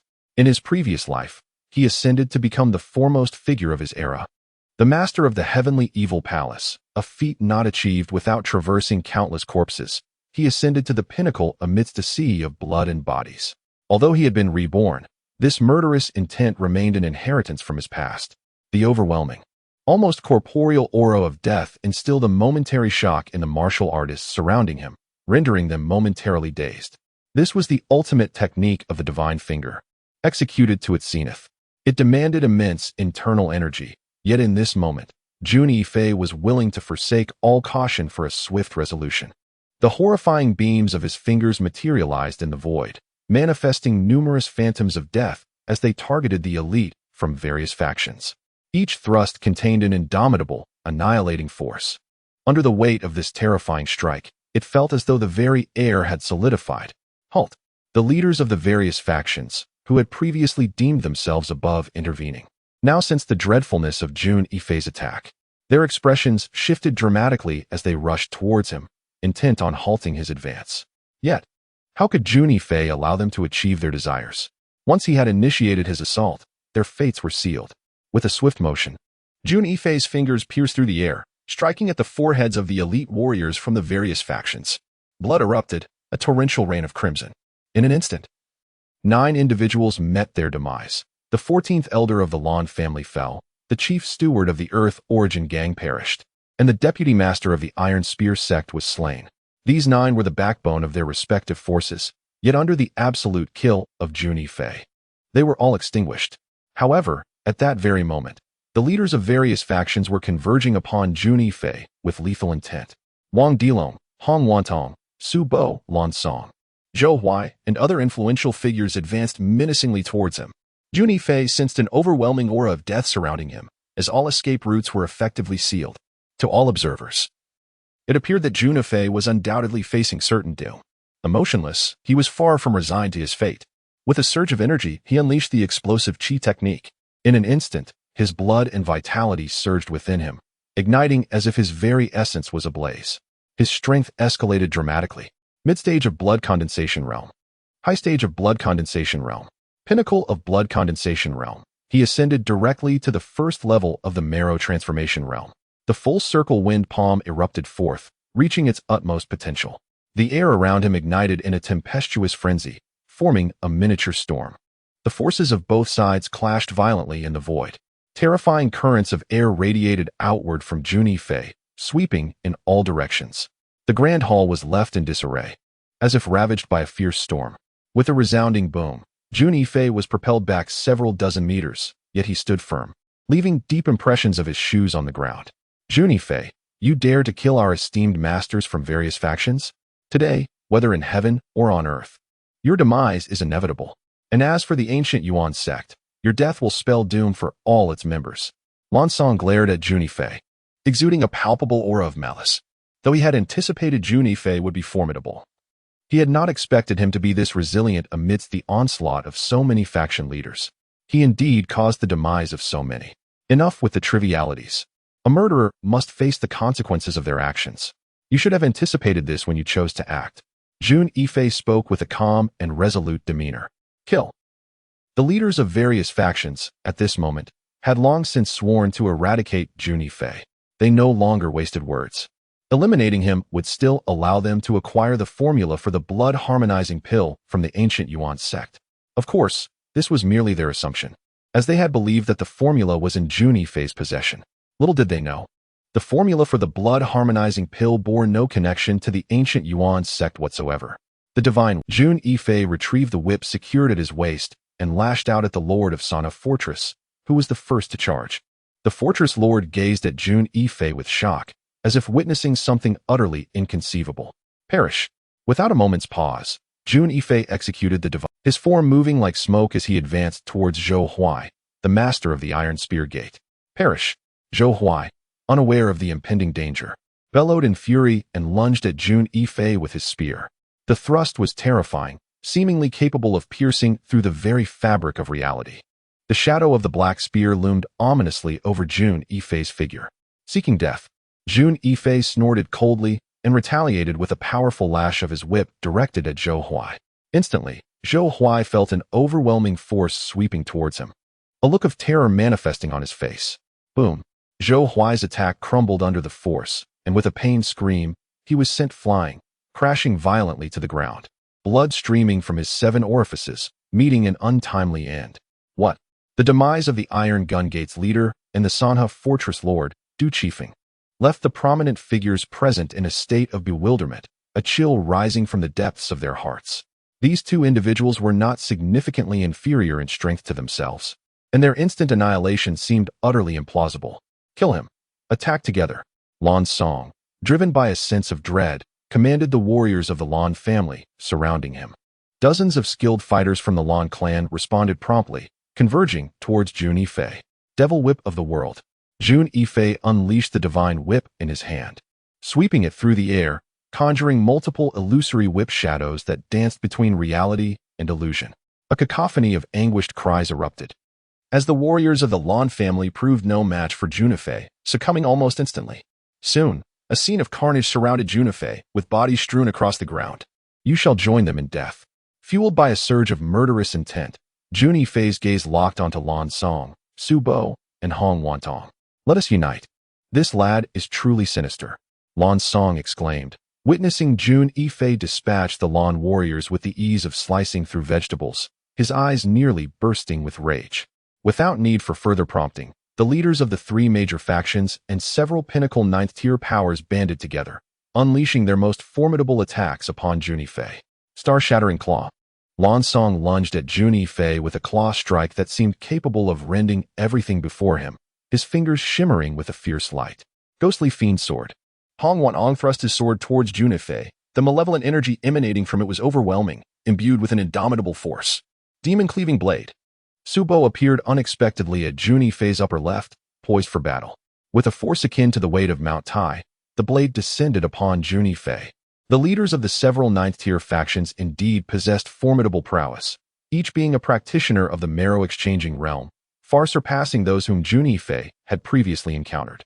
However, at this moment, Jun Yifei wielded the God-slaying whip, rendering him impervious to fear of these individuals, his visage adorned with profound disdain. Get out of my way, Jun Yifei bellowed. The God-slaying whip swept forth once more. Although the whip possessed the ability to disrupt one's mental state, this capability had nearly vanished due to damage. Nonetheless, its most formidable attribute remained its unparalleled strength. Even now, this power was but a fraction of its former glory. Yet it was still beyond the capacity of these mundane realm warriors to withstand. With several cries of anguish echoing, Su Bo, Hong Wantong, and Lan Song were sent flying. In midair, they violently expelled a mouthful of blood, crashing to the ground, each displaying an utterly dispirited demeanor. Despite their combined, they were still no match for Jun Yifei. At this moment, everyone gazed at Jun Yifei with expressions of terror. Tell me, how do you wish to die? Jun Yifei advanced toward them, his expression serene, a mocking smile gracing his lips. In this instant, the leaders of these factions, having been struck by Jun Yifei's earth-shattering blow, had all lost their combat effectiveness. Jun Yifei, it was all a misunderstanding. We can come to an amicable resolution. Lan Song gritted his teeth, forcing a smile as he looked at Jun Yifei. Jun Yifei suddenly erupted into laughter. Observing with a mocking gaze, Lan Song remarked, to call you shameless would not be an exaggeration. You all clamored for my demise. And yet this is merely a misunderstanding? How profound this misunderstanding truly is. The murderous intent emanating from Jun Yifei intensified, palpable as if it were a tangible force. Jun Yifei, we are all leaders of 9th-tier powers. Are you not aware of the consequences of slaying us? If not for your own sake, at least consider the implications for the ancient Yuan sect. Hong Wantong discerned that Jun Yifei's murderous aura was now fixated upon him, and his expression darkened as he hastily spoke. Jun Yifei responded with a cold, sardonic smile, his tone casual yet ominous. Do you know whom I despise the most? As he observed the scrutinizing gazes of the others upon him, he continued with chilling conviction, I loathe being threatened. Thus, you may as well perish. Just as Jun Yifei prepared to strike, a figure rushed in from outside, moving with the swiftness of lightning. This was a middle-aged man, appearing to be in his 40s, exuding an unmatched and formidable presence. Jun Yifei's brow furrowed slightly. A practitioner of the strong core realm? His eyes narrowed, studying the man with a newfound gravity. Are you here to thwart my intentions? Jun Yifei assessed this unfamiliar individual, recognizing him as an evident adversary. Although he possessed the divine whip, Its power was nearly depleted at this juncture. Engaging a strong core realm warrior would be detrimental to his interests. For my sake, spare them. The middle-aged man regarded Jun Yifei with a penetrating gaze. Though his tone was courteous, it bore an unmistakable air of authority that brooked no dissent. Chapter 56. Descendants of the Hercules, since it is the lord of the city pleading for mercy, let us spare them. Jun Yifei recognized the middle-aged man as Yang Baiting, the lord of Luqing, one of the two formidable warriors in the area. Upon identifying him, Jun Yifei felt a sense of calm wash over him. Yang Baiting had no vested interest in the noble families involved. His intervention was merely for the stability of Luqing. The simultaneous demise of these powerful figures could indeed result in significant upheaval for the city, a notion that Jun Yifei could comprehend. However, Jun Yifei's willingness to relent did not stem from fear of his opponent. He was acutely aware that the potency of his divine whip was nearly expended. With Yang Baiting standing in his way, this was not the opportune moment to strike. Even if he were to act forcefully, the chances of success would be minimal. Nevertheless, this encounter had instilled a sense of trepidation in the families. Henceforth, they would likely maintain a considerable distance from him, providing him with a semblance of peace. Heroes emerge in youth. Yang Baiting regarded Jun Yifei with newfound respect. My lord, I must forewarn you. Jun Yifei's demeanor grew solemn. Pray continue. Yang Baiting did not underestimate Jun Yifei due to his youth. Today, I can choose to spare them. However, should they dare to assault me again, do not expect any leniency from me, my lord, Jun Yifei asserted, his gaze unwavering. Yang Baiting pondered for a moment and nodded in agreement, stating earnestly, young Master Jun, should they initiate an attack, you are indeed free to disregard my authority, and I shall not intervene. Jun Yifei smiled with satisfaction and replied, I am grateful for your understanding, my lord. Farewell. Jun Yifei strode away. 3 days later, the after-effects of his explosive technique had dissipated. Perhaps it was due to his initial use of the technique while in the blood condensation realm, for this time the side effects were not overly severe. However, the news of Jun Yifei single-handedly battling the masters of various factions and sweeping through the powers of Lu City was still reverberating. The events of the Blue Mansion banquet spread only within a limited circle. Yet, in this world, there is no wall that does not let the wind through. Especially since numerous eyewitnesses had observed the battle that day. One tale led to another, and soon it became a phenomenon that shook the entirety of Lu City. The streets and alleys were abuzz with stories of Jun Yifei's miraculous stand against many foes. Atop one of Lu City's largest taverns, Yanba Tower, patrons were engaged in lively discussions. I knew it. How could Jun Yifei, the young master of the ancient Yuan sect, be a mere wastrel? He must have been biding his time, soon to make a stunning debut. Indeed, that night, Jun Yifei had no equal. With a butcher's knife, he wreaked havoc like a slaughterer, dispatching the martial artists of various esteemed families with ease. Yes, I was present that night, and I witnessed Jun Yifei's formidable prowess. His arms were thicker than all of ours combined, and his head was as large as a basin. Moreover, I have heard that Jun Yifei has inherited the legacy of the 8-armed Vajra, possessing 3 heads and 6 arms. Those masters of the families were nothing compared to him. At the adjacent table, Jun Yifei shook his head and let out a bitter laugh, pondering. This is what they call misinformation. I actually used a butcher's knife? How utterly unseemly. Zhugan and Fat Tiger exchanged peculiar glances at Jun Yifei. With a grin, Fat Tiger remarked, Boss, having been with you for so long, I never realized you looked so unusual. The way that fellow described you, it's as if you're a monster. Honestly, I wonder why I didn't notice it back then. He scoffed dismissively. Nevertheless, boss, you truly are formidable. How did you manage to fight your way out? You have no idea. At that moment, Fat Tiger and I nearly sacrificed ourselves for you. Jun Yifei, upon hearing this, promptly spat out a mouthful of wine and coughed several times, feeling somewhat speechless. I say, Fat Tiger, Zhugan, could you two perhaps indulge in a bit more reading in the future? Your choice of words is rather awkward. One might mistakenly think there's something amiss with my orientation. Despite the strength of his character, Jun Yifei couldn't help but feel a shiver run down his spine. Boss, your reputation has certainly taken flight. Many privately refer to you as the foremost expert among the younger generation in Lu City, Zhugan observed, grinning at Jun Yifei. It's merely a hollow title. What significance does it hold? Jun Yifei replied, not particularly concerned. You have a remarkably open-minded perspective, boss, Fat Tiger commended, giving Jun Yifei a thumbs up. Alas, boss, You are destined to soar to great heights, yet we will suffer, forever burdened by the moniker of the three wastes of Lu City. No, not the three wastes, but rather the two wastes of Lu City. You, boss, have completely distanced yourself from that label. Fat Tiger, didn't your ancestor possess the illustrious title of perhaps you carry his bloodline and could also become remarkable? Zhugan jested, addressing Fat Tiger with a chuckle. Who can say? Perhaps it is merely the boast of our ancestors. However, Fat Tiger shook his head. The speaker may be careless, yet the listener is attentive. Upon hearing the title God of Strength, Jun Yifei's heart trembled with surprise. In his previous life, the heavenly evil palace was replete with formidable warriors, boasting 72 earthly fiends and 36 heavenly gangs. Above them were the 10 heavenly kings. The 4 divine lords were second only to the 2 great guardians within the heavenly evil palace, serving as its upper echelon, suppressing the realms in all directions. The God of Strength, known for his fierce and unrefined demeanor, was straightforward yet unwaveringly loyal to Jun Yifei, wielding the celestial crushing hammers. He swept through the domains as a valiant champion of the heavenly evil palace. Even the other 3 divine lords were reluctant to provoke him. Yet, after Jun Yifei fell victim to treachery, the heavenly evil palace vanished, and he remained unaware of the fate of his loyal subordinates.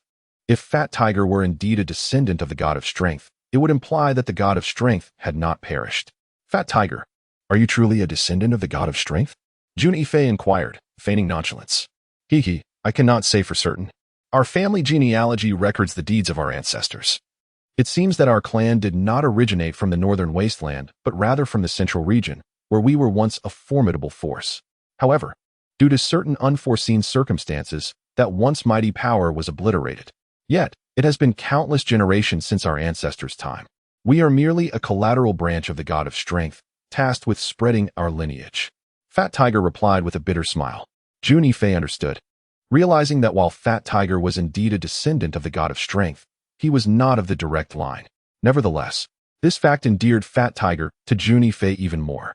It is no wonder that upon first encountering Fat Tiger, I felt a sense of familiarity in his visage. Upon reflection, it seems that Fat Tiger bears a striking resemblance to the mighty God of Strength. Perhaps he is indeed a descendant of that illustrious figure.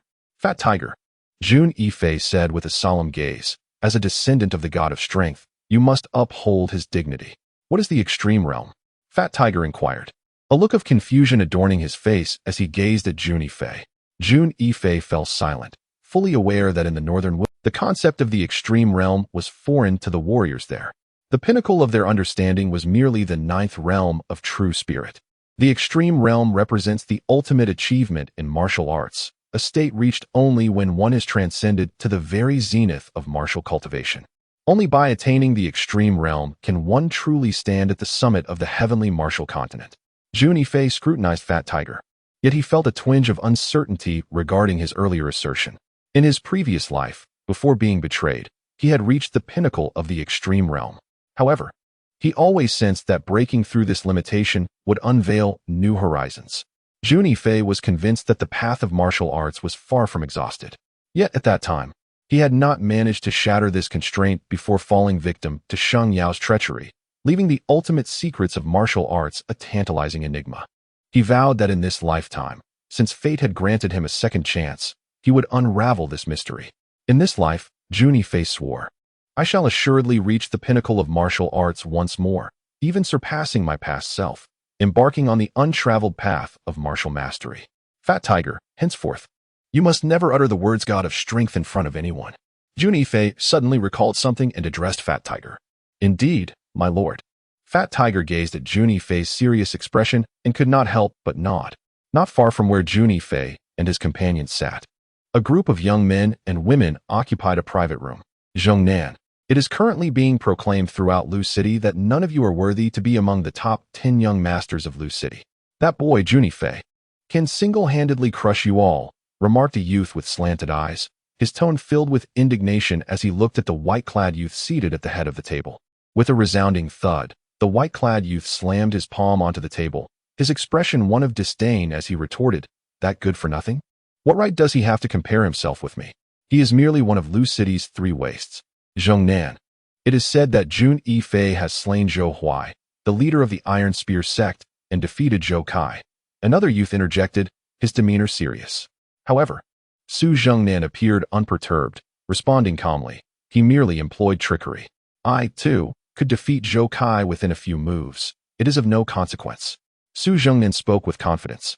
Knowing he ranked higher than Zhou Kai, holding the 4th position among the top 10 young talents.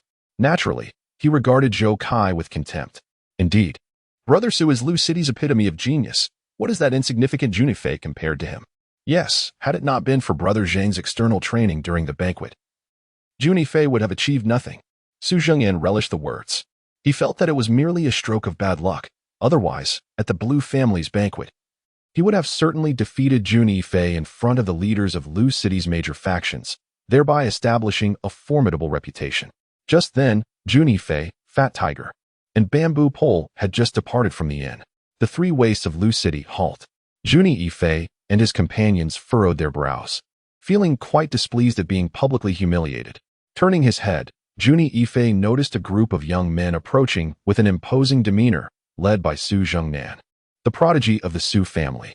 The commotion attracted the attention of onlookers. Look over there.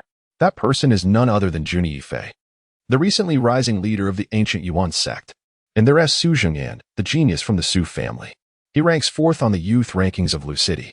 It seems a spectacle is about to unfold. The crowd buzzed with excitement as some whispered among themselves. Chapter 57. Defeating Su Zhengnan. Su Zhengnan squinted, fixating on Jun Yifei, and coldly remarked, Jun Yifei, I have heard rumors of your arrogance lately, claiming to be the foremost genius of Lu City. Is there any truth to this? Oh, I wonder which of your ears caught my words. While I cannot ascertain whether you truly are the best, I can confidently assert that I surpass you by more than a mere margin. Jun Yifei regarded Su Zhengnan with a bemused smile. You, Su Zhengnan, with a look of disdain, retorted, Jun Yifei, is your only talent in idle banter? Accept my challenge. Allow me to expose you as merely one of Lu City's 3 failures, a title you will carry forever, a mere name without substance. Young man, you are exceedingly naive. Jun Yifei shook his head and casually said to Fat Tiger and Bamboo, let us go. Indeed. How can one so childish aspire to be a master among the youth of Lu City? Surely, this ranking cannot have been purchased, Fat Tiger chuckled. It is highly probable that, given his unsteady stance, he has spent considerable time in the company of women. He appears to be a victim of excess indulgence in both alcohol and carnal pleasures, making it implausible for him to be among the top 10 young masters of Lu City. Perhaps he excels in the bedroom, one might jest. The Bamboo Pole chimed in with a smirk. What nonsense about indulgence? Su Zhengnan was becoming increasingly exasperated. While he did not entirely shun feminine allure, he certainly was not one to revel in nightly debauchery to such an extent that his legs would weaken. The incessant chatter from the 2 companions of Jun Yifei was rather bothersome. He felt that his illustrious reputation was being gravely tarnished in the eyes of the onlookers. As he observed the trio preparing to depart, seemingly dismissing him, a wave of dissatisfaction washed over Su Zhengnan, leaving him feeling utterly humiliated. In front of such a multitude, he couldn't contain his fury any longer. He bellowed and, in an instant, vanished from sight, only to reappear behind Jun Yifei, thrusting his sword with lethal intent. Su Zhengnan was renowned in Lu City as the Storm Sword. This title stemmed from his mastery of the Rainstorm Sword technique, a form of martial arts of high quality, albeit not the absolute pinnacle. Nevertheless, the rarity of truly exceptional martial arts meant that few could rival him, especially since Su Zhengnan had perfected the Rainstorm Sword technique to its zenith. The power he wielded was undoubtedly formidable. Like a flash of lightning, his figure glided across the ground, serpent-like, closing in on Jun Yifei. With a fierce strike, he sliced through the air, aiming for Jun Yifei's back. This attack was one he was determined to land, having already locked onto Jun Yifei's position. A triumphant smile graced Su Zhengnan's face. He was certain that Jun Yifei would meet his demise beneath this strike. Even if he did not perish, he would surely be gravely wounded. However, in the next moment, Su Zhengnan's expression changed dramatically, for he realized that the target before him had vanished. How could this be? Su Zhengnan furrowed his brow, only to discover that Jun Yifei had appeared 5 meters away, hands clasped behind his back, as though he had stood there since time immemorial. To call you childish would be an understatement. You truly are quite immature. A prominent figure among the top 10 young masters of Luqing, yet all you can do is launch surprise attacks. It seems your reputation is indeed purchased, merely a hollow fame. Jun Yifei shook his head at Su Zhengnan with an expression of pity. Damn it. You are the one who has bought your reputation. Su Zhengnan felt an immense insult. Storm sword. His figure flickered as he approached Jun Yifei with lightning speed, unleashing a terrifying sword strike that cleaved through the void, aimed directly at Jun Yifei. Get lost. Jun Yifei snorted coldly, pointing a finger at Su Zhengnan with lethal intent. The already perfected divine finger, invincible and fierce, seemed capable of tearing apart the very fabric of the universe. With a chilling sound, Jun Yifei's finger strike was utterly terrifying, imbued with the force to obliterate. It completely dismantled Su Zhengnan's attack. What? Su Zhengnan was instantly taken aback, instinctively retreating. Yet, while his speed was swift, Jun Yifei's was even swifter. His finger had locked onto Su Zhengnan completely, following him like a shadow as it aimed for his heart. Jun Yifei's finger struck forcefully towards Su Zhengnan's chest, but Su Zhengnan reacted quickly. His sword had somehow positioned itself defensively before him. With a clang, the clash resounded. However, despite Jun Yifei's strike being blocked by Su Zhengnan, the tremendous force nonetheless sent Su Zhengnan reeling backward. Stumbling, he staggered several steps. The fatal leg. In a moment of swaying, Jun Yifei seemed to transform into a wisp of smoke. The terrifying shadow of his leg abruptly manifested in the void, sweeping mercilessly towards Su Zhengnan. The fatal leg. A martial technique of unparalleled excellence. In an instant, the dreadful shadow of the leg swept through like a tempest, leaving Su Zhengnan utterly unprepared. Before he could react, Jun Yifei's leg was upon him. With a resounding thud, the strike landed squarely on Su Zhengnan's cheek. Ah! Su Zhengnan let out a pained cry, his body hurtling backward like a kite severed from its string, crashing violently to the ground. Indeed, the reality was far less impressive than the reputation. This bamboo pole. Is this all he amounts to? To think he is among the top 10 young masters of Luqing. I dare say his presence will diminish their esteemed reputation. Fat Tiger chuckled. Bamboo Pole nodded solemnly, stating, Indeed, given this fellow's capabilities, I feel he is on par with us. His ranking is undoubtedly purchased. Alas, the world is in decline. Everything these days has a counterfeit. Enraged and distressed, Su Zhengnan, already in a fit of fury, fainted from the combined taunts of Bamboo Pole and Fat Tiger. Let us depart. Although Jun Yifei had triumphed over Su Zhengnan, he felt as if he had accomplished something trivial, his expression as unperturbed as a tranquil lake. Boss, you have indeed triumphed over Su Zhengnan. Shouldn't there be some acknowledgement of this? Fat Tiger beamed at Jun Yifei. Indeed, boss. Su Zhengnan ranks fourth among the top 10 young masters of Luqing, incomparable to the likes of Lan Yaofeng and Zhou Kaiji, Zhu Gan added with a grin. What is there to acknowledge? Shall we beat drums and set off firecrackers? Jun Yifei shook his head dismissively. Suddenly, a thought struck him. He turned to Fat Tiger with a mischievous smile. Boss, I just remembered that you mentioned wanting to book the entire fireworks pavilion for me. Now that you have a boss, I am prepared. You may begin to show your respect. Zhu Gan looked at Jun Yifei with a face full of grievance. Get lost. Jun Yifei replied with palpable disdain. Meanwhile, at the Lan family estate in Luqing, the treasure vault of the Lan family undergoes inventory checks every 3 days. Generally, the vault is so heavily guarded that it is implausible for outsiders to gain easy access. The Lan family's treasure vault operates under strict regulations. Even the disciples assigned to guard it cannot enter without permission from the higher-ups. On this occasion, it was the third elder of the Lan family, Lan Sang, who was responsible for the inventory check. Accompanied by 2 disciples, Lan Sang approached the vault. He glanced at the 2 Lan family warriors standing erect before the vault and nodded slightly, inquiring, So, is everything in order? No irregularities? The few guards were evidently quite familiar with Lan Sang. The leader of the guards respectfully stated, Third elder, rest assured. With us here, how could anything extraordinary transpire? Even if it were to occur, we would have dealt with it long before. Upon hearing this, Lan Sang nodded in satisfaction and replied, That is indeed commendable. Yet you must remain vigilant. After all, anything is possible. Yes, the guards nodded in acknowledgement. As the door to the treasury was opened, Lan Sang was immediately struck dumb, his body trembling and his complexion paling. For within the treasury lay nothing but emptiness, the scene reminiscent of a surface polished to an immaculate sheen. The sight of the barren vault nearly caused him to faint. This was the Blue family's century-old fortune, now vanished without a trace. Jun Yifei, I shall not rest until I see you brought to justice.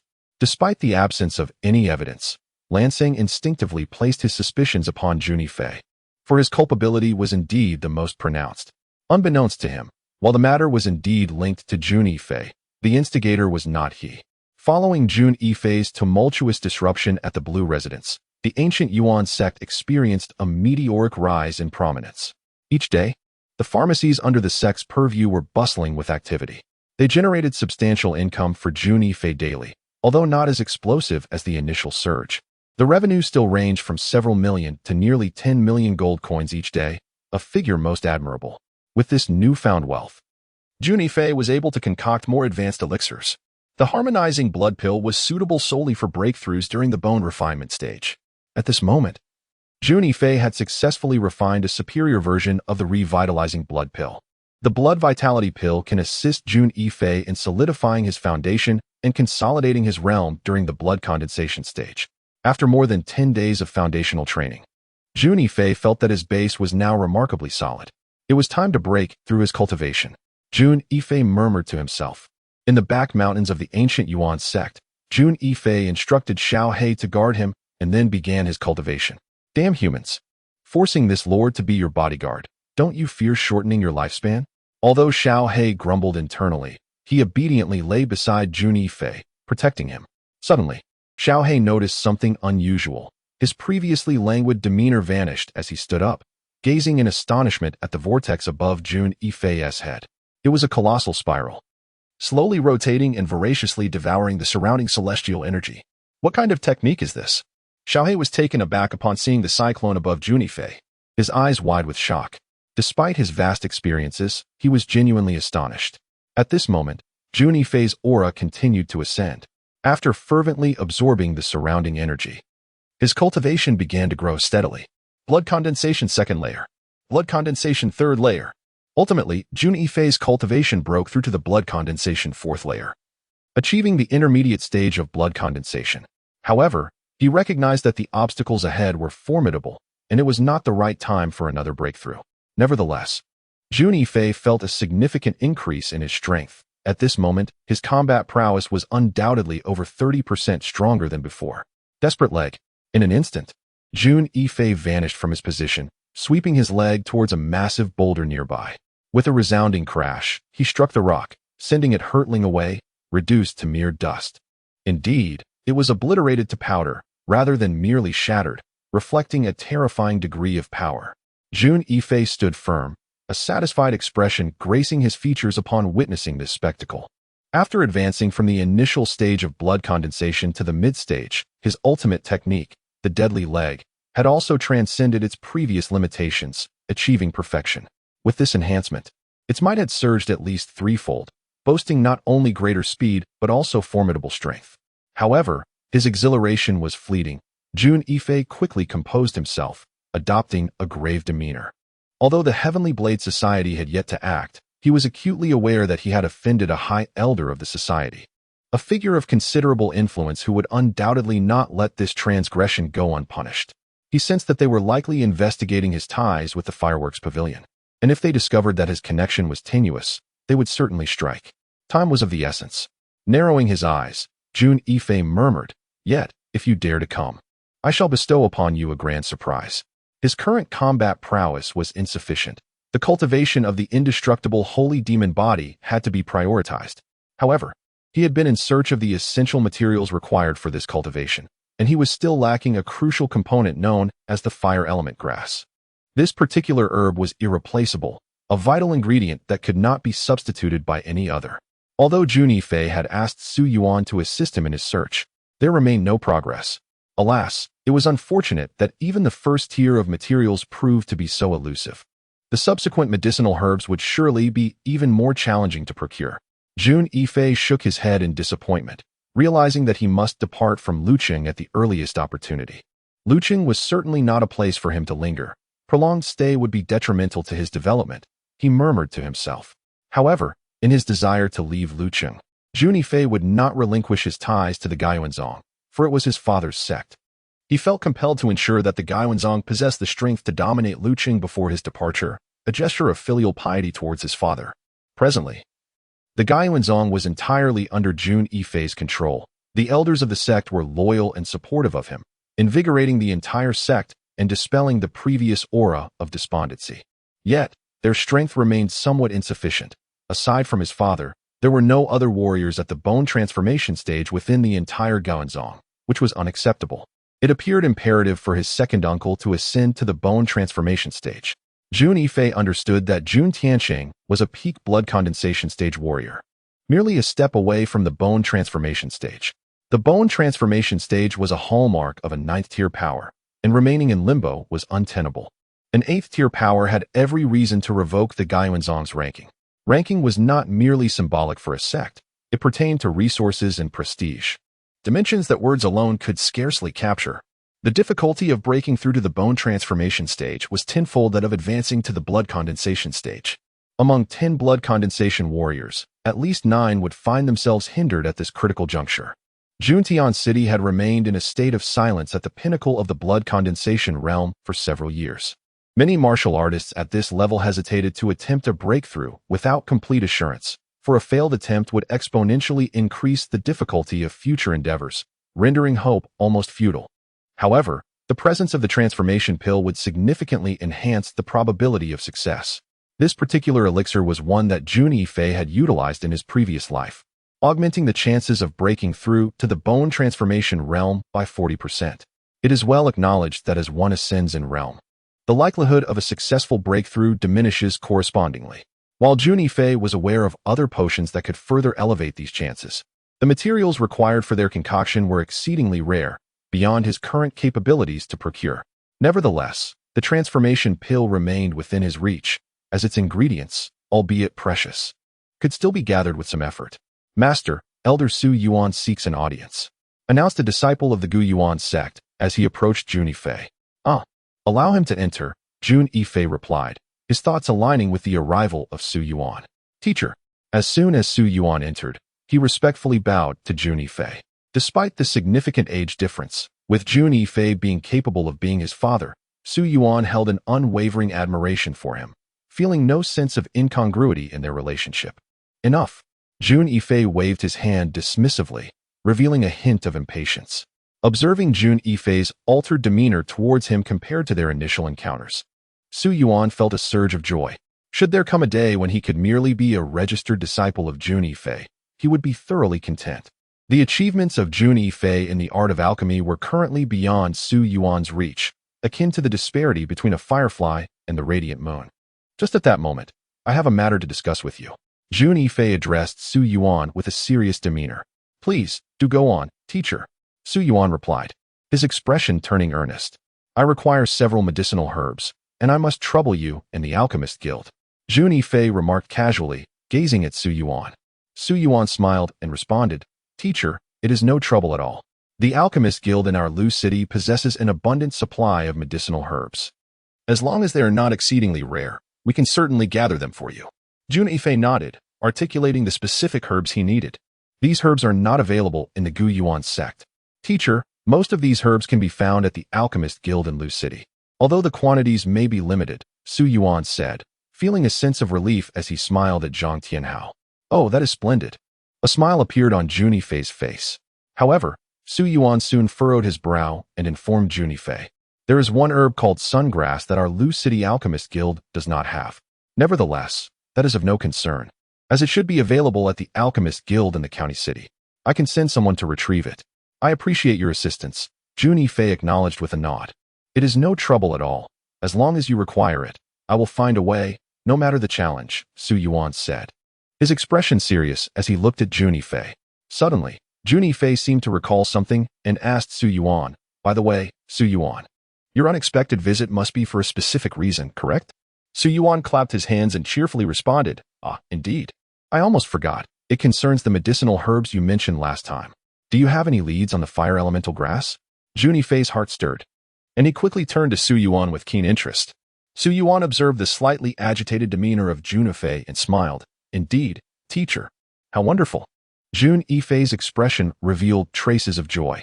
For him, the fire elemental grass was pivotal in realizing his aspirations to cultivate the indestructible sacred demon body.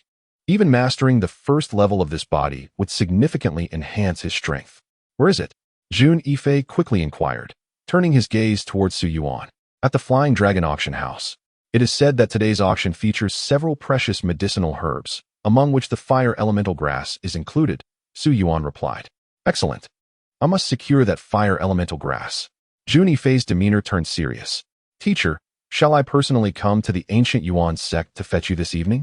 Su Yuan regarded Jun Yifei, who shook his head and gestured dismissively. No need. Let us maintain a low profile. I will wait for you outside the auction house. Understood. Su Yuan was well aware of Jun Yifei's intentions. That evening, as Jun Yifei prepared to depart, Pang Hu and Zhu Gan unexpectedly arrived together to seek him out. Boss, are you heading out? Pang Hu asked, eyeing Jun Yifei. Jun Yifei, somewhat taken aback, chuckled. What brings you two rare visitors here together all of a sudden? Hee boss. Today marks the grandest auction of the year in Lu City, and it is rumored that there are many exquisite treasures on offer. Would you like to join us and witness it? Pang Hu suggested, glancing at Jun Yifei. Jun Yifei looked at Pang Hu with mild surprise and asked, Really? Are you able to gain entry? Jun Yifei was acutely aware that the auction house was vast and formidable. In Lu City, wealth alone did not grant one entry. The approval of the establishment was paramount. However, Fat Tiger gazed at Jun Yifei with a perplexed expression, inquiring, Boss, given your esteemed reputation in Lu City, the Filong auction house should have sent you an invitation. Heaven knows, Jun Yifei was not particularly troubled by this. His primary concern was whether he could secure the fire elemental grass.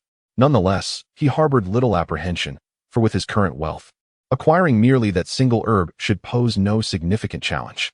After all, the combined blood pill continued to bestow upon him a steady stream of gold coins. No worries, boss. After all, my invitation allows for 2 guests. It's a rare occasion for me to take the lead, Fat Tiger exclaimed with excitement. The trio arrived at the Filong auction house. Having arrived early, Su Yuan was yet to make an appearance. And Jun Yifei was unperturbed about entering the auction house with the 2 companions. To him, the sole objective was to procure the fire elemental grass. However, when Fat Tiger presented his invitation, the lead guard of the Filong auction house erupted into laughter, disdainfully declaring, a counterfeit invitation. And you dare attempt to enter the auction house? How laughable. Begone. What? The invitation is fake? How could this be? Fat Tiger was taken aback, his composure faltering. If you do not leave, we shall consider you to be causing a disturbance, the lead guard of the Filong auction house retorted angrily, emanating a powerful aura. Bamboo Stick, sensing the tension, pulled Fat Tiger aside, solemnly asking, Tell me honestly, where did you acquire this invitation? Cough, cough. It was a vendor I encountered outside the auction house yesterday, who sold it to me for 100 gold coins. As he spoke of this, Fat Tiger felt a surge of indignation. Chu Junyu. Fat Tiger gazed excitedly at the girl clad in blue. Bamboo Pole, equally enthralled, stared unblinkingly at the girl named Chu Junyu. She was indeed the dream girl and idol of all the youth in Lu City. A flicker of recognition sparked in Jun Yifei's heart, as memories of this girl surfaced in his mind. She was the second-ranked genius among Lu City's top 10 young masters.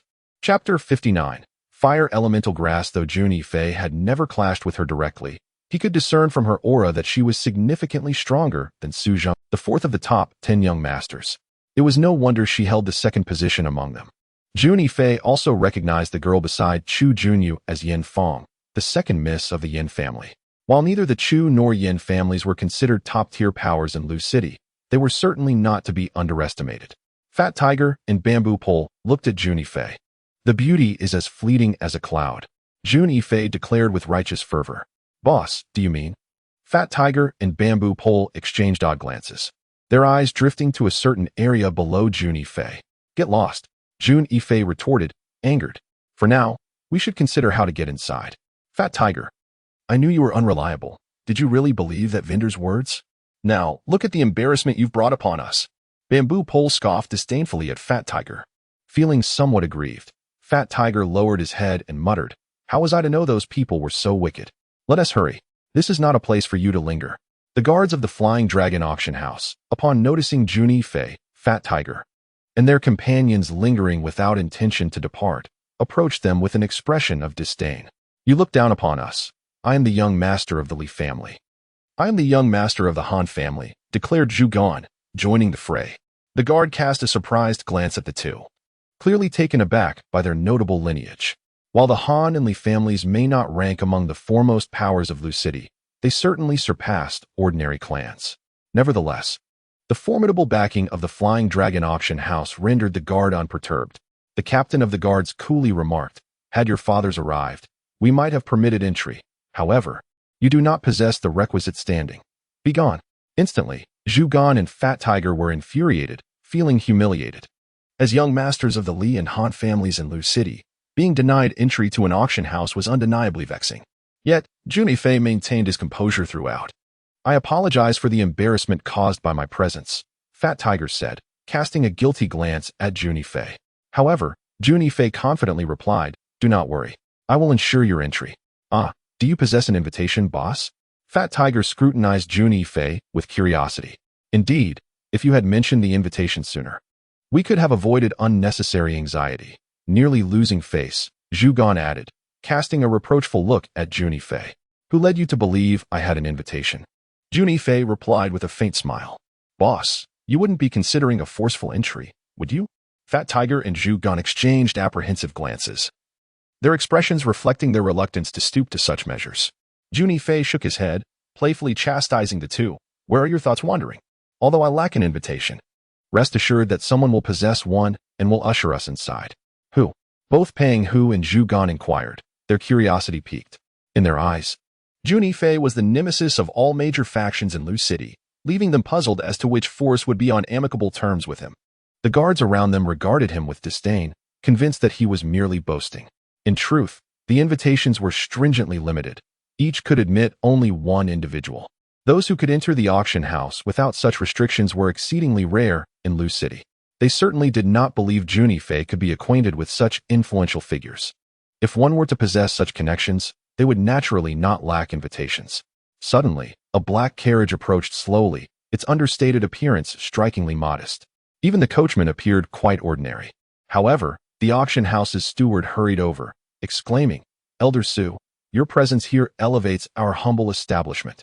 The steward stood beside the carriage, his face beaming with joy, even lifting the carriage curtain with assistance. The guests gathered outside the auction house were taken aback. The steward was known for his formidable demeanor, often disregarding the requests of many family heads. When had he ever shown such deference? Was this individual of significant stature? Curiosity rippled through the crowd. Upon the carriage's occupant disembarking, many recognized the identity of the esteemed guest, coming to a sudden realization.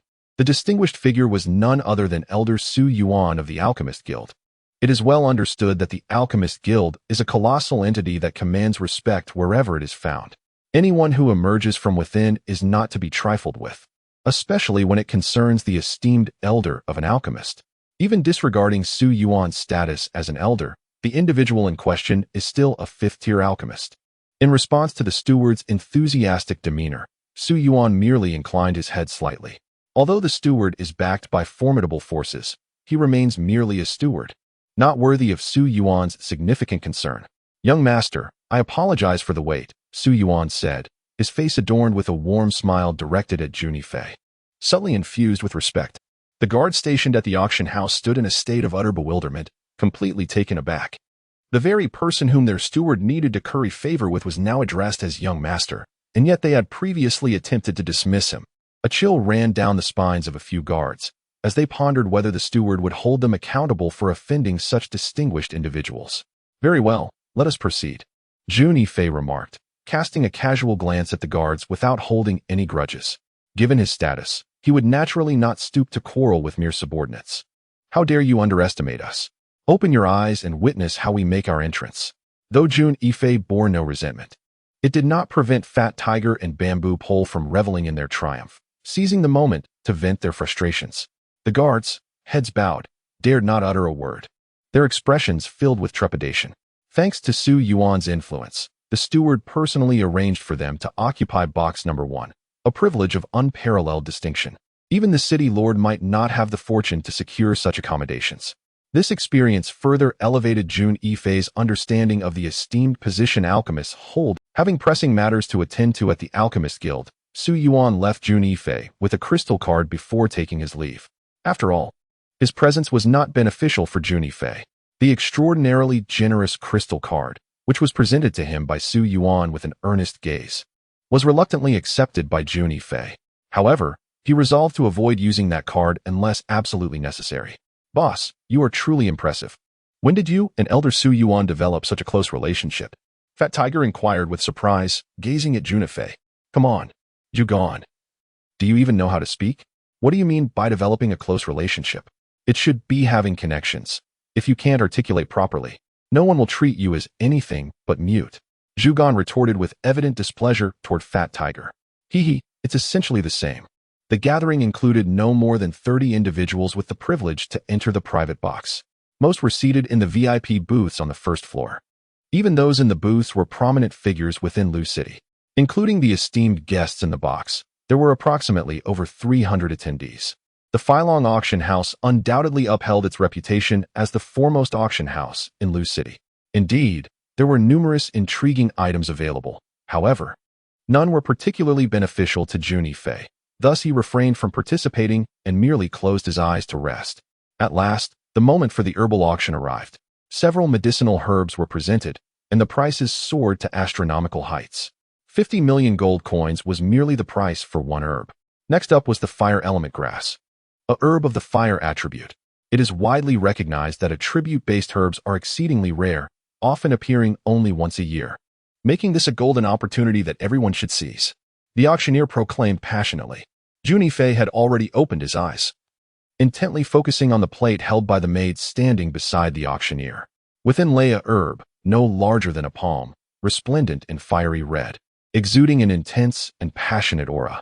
The temperature in the vicinity soared by several degrees under the herb's influence, rendering it almost unbearable. Indeed, it was the fire origin grass. Jun Yifei narrowed his eyes, his gaze emanating an unyielding determination. The base price was set at 1 million gold coins, with each subsequent bid not less than 100,000 coins. Let the auction commence, the auctioneer proclaimed. 1,500,000. 2 million. The fire origin grass garnered significant attention, and soon, guests began to place their bids. How exhilarating, boss. 40 million gold coins, laid before me. I could practically bury myself in it. Fat Tiger exclaimed, visibly excited. 50 million. Jun Yifei declared. Fat Tiger. Bamboo pole. In box 20. A girl seethed with anger. She was Yin Fong, the one who had previously encountered Jun Yifei, Bamboo Pole, and Fat Tiger outside the auction house. Beside her stood the agile girl in blue, Chu Junyu. Damn it, who is it? Yin Fong fumed, witnessing the fire origin grass slipping away from her grasp. Thwarted by an unexpected contender, which greatly irked her. Comparing wealth with our Yin family is a joke. Yin Fong continued, 53 million. 60 million. In box 1, Jun Yifei spoke calmly and unhurriedly, 60 million. The audacity. Yin Fong had not anticipated that her opponent would not engage in a bidding war. Directly calling out 60 million, a gesture that left her breathless. This fire origin grass was intended for concocting fire attribute elixirs for her younger brother. However, it was not absolutely indispensable, and in the end, Yin Fong decided to concede. This is infuriating. Who dares to contend with me? Yin Fong's brows furrowed in frustration. Chu Junyu stated, the person in box 1. Who could it be? The city lord's mansion? Yin Fong had not been outside earlier, so he was unaware of the identity of the individual in box 1. No, it seemed to be the voice of Jun Yifei. Chu Junyu felt a twinge of uncertainty. Her impression of Jun Yifei was still that of the timid young boy she had encountered at various gatherings of the prominent families in the past. The voice sounded somewhat familiar, yet she could not be certain it was him, especially since Jun Yifei had not spoken previously. Hence, she could only speculate. Chapter 60. The Xian Kong Stone. Damn it. Regardless of who it was, Yin Fong felt a surge of anger. However, he was helpless, as the opposing bid had indeed surpassed his own. Ultimately, the fire element grass fell into the possession of Jun Yifei. The steward personally delivered it to his box. Young Master Jun, as you are a guest of Elder Su Yuan, I shall take it upon myself to grant you a 20% discount. The steward spoke respectfully to Jun Yifei. This concession was significant, reducing the price by over 10 million gold coins, leaving Jun Yifei to pay merely 48 million gold coins. Jun Yifei was quite pleased with this arrangement. Thank you, he smiled. After the steward departed, Fat Tiger turned to Jun Yifei, astonished, and inquired, Boss, have you lost your mind? Spending over 40 million just to buy a single herb. Jun Yifei gazed at the palm-sized fire element grass radiating warmth in his hand and replied nonchalantly, "You know nothing. This single herb is priceless to me." Fat Tiger and Bamboo Stick exchanged puzzled glances, both bemused. At that moment, they might have wished to express that the world of the wealthy was beyond their comprehension. The forthcoming auction appeared rather tedious to Jun Yifei. He found little interest in the other treasures. Nonetheless, since he was present, it seemed worthwhile to witness the proceedings. In his previous life, as the esteemed young master of the Dark Path, countless treasures were delivered to him by eager admirers whenever he expressed a desire for them. Consequently, his visits to auction houses diminished significantly over time. However, the opportunity to revisit such an experience now was rather pleasant. Among the subsequent treasures, several fetched astronomical prices exceeding 50 million gold coins. Notably, a rather appealing cold water sword was acquired for 70 million gold coins by a girl in box 20. Yet, this girl was not the one who had previously competed with Jun Yifei in the bidding. Could it be her? A vision of a stunning girl clad in blue, Chu Junyu, flashed through Jun Yifei's mind. Next, an intriguing mineral was set to be auctioned. This stone, possessing unique characteristics, was neither gold nor silver, but exceedingly hard, impervious even to the finest artifacts. Furthermore, it emanated a sinister energy and was referred to as the Xianxia stone. It might prove invaluable to martial artists practicing esoteric techniques. The auctioneer, observing the lively commotion in the room, felt a surge of satisfaction. Recognizing the interest in the Xianxia stone among the attendees, which would surely enhance its auction prospects. Could it be the Xiankong stone? Within box 1, Jun Yifei's expression transformed, brimming with excitement upon recognizing the mineral. For he discerned that it was not merely a Xianxia stone, but distinctly a Xiankong stone. In the ancient era of his previous life, the Xiankong stone was a coveted material for crafting spatial rings, invaluable beyond measure.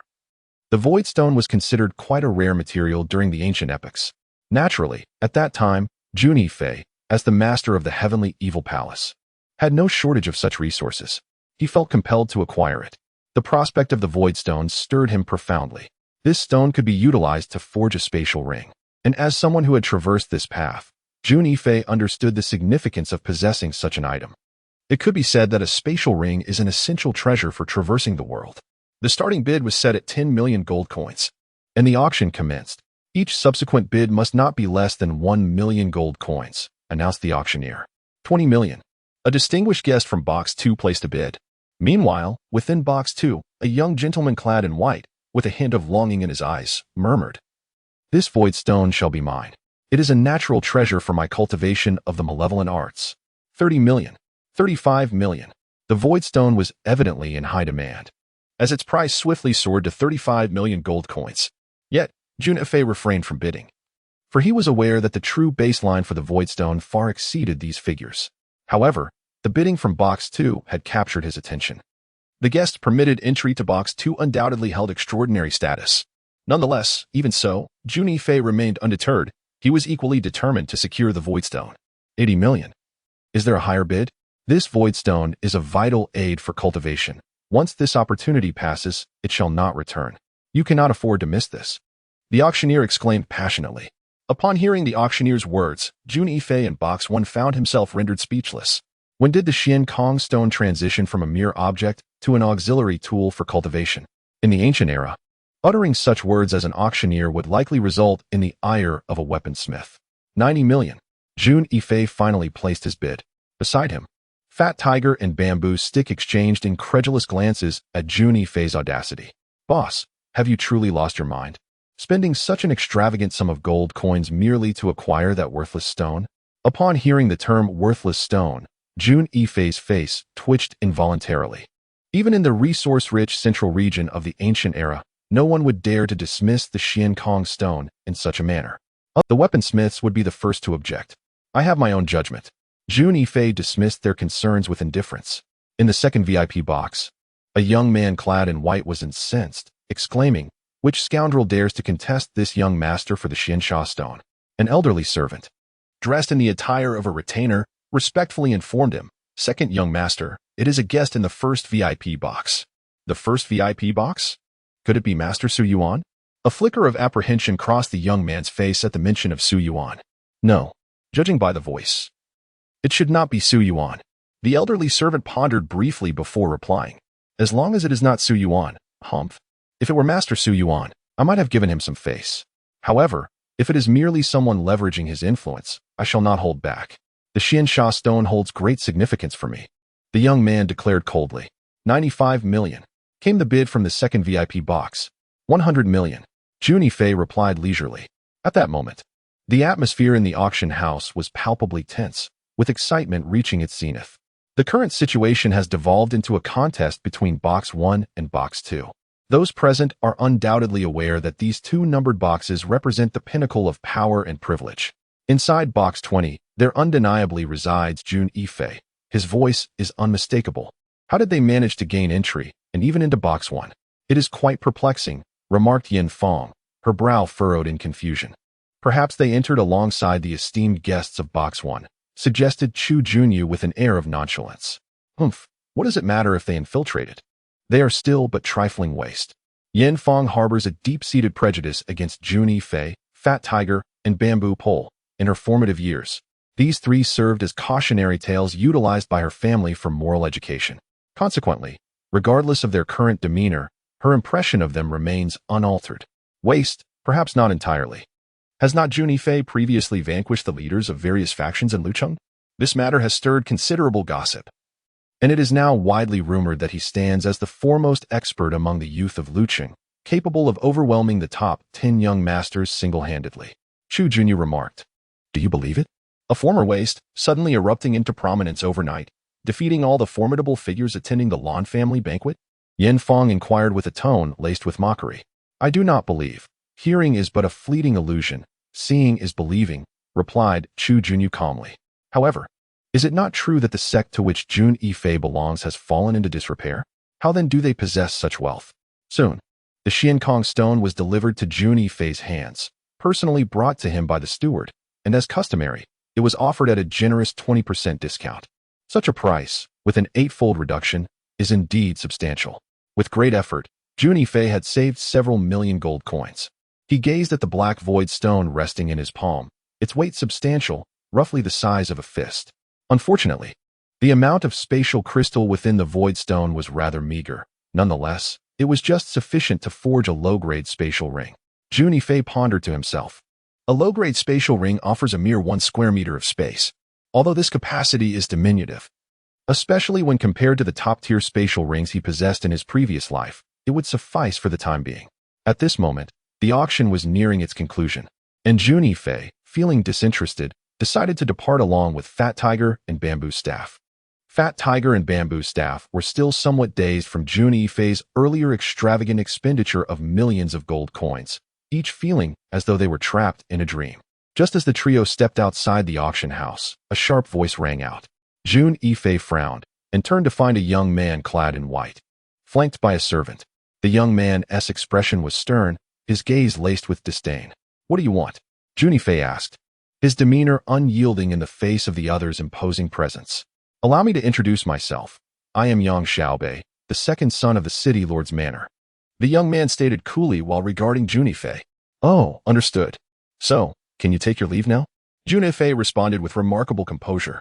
Boss. He is the second son of the city lord's manor. Bamboo Staff and Fat Tiger whispered anxiously behind him. To some extent, the city lord's manor was the foremost family in Lucheng, undeniably more powerful than the Lan family. Oh, and what of it? I do not know him. Must I invite him to dinner?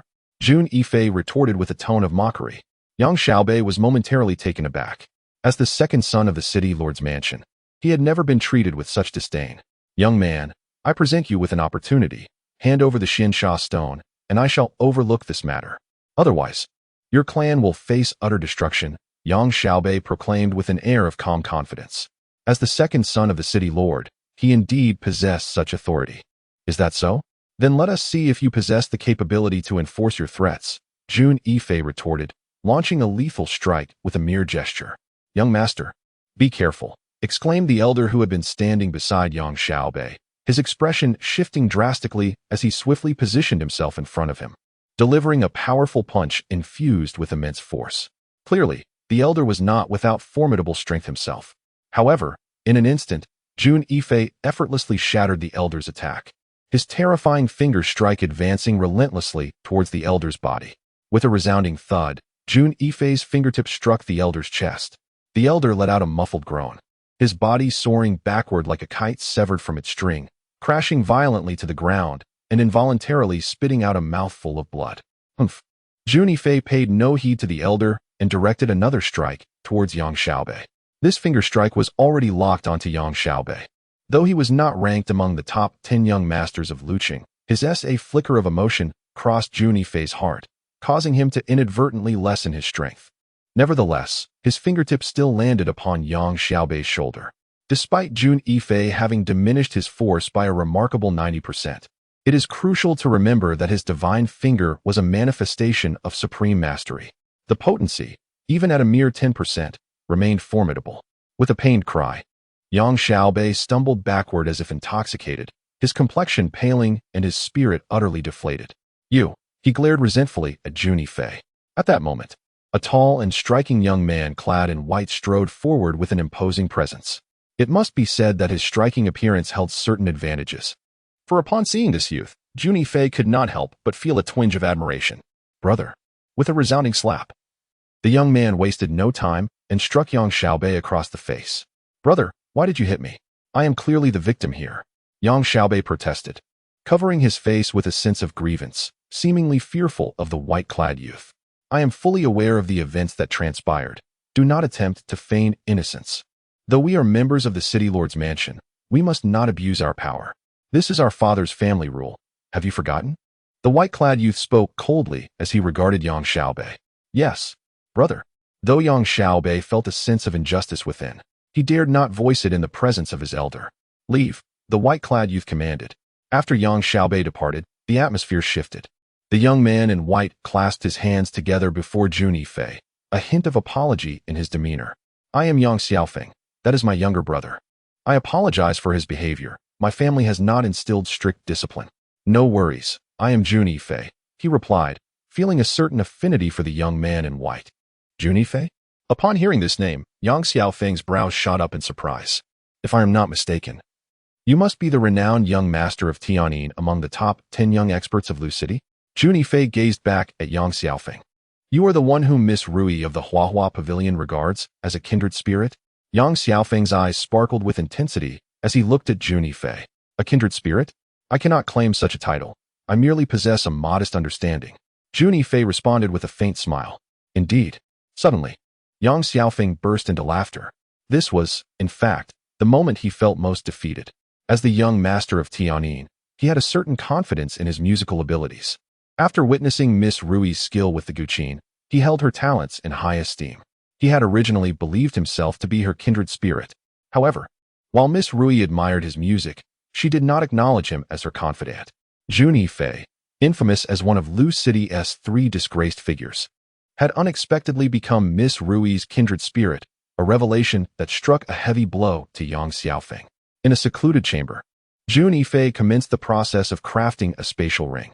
The steps of forging were strikingly similar to alchemy, melting materials, shaping them, and solidifying while etching formations.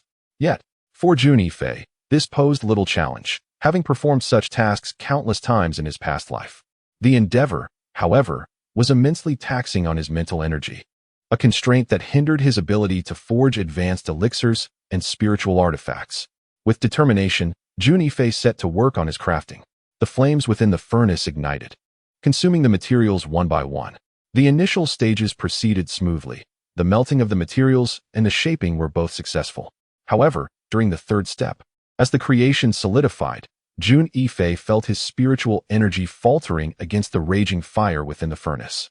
The tumultuous energy seemed on the brink of explosion, causing a shift in Jun Yifei's expression, for he realized that his spiritual power was insufficient.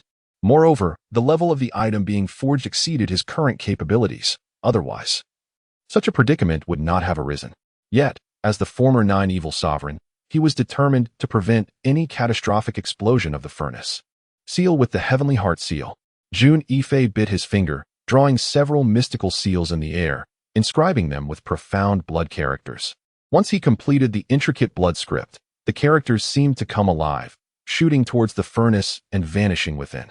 Remarkably, following the emergence of those blood characters, the furnace, which had been on the verge of exploding, was subdued and ceased its trembling.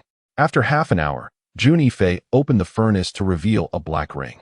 Ancient and weighty, exuding a vibrant aura. This marked Jun Yifei's inaugural attempt at crafting in this lifetime. The spatial ring, though modestly categorized, could barely be considered a treasure.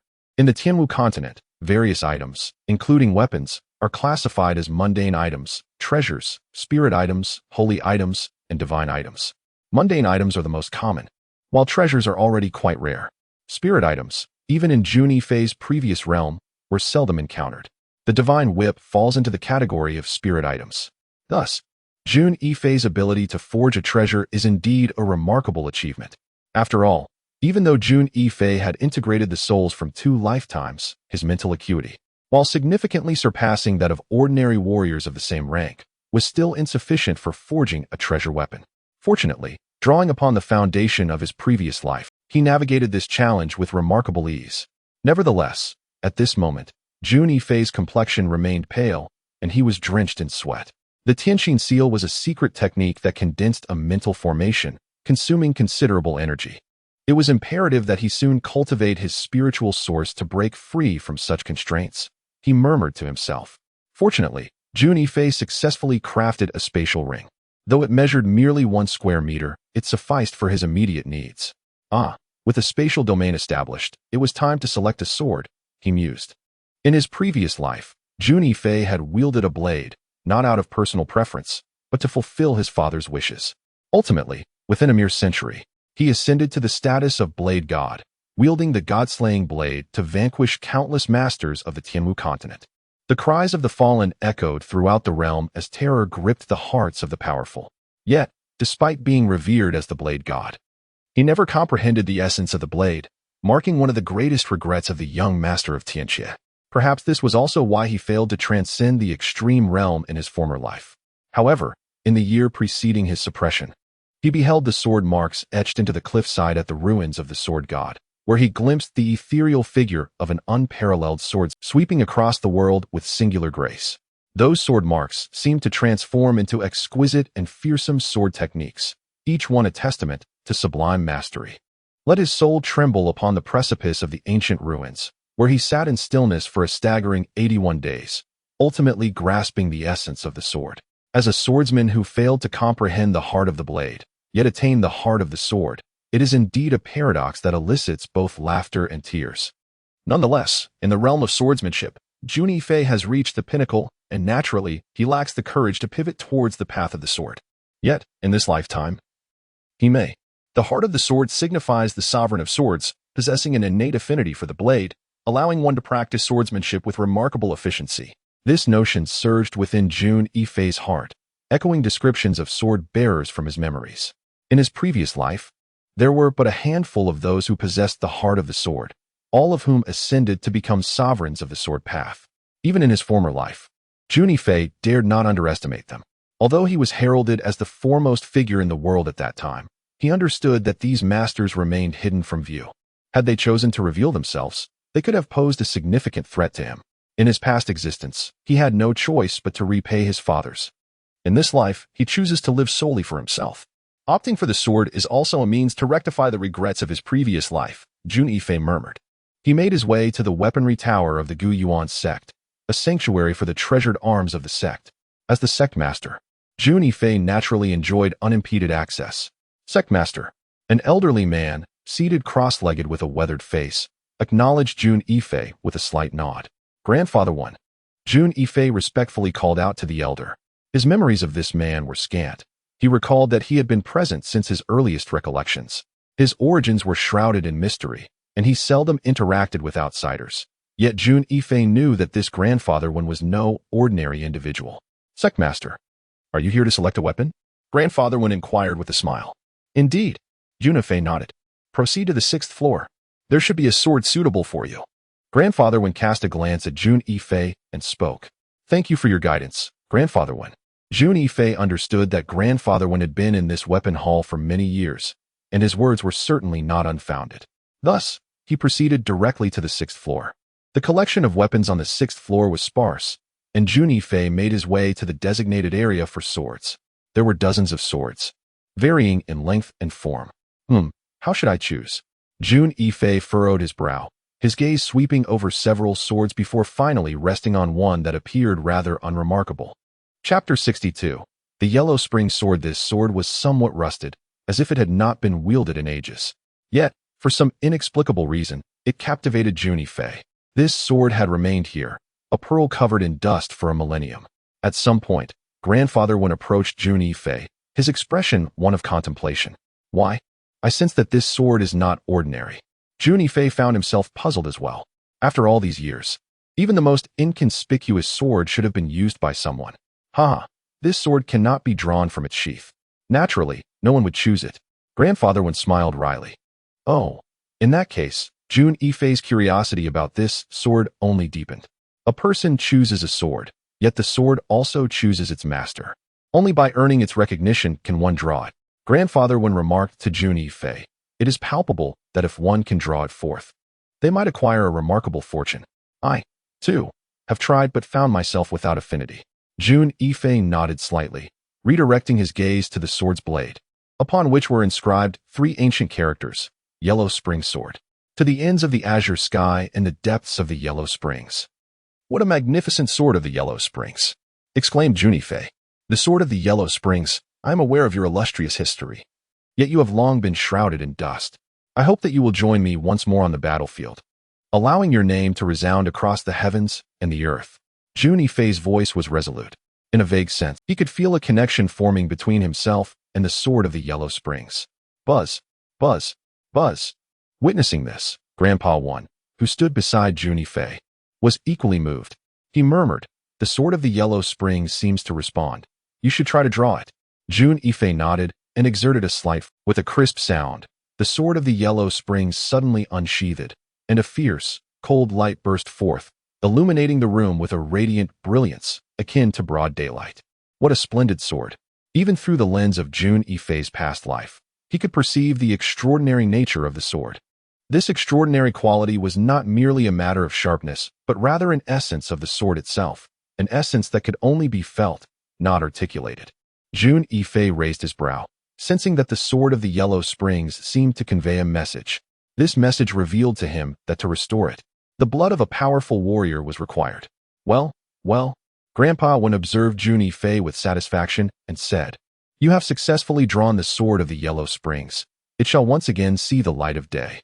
This is a cause for celebration. Jun Yifei could discern that Grandpa Wen was genuinely elated. Thank you, Grandpa Wen. Jun Yifei nodded. Master, you have watched me grow. You can trust that I will not betray the sword's choice. Grandpa Wen gazed earnestly at Jun Yifei. These words carry a profound weight, reminiscent of bidding farewell to an old friend. Clearly, Grandfather Wen has developed an attachment to the Huangquan sword. Indeed, at this moment, Jun Yifei too adopted a serious demeanor.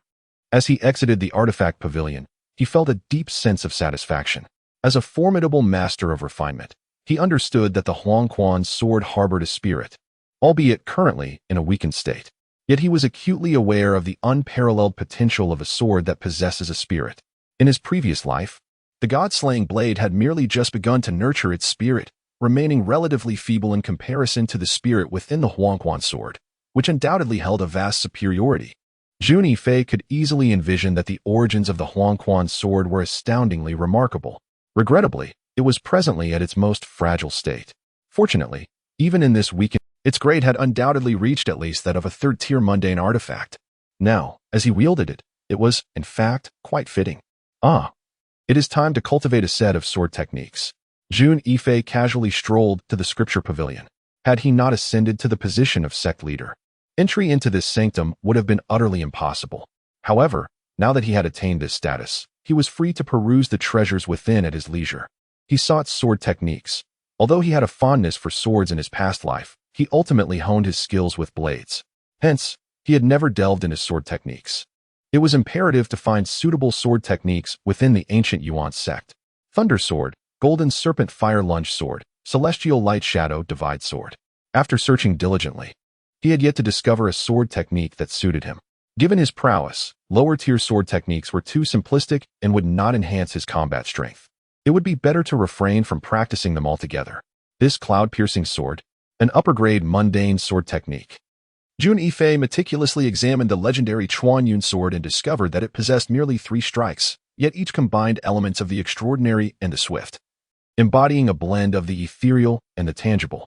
This harmony perfectly resonated with Jun Yifei's own temperament.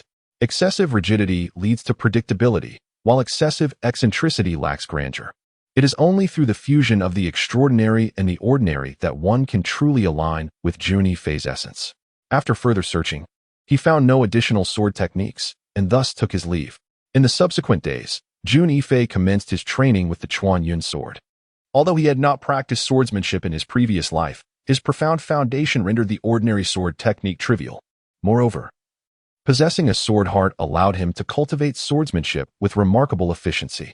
Consequently, within a mere few days, he perfected the Chuan Yun sword, achieving a level of mastery that surpassed his progress with other martial arts techniques. This exemplifies the advantages of the sword heart. Jun Yifei even speculated that his ability to claim the allegiance of the Huang Quan sword, a feat unattained by anyone in the ancient Yuan sect for over a millennium, might indeed stem from his possession of the sword heart. Yifei. Jun Tiancheng strode in with purpose, his expression grave. Noticing his uncle's demeanor, Jun Yifei sensed that something significant had transpired. "Uncle, is something amiss?" Jun Yifei inquired, regarding Jun Tiancheng.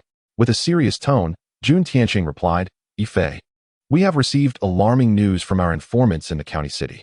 The vice president of the Tiandao Society, Gao Han, is coming to Lu City with skilled practitioners. And other factions in Lu City are uniting against our ancient Yuan sect. Oh, it has finally arrived." Jun Yifei responded with calm assurance, as if he had anticipated this turn of events. "Yifei, why do you seem so nonchalant? That is the vice president of the Tiandao Society, a formidable practitioner in the strong pulse realm, far beyond the likes of Wang Su." Jun Tiancheng remarked with a serious expression as he gazed at Jun Yifei. "Fear not. The Tiandao Society will make its move, as my nephew anticipates. However, I shall not grant them this opportunity," Jun Yifei replied with unwavering confidence. "Yet, my dear nephew, the Tiandao Society is an 8th-grade power, vastly superior to our Gaiwanzong. We would be akin to striking a stone with an egg." Jun Tiancheng sighed, a bitter smile gracing his lips. "Uncle, this is a pivotal moment. Should we manage to vanquish the Tiandao Society, we will be able to extricate ourselves from their grasp with legitimacy.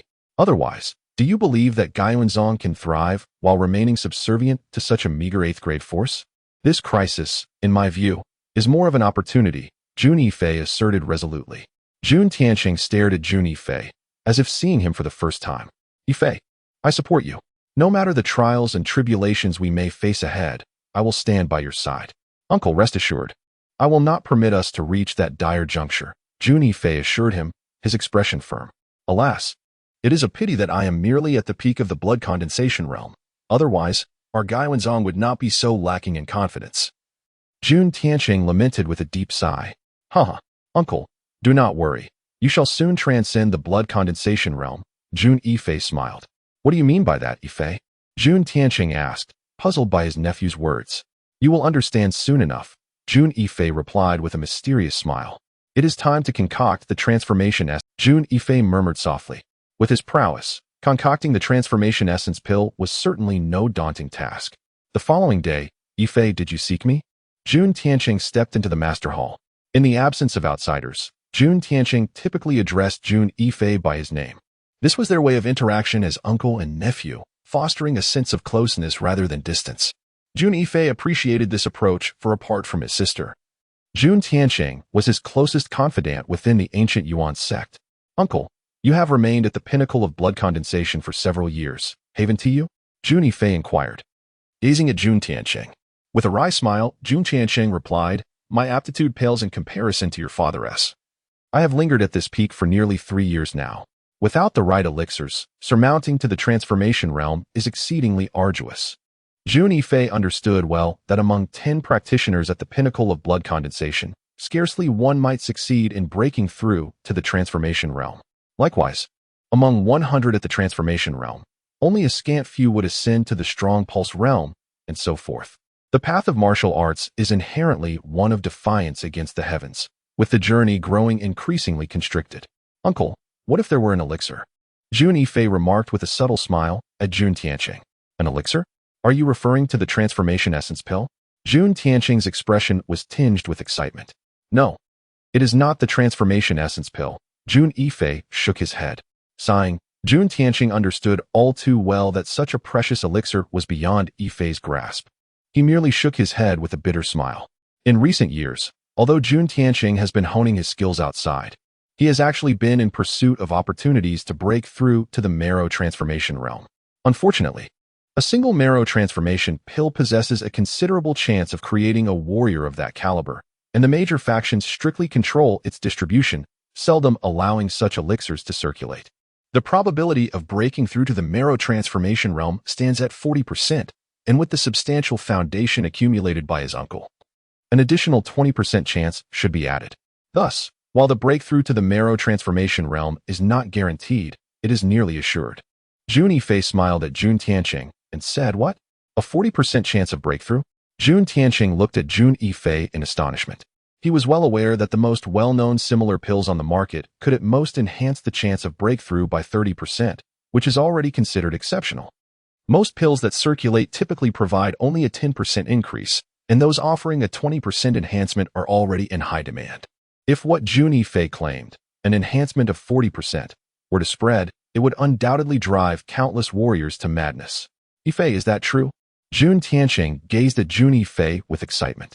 Having been steadfast in his ambitions for so many years, the moment Jun Tianqing glimpsed hope, he could no longer suppress the yearning within, his joy evident on his face. Chapter 63. The graveyard. Of course, if my uncle does not believe it, he can simply take it immediately. Jun Yifei was quite confident. There's no need to rush. Upon hearing Jun Yifei's assurance, Jun Tianqing had no reason to doubt. Jun Yifei promptly produced the marrow transformation pill. When Jun Tianqing received the marrow transformation pill, his hands trembled slightly. After all, breaking through to the marrow transformation realm is a dream cherished by any warrior in the blood coagulation realm. Moreover, Jun Tianqing, at the pinnacle of the blood condensation realm, had squandered 2 years in stagnation. No, Yifei, this elixir is far too precious. My second uncle cannot selfishly accept it. It is better to reserve it for when you break through in the future. You are already at the mid-level of the blood condensation realm and will soon catch up to me. At that time, it will be even more essential. Jun Tianqing stated with a serious demeanor. Jun Yifei felt a surge of gratitude. Faced with a coveted elixir that cultivators dream of, his second uncle had chosen to decline it. Do not worry, uncle. Given my relationship with Elder Su Yuan, he has assured me that when I reach the pinnacle of the blood condensation realm, he will provide me with another essence refining pill, Jun Yifei assured confidently. Ah, Yifei. Is your elixir from Elder Su Yuan? Jun Tianqing exclaimed, his expression one of sudden realization. Indeed, Jun Yifei found it difficult to elaborate on the origins of thus attributing everything to Su Yuan. After all, Su Yuan was a grand alchemist, and attributing it to him made for a convenient explanation. Uncle, there are also blood-condensing pills suitable for mid-level cultivators in the blood condensation realm. We must expedite the enhancement of our Gu Yuan sect strength. Our sect has suffered greatly from the turmoil caused by Shang Qinghai and his son. We must restore our power swiftly, Jun Yifei said with a serious expression. Very well. I shall take care of it. With this elixir, many elders of our Gu Yuan sect will be able to break through to the pinnacle of the blood condensation realm in a short time, Jun Tianqing replied earnestly.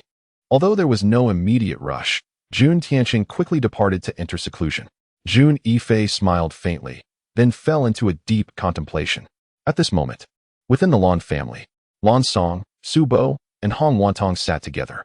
This time, I have lured the Heavenly Blade Society into premature involvement with the supreme treasure. Is the ancient Yuan sect still alive? A sinister expression crossed Lan Song's face. He remained haunted by the weapon wielded by Jun Yifei at the banquet, still trembling with fear. Unbeknownst to him, the divine whip employed by Jun Yifei was of a caliber far beyond his comprehension. Jun Yifei must die, otherwise, we shall find no peace. Hong Wantong still felt trepidation over the events of that banquet. When shall our esteemed leader arrive? Only then can we coordinate our efforts, Su Bo inquired, his eyes glinting with coldness. Within 7 days, our leader will undoubtedly bring the experts of the Heavenly Blade Society. At that point, all we need to do is assist him in acquiring that supreme treasure. Everything else will be at our discretion, Lan Song replied with a faint smile. Indeed, however, we must first consolidate our power. Once we spread the word, the ancient Yuan sect will surely be thrown into and perhaps we shall not even need to intervene as they crumble. Hong Wanong smiled confidently. Ha, ha, ha. It appears that the head of the Hong family is quite astute. Let us proceed as he suggests. After contemplating Hong Wantong's idea, Lan Song could not help but feel it was brilliant. Truly, he deserved to stand on equal footing with the head of the Hong family in Lu City. With the collaboration of the three great families, numerous rumors began to circulate throughout Lu City. The ancient Yuan sect was on the brink of catastrophe. The Heavenly Blade Society would soon render judgment upon them, and consequently, the ancient Yuan sect would lose its status as a ninth-rank power, its territories no longer holding legitimacy.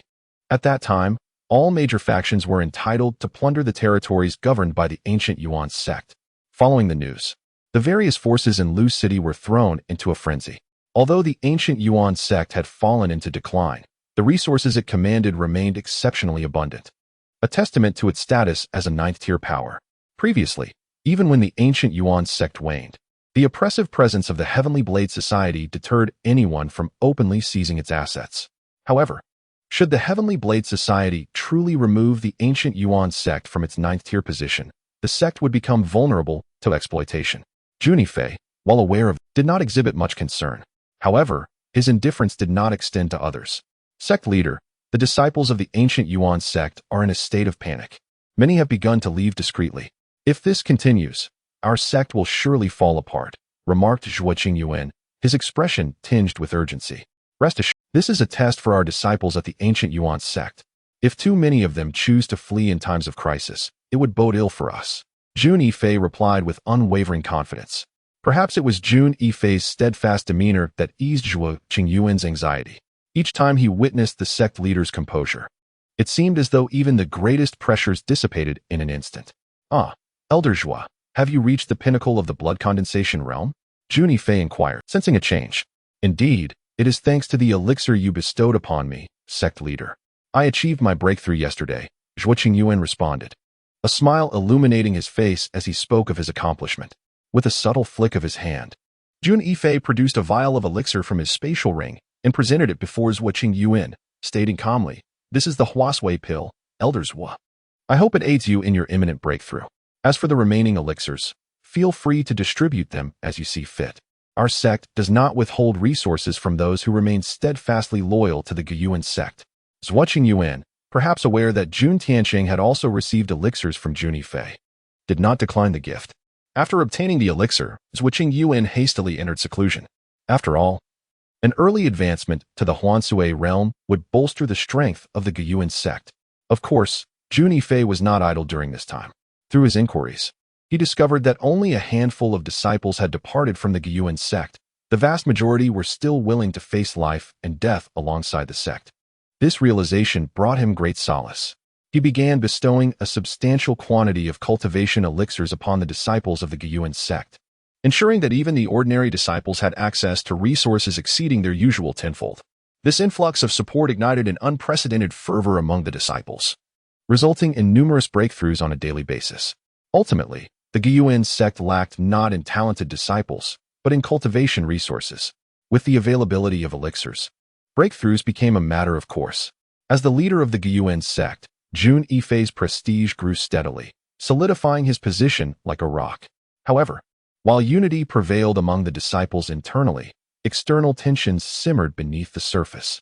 Although the Guyuan sect had made many enemies in Luqing, there remained several amicable factions within the region. At this moment, however, these factions, upon the emergence of rumors, have drawn a clear line with the Guyuan sect. The Three-Gun sect has publicly severed ties with the Guyuan sect. The 100 Mountains sect has declared that it shall consider the Guyuan sect as an adversary. The Iron Fist Society has announced its disassociation from the Guyuan sect. Within just a few days, over 20 factions have turned against the Guyuan sect, leaving it in a state of absolute isolation in Lu City. Although the Guyuan sect may not be universally denounced, the sentiment is perilously close.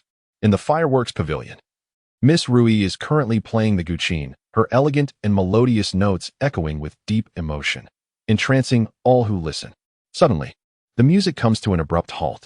Miss, young Master Jun is in trouble. Should we not intervene? Xiao Chui, donned in a flowing skirt, quietly inquires of Rui. It matters not. Do you truly believe young Master Jun is an ordinary individual? Time and again, he has managed to escape dire straits. I am confident he will do so once more. How could one who resonates with me, Xian Ru, be so feeble? Rui replies with calm assurance. Miss, it is solely because young Master Jun is your kindred spirit that we wish to prevent him from facing calamity. How can you doubt Xiao Chui's intentions? Xiao Chui retorts, her frustration evident as she stamps her foot, her ears flushed with embarrassment. Despite the undercurrents swirling in Lu City, where various factions regard the Gu Yuan sect as a coveted prize, the protagonist, Jun Yifei, finds himself over 100 miles away from the epicenter of the storm. He stands in a remote basin, desolate and devoid of human presence. With his hands clasped behind his back, a small, lazy dog rests upon his shoulder. Why the silence? Do you not understand that at this moment, one ought to engage in conversation with their master to alleviate the tedium? Jun Yifei remarked to Xiao He. What master? We share an egalitarian relationship. There is yet to be born a soul in this world who could claim such a title over me. Xiao He yawned, expressing his boredom. Jun Yifei sighed softly, observing, it has been eons since I last set foot here, and nothing has changed at all. Young one, do you not realize how dull you are? Why abandon Lu City to come to this desolate place? Xiao He gazed at Jun Yifei, perplexed. Do you not find this place resembles a coffin in appearance? Jun Yifei ascended a massive boulder, hands clasped behind his back, surveying the distance with an air of tranquility. A coffin? What are your intentions? Xiao He sensed a subtle aura of menace emanating from the young man before him. A coffin, of course, belongs in a graveyard. Do you not perceive that the feng shui here is quite favorable, making it an ideal site for a burial? Jun Yifei chuckled lightly. Xiao He squinted in confusion at the young man's line of reasoning, shaking his head in bemusement. This is utterly baffling. Huh. Jun Yifei chose not to elaborate, departing from the mountaintop and moving onward. An impending massacre, destined to profoundly influence the dynamics of Lu City, was on the horizon. Chapter 64. Departure from the Heavenly Blade Society. In the days that followed, Zhuo Qingyuan, the head of the law enforcement hall of the ancient Yuan sect, successfully ascended to the advanced level of the blood condensation realm, poised at any moment to break through to the marrow exchange realm. After all, Zhuo Qingyuan had lingered in the blood condensation realm for no less than a decade, benefiting from profound cultivation. With the aid of the elixirs provided by Jun Yifei, consecutive breakthroughs within a short span were no longer a distant dream. At present, the strength of the Gu Yuan sect has surged remarkably. With the aid of Jun Yifei's medicinal elixirs, more than 100 disciples have transcended the bone-refining realm. These disciples possess extraordinary talents, and over a dozen have successfully advanced to the blood condensation realm, marking them as the true prodigies of the Gu Yuan sect. Most gratifying for Jun Yifei is the fact that 8 elders have successfully ascended to the high tiers of the blood condensation realm. The current might of the Gu Yuan sect has more than doubled compared to before. On this particular day, Jun Yifei sat regally in the seat of the sect master, surrounded by the esteemed elders of the Gu Yuan sect, all bearing solemn expressions. Sect master, we have received news that the vice president of the Heavenly Blade Society, Gao Han, has entered the city, reported a disciple, hastening to Jun Yifei's side. Oh, Jun Yifei narrowed his eyes. Where is Gao Han now? He inquired nonchalantly. He has gathered the experts from several prominent families of Lu City and is heading towards our Gu Yuan sect. He is expected to arrive in approximately 3 hours. The disciple replied. Very well, continue to investigate, Jun Yifei commanded with a wave of his hand. Understood. The disciple promptly took his leave. Sectmaster, if the situation becomes dire, you must flee at once. Even if it costs him his life, my uncle will ensure your safety, exclaimed Jun Tianxing, his expression resolute. Indeed. Sectmaster, as long as the Green Mountains remain, one need not worry about firewood. As long as you are present, the Gu Yuan sect will one day flourish, Zhuo Qingyuan added, his demeanor equally serious. The statuses of Zhuo Qingyuan and Jun Tianxing hold great significance within the Gu Yuan sect. Their words largely represent the sentiments of the upper echelons. Rest assured, a mere vice president of the Sky Knife Society cannot extinguish our ancient Yuan sect. Jun Yifei exuded an air of calm assurance. Yet, despite his composed demeanor, both Zhuo Qingyuan and Jun Tianxing felt an immense weight of pressure. After all, the disparity between the ancient Yuan sect and the Sky Knife Society was profound. The two formidable factions were separated by an entire tier, and previously, the ancient Yuan sect had existed solely in subservience to the Sky Knife Society. Thus, Even though the two had always held great faith in Jun Yifei, they dared not let their guard down at this moment. Master, I have suddenly encountered a bottleneck. Shuoqing Yuan exclaimed with unexpected delight, quickly rising to address Jun Yifei before darting away. Was it truly serendipitous? It seemed the pressure had compelled Elder Zhuo to confront his limitations ahead of schedule. Jun Yifei smiled faintly. Given Shuoqing Yuan's foundation, breaking through to the marrow-transforming realm should be a straightforward endeavor, especially with the assistance of his marrow-transforming pill. Coupled with over a decade of accumulation, the breakthrough would be a natural progression. If all went smoothly, he might even achieve it before the onset of winter's chill. 3 hours later, Jun Yifei swiftly appeared outside the ancient Yuan sect. A commanding voice rang out at the entrance. Jun Yifei, who had been sitting in meditation, opened his eyes, which gleamed with fierce intensity before quickly softening. Guests have arrived. Let us go greet them, he stated calmly. At that moment, outside the ancient Yuan sect, the vice president remarked, this Jun Yifei carries himself with such arrogance. You, personally, have come. He cannot possibly be unaware. Yet he still does not come forth to welcome us. Lan Song addressed a man of roughly 50 years, with a square jaw and a resolute countenance. This man was none other than Gao Han, the vice president of the Sky Knife Society. In the cold heights, the esteemed Gao Han smirked disdainfully, proclaiming that soon the one before him would be weeping and kneeling before the leader of their assembly, realizing the consequences of offending him. A mere ancient sect like the Gu Yuan sect held no significance in his eyes. Had it not been for Lan Song's revelation of Jun Yifei possessing a supreme treasure, he would not have mobilized his forces. Originally, if the other party had shown some understanding and surrendered the treasure, he might have considered sparing them. However, the blatant disregard shown by the other party had greatly displeased Gao Han. What wind brings the esteemed leader here?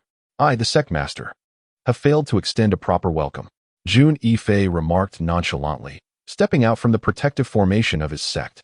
Gao Han, upon learning of your arrival, I cannot fathom why you chose not to greet me. Are you aware of your transgression?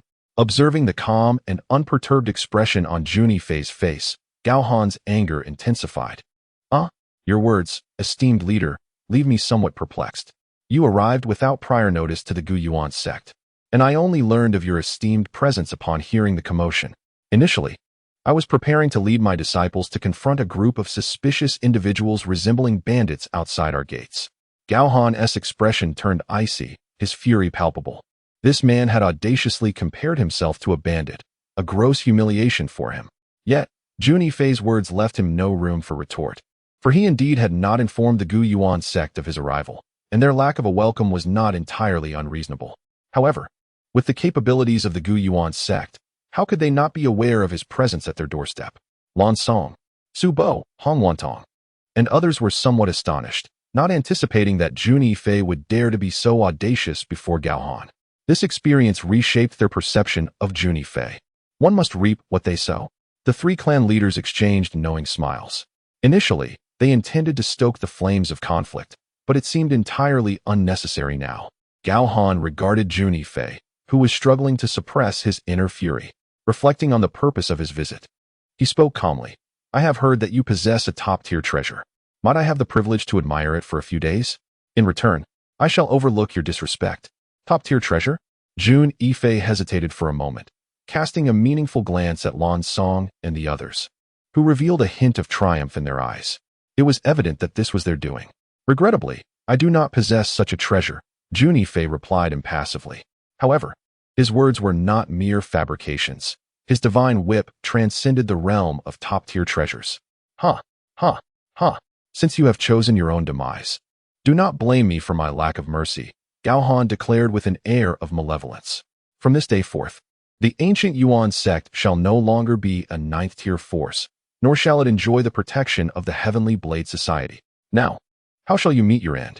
Gao Han's gaze was cold and sharp, a palpable killing intent locking onto Jun Yifei. Not so fast. Jun Yifei suddenly called out, halting the advancing Gao Han. Gao Han let out a cold, mocking laugh as he gazed at Jun Yifei, saying, It is rather late to concede now. However, Jun Yifei remained calm and composed, responding, I merely wish to inquire, esteemed Vice President Gao, how can one such as yourself, merely the deputy of the Tiandao Association, act with such impunity? Do the rules of the 100 Yuan Empire hold no weight for you? Although my Gu Yuan sect may not be a formidable power, the rank was established by the president of the Tiandao Association himself. How could you, Gaohan, a mere vice president, so casually dismiss it? When did you ascend to the position of president? Am I, Jun Yifei, so woefully uninformed that I have not heard of such a development? Gaohan felt a chill run through him. Jun Yifei dared to speak such bold words. Should this reach the ears of the president, it would be exceedingly detrimental to him. Jun Yifei, you are indeed sharp-tongued. As the vice president of the Tiandao, I possess the rightful authority to strip you of your status as a ninth-tier power. Have you not heard? Your Gu Yuan sect does not even have a single practitioner at the bone transformation stage. How can you claim the qualification to be a ninth-tier power? Gaohan said, fixing his gaze on Jun Yifei with a scornful smile. How absurd. My sect leader's father is merely missing. Moreover, according to the rules, my father has been missing for less than 3 years. On what grounds do you presume he is no longer existent? Jun Yifei replied with a stoic expression. As the vice president of the Tiandao Association, I believe I still possess that right, Gaohan retorted with a carefree laugh. Unfortunately, the Gu Yuan sect is not solely represented by a single practitioner at the bone transformation stage. Jun Yifei shook his head, offering a faint smile. Such an opportunity to counter was not one to be missed. Suddenly, 2 figures shot out from within the Gu Yuan sect, like lightning. It was none other than Jun Tianxing, the deputy leader of the Guiyuan sect, along with Zhuo Qingyuan, the head of the law enforcement hall. At this moment, a flicker of excitement appeared on Zhuo Qingyuan's face. Having successfully emerged from seclusion just moments ago, he had finally broken through to the bone transformation realm at a time when the sect was in dire need. Aware of the current crisis facing the sect, he rushed over without taking the time to consolidate his newfound strength. The presence of 2 practitioners at the bone transformation realm, one of whom had just achieved this breakthrough, astonished all the martial artists present. The leaders of the various families from Luqing were particularly taken aback. When had the bone transformation realm become so common that the Guiyuan sect suddenly boasted 2 practitioners of such caliber? Humph! Gaohan's expression darkened considerably. Just moments ago, he had declared that the Guiyuan sect lacked practitioners of the bone transformation realm, and now he felt as though he had been slapped in the face, a burning sensation flushing across his cheeks. What? He had originally thought that Jun Yifei would be deterred from acting against the Guiyuan sect due to the emergence of these 2 bone transformation realm practitioners. But unexpectedly, Jun Yifei had sought his own demise. With the might of the Tiandao society, the Guiyuan sect was merely striking a stone with an egg. Ha ha. Gaohan laughed instead of being angered. He had harbored some reservations, but now that Jun Yifei had recklessly invited disaster upon himself, he could act with justification. Where are the Tiandao guards? Gaohan bellowed. Here, my lord, replied the subordinates. The 36 Tiandao guards, brimming with murderous intent, responded in unison. Subdue Jun Yifei and flatten the Guiyuan sect, Gaohan declared with a fierce determination. Each of these Tiandao guards was a peak practitioner of the blood condensation realm. With all 36 mobilized, even an ordinary practitioner of the bone transformation realm would find themselves in dire straits. How intriguing. This young master shall offer your blood as a tribute to the Yellow Springs sword.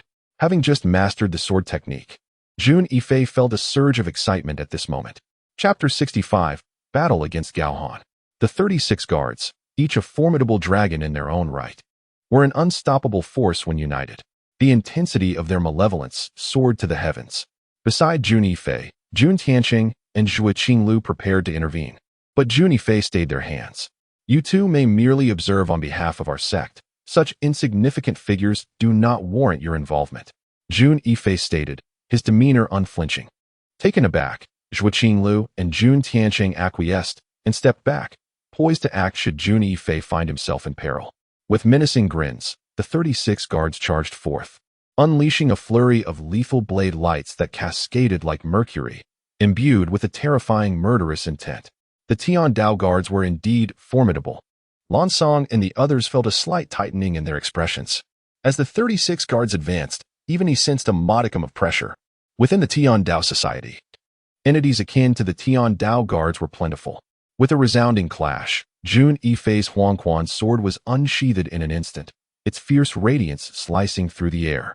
The 36 guards, taken aback by Jun Yifei's audacity to confront them single-handedly, scoffed at his audacity. In their eyes, he was not only vastly inferior in cultivation but also outnumbered beyond measure. They believed that a single encounter would suffice to crush him. Nearly everyone present, save for the members of the Gu Yuan sect, shared this sentiment. As the Tian Dao guards launched their assault upon Jun Yifei, 36 blades of light wove a deadly net around him. Gao Han's expression remained icy as he remarked, before the 36 guards. The Gu Yuan sect is but a collection of lowly foul. Phantom 9 transformations. In a fleeting moment, Jun Yifei's figure vanished from sight, leaving behind a vague trace in the air before reappearing several meters away. Among those present, only a handful could discern the swift motion of Jun Yifei. What? The 36 guards had previously locked onto Jun Yifei's aura, yet they could not perceive how he had eluded them so effortlessly. Now, having lost sight of their target, their movements faltered, lacking coherence. However, the 36 guards, honed by years of training under the Tian Dao Society, promptly adapted their formation, shifting into a defensive stance. Yet, in the midst of this transition, a flaw inevitably emerged. Jun Yifei seized upon this fleeting vulnerability. Though minor, it was sufficient for his purpose. Like clouds drifting through the sky, he manifested as a phantom, eerily appearing behind one of the Tian Dao guards. With a sharp sound, akin to a sword descending from the heavens, he executed the first strike of the piercing cloud sword. This blow, elusive and insidious, was beyond the comprehension of mere mortals. The Tian Dao guard reacted instantaneously, raising his blade to parry the lethal assault. A fierce arc of light emanated from his weapon. Yet, he was swift. But Jun Yifei was swifter still. The terrifying sword shadow penetrated the guard's defenses. With a swift motion, Jun Yifei severed the guard's throat, unleashing a torrential spray of blood. With a resounding thud, the guard collapsed to the ground.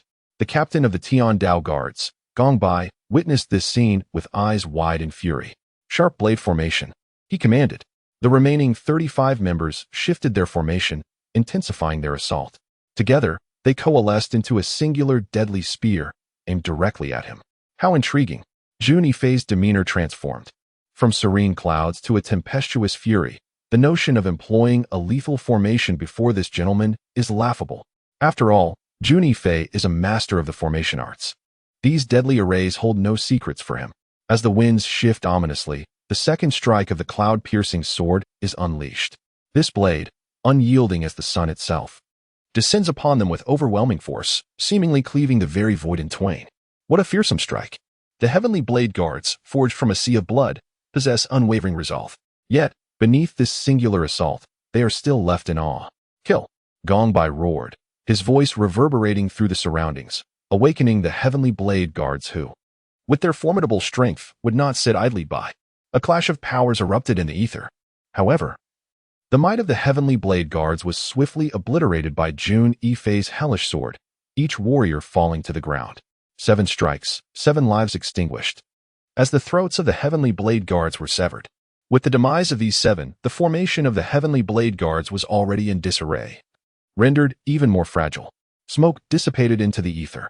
This was the most potent strike of the cloud-piercing swords trilogy, unleashed by Jun Yifei, its might magnified manifold. Endless sword light cascaded like a torrential downpour, each stroke resembling the scythe of death, reaping the lives of the world. No. Gongbai, pale with terror, yearned to resist. Yet, the power of this strike was insurmountable, akin to the roaring sea or a volcanic eruption. An infinite array of sword light, a harbinger of death.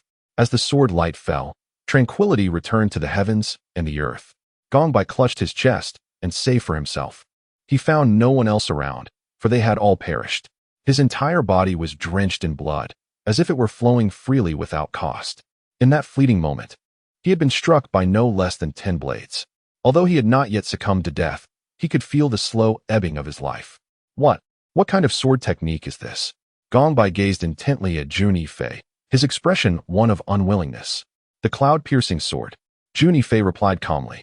Though the cloud-piercing sword was merely a high-grade technique of the mortal realm, in Jun Yifei's hands, its power rivaled that of the finest techniques of the mortal realm. With a single stroke, it could astonish heaven and weep for the spirits. Such exquisite swordsmanship, truly, exquisite swordsmanship. I die without regret. As the words fell, Gongbai spat out a mouthful of blood and collapsed to the ground with a thud. Utterly disgraceful. Gao Han's gaze was icy. He had just proclaimed that the heavenly blade guards could crush the ancient Yuan sect, yet within the span of mere moments, they were annihilated. falling to the hands of a single individual. He refrained from intervening, as his status rendered him disdainful of overpowering the few with the many, lest he provide ammunition for gossip. Jun Yifei, you have slain my heavenly blade guards. As the leader, I shall have you subjected to 1,000 cuts and retribution. Gao Han's voice was chillingly resolute. Is that so? I shall await your arrival. Jun Yifei's expression grew increasingly solemn. His opponent was a formidable practitioner of the strong core realm. With such strength, even if he unleashed all his hidden cards, victory was uncertain. Although he possessed the Godstrike whip, its energy had yet to replenish, rendering it unusable at this moment. Nevertheless, with indomitable spirit, Jun Yifei would not show weakness. Even in the face of defeat, he would brandish his sword. This was the grand ambition inherited from his past life. Come forth. I shall experience the prowess of a strong core realm warrior. Seeking death, Gao Han's aura surged violently. A terrifying pressure emanated from him, radiating in all directions. Even those standing beside Gao Han, such as Lan Song and others, felt an overwhelming astonishment. Under that dreadful force, they involuntarily retreated several steps before managing to stabilize themselves. Even the leaders of the three great families were similarly affected. How much more so were the leaders of weaker factions, their faces pale and their expressions filled with uncertainty. Shattering fist. A single punch was unleashed, causing the void to tremble and the mountains to crumble. At that moment, the sky seemed to dim. Jun Yifei's expression was grave. Celestial steps. His movements were as fleeting as drifting fluff, vanishing from his original position. Gao Han's unparalleled strike consequently met with emptiness. What? He actually evaded it? Gao Han felt a surge of astonishment. Yet he lunged at Jun Yifei once more, his gaze like lightning, tracking Jun Yifei's trajectory. Eruption technique. Jun Yifei understood that Gao Han was the most formidable adversary he had encountered thus far. He could not afford to hold back, for his opponent was 2 substantial realms stronger than he. This disparity, to an ordinary martial artist, was akin to a chasm. In an instant, Jun Yifei's cultivation surged to the mid-stage of marrow exchange realm. Nevertheless, the gap between their strengths remained significant, as Gao Han was at the initial stage of the strong core realm. His power has increased, yet he must still perish. Shattering fist. Although Gao Han sensed Jun Yifei's aura growing stronger, he remained indifferent. No matter how strong, he would still meet his demise, would he not? Jun Yifei scoffed softly, the Huangquan sword in his hand quivering. Smoke dissipated. At that moment, under the enhancement of the ancient Yuan sect's formation, Jun Yifei's aura surged once more, directly elevating his cultivation to the pinnacle of the marrow exchange realm. Boom. In an instant, the Huangquan sword in Jun Yifei's grasp erupted with an endless brilliance of sword light. Each gleam harbored an extraordinarily terrifying sword intent. What a formidable sword intent. You have actually comprehended the essence of the sword? Gao Han's expression shifted to one of fear. Sword intent is not merely an ordinary concept. Moreover, the opponent has grasped the complete sword intent. Unbeknownst to Gao Han, Jun Yifei inherited the sword heart from his previous life, and with a clear sword heart, he naturally possesses sword intent. Empowered by this sword intent, Jun Yifei unleashed a strike of formidable power, as if one swing could shatter all. Annihilate. Though Gao Han was struck by terror, his cultivation level stood firm, and he would not cower. A terrifying punch, infused with the will to obliterate all, summoned a fearsome tempest in its wake. Boom. The clash of sword and fist reverberated through the void. Jun Yifei sensed that his strike had been thwarted. The overwhelming punch intent bore down like a mountain, sending him hurtling back several meters. Phantom 9 transformations. Jun Yifei's form shimmered, gliding through the void like an ethereal specter. And then, in a most peculiar manner, appeared behind Gao Han. Fatal leg. The air erupted with a flurry of leg shadows, each sweep descending like Mount Tai, seemingly capable of crushing everything in its path. Jun Yifei's speed was astonishingly swift. Even Gao Han did not anticipate such rapidity. Dominating Yuan Guardian. Gao Han roared, the muscles on his body cracking ominously. Then, his muscles bulged like pouches of flesh, rising to shield him.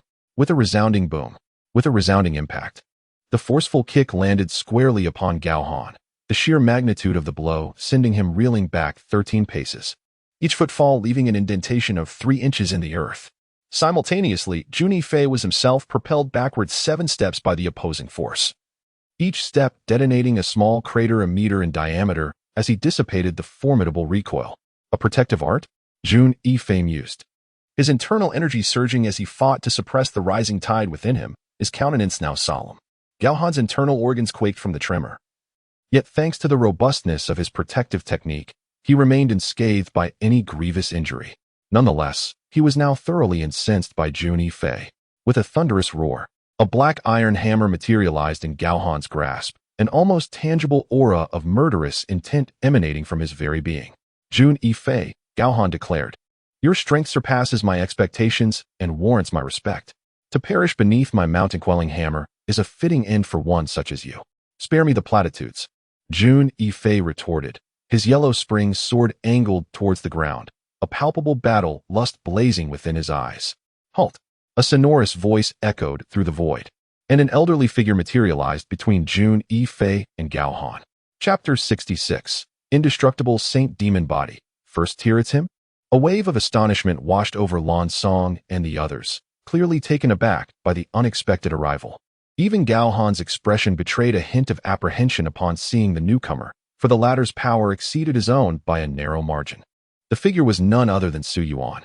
Who are you? Gao Han demanded, his gaze fixed upon Su Yuan, to meddle in the affairs of the Heaven's Blade Society. Su Yuan, elder of the Alchemist Guild of Willow City. Su Yuan proclaimed with haughty pride. In Su Yuan's perspective, although the Sword of Heaven Society is classified as an 8th-tier force, it pales in comparison to the Alchemist Guild. As anticipated, Su Yuan revealed his identity, causing Gao Han to exhibit a wary demeanor. The status of the Elder and Alchemist instilled in him a profound sense of caution. Elder Su. When did the Alchemist Guild gain the authority to meddle in local affairs? This contradicts your long-standing principles, Gao Han remarked coldly, scrutinizing Su Yuan. Indeed, Elder Su.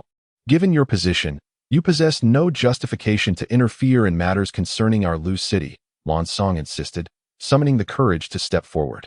Even at the cost of offending Su Yuan, he felt compelled to act, haunted by the terrifying presence of Jun Yifei. He knew that Su Yuan must be dealt with. Otherwise, he would be unable to find peace. Indeed, if Elder Su were to intrude upon our internal affairs, I shall report this to the alchemists in the county city. Su Bai added, echoing the sentiment. Humph, I share the same sentiment. Hong Wantong chimed in, his expression darkening. Impudence. Su Yuan's countenance hardened. As a respected elder of the Lu City Alchemist Guild, he was accustomed to being held in high regard. Yet, the audacity of these individuals to challenge him ignited his fury. A tempestuous aura erupted from him, palpable and suffocating, enveloping the surrounding warriors in an almost unbearable pressure. It felt as if an invisible hand were tightening around their throats. The 3 clan heads, who bore the brunt of this oppressive force, turned pale and trembled. Elder Su, this is excessive. How dare you interfere in local matters, violating the regulations of the Alchemist Guild? It seems your tenure as an elder may not. Gao Han, upon witnessing the situation, stepped forward, his gaze piercing as he fixed it upon Su Yuan. Although wary of Gao Han, Su Yuan found himself in a predicament from which retreat was not an option. He could not afford to concede at this moment. To do so would render Gao Han a laughingstock, forever mocked in Yunhe County. Humph. The ancient Yuan sect is a partner of our Lu City Alchemist Guild, bringing us substantial profits each month. It is our duty to safeguard our partners from harm. How could this be considered a breach of protocol? Su Yuan maintained an air of calm confidence. The attendees were rendered speechless by his assertion. Indeed, the Lu City Alchemist Guild and the ancient Yuan sect were partners, united by their collaboration on the blood fusion pill, thus lending credence to Gao Han's claims, albeit somewhat tenuously. The real question remained, how long could Elder Su protect him? Let us depart. Gao Han recognized that, with Su Yuan present, he could not act, acknowledging his own limitations and conceding defeat. Teacher, are you all right? Su Yuan inquired after the various factions had retreated, turning his attention to Jun Yifei. Jun Yifei shook his head and replied nonchalantly, I am fine, teacher. It appears that Gao Han will not easily relent. Perhaps it would be prudent for you to join our Alchemist Guild. In doing so, Gao Han, even with 120 times his usual audacity, would surely refrain from taking action. Su Yuan regarded Jun Yifei thoughtfully before responding. You suggest I retreat into the confines of the Alchemist Guild? Jun Yifei looked at Su Yuan with a subtle smile. Ahem, teacher. That was not my intention. Su Yuan chuckled ruefully. Well, thank you this time, but let's refrain from visiting the Alchemist Guild. Jun Yifei shook his head. However, Su Yuan was about to say something when Jun Yifei gestured for him to stop. Rest assured, I am not without means to defend myself. At least within the confines of the ancient Yuan sect, Gao Han cannot kill me, Jun Yifei asserted with conviction. At this moment, he had gauged his own combat capabilities. Within the ancient Yuan sect, by employing the explosive Qi technique and amplifying formations, he could manage to contend with Gao Han, though prolonged engagement would likely lead to his defeat. Nevertheless, if he chose to withdraw, it would not pose a problem, considering the significant disparity of two major realms between them. As long as there are students present, the opponent will not dare to act brazenly against you in the short term, but it would be wise for you not to leave the ancient Yuan sect. Su Yuan advised earnestly after some contemplation. Understood, Jun Yifei replied, nodding at Su Yuan. I take my leave. Su Yuan then hastily departed, vanishing from Jun Yifei's sight. After successfully driving away the Heavenly Blade Society and other powerful factions, the disciples of the ancient Yuan sect breathed a sigh of relief.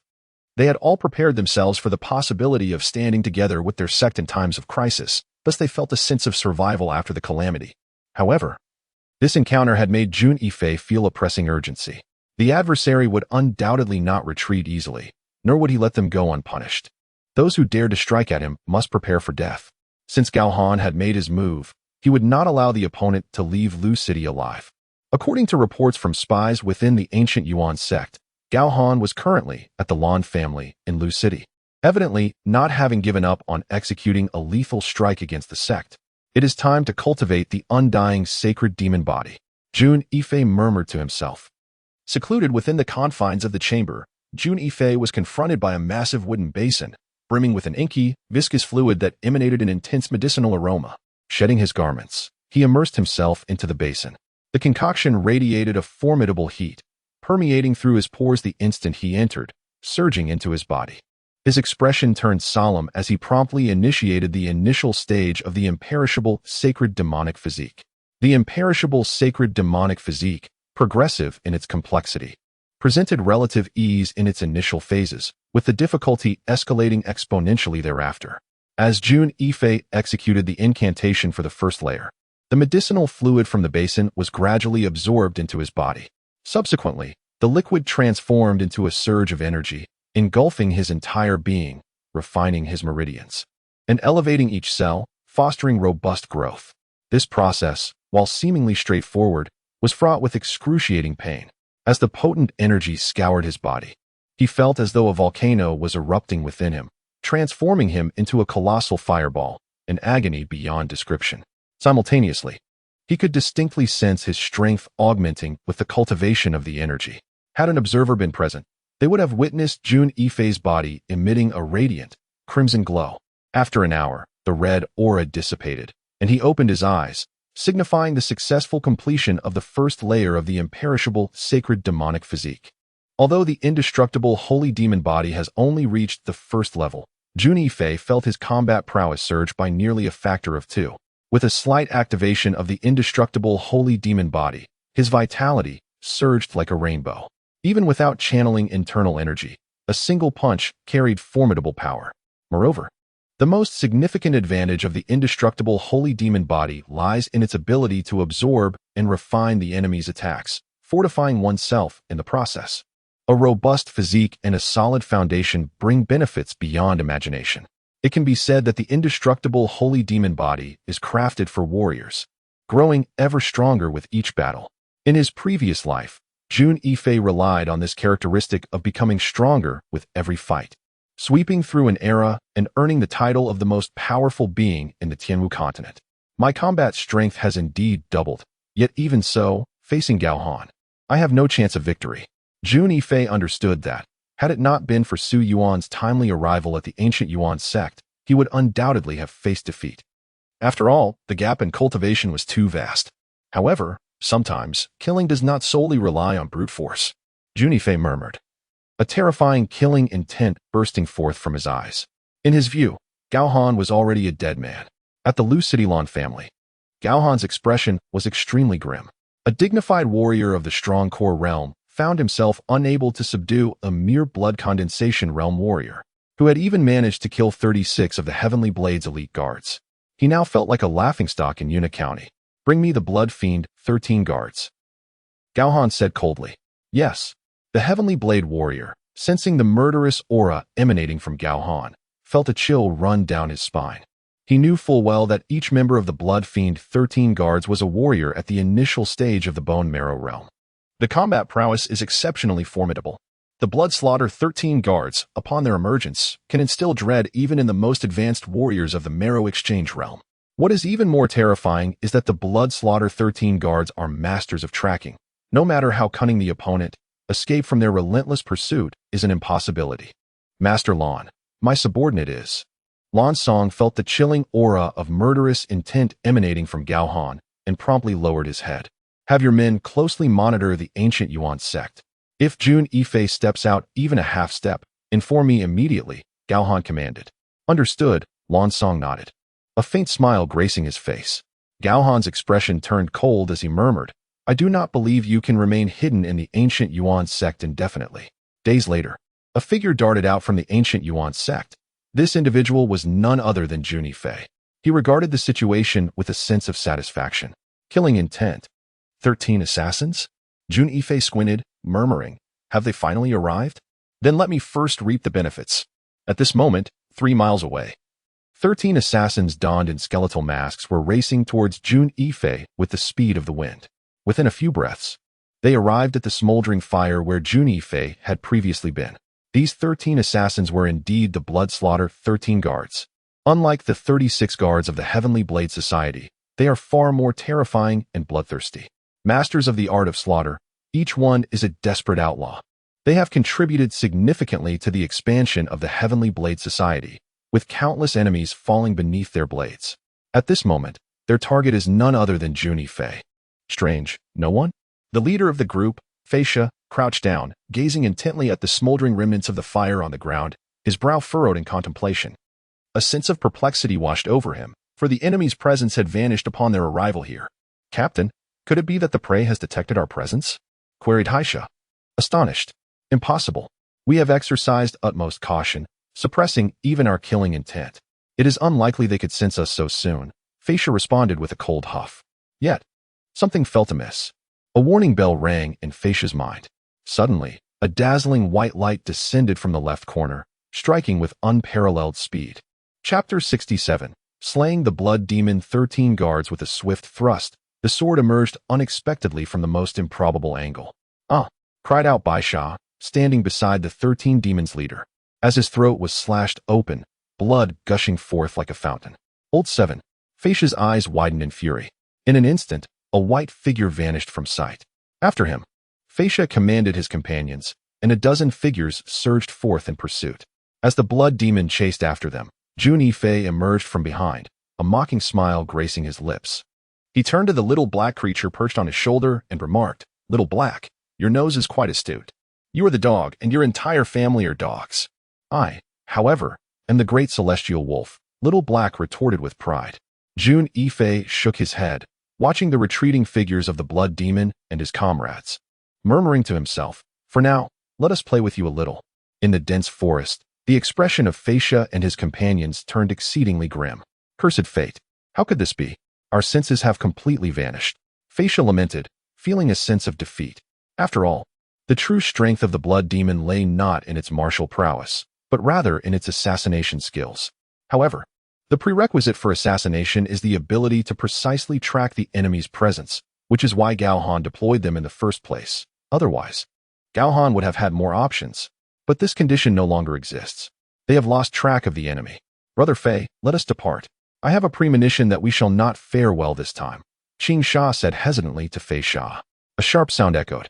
Qing Sha had barely finished speaking when he was met with a stinging slap. Fei Sha roared at him. You scoundrel, do you mean to say that you would leave the seventh's vengeance unfulfilled? This. Qing Sha was rendered speechless. Qing Sha, you are most disappointing. The seventh has been slain, and yet you do not seek retribution, instead choosing to slink away ignominiously. When have we, the blood 13 guards, ever suffered such a grievous loss? We must find Jun Yifei, flay him, and extract his marrow to assuage the hatred in our hearts. Lan Sha declared menacingly. Just as Lan Sha's words concluded, a beam of white light shot forth from the tree behind him, the sword light hurtling towards Lan Sha's throat. Lan Sha, whose strength surpassed even that of Bai Sha, was stricken with terror, reacting instantly by retreating explosively. However, as swift as he was, the sword light was several times faster. In the blink of an eye, it overtook Lan Sha. With a soft, piercing sound, the ethereal sword, reminiscent of a celestial being descending, pierced through Lan Sha's throat. Sixth brother. In what felt like an eternity, yet transpired in mere moments, Fei Sha flew into a rage, lunging towards the spectral figure. Flying Cloud Sever. The terrifying blade light, imbued with the power to cleave the heavens and earth, bisected the dark void. However, this time, Jun Yifei did not retreat immediately. His movements were as elusive as a specter. Fei Sha's furious strike missed its mark, as if his target was intangible and invisible. But in Fei Sha's eyes, that terrifying apparition had already materialized 3 meters away. His gaze was filled with dread, for that was precisely where Huisha resided. Death. Jun Yifei's voice was chillingly cold. This sword strike resembled the scythe of the Grim Reaper, descending to pierce the void. Huisha had not anticipated that Jun Yifei's target was himself. His movements were too enigmatic, especially in the darkness, rendering them nearly impossible to defend against. No. Get away from me. Huisha shouted as he unleashed a desperate slash, putting forth all his strength, as if to shatter the very emptiness before him. Meanwhile, Lu Shai charged from 4 directions toward Jun Yifei. Yet, Jun Yifei's movements were too ghostly. Though their attacks seemed to have locked onto him, he vanished before their eyes, leaving them utterly bewildered as to how he had escaped, as if he had melted into the shadows. Where was Jun Yifei? Fei Sha and the 4 shades wore expressions of shock, becoming increasingly vigilant. Although the shades desperately searched for Jun Yifei's trace amidst the surrounding darkness of the forest, all that could be heard was the rustling of the cold wind. There was no sign of Jun Yifei anywhere. After about the time it takes to brew a cup of tea, he should have departed. Lu Shai let out a sigh of relief. Just as the shades began to relax slightly, a voice echoed that seemed to emanate from the depths of hell.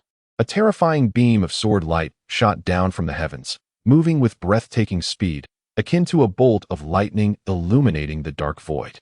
A chilling aura of terror permeated the void. Yet, under the exquisite and terrifying stroke of a blade, the 4 specters barely had time to react. The horrifying gleam of the sword illuminated the dark forest, transforming it into a scene akin to daylight. Green specter, yellow specter, black specter, and purple specter felt a sudden rush of wind against their faces, followed by an unsettling chill at their throats. Grasping their necks, they were gripped by fear and disbelief. Thud, thud. One by one, the 4 specters fell. The realization struck, their adversary had never departed. They were merely biding their time for the moment of their complacency to deliver a fatal blow. Fei Sha watched helplessly as his brothers collapsed before him, akin to a ferocious lion roaring in fury. In a frenzy, he lashed out at his surroundings, yet his opponent had vanished. Fei Sha's complexion turned. He had not even glimpsed the appearance of their foe before half of them lay dead. A cold wind brushed against him, causing the remaining 6 specters to tremble. Their hearts swelled with rage, but more so with dread and terror. As members of the Blood Spectre 13 Guards of the Heavenly Blade Society, they had encountered countless foes over the years, yet this level of horror was unprecedented. We must depart. Fei Gu, this opponent is beyond our capacity to confront. Look, Green Spectre and White Spectre have perished. We are next. Qing Sha's voice trembled as he spoke, his eyes darting in fear around them. Uncertain of when their enemy might strike again, perhaps from the underbrush, the treetops, or even behind the towering trees. Suddenly, a flash of white light erupted from behind a great tree. The luminous blade of white light swept across the neck of Qing Sha, and in an instant, his eyes lost their brilliance. Huh, huh, huh. The voice of Jun Yifei faded into the horizon. At this moment, Fei Sha was enveloped in an inexplicable dread. As the leader of the Blood Slaughter 13 Guards, he held no fear of dying at the hands of his adversary. As an assassin, he had long embraced the inevitability of death. Yet, to be slain in such an unclear manner, without even a glimpse of his foe, left him with a bitter resentment. There was no escape. In his previous life, Jun Yifei had steadily grown stronger amidst the cycles of kill and counterkill. Within the mountains and forests, he was the nightmare of all his opponents.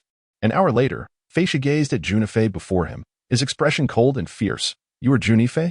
Indeed. Jun Yifei replied, his sword tilted towards the ground, its tip still stained with blood, the blood of his enemies. What are my brothers? Fei Sha demanded. his gaze fixed intently on Jun Yifei. "You shall soon join them," Jun Yifei replied lazily. "I am certain they long to see you." Ha ha ha. From Jun Yifei's words, Feisha discerned the fate of his companions, and he let out a wild laugh, his face twisted with profound resentment. "Today I shall avenge my brothers." A terrifying aura of murder emanated from Feisha's being. The initial pinnacle of the marrow exchange realm? Jun Yifei sensed the energy radiating from Feisha, his brows furrowing slightly. "Kill. Mad blade slash." Jun Yifei shook his head. Feisha was now impatient. He would only be able to unleash at most 80% of his true power. In the realm of shadowy transformations, Jun Yifei's movement was akin to a flash of lightning. Though Feisha's strikes descended like a tempest, each blow met with futility, for Jun Yifei's swiftness surpassed comprehension. The shifting clouds and changing winds bore witness to each sword thrust, executed from the most astonishing angles upon Feisha. Having cultivated the indestructible sacred demon body, the potency of every stroke was magnified exponentially. The terrifying sword light seemed capable of rending the very fabric of the void. "Block it for me." Blood slaughter infinite blade. Feisha, sensing the lethal threat emanating from Jun Yifei's dual swords, finally unleashed his most formidable technique.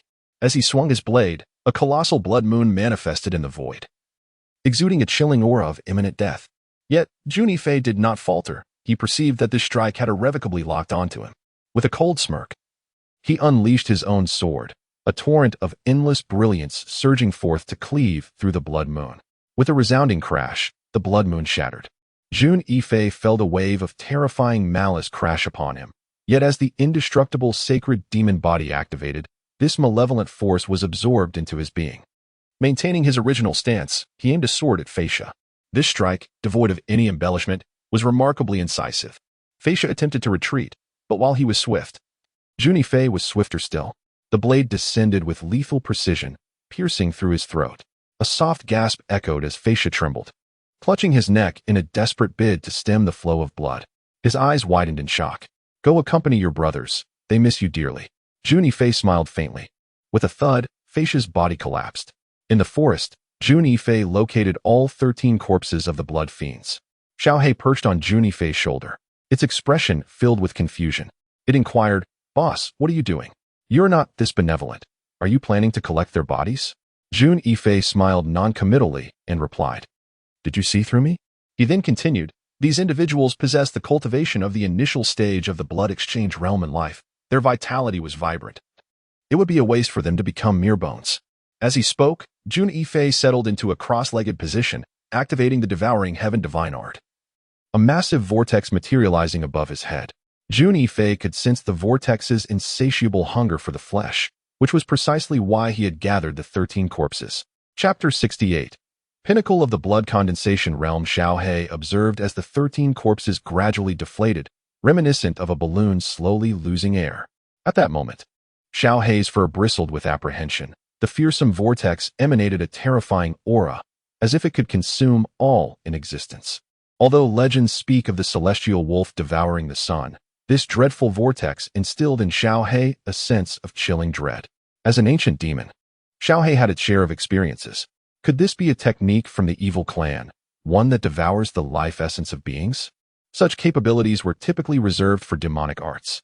However, Xiaohei quickly dismissed this notion, for Jun Yifei's technique was noble and devoid of any demonic aura. The pinnacle of the intermediate blood condensation realm. The 7th layer of the blood condensation realm. In the realm of blood condensation, at the pinnacle of its 9th level, Jun Yifei's cultivation reached its zenith, a feat that brought him immense satisfaction. Indeed, he had successfully advanced from the intermediate stage to the peak of blood condensation, significantly augmenting his combat prowess by at least 60%. By absorbing the lifeblood of 13 warriors of the bone exchange realm, his power underwent a tremendous transformation. Clutching a communication arrow discovered on the corpse of the blood fiend, he murmured, "Our game has only just begun." Meanwhile, atop a mountain outside the ancient Yuan sect, Lan Song, Su Bai, Hong Wantong, and leaders from various clans of Lu City stood behind Gao Han. A sense of perplexity washed over Gao Han as he pondered, "Strange. Why have we not received any news yet?" Suddenly, his gaze caught a glimpse of a white light emerging from the mountain ahead, igniting a flicker of joy within him. He murmured, "The blood fiend's 13 guards have indeed not disappointed me." Jun Yifei, Your doom is imminent. In a secluded hollow, Jun Yifei sat cross-legged in meditation. A chilling laughter echoed through the void, the voice unmistakably belonging to Gao Han, who now commanded hundreds of elites from various factions. Jun Yifei, did you truly expect this? Gao Han exclaimed with palpable pride. You didn't foresee that I have been waiting for you all this time, did you? You resemble a ghost of ill omen. Jun Yifei shook his head, rising from the ground with a nonchalant demeanor, hands clasped behind his back. What? You were specifically waiting for us? Gao Han raised an eyebrow in surprise. What do you think? Jun Yifei replied, his expression composed and unfazed. High Council Master, do not heed his bluster. He is merely at the end of his wits, not biding his time for us. Lansong approached from the side. Jun Yifei responded with a non-committal smile. But what of the blood fiend 13 guards? Gao Han suddenly pondered a question. What do you think? Jun Yifei replied with a tranquil smile. An inexplicable sense of unease surged within Gao Han, yet upon reflection, he found little to fear. Thus, he scoffed. Do you believe that such empty bravado will instill in me any hesitation, allowing you to escape? After all, at this moment, Jun Yifei is not within the ancient Yuan sect, and without the aid of formations, I doubt that a mere condensed blood realm practitioner like him can withstand me. Gao Han regarded Jun Yifei coolly. I have already informed you. I possess no supreme treasures. How could I possibly surrender them? Jun Yifei replied calmly. Seeking death. It appears you have chosen to reject the wine of friendship in favor of the punishment wine. High Council Master, leave this to us. This brat requires no effort on your part. Lansong stepped forward. And us as well. Hong Wantong and Su Bai surged forth. Their gazes fixed on Jun Yifei, eyes gleaming with cold murderous intent. Go ahead. Gao Han smiled faintly, allowing them to test Jun Yifei's mettle. Brat. The humiliation of that day is etched in my heart. Did you ever imagine a day would come when you would fall into our hands? Lansong's voice dripped with cruelty as he looked at Jun Yifei. Jun Yifei regarded Lansong with disdain. Lansong, are you no longer concerned about the supreme treasures I possess? At the mention of supreme treasures, a tremor coursed through the hearts of Lansong, Hong Wantong, and Su Bai, fear flickering across their faces. On that fateful day, the scene of Jun Yifei wielding the divine whip and sweeping through legions remained vividly etched in his memory. However, Lansong soon regained his composure and disdainfully remarked, Jun Yifei, if you were still able to employ that supreme artifact, you would not have waited until now. Perhaps, there are certain constraints on your esteemed relic that render it unusable? Lansong, with his cunning intellect, spoke with piercing accuracy. Indeed, you are correct. Jun Yifei acknowledged with an expression of admiration. Observing this, Lansong felt a tremendous weight lift from his heart. What he feared most was the power of Jun Yifei's supreme artifact, and now that Jun Yifei had revealed its ineffectiveness, what was there to fear? Jun Yifei, today, I shall flay your skin and pull out your tendons to avenge my brother. With those words, Lansong charged at Jun Yifei. Shattered Star Claw. Humph. Jun Yifei did not evade but met the assault with a single palm. Boom. Lansong was astonished to find that his claw seemed to strike against an unyielding wall. The terrifying force was dissipated by an invisible power. At that moment, Hong Wantong and Su Bo approached from both sides. Netherworld's malevolent sword. Hong Wantong swung his sword towards Jun Yifei with lethal precision, targeting his most vulnerable spot. Despite facing the onslaught of 3 adversaries, Jun Yifei remained unflinching. He executed his movement technique to the utmost, blending the divine steps with the Phantom 9 transformations, rendering his movements exceedingly elusive. Though surrounded by 3 foes, they found themselves at a disadvantage against the profundity of Jun Yifei's skill. Yet, Hong Wantong and Lansong exhibited a remarkable synergy, pressing in from either side to constrict the space in which Jun Yifei could maneuver. The Heartless Sword. It is a formidable blade. The terrifying radiance of the sword seems capable of obliterating everything in its path. A prison. In an instant, Lansong unleashed dozens of claw shadows, forming an invisible confinement that ensnared Jun Yifei. Jun Yifei's figure froze momentarily, for he found himself trapped in every direction by the combined efforts of the two. The dance of the sun's disruption. Su Bai, having locked onto Jun Yifei's form, appeared behind him and struck down with a single blow. You are doomed.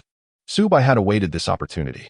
At this moment, Jun Yifei could not help but admire the trio's ingenuity and synergy, his expression tightening slightly. Just when the 3 believed Jun Yifei would be gravely wounded or worse, he moved, seizing the fleeting moment. This was a fusion of the divine movement technique and the phantom transformation, and he unexpectedly advanced the phantom transformation to a minor success. It is worth noting that the phantom transformation is merely a fragment. Achieving even a rudimentary level is exceedingly challenging. Yet, through the integration of the divine movement technique, Jun Yifei forcefully elevated the phantom transformation to a minor success. The power of the minor success of the phantom transformation is several-fold greater than before, allowing him to dart out of the encirclement of the three clan leaders like a wraith. Finger of the celestial abyss. Jun Yifei roared. A terrifying, murderous aura surged forth from him. The dreadful light of his fingers manifested in the void, creating layers of phantasmal fingers that aimed to strike down upon the three clan leaders. Halt! Gao Han, perceiving the danger to the clan leaders, would not stand idly by. He swooped in, shattering fist. A fearsome punch descended. Jun Yifei raised an eyebrow, let out a cold snort, and executed his technique to evade the incoming strike. Yet, the original form remained unchanged as he once again aimed for the three with lethal precision. With a resounding thud, Lan Song, Hong Wantong, and Subo let out a pained cry, hurtling backward and crashing to the ground, each bearing a grievous wound upon their chests. Thanks to Gao Han's intervention, the three esteemed leaders were merely injured, though not fatally, which was astonishing in itself. After all, Jun Yifei was merely a practitioner at the blood condensation stage, while the three leaders belonged to the mid-tier of the marrow transformation stage, representing a significant disparity in realms. Have you ascended to the pinnacle of the blood condensation stage? Gao Han's countenance turned cold as he sensed the aura emanating from Jun Yifei. Upon hearing Gao Han's words, the three leaders were struck with disbelief. Just a short while ago, Jun Yifei was only at the mid-tier of the blood condensation stage, and now, it seemed, he had already reached its zenith. Such a rapid advancement in cultivation was astonishing. There was no choice. A careless moment led to this breakthrough. Enough of the chatter, let us engage. Jun Yifei's gaze fixed upon Gao Han. Prepare to meet your end. Gao Han bellowed, launching a fist toward Jun Yifei. A glimmer illuminated Jun Yifei's eyes as he coldly retorted, come at me then. Gale palm. A tempestuous wave of palm energy surged forth, sweeping towards Gao Han. Jun Yifei unleashed the full extent of his immortal demon body, his skin radiating a gleaming bronze hue, resembling that of armor. The two adversaries appeared to revert to a primal combat style, exchanging blows with unyielding force. You dare to confront me head-on, seeking your own demise. Gao Han, somewhat vexed by Jun Yifei's ghostly agility, found his intentions aligned with the boy's audacity. With each clash, Gao Han barely swayed, remaining steadfast, not yielding an inch. However, Jun Yifei was unexpectedly forced back several steps, yet he appeared unscathed as he lunged forward once more. The leaders of various factions were taken aback. To them, Jun Yifei seemed to be courting disaster. Yet, each time he was repelled, he swiftly regrouped and charged again, resembling an indomitable cockroach. How exhilarating! Once more, Jun Yifei was sent flying by a punch from Gao Han, soaring dozens of meters and crashing through several large trees, but he soon charged back again. How could this be? Gao Han felt a prickling sensation at the back of his head. If he weren't already aware, he would have thought the power of his own punches had been diminished. Of course, no one knew that Jun Yifei was harnessing Gao Han's strength, utilizing the technique of the indestructible Saint Demon body to refine his own foundation. With each collision, Jun Yifei's cultivation grew incrementally. 80% of the force from those attacks was absorbed by the indestructible Saint Demon body, solidifying his foundation. Jun Yifei felt his cultivation nearing its limit, his foundation becoming increasingly profound. It would not be long before he could directly break through to the bone exchange realm.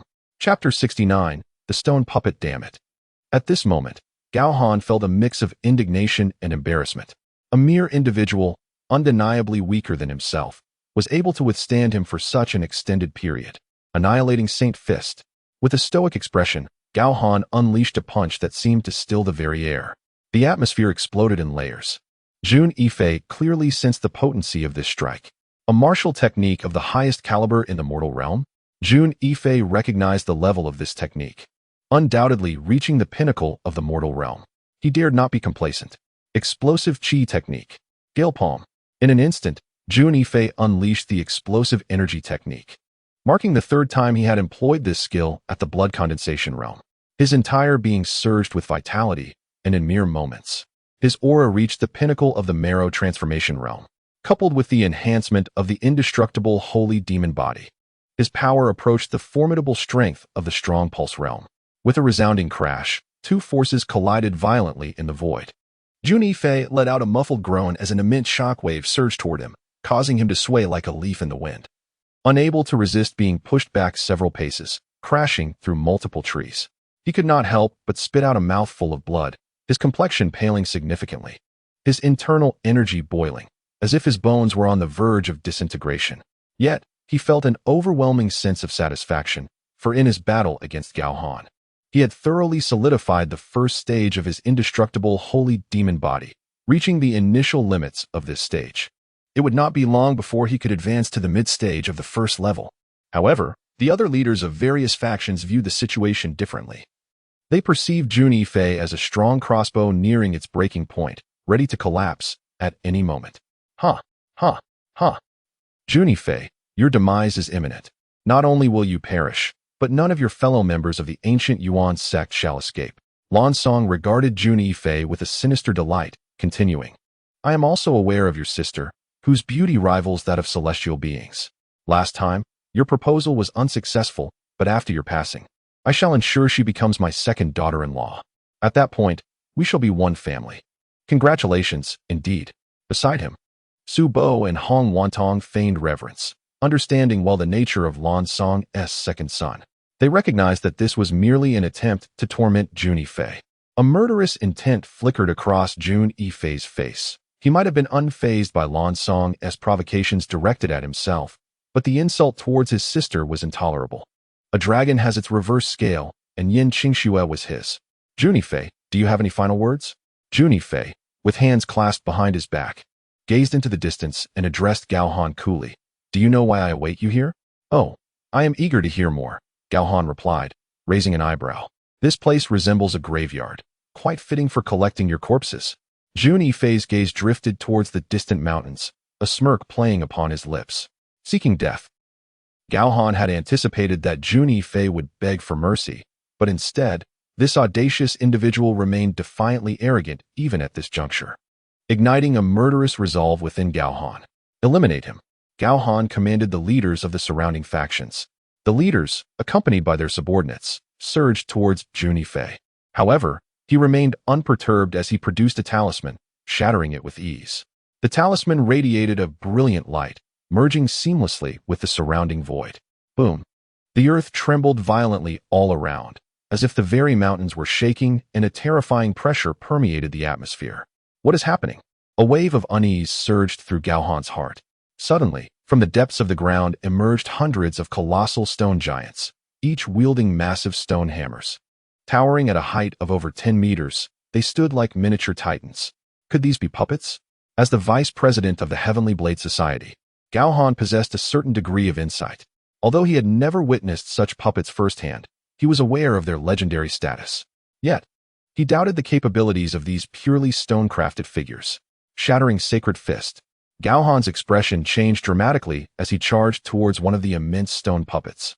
His strike was unstoppable, as if it could obliterate the very void before him. Roar!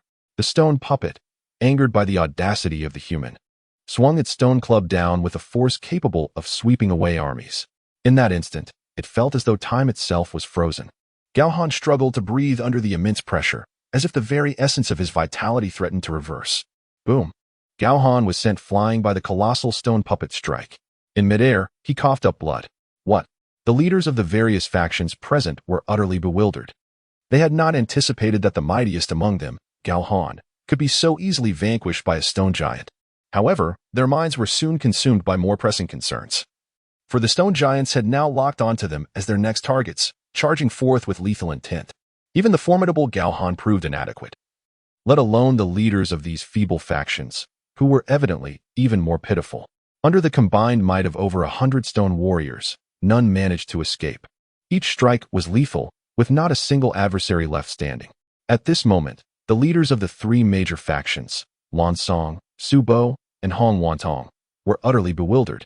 Their eyes filled with terror as they witnessed the stone warriors dispatching one martial artist after another. Their hearts quaked with fear. Upon noticing the nonchalant Jun Yifei nearby, the three exchanged anxious glances and hurriedly approached him. Upon reaching Jun Yifei, they all knelt before him in unison. "Young Master Jun, please spare us. Our three families are willing to serve you as our lord," Lan Song implored, bowing his head repeatedly, his expression one of desperation. Su Bo and Hong Wantong mirrored his actions. Jun Yifei sighed, acknowledging their cunning. Indeed, they were three formidable rogues, adept at both submission and defiance, qualities not easily found in ordinary individuals. Yet, he had long since resolved to eliminate the three, especially after Lan Song had insulted his sister. A transgression he could not forgive. "Do you believe that is possible?" Jun Yifei's voice dripped with icy disdain. "Jun Yifei, do you truly intend to eradicate us completely?" Lan Song lifted his head, a glimmer of madness flickering in his eyes. One cannot escape the consequences of their own misdeeds. Jun Yifei's expression remained impassive, his tone merciless. "Embrace death." It seemed the three leaders understood that Jun Yifei would never grant them mercy. Almost instinctively, they launched a coordinated attack from 4 directions, their terrifying power converging upon him, as if intent on crushing him in a single blow. Yet, Jun Yifei remained motionless, regarding them with an expression akin to that reserved for simpletons. The three masters sensed an unusual presence and instinctively turned their heads, only to discover a colossal stone golem had appeared behind them unbeknownst to their awareness. A massive stone hammer descended upon them with terrifying force, akin to an overwhelming tide. Instantly, the three masters let out a horrified scream as the golem crushed them with a single blow.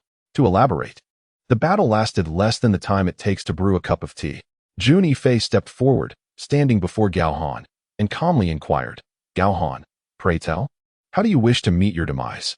At that moment, Gao Han felt his internal organs shattered, fully aware that his fate was sealed. With a trace of reluctance, he gazed at Jun Yifei and asked, Who exactly are you? If this is your final word, then you may as well embrace death without further ado." Jun Yifei brought his foot down. Bang! Gao Han's head burst apart like a ripe watermelon. Jun Yifei understood why Gao Han died with such unfulfilled resentment. He had never anticipated succumbing to the might of the stone golem. Unbeknownst to him, these stone golems were crafted by the infamous evil Lord of 9 Extremes from his previous life. Due to the materials being sourced locally, their power was not particularly formidable. Moreover, after millennia of deterioration, their strength had diminished significantly. Yet, in the past, these constructs were utilized against the little black dragon. Although they were merely auxiliary stone golems, they were far beyond the capability of these individuals to withstand.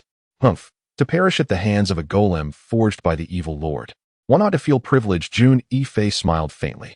However, amidst all these materials, none shall be wasted. Jun Yifei cast a glance at the scattered corpses around him and settled into a meditative posture. Above his head, a colossal vortex began to materialize, slowly rotating. Indeed, the essence of blood would not be squandered. Jun Yifei intended to utilize this vital essence to advance his undying sacred demon body. Currently, it had reached the pinnacle of the early stage of the first level, yet it still felt insufficiently powerful. He aimed to elevate the undying sacred demon body to a higher echelon. As the corpses gradually withered, Jun Yifei's undying sacred demon body finally achieved a breakthrough, reaching the mid-stage of the first level and continued to ascend, ultimately attaining the zenith of the mid-stage. Rising to his feet, Jun Yifei felt an exhilarating surge of vitality coursing through him, as if he were imbued with inexhaustible strength. With a mighty shout, he unleashed a punch. The ground before him erupted with a thunderous roar, creating a 1-meter square crater. Indeed, my combat prowess has increased by 30% once more. Even without employing my cultivation, my physical form alone would render me superior to any opponent of the same rank. Jun Yifei was acutely aware of the strength of the undying sacred demon body. For this was merely the first level, and it was yet to be perfected. Should the first level be fully realized, its power would be exponentially greater. Chapter 70. Thunderous explosive fist. Jun Yifei gazed at the Huangquan sword, which had been embedded in the ground at an unknown moment. At this juncture, the blade had regained a hint of its former luster. It appeared that it too had absorbed some of the warrior's vital essence alongside him. The Huangquan sword emitted a jubilant trill, seemingly pleased with the abundance of warrior's essence it had assimilated. Jun Yifei grasped the yellow spring sword, and a wave of joyous emotion emanated from it. His cultivation had reached the zenith of the blood condensation realm, poised for an imminent breakthrough. Suddenly, a frown creased Jun Yifei's brow as he perceived a commotion outside the ancient Yuan sect. What could be the matter? A disciple of the ancient Yuan sect approached him respectfully, stating, "Sect Master, individuals from various major factions are demanding someone outside our sect." Demanding someone? A hint of cold amusement flickered across Jun Yifei's countenance. Let us see. He stepped out of the ancient Yuan sect, only to find hundreds of martial artists from various factions surrounding them, their expressions fierce and ready to charge in at any moment. Zhuqing Yuan, Jun Tiancheng, and the elders of the ancient Yuan sect stood firm in opposition. Oh, do you still dare to demand someone? Jun Yifei crossed his arms. Jun Yifei, where is our family head? Quickly hand over our family head, declared a master from the Xue family. Who else seeks someone? Jun Yifei asked, his demeanor unruffled. Sect Master. Observing Jun Yifei's demeanor, Zhuqing Yuan and Jun Tiancheng exchanged glances, their concern palpable. And I, Jun Yifei retorted. The ancient Yuan sect must provide us with an explanation. The elders of the three prominent families in Lu City regarded Jun Yifei with a mocking smile, emboldened by their numerical superiority. Prepare to perish. Jun Yifei struck with sudden ferocity, catching everyone present, including Jun Tiancheng, utterly off guard. His punch was devoid of any flourish, swift and domineering. A terrifying imprint of his fist descended from above, unleashing a violent sound that shattered the air. The elders of the three prominent families were completely unprepared for his assault. With a few agonizing cries, the individual was forcefully propelled away, landing on the ground with blood streaming from his 7 orifices, already lifeless. The martial artists present exchanged glances, their expressions filled with terror. Particularly, the elder of the minor Xue family was so frightened that he lost control of himself, collapsing to the ground in a state of utter disarray. Who else seeks an explanation from me? This is the explanation, Jun Yifei declared, his hands clasped behind his back, his demeanor impassive. Not daring, not daring. At that moment, the martial artists from various factions no longer had the audacity to demand anything from Jun Yifei. Having heard how the elders of the three major forces in Lu City executed their threats with brutal efficiency, soon, the area was vacated by all factions. Elder Zhua, Sect Master Jun, dealing with these ruffians is indeed best accomplished through lethal means, Jun Yifei remarked nonchalantly. Jun Tiancheng and Zhuqing Yuan exchanged glances, acknowledging that while such an approach might be excessively forceful, it was undeniably effective. They couldn't help but let out a sigh, clearly still anxious about the situation. Perhaps having caught wind of the events, Su Yuan also arrived. Teacher, had you informed your student in advance, I would have intervened to drive away these bothersome flies. Su Yuan seemed quite displeased with the major forces of Lu City for disturbing his most esteemed mentor, Jun Yifei. Jun Yifei shook his head, understanding Su Yuan's intentions. Enough, it has been resolved. You need not concern yourself further. Jun Yifei was well aware that Su Yuan, an elder of the Alchemist Guild, was not suited to meddle in local affairs, given that the guild maintained a neutral stance throughout the entire Tianmu continent. Teacher, I have reported our collaborative efforts to the county city, and they have agreed to formalize a partnership between the Alchemist Guild and the ancient Yuan sect. Su Yuan exclaimed with a smile. Oh, is that so? A flicker of realization passed through Jun Yifei's mind. Although they were merely partners and not allies, a connection with the Alchemist Guild had indeed been established. It was simply a guild. Yet there was a stipulation. The expansion of the market for the blood fusion pill was necessary. At the very least, it needed to reach all the prefectures within the 100 Yuan Empire. Su Yuan smiled at Jun Yifei, assuring him, no problem. Jun Yifei understood that this would also benefit him, and thus, he readily agreed. Furthermore, if he formed a partnership with the Alchemist Guild, the Heavenly Blade Society would certainly exercise caution. After all, Gao Han, the vice president of the Heavenly Blade Society, had vanished in Lu City. Though Jun Yifei had orchestrated everything flawlessly, the Heavenly Blade Society would undoubtedly hold the ancient Yuan sect accountable. Presently, the ancient Yuan sect lacked the strength to confront the Heavenly Blade Society. You handle this, Jun Yifei said calmly. Just ensure the profits are delivered to me on time. Although the sales of the blood fusion pill had diminished and were no longer as fervent as before, given the market's limitations, the profits remained substantial and promised long-term returns. However, before departing, Jun Yifei had several matters to attend to, particularly concerning his sister's bloodline. Her bloodline had only awakened partially and had not fully manifested. If it were to awaken completely, he could provide her with guidance methods. Although she could not engage in regular cultivation at the very least, he could help mitigate the outbursts of her bloodline's power. Admittedly, this was a temporary solution, but it was all he could do for now. Jun Yifei understood that to fully awaken his sister's bloodline, he must locate a herb known as Tianwu grass. This particular herb held considerable value in Jun Yifei's previous life.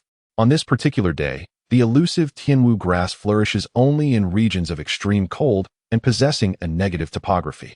After extensive investigation, Jun Yifei discovered that the Cold Moon Mountain, located 300 miles from Lucheng, perfectly embodies these characteristics.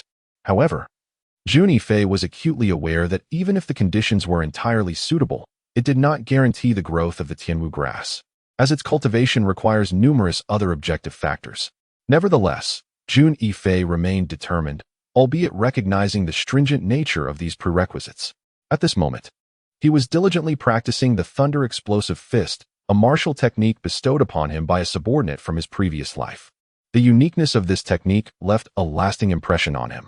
The Thunder Explosive Fist necessitates that the practitioner absorbs the power of thunder, storing it within their body to unleash devastating strikes against adversaries, thereby enhancing the ferocity of the blows. This technique is categorized as a low-grade human-level martial skill. Originally, it held a higher status, but due to its incomplete form, consisting of only 3 moves, it was relegated to a lower tier. Jun Yifei suspected that if it were whole, it might even qualify as an exquisite human-level skill or something of greater caliber. While many martial artists might feel trepidation towards the might of thunder, for Jun Yifei, the threat was significantly diminished. After all, he had cultivated the indestructible sacred demon body, which grants immunity to all forms of attack, including the power of thunder. In his previous life, Jun Yifei had experienced the benefits of this formidable body. Boom, boom. Bolts of thunder rained down upon Jun Yifei with tremendous force. Jun Yifei harbored no fear. He remained immersed in his martial arts, repeatedly executing the thunderous devastation fist. The bolts of thunder that struck him were absorbed according to the incantation of the technique, while the minuscule portion he could not assimilate was devoured by his indomitable sacred demon body, transforming into a force that refined his physique. At that moment, if one were to observe from the sidelines, they would witness a remarkable spectacle. As the torrents of thunderous energy assailed this young man, despite the dazzling flashes of electricity, he emerged unscathed. The celestial overseer above appeared to be incensed, evidently sensing the provocation from this mortal, and the descending thunder grew fiercer and more robust. Yet, it was still unable to subdue Jun Yifei. An hour later, the tempest of lightning dissipated, and Jun Yifei concluded his practice, a look of satisfaction gracing his visage. Indeed, he had successfully mastered the first form of the thunderous devastation fist, the raging thunder slash. Although he had only achieved the first technique, it is noteworthy that he had accomplished this within the brief span of an hour, and the thunderous devastation fist is classified as a human tier martial skill, with a difficulty level exceeding that of mortal tier techniques by more than tenfold. Should this news spread, it would undoubtedly astonish many. Oh, is someone approaching? Jun Yifei seemed to sense something, gazing ahead to discover a group of martial artists making their way toward him. Chapter 71, Sky Crow. There were a total of 13 martial practitioners, each possessing at least a cultivation level of transmutation realm or higher. Even the seemingly youthful gentleman clad in white appeared to possess at least an initial stage of transformation realm. This revelation caused Jun Yifei to raise an eyebrow in mild surprise, for such prowess could not possibly stem from an ordinary faction. However, Jun Yifei paid it little mind. He merely sought to discern the intentions of the visitors, who were evidently drawn to him. The young man was addressing a gentleman of approximately 50 years, who wore a smile upon his face. What is the matter? Jun Yifei feigned surprise. We require assistance in gathering medicinal herbs, hence we wish to employ you. The man replied with a grin. Employ me? Jun Yifei pondered momentarily. Do not worry, it will only take a day, and regardless of the outcome, you will receive 1,000 gold coins, the man stated, observing Jun Yifei with a generous demeanor. Jun Yifei's expression turned. It was not that 1,000 gold coins was too little, but rather excessively generous. Although he was unaware of the market price for herbalists, he surmised it would not exceed 10 gold coins for a day's labor. The offer of 1,000 gold coins seemed rather extravagant. Something was amiss. He perceived the malevolent glances from the group, realizing that even a refusal on his part would likely incite their wrath.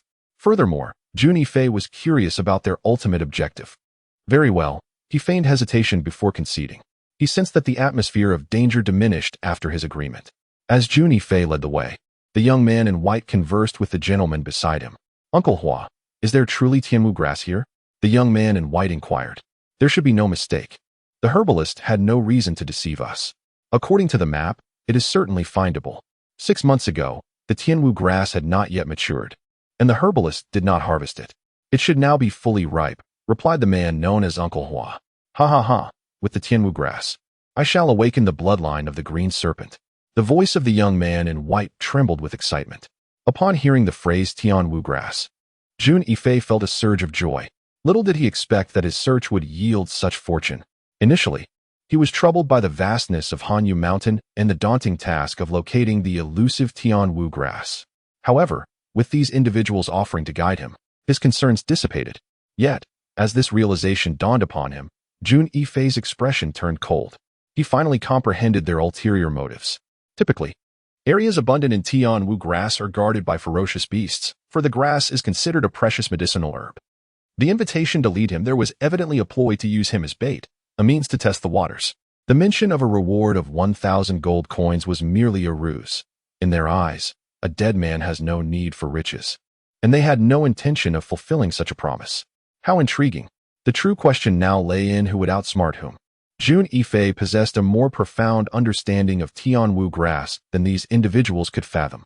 Their attempts to deceive him were destined to fail, and soon they would learn the consequences of their miscalculations.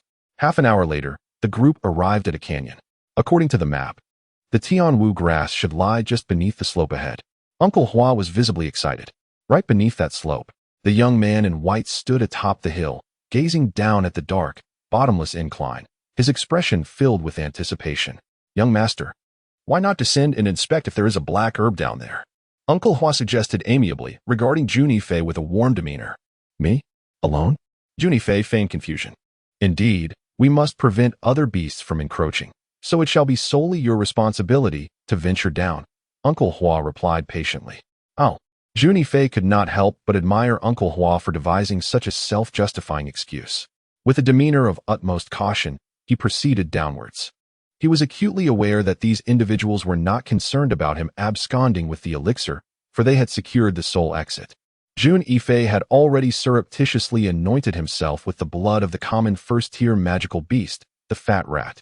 Despite its ordinary status, this creature was profoundly detested by the fourth-tier beast, the sky crow, due to the unpleasant aura it exuded. While the sky crow would hunt all magical beasts of inferior rank, it would invariably spare the fat rat. Below the slope lay a thick miasma. Fortunately, Jun Yifei had preemptively consumed an antidote, rendering the noxious vapors harmless to him. The surrounding area was devoid of other magical creatures, enveloped in a disquieting silence.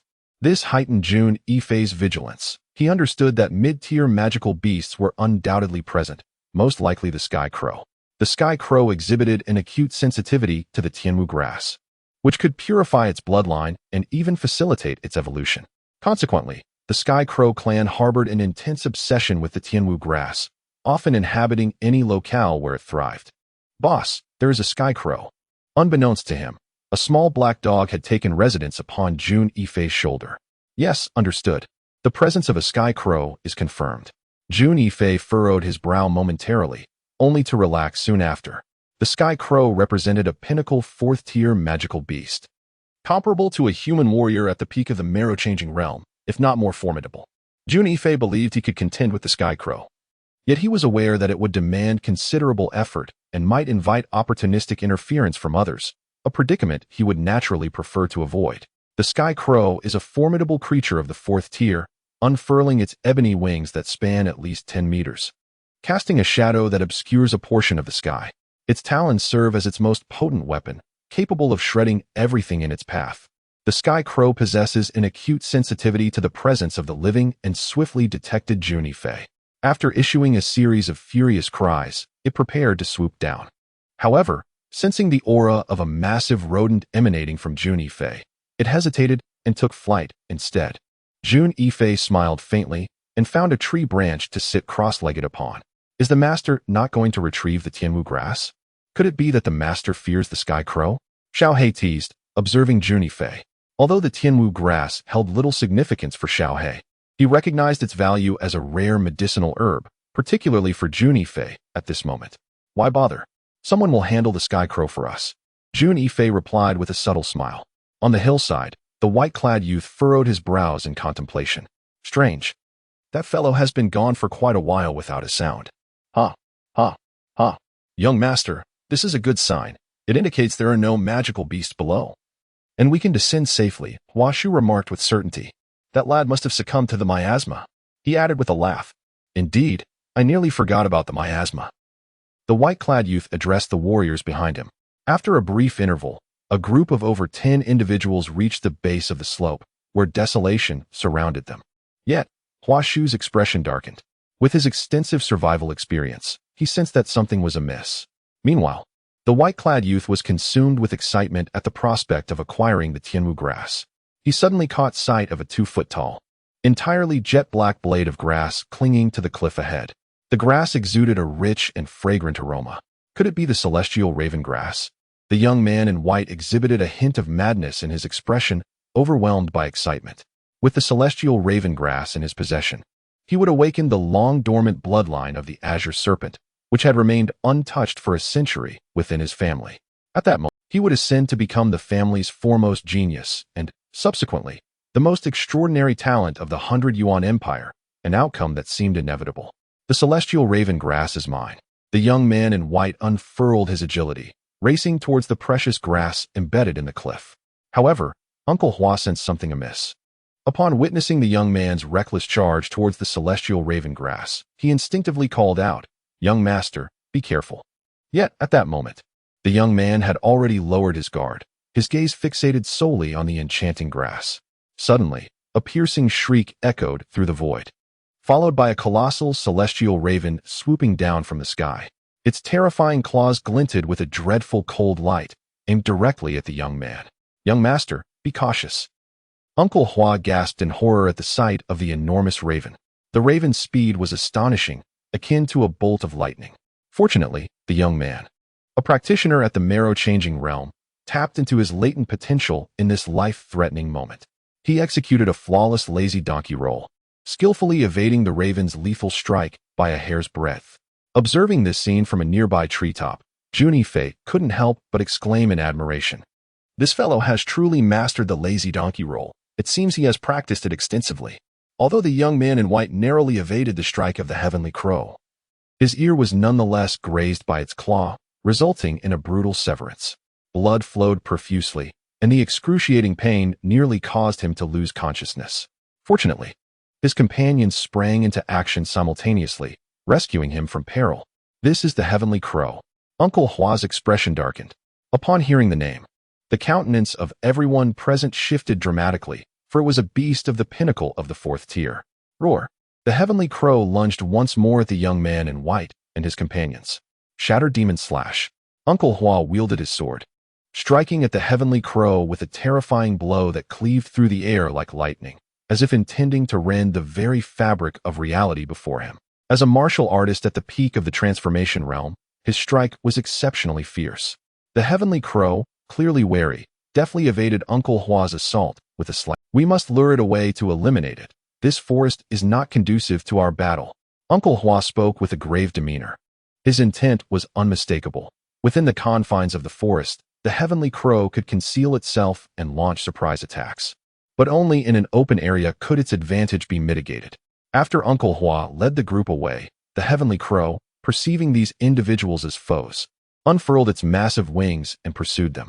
Originally a party of 13, only 6 remained, clearly indicating that while they had vanquished the heavenly crow, they had suffered considerable losses. "Is that you?" The young man in white's expression shifted in astonishment upon seeing Jun Yifei, clearly taken aback by his survival. Who would have thought that after relentlessly hunting geese, he would end up with his eyes pecked out by one? "Kid, you have the heavenly black grass in your possession, don't you?" Uncle Hua's voice resonated ominously. "Indeed, that celestial black grass is in my possession." Jun Yifei did not deny it, nor was there any necessity to do so. Chapter 72, Earth Class Martial Technique. Surrender the celestial black grass, and I may spare your life. The youth in white regarded Jun Yifei with a cold, fierce gaze. "Spare your life?" Jun Yifei scoffed dismissively, as if he had heard the most ludicrous joke in existence. "Go ahead. I have a journey to continue." Jun Yifei smiled faintly, seeking death. From Jun Yifei's countenance, the youth in white discerned disdain. With a roar, he lunged toward Jun Yifei. Celestial Destruction Fist. This strike unleashed a terrifying malevolent aura, the dreadful fist imprint carrying an overwhelming force, barreling towards Jun Yifei. Earth-class Supreme Martial Technique? Jun Yifei nodded, recognizing that these individuals indeed possessed formidable backgrounds, as they displayed an Earth-class Supreme Martial Technique right from the outset. Fatal Leg. Jun Yifei vanished from his original position, reappearing like a specter beside the youth in white, delivering a sweeping kick. This leg strike bore an awe-inspiring might, as if it could obliterate everything in its path, the air shattering in layers as it advanced. Young master, be careful. Uncle Hua's expression changed, for a true expert reveals their prowess instantly. This youth before them was undoubtedly not to be trifled with. Boom. The leg and fist collided in midair. The youth's fist imprint was instantly shattered, the powerful shockwave sending him staggering backward several paces. Jun Yifei, like a shadow, lunged at the youth in white. Divine Finger. Jun Yifei pointed decisively. Halt. Uncle Hua discerned the formidable prowess behind Jun Yifei's singular gesture. However, the latter's speed was so extraordinary that Uncle Hua found himself unable to intervene in time. The young man clad in white, his countenance marred by fear, realized with dread that no matter how he attempted to evade, he could not escape the lethal strike of Jun Yifei. With a swift motion, Jun Yifei's finger pierced the young man's third eye, the terrifying force penetrating through to the back of his skull. The young man collapsed to the ground, his eyes wide open in an expression of eternal disbelief. How dare you kill him? You are doomed. Uncle Hua bellowed, his eyes ablaze with rage. There will be no refuge for you in this world or the next. Not even in the 100 Yuan Empire.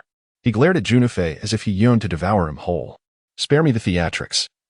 I shall expedite your passage to the afterlife, Jun Yifei replied with a smirk, his demeanor unsettlingly calm. Your master awaits you in the underworld. You might as well join him swiftly. Kill him. Kill him. It matters not whether you live or die. Uncle Hua shouted to the stunned warriors beside him. In an instant, 5 figures lunged towards Jun Yifei, unleashing a barrage of fearsome attacks that surged forth like a tidal wave.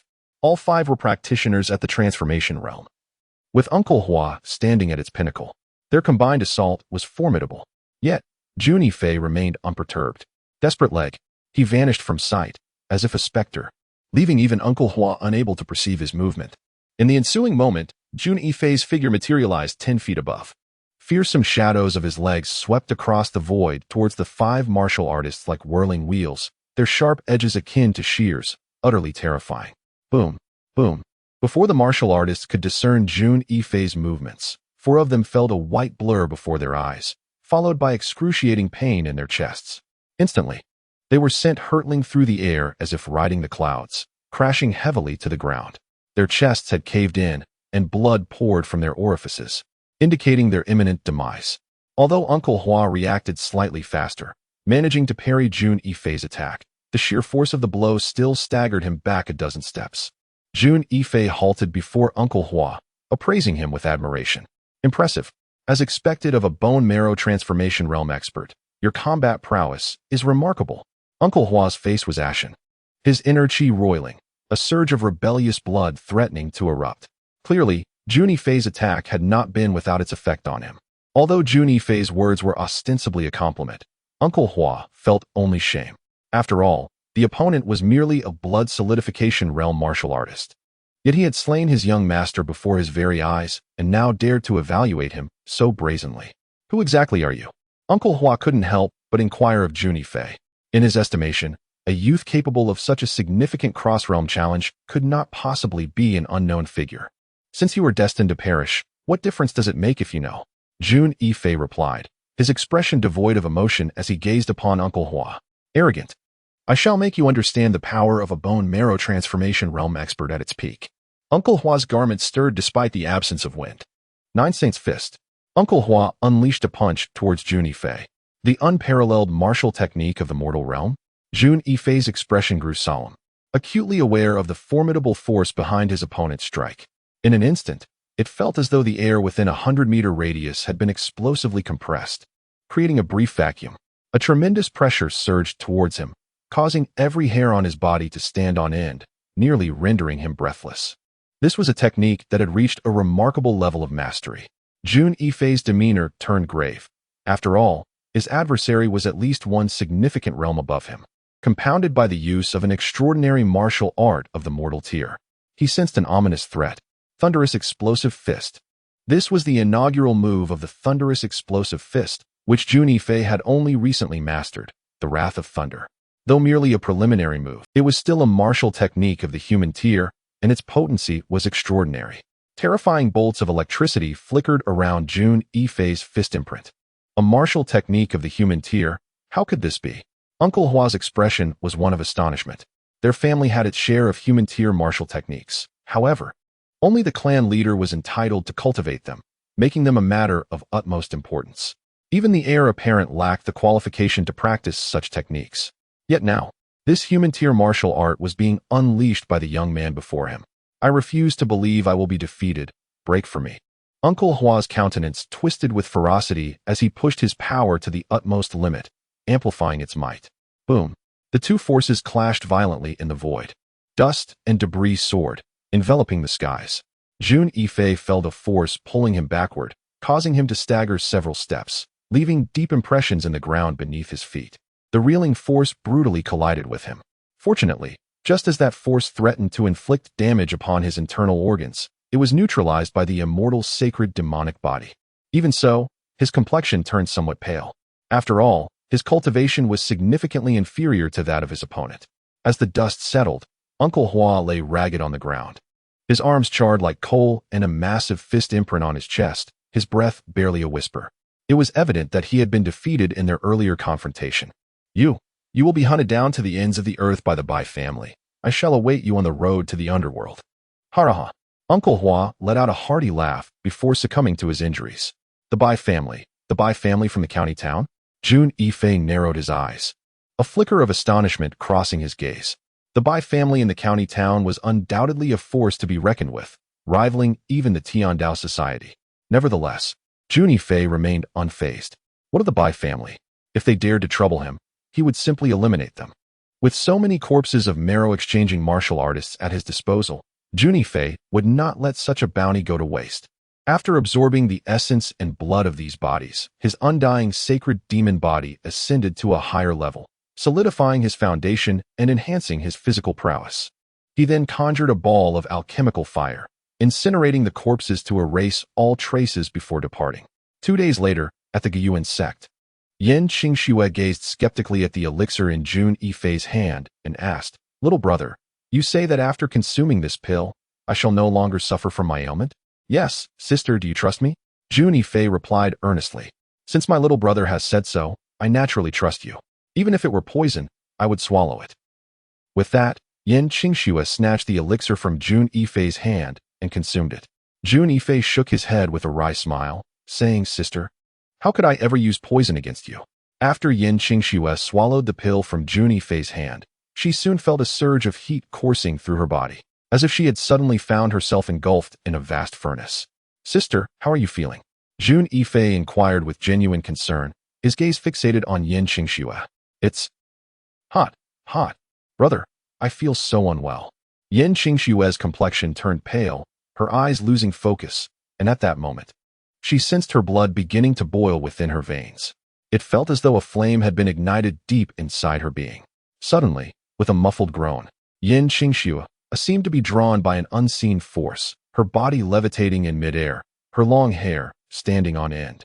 A chilling wave of energy erupted from her form. Jun Yifei, who was standing closer, could not help but shiver, a cold dread seeping into his heart. The walls, tables, and floor around them were cloaked in a thick frost, which continued to spread ominously. Jun Yifei furrowed his brow, feeling a mix of worry for his sister, yet recognizing that there was little he could do to assist her at this moment. She had to endure this trial on her own. Thus, he reluctantly withdrew. Sensing the commotion within, disciples from the ancient Yuan sect outside attempted to rush in, but were dismissed by Jun Yifei, who remained vigilant at the door. "Sister, you must hold on," he thought, a sense of helplessness mingling with concern in his heart. In a previous life, as the master of the Tian Xie Palace, Jun Yifei had witnessed the awakening of bloodlines in others, many of which were remarkably powerful. However, The commotion caused by Yin Qingxue was rather unusual. The palace-clad woman commanded a young man, "Go." "Yes, master," replied the handsome youth as he departed. Jun Yifei initially believed that even if his sister awakened her bloodline, it would take no more than a day to complete. Yet, 3 full days passed without any indication of conclusion. This filled Jun Yifei with concern. He contemplated rushing in several times, but ultimately restrained himself, understanding that his sister could not be disturbed in the slightest during this crucial moment. Fortunately, on that night, he finally sensed a decrease in the cold aura emanating from her room. "Sister, has your bloodline awakened?" Jun Yifei exclaimed, his expression filled with delight. Chapter 73, True Spirit Realm Warrior. Without hesitation, Jun Yifei burst into the room, where he beheld Yin Qingxue sitting cross-legged on the bed, exuding a formidable presence. The intensity of her aura astonished even him. This was merely the initial awakening. He could only imagine how powerful she would become upon further evolution. Yin Qingxue slowly opened her eyes, her gaze meeting Jun Yifei's with palpable joy. "Sister, has your bloodline fully awakened?" he inquired eagerly. "Yes, my bloodline has awakened," she affirmed with a nod, equally elated. "That is wonderful." Jun Yifei sighed in relief. Noticing that Yin Qingxue's face no longer bore the pallor of illness, but instead radiated a hint of rosy vitality. In the past, Yin Qingxue possessed a delicate charm that evoked a sense of protectiveness in Jun Yifei, yet now she resembled a goddess of ice and snow. "Sister, I shall impart to you a set of incantations. This way, you can suppress your bloodline, thereby preventing any backlash," Jun Yifei stated earnestly.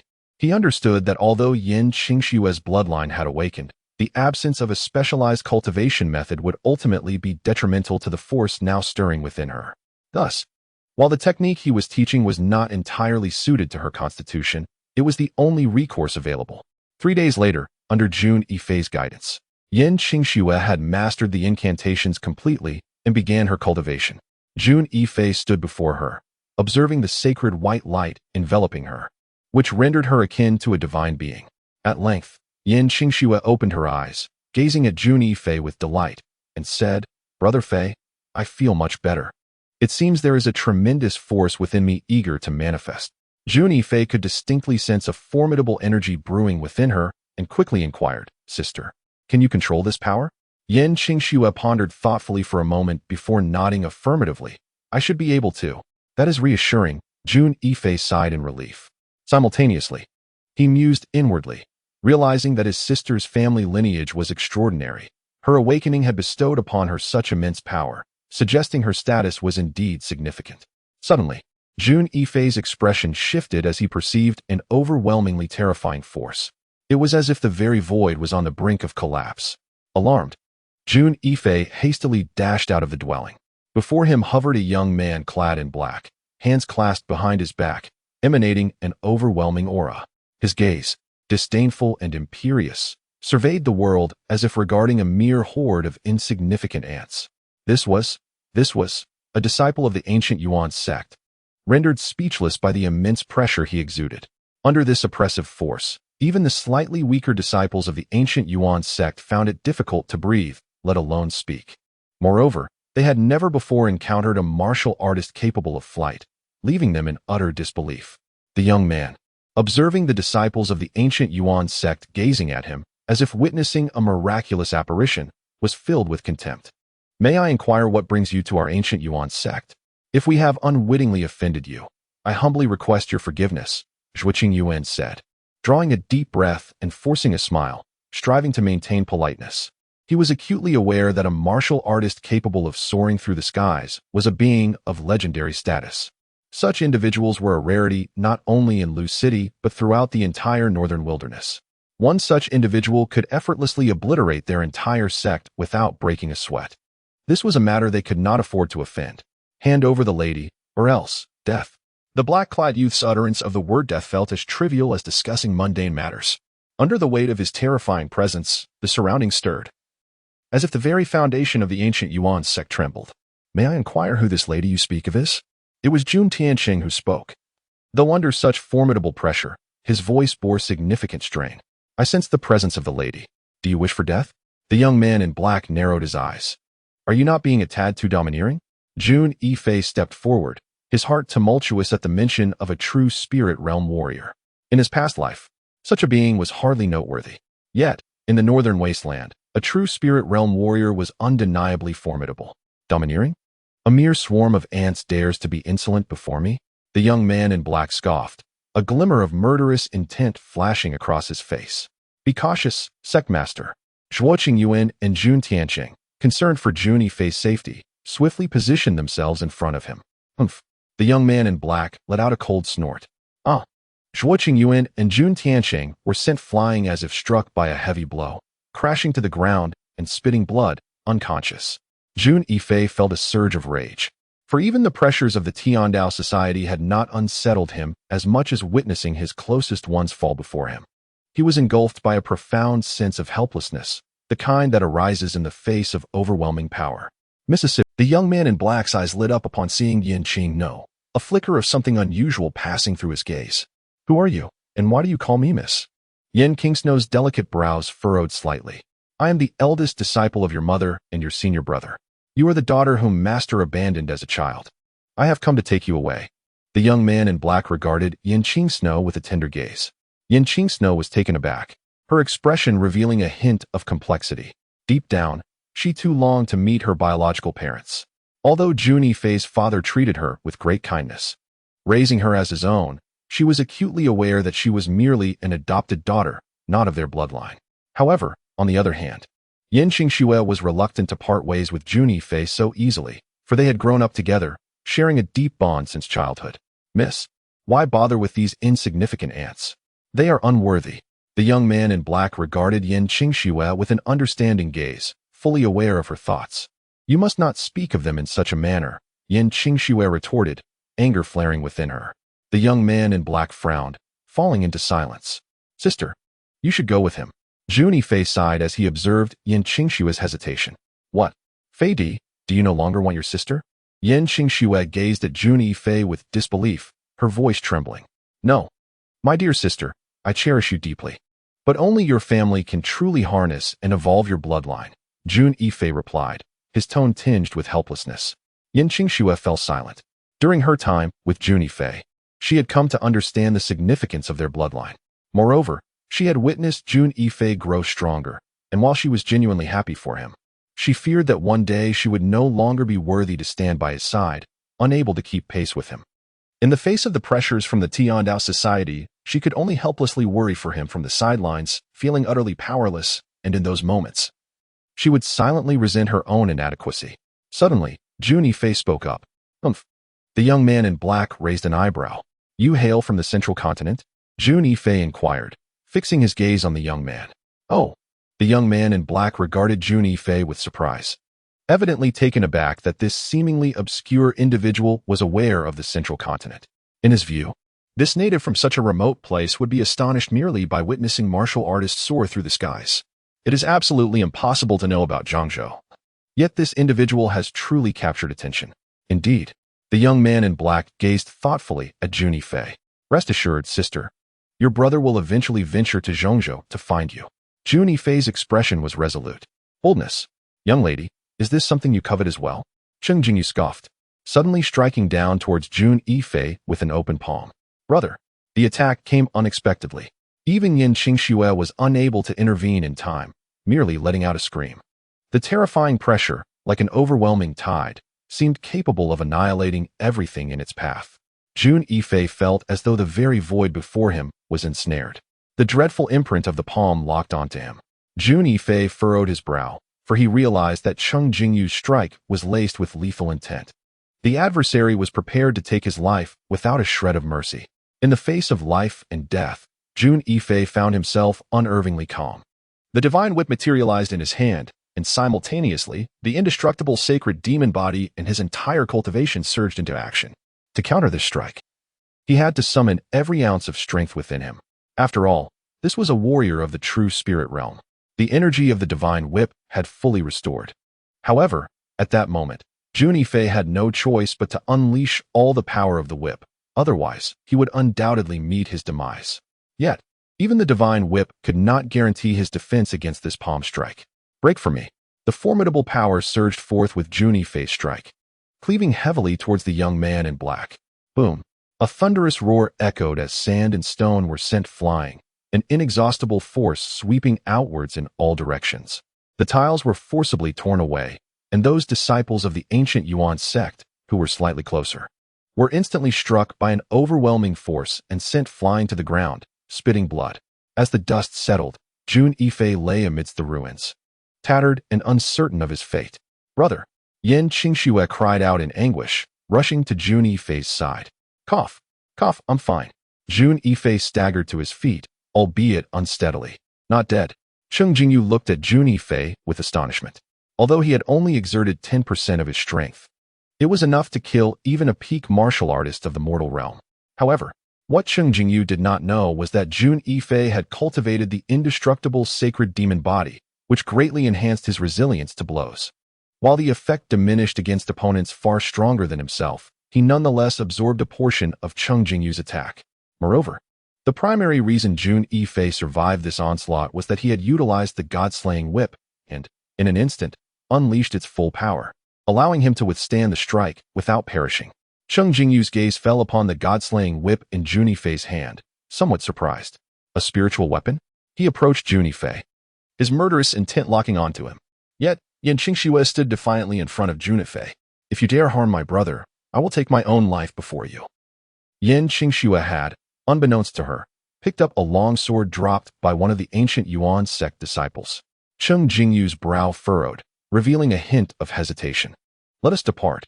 The injuries Jun Yifei sustained were far more severe than he had anticipated.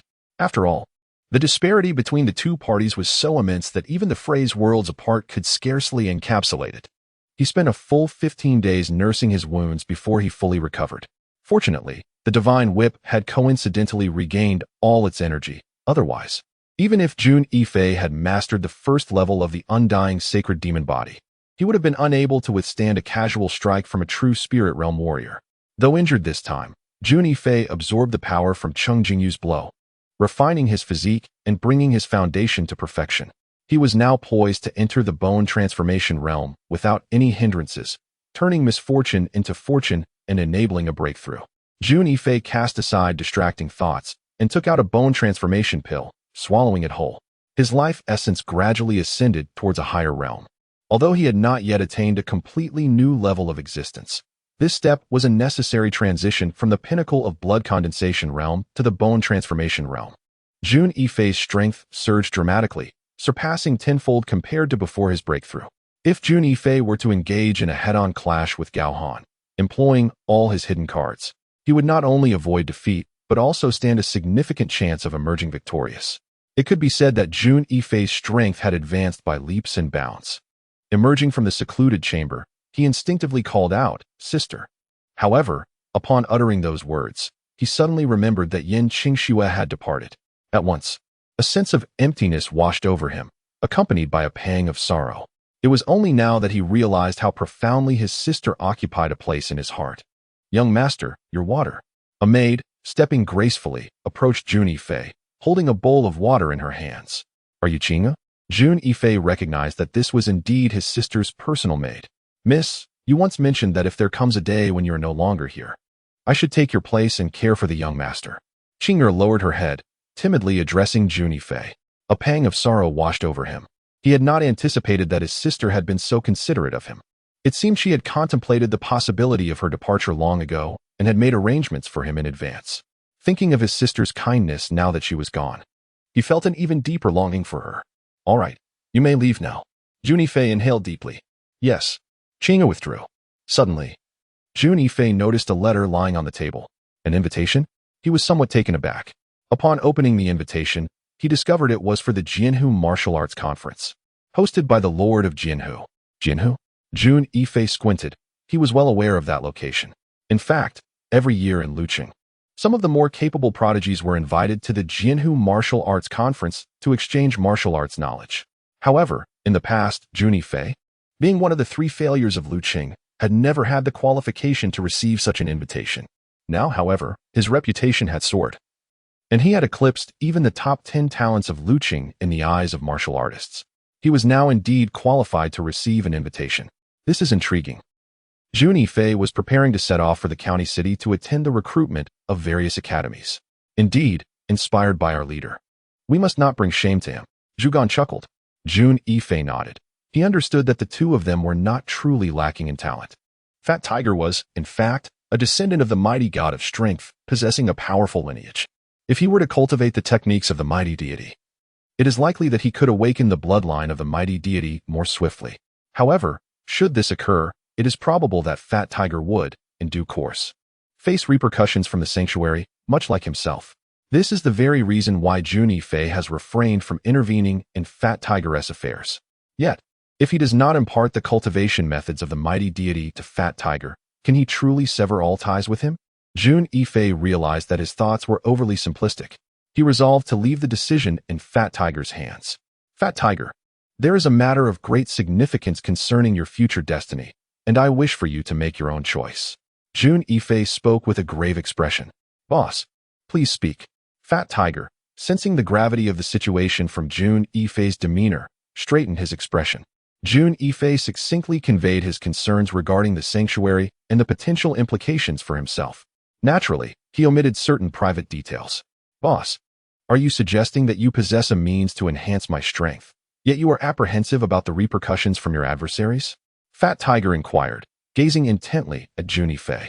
Jun Yifei nodded solemnly and affirmed, indeed, that is precisely the case. After a brief moment of contemplation, Fat Tiger resolutely declared, Boss, I have always intended to follow in your footsteps and naturally seek to bolster my own strength. Otherwise, I would have long been left behind. Now that there is a way to pursue your path, how could I possibly forsake it? Moreover, your adversary, my esteemed leader, is indeed my adversary as well. Regardless of the sanctity of the temple in question, Fat Tiger is determined to confront it head-on. Jun Yifei could only smile wryly, acutely aware that, constrained by his limited perspective, Fat Tiger, despite his awareness of the temple, could not truly fathom the significance it held. Nevertheless, he discerned Fat Tiger's resolve. Even in the face of the temple's formidable nature, it was unlikely that Fat Tiger would waver in his decision. Very well, Fat Tiger, we are lifelong brothers. Jun Yifei stated gravely. Do not move. Subsequently, he directed a finger towards the center of Fat Tiger's forehead. Although Fat Tiger was uncertain of Jun Yifei's intentions, he complied and remained completely still. Jun Yifei's finger pressed against Fat Tiger's forehead, imbuing him with the cultivation techniques of the mighty god of strength, inscribed within the depths of Fat Tiger's consciousness. In his prime, Jun Yifei was the unrivaled champion of the Tianwu continent, a force that propelled an entire era. Many skilled practitioners under his tutelage would seek his guidance whenever they encountered challenges in their martial pursuits. Thus, he came to possess a wealth of cultivation methods, with the god of strength being the most frequent in his consultations. Consequently, Jun Yifei's memory was replete not only with the techniques of the god of strength, but also with those of other preeminent masters from the Tian Xie Palace. However, upon searching his recollections, he found no suitable techniques for Zhu Gan's current cultivation. He could not favor one over the other, allowing Zhu Gan to be overlooked. Initially hesitant, Zhu Gan, upon witnessing Fat Tiger's fervor, resolved to heed his father's wishes and journey to the great solitary mountain for cultivation. Zhu Gan gazed at Jun Yifei solemnly and inquired, the great solitary mountain? Not only was Jun Yifei taken aback, but even Fat Tiger shared his astonishment. Indeed, my father has already made arrangements for me. In the past, our ancestral family, the Han clan, rendered great service to Mount Daegu. We possess a token of gratitude that allows us to make a request to the mountain. This precious item has remained and used by our family for centuries. But as the Han clan faces increasing decline, my father intends for me to seek guidance on Mount Daegu to acquire skills, and thereby restore the prestige of the Han family. Chapter 75. The Sword Lake Martial Gathering. So, you possess such an extraordinary opportunity. It is imperative that you seize it. I am genuinely delighted for you, Jun Yifei remarked with a smile at Zhu Gan. Zhu Gan and Fat Tiger exchanged knowing smiles. Fat Tiger, how do you feel now? Jun Yifei inquired, naturally referring to how well Fat Tiger had absorbed the cultivation method he had shared. Fat Tiger, brimming with excitement, responded, Boss, I don't know why, but this technique, despite its complexity, is remarkably comprehensible, as if it were tailor-made for me. Jun Yifei chuckled. Precisely, this technique is indeed what your ancestors practiced. Boss, how is it that you possess the cultivation methods of our ancestors? Fat Tiger asked, his curiosity piqued. That, I shall explain to you in due time, Jun Yifei replied, uncertain of how to clarify the situation. Should he reveal that he is the ancestor's superior? Hey, boss, what is that you're holding? Fat Tiger, with keen eyes, noticed the invitation in Jun Yifei's hand and inquired. At this moment, Qing entered with a tea tray, carefully carrying 3 cups of tea. Upon noticing the invitation in Jun Yifei's hand, she quickly explained, young master, this is an invitation just delivered by an outsider today. I refrained from disturbing you since you were in seclusion. Ah, I see. Jun Yifei nodded. Wow, this is the invitation to the Jianhu Martial Arts Conference. Boss, you are truly impressive, Fat Tiger exclaimed, unable to take his eyes off the golden invitation. In previous years, we didn't even have the privilege to spectate from the sidelines. Look at your aspirations. Are we destined to be mere spectators? In the future, not only will I be the boss, but you all must also take center stage and dominate the world. Jun Yifei stated earnestly. Fat Tiger and Bamboo were stirred with fervor, silently encouraging themselves, assuring one another that they could indeed achieve this. The Jianhu Martial Arts Conference is in 3 days. At that time, I will take you both to witness it. Observing the hopeful expressions on Fat Tiger and Bamboo's faces, Jun Yifei shook his head and smiled. Hee boss, I knew you wouldn't forget us. Although the speed of his progress seemed astonishing to outsiders, considering it was a human tier martial skill for ordinary practitioners. The higher the skill level, the more challenging the cultivation. Moreover, human tier martial skills have transcended the realm of mundane techniques. For most, mastering a human tier martial skill within a year and a half is considered swift. Yet, Jun Yifei had only spent a few days to grasp the fundamentals of a human tier martial skill, albeit just one move. In his view, the Sword and Blade Guild, regardless of its strength, merely constituted an 8th tier force. When faced with the Alchemist Guild, they remained considerably cautious. And their bewilderment regarding the mysterious disappearance of Gao Han from the Sword and Blade Guild was palpable. The warriors of the Sword and Blade Guild found themselves at a loss, unable to fathom how the ancient Yuan sect managed to orchestrate the vanishing of Gao Han and his companions. Without a clear understanding of the situation, the Sword and Blade Guild would not act recklessly. The young prodigies symbolized the future of Lu City. Regrettably, although the Sword Lake Martial Conference was poised for an exhilarating clash of talents, it remained a private event, much to the chagrin of many martial artists in Lu City. The conference was set to commence at 7 o'clock. Jun Yifei, Zhu Gan, and Fat Tiger made their way to Sword Lake just in time. Along the journey, Jun Yifei pondered the information he had gathered regarding the Sword Lake Martial Conference. Despite never having participated, he was well acquainted with nearly half of the top 10 prodigies of Lu City, including Lan Yaofeng, Su Zhengnan, Zhou Kai, and Yang Xiaofeng. These individuals comprised the elite of Lu City's youth. Although the latter positions in the top 10 often faced challenges, the top 3 had remained unassailable for several years, with few daring to contest their standings. If you can secure a spot this time, my brother, I shall benefit immensely, Fat Tiger remarked with a sycophantic grin directed at Jun Yifei. Look at your aspirations.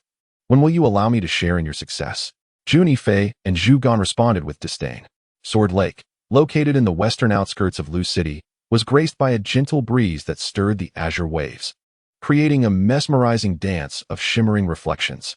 On the serene expanse of Jian Lake, a serpentine stone bridge meanders gracefully, leading to a magnificent 3-story pavilion.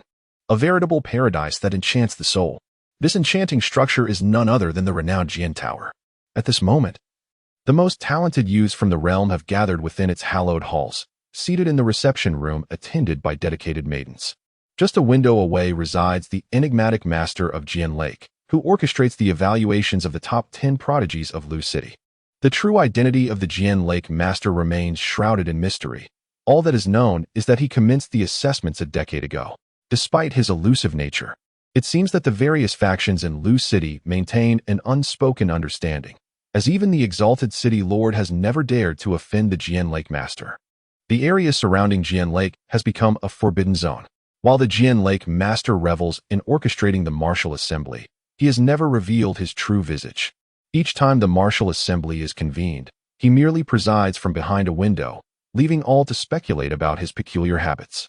How could Jun Yifei show such blatant disregard for the Jian Lake master by not attending? Could it be that the master failed to extend an invitation to him? Though the martial assembly has yet to commence, the assembled youths are already embroiled in fervent discussions.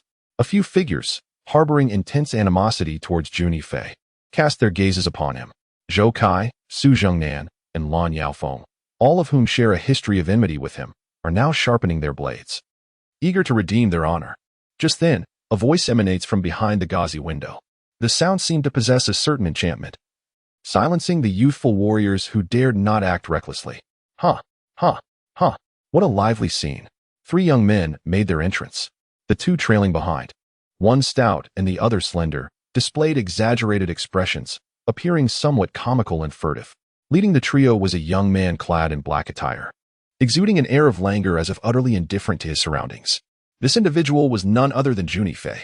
Upon entering, his gaze first fell upon the space beyond the gauzy curtains, sensing the presence of an exceptionally formidable warrior. Even he, at this moment, could not discern the depth of the opponent's strength.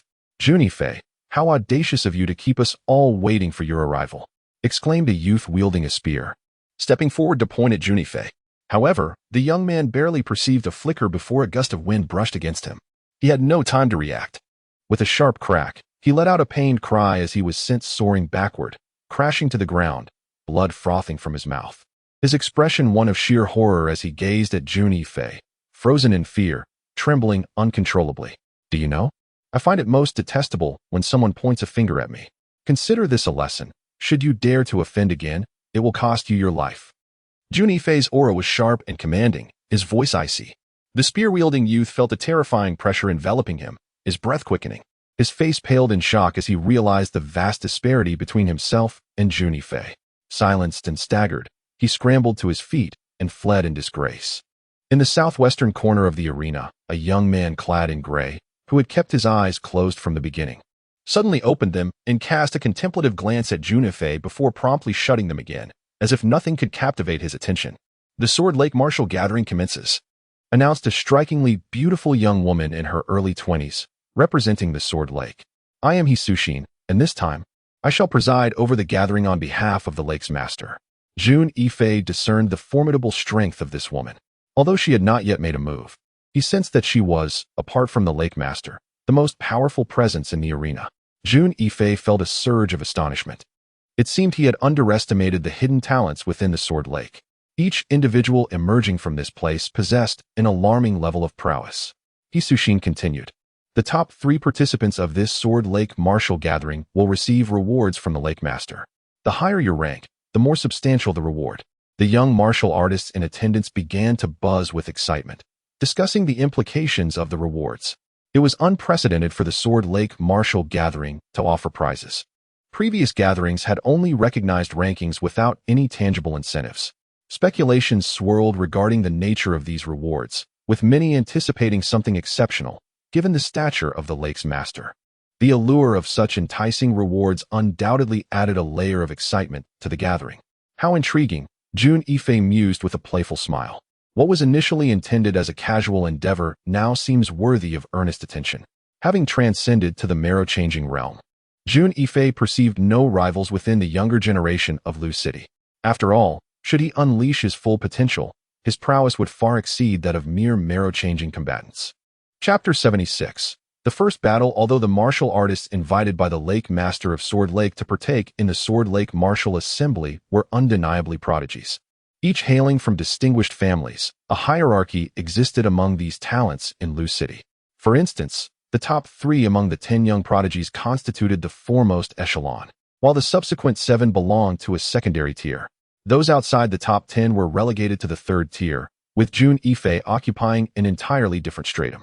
Initially, many of Lu City's exceptional youths harbored skepticism regarding the recent rumors that Jun Yifei had overshadowed the city's top 10 young talents, emerging as the most sought-after martial artist. After all, rumors remain mere whispers, and the truth eludes clarity. Even though he had bested Lan Yaofeng, Su Zhengnan, and Zhou Kai, none of them had acknowledged his victories. Yet, this did not diminish Jun Yifei's popularity. However, the previously restless 3rd-tier young warriors, having witnessed Jun Yifei's overwhelming triumph over the spear-wielding youth, found their ambitions temporarily quelled.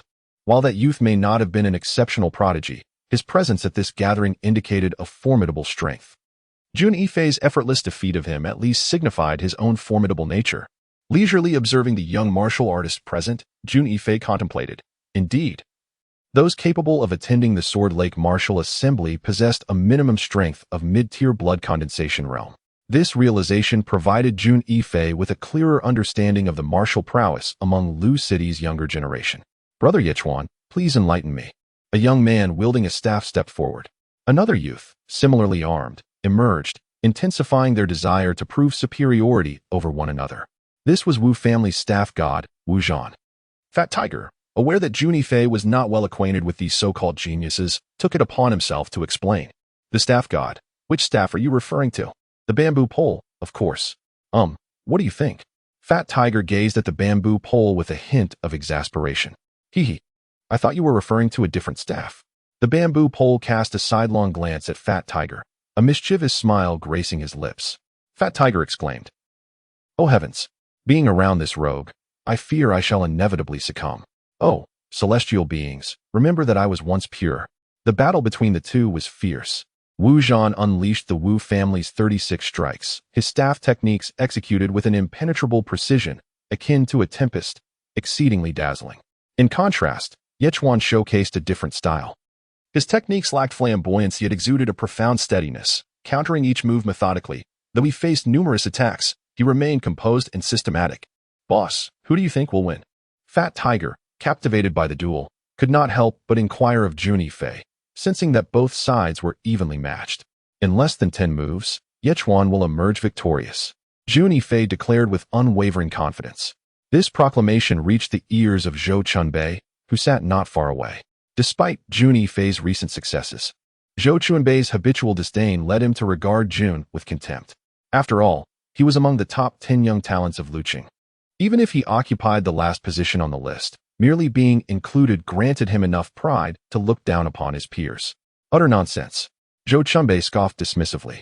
In Zhou Chunbei's perspective, the clash between the two was akin to a tempest unleashed by Wu Zhan's ferocious assaults. He believed that as long as he could endure, Yichuan would inevitably falter. The principle of victory through prolonged defense was clear to him. Jun Yifei cast a casual glance at Zhou Chunbei and remarked to Pang Hu, "Who is this person? He bears an uncanny resemblance to a beggar scavenging in Lu City. Perhaps I wonder how he managed to enter. The guards of Jinhu should certainly enhance their vigilance. Indeed, he does resemble one. Just days ago, I offered a beggar a meat bun, and now he appears so presentable here. Could he be a fraud?" Zhu Gan and Pang Hu were naturally in sync with Jun Yifei, leaving Zhou Chunbei's complexion ashen. Yet, in this setting, he could not express his displeasure and merely harbored his grievances internally. After a few breaths, the dynamics of the battlefield shifted. Wu Zhan seemed to have launched his preceding attacks with excessive fervor, leading to a depletion of his strength. The velocity and potency of his strikes diminished. It was precisely the moment Yichuan had been waiting for. He executed the technique sweeping the 1,000 armies with all his might, channeling every ounce of his power in this inaugural full-force offensive. Due to Wu Zhan's prior exertion, his strength had waned, and compounded by Yichuan's sudden transition from defense to offense, Wu Zhan found himself caught off guard. With a resounding thud, Wu Zhan instinctively raised his black staff in defense, crossing it over his chest. However, Yichuan's strike, fueled by overwhelming force, was beyond the capacity of his opponent to withstand easily. The impact reverberated through the air. With a low grunt, Wu Zhan felt a surge of energy boiling within him. Unable to withstand the overwhelming force, he stumbled backward several steps before regaining his footing. At that moment, Wu Zhan was left entirely vulnerable. Yichuan, seizing the opportunity, propelled himself forward like an arrow, thrusting his staff toward Wu Zhan. Caught off guard, Wu Zhan had no time to react. "Consider it a lesson," Yichuan remarked with a triumphant expression. Wu Zhan's gaze fell upon the staff poised threateningly before his throat, while Zhou Chunsheng felt a flush of embarrassment wash over him. Just moments ago, he had dismissed the opponent as inconsequential, and now he found himself proven wrong. Jun Yifei seemed to take pleasure in this turn of events, casting a disdainful glance in Zhou Chunsheng's direction, further fueling Zhou Chunsheng's ire as he silently vowed that the 3 wasteful individuals from Lu City would soon pay for their insolence. Soon after, several martial artists engaged in mutual challenges, yet most were of the 3rd tier, and the top 10 geniuses from Lu City remained observant, clearly reluctant to intervene. Typically, at this level of prowess, one would not take action lightly. Zhou Chunsheng from Yanxiao, I seek your guidance." A young man wielding a battle axe stepped forward. At last, someone dared to challenge one of Lu City's top 10 geniuses. It was customary for challengers to aim for the lowest-ranked individual to increase their chances of success. The martial artists present felt a renewed sense of excitement. The previous bouts, though spirited, had lacked significance. Now, with the challenger stepping up to the top 10, the atmosphere crackled with anticipation. "I shall defeat you within 3 moves," Zhou Chunqing declared, hands clasped behind his back, his demeanor radiating arrogance. A sense of disdain for the world enveloped him. He awaited to see how you would defeat him in just 3 moves. Although Yan Xiao was acutely aware that his chances of triumphing over Zhou Chunbei were slim, after all, the latter was one of the top 10 young prodigies of Lu City. He was incensed by the palpable contempt directed at him. With a fierce determination, he unleashed the 13 axe strikes. Recognizing the formidable opponent before him, Yan Xiao dared not to be negligent. He wielded his axe with remarkable ferocity. Each strike was imbued with an overwhelming force capable of annihilation. Such a masterful display of axe technique. Many martial artists present were awestruck by Yan Xiao's skill.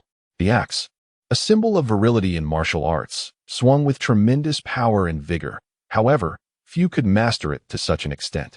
Numerous young warriors pondered the likelihood of their defeat should they face Yan Xiao in combat. A martial technique of the upper grade in the mundane realm?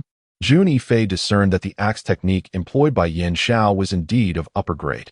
Regrettably, despite its classification, it was evident that Yan Xiao had merely scratched the surface of the 13 axe strikes, lacking true proficiency. To harness the full might of a martial technique, one must achieve at least a minor success. Even a mid-grade technique at major success would surpass the efficacy of an upper-grade technique executed with mere rudimentary skill. As anticipated, although Yan Xiao's 13 axe strikes were executed with a fierce and imposing presence, when the third strike commenced, Zhou Chunbei made his move. He delivered a powerful punch aimed precisely at the flaw exposed by Yan Xiao's axe strike. Bang! With a cry of anguish, Yan Xiao was sent hurtling backward, crashing violently to the ground, blood spewing from his lips.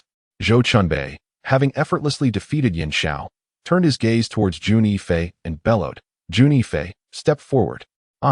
This young master, challenge you." The martial artists present swiftly directed their attention to Jun Yifei, their expressions contemplative. "What is the matter? Are you afraid?" Zhou Chunbei sneered at Jun Yifei, who remained unmoved. "I shall indulge you for a moment." Jun Yifei replied with a languid smile, seemingly indifferent to Zhou Chunbei's presence. Zhou Chunbei's irritation deepened, feeling that Jun Yifei did not regard him with the seriousness he deserved. Observing the Huangquan sword in Jun Yifei's left hand, he remarked with a faint smile, "Draw your sword, otherwise you shall have no chance to wield it." Yet, Jun Yifei merely shook his head and calmly responded, "When the time comes to draw my sword, I shall do so." What? Although Jun Yifei's words were subtle, Zhou Chunbei discerned the underlying message, that he was unworthy of prompting Jun Yifei to draw his sword. This realization incited Zhou Chunbei's outrage. As one of the top 10 prodigies of Luqing, it was the first time he had been so openly belittled. Though he occupied the lowest rank among the 10 young masters, he was still recognized among them. However, only those who had battled him, like Su Zhengnan and Zhou Kai, understood that Jun Yifei's confidence was not arrogance, but a reflection of genuine prowess. "Prepare for defeat." Zhou Chunbei sneered coldly and launched a powerful punch towards Jun Yifei, his fury fully ignited. He immediately unleashed the dragon-breaking 17 fist, a superior martial art of the mortal tier, which was not a family heirloom of the Zhou clan, but rather a skill imparted to him by an extraordinary individual during his youth. After a decade of rigorous training, he had attained mastery. Chapter 77, The Duel with Zhou Kai, the 13 strikes of the dragon shattering. Each punch delivered by Zhou Chunbei resembled the transformation of a dragon, akin to a furious dragon roaring in wrath. Yet, Jun Yifei moved with the grace of a leisurely stroll. In the initial 2 strikes, Jun Yifei refrained from countering, opting merely to evade. Although the 13 strikes of the dragon shattering were indeed formidable, Jun Yifei glided like a phantom, each blow narrowly missing him, seemingly perilous, yet he remained supremely confident, as if he had meticulously calculated every move. The master of the Sword Lake, observing from behind the window, was visibly shaken. He murmured, "How can one possess such extraordinary combat awareness? Is this the pinnacle of subtlety?" However, he quickly dismissed the notion, a bitter smile crossing his face, It is impossible. Even I have yet to achieve such profound combat awareness, falling far short. How could he, at such a tender age? Zhou Chunbei was engulfed by a profound sense of helplessness, feeling as though his punch struck nothing but cotton. Now, as the third strike approached, he thought to retaliate. But it seemed impossible, utterly impossible. Zhou Chunbei's mind screamed, "You cannot defeat me in 3 moves. It is absolutely inconceivable." Despite his thoughts, a hint of danger lingered in the air. He unleashed a devastating punch, the culmination of the 13 strikes of the dragon shattering, the 13th strike. With just a fraction of his intent, though not a complete manifestation, this third of his power rendered his blow significantly more formidable than before. Jun Yifei had already discerned the secret behind this technique. With a single finger, he struck decisively. Boom! A burst of white light erupted from Jun Yifei's hand. The force unleashed by this strike effortlessly shattered Zhou Chunbei's assault, delivering an unstoppable blow directly to his chest. With a pained cry, Zhou Chunbei was sent hurtling backward like a kite severed from its string, crashing violently to the ground.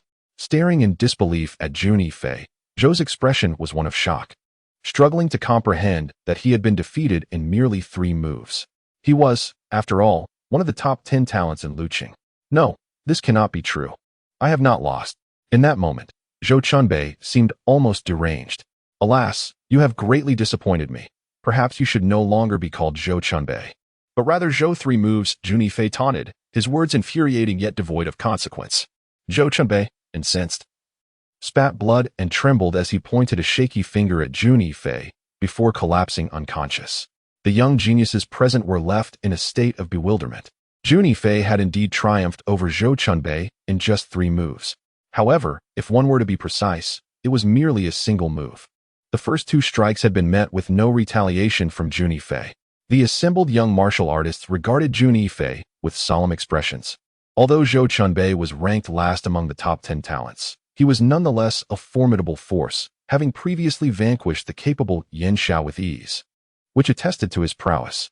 Yet now, to be defeated in 3 moves by Jun Yifei starkly revealed the latter's immense strength. Those who had previously harbored doubts about Jun Yifei's abilities were now compelled to silence. At that moment, even the young man in gray at the western corner reopened his eyes, gazing intently at Jun Yifei. His expression imbued with a fierce battle spirit, a reflection of the fervor and yearning to confront a worthy adversary. Humph, this fellow possesses considerable strength, indeed. I had underestimated him. Yin Fong, who sat beside Chu Junyu, curled her lip. He was not weak to begin with. There must be a reason behind the rumors.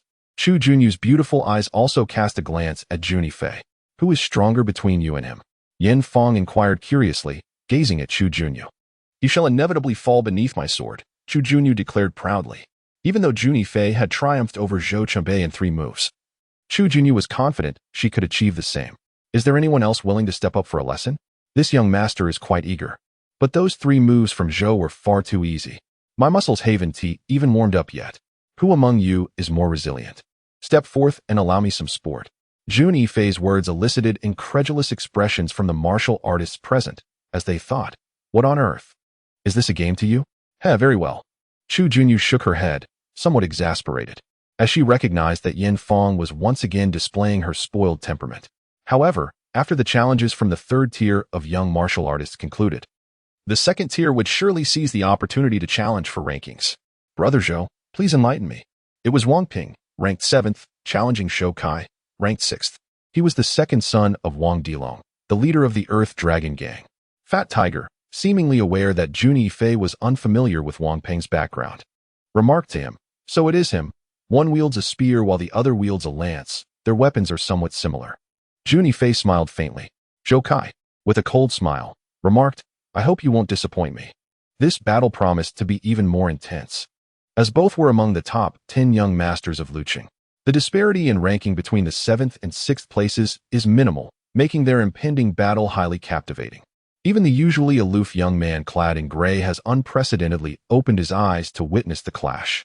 Jun Yifei perceives that Zhou Kai's combat prowess has significantly intensified, having reached the 8th level of the blood condensation realm. Although he refrains from employing the unparalleled infernal grade technique, the dominating demonic 3 spears, the sheer might of the Iron Sha 13 spear suffices to subdue Wang Peng, the flying wheel killing spear. The 4 points of spear intent. A terrifying crimson spear shadow descends from the void, forming a fearsome wheel of shadows imbued with a chilling, murderous aura. It is evident that this strike has been meticulously prepared by Wang Peng, radiating an extraordinary ferocity. The ominous spear shadows stain the heavens a deep red. Is this intriguing? Although Zhou Kai's expression bears a hint of solemnity, he remains composed. Iron Sha, 13 spears. Zhou Kai bellows, unleashing a torrent of terrifying spear shadows that erupt in the void. 13 spear shadows, each marked by extreme ferocity, weave together to create a formidable net of spears, enveloping Zhou Kai entirely. 5 points of spear intent. Jun Yifei below feels a twinge of astonishment. During the battle against the Lan family, Zhou Kai had only grasped a mere 3 points of spear intent, yet now he exhibits 5 points. In such a brief span, Zhou Kai's combat strength has surged dramatically. This is intriguing. It seems the pressure I exerted on you was indeed substantial.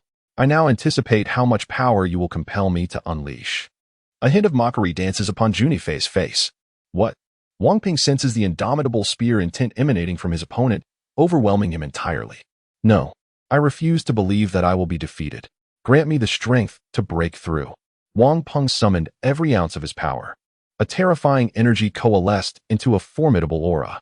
This strike, propelled by the peak of his vitality, gained an additional surge of strength. However, Zhou Kai merely chuckled disdainfully, declaring, "A futile struggle. Break from me." With a thunderous roar, the clash of spear and lance resonated through the air. A fierce confrontation akin to a needle meeting a grain of wheat.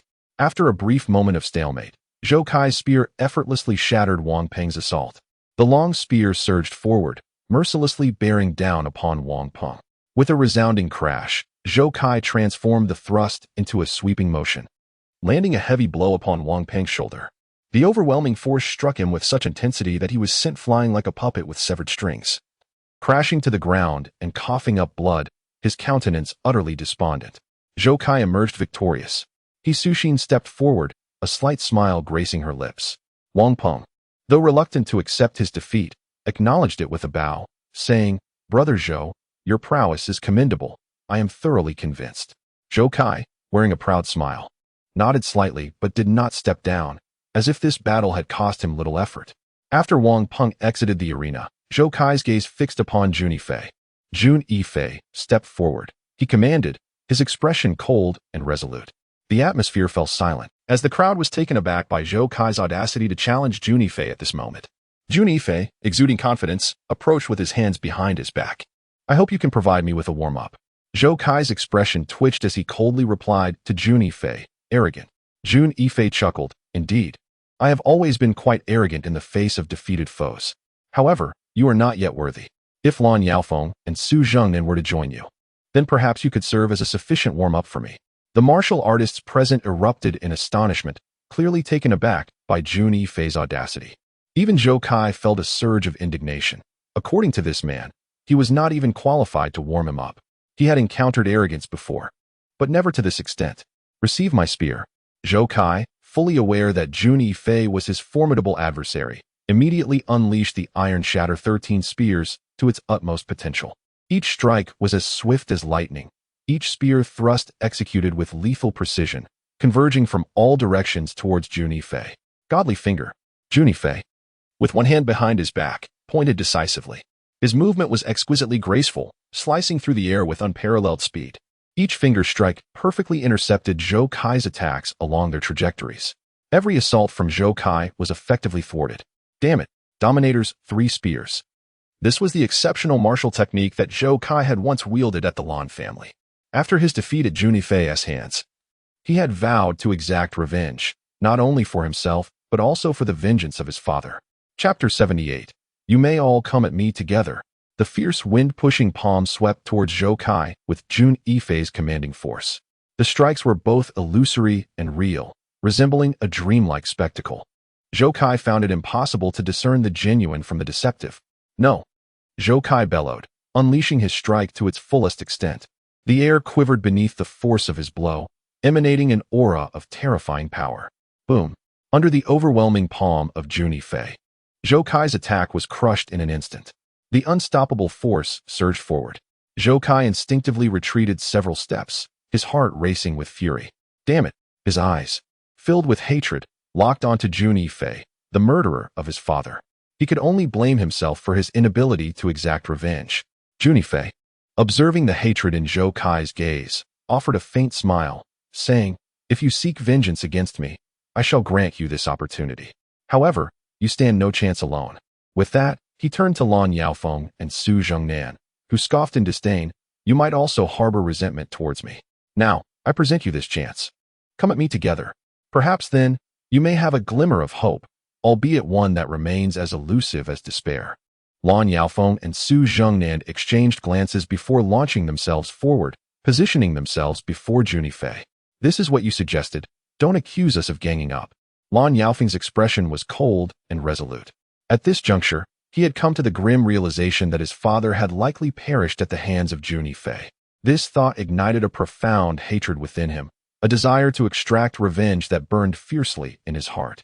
Su Zhongnan shared this sentiment, with Su Bai's fate still uncertain. He had naturally directed all blame towards Jun Yifei. Regardless of one's father, there is certainly a connection to Jun Yifei. Just as Su Zhongnan, Lan Yaofeng, and Zhou Kai were encircling Jun Yifei, poised to strike, Su Xin, the spokesperson for the Lord of the Sword Lake, stepped forward. "You are violating the rules," she declared, her expression stern. The trio, though eager to join forces to exact vengeance upon Jun Yifei, hesitated, aware that without the Lord's consent, they dared not act recklessly. No one would dare to wreak havoc in the Sword Lake. "Fear not, I do not mind their assault. To me, one is the same as two, and two the same as three. There is little distinction," Jun Yifei remarked nonchalantly. Su Zhongnan, Lan Yaofeng, and Zhou Kai felt a deep sense of humiliation at his arrogant words. This fellow had consistently dismissed them as inconsequential. "It has been stated, this is against the rules," Su Xin insisted, unwavering in her stance. "Let them resolve their matters themselves." Came the deep voice of the Sword Lake's Lord from behind the curtain. Su Xin was momentarily taken aback, not expecting the Lord's approval. However, with the Lord's declaration, she would not intervene further.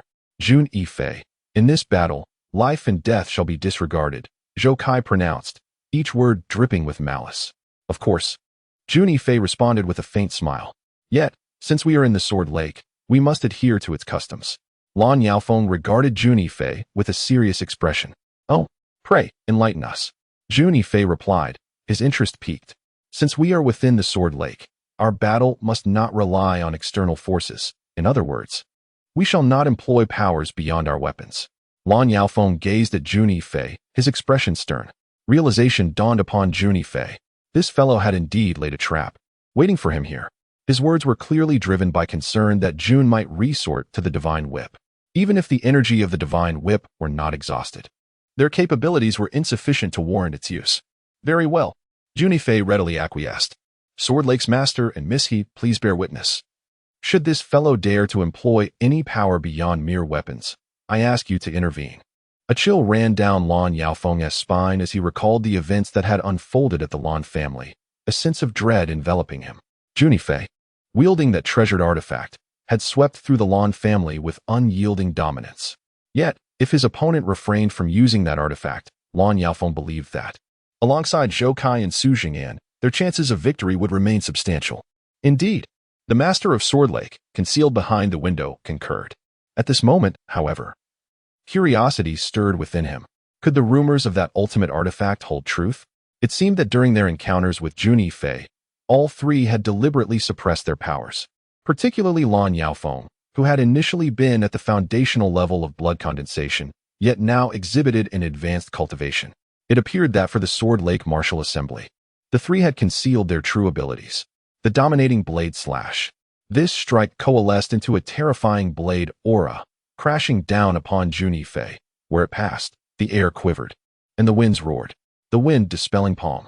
Jun Yifei unleashed a flurry of layered palm prints. The torrential rain sword. Su Jingnan's sword descended upon Jun Yifei from all directions. Each thrust a blend of reality and illusion, making it nearly impossible to anticipate. Zhou Kai's iron spear was equally formidable, consistently finding the most astonishing angles to assault Jun Yifei. This battle was exceptionally riveting. The martial artists observing from the sidelines held their breath. Although it was a 3-on-1 scenario, it could be declared the most spectacular battle thus far. 3 of the top 10 geniuses from Luqing were besieging Jun Yifei, the most prominent figure in recent times. Rumors circulated that Jun Yifei's prowess had surpassed even that of the top 10 geniuses, but such claims remained largely unverified. However, this confrontation unequivocally showcased Jun Yifei's strength, dispelling any lingering doubts. Despite facing the onslaught of Liuqing's 3 prodigies, Jun Yifei moved with an ease reminiscent of a leisurely stroll. He executed the divine movement technique and the Phantom 9 transformations with remarkable finesse. Although the trio's assault was fierce, Jun Yifei appeared to navigate it with effortless grace. A youth clad in gray observed Jun Yifei's movements intently, murmuring, "Such a remarkable technique." With this skill, Jun Yifei's power is significantly enhanced. Though his voice was soft, it caught the attention of nearby young martial artists, who were astonished. This was the first time the gray-clad youth had offered such high praise after observing for so long. "It seemed that you had exhausted your tricks. Now this young master shall indulge in a little play." Jun Yifei laughed heartily, and in an instant, his figure vanished in an eerily peculiar manner. What? Zhou Kai, Su Jingyan, and Lan Yaofeng were utterly oblivious to how Jun Yifei vanished before their very eyes. With a deadly kick, Jun Yifei seemed to materialize from thin air, executing a sweeping strike. The fierce silhouette of his leg loomed over it. His initial target was Su Jingyan. Feeling an overwhelming sense of impending doom, Su Jingyan perceived a dark figure approaching with lightning speed. As one of the top 10 young prodigies of Lu City, he quickly composed himself. Storm Sword. A torrent of sword lights erupted from Su Jingyan's hands, shooting towards Jun Yifei in a dazzling display. Merely a parlor trick. With Su Jingyan's cultivation level, it was impossible for him to genuinely unleash thousands of sword lights in an instant. Although numerous, only one of those strikes bore true intent. Had Su Jingyan managed to render all his attacks substantial, with each of the 1,000 sword shadows being real, Jun Yifei might have found himself in a predicament. However, at this moment, Su Jingyan clearly fell short. With his keen perception, Jun Yifei effortlessly discerned the one authentic strike among the illusions, bolstered by his formidable spiritual power. The fierce sweep of his leg connected directly with the genuine sword light. 9 kills of the Overlord blade. Lan Yaofeng frantically infused his battle blade with internal energy. This move was his trump card, meticulously prepared for the Jianhu Martial Conference, aimed at making a remarkable impression and securing a higher rank. Thus, even in perilous situations, he had refrained from employing it. Now was the moment to showcase his prowess. It must be said that Lan Yaofeng was indeed a genius in Lu City. Having mastered a fifth of the blade's aura, the formidable 9 blades descended with an overwhelming might, resembling 9 towering mountains of steel poised to crush Jun Yifei. Infused with a quintessence of blade energy, this strike surged with an augmented power, rendering it 50% stronger. Beneath the shadows of the 9 blades, the very fabric of the void seemed on the verge of shattering. Deadly leg.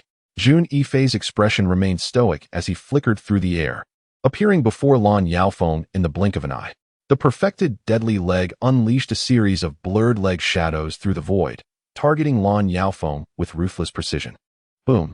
In an instant, Lan Yaofeng's 9 blades were obliterated by an overwhelming force.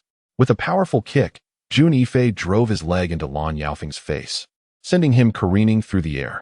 He crashed violently to the ground, the tremendous inertia causing him to skid for several meters before coming to a. The impact rendered Lan Yaofeng's visage grotesquely swollen, akin to that of a pig's head.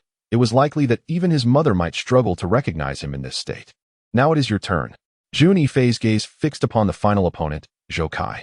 Thanks to the time bought by Lan Yaofeng and Su Jingyan, Zhou Kai remained unfazed despite Jun Yifei's focus on him. Chapter 79, Frost Fairy. Intriguing. The sky-piercing finger. This was the pinnacle technique of the bewildering finger, channeling all the murderous intent into an explosive display of terrifying finger strength.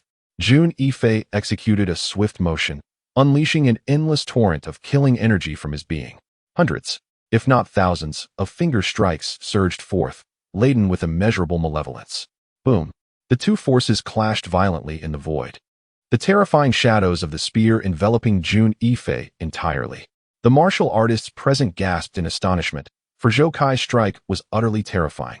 Even many of the young talents ranked among the top 10 in Luqing felt they could scarcely withstand it. Jun Yifei is doomed. This sentiment echoed in the minds of many onlookers. Zhu Gan and Fat Tiger's faces turned ashen, Despite their lack of strength, they sensed the peril surrounding Jun Yifei.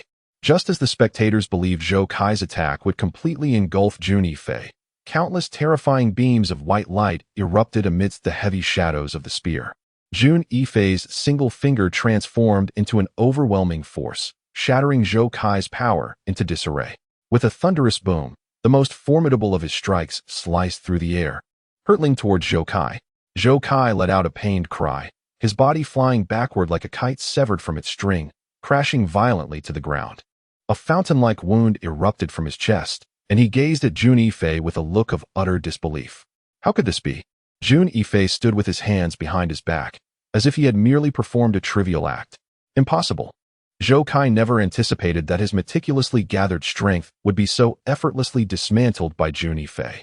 In a fit of rage, he summoned all his might and sprang to his feet, lunging at Jun Yifei. Get lost. Jun Yifei responded with a resounding slap, sending Zhou Kai hurtling away.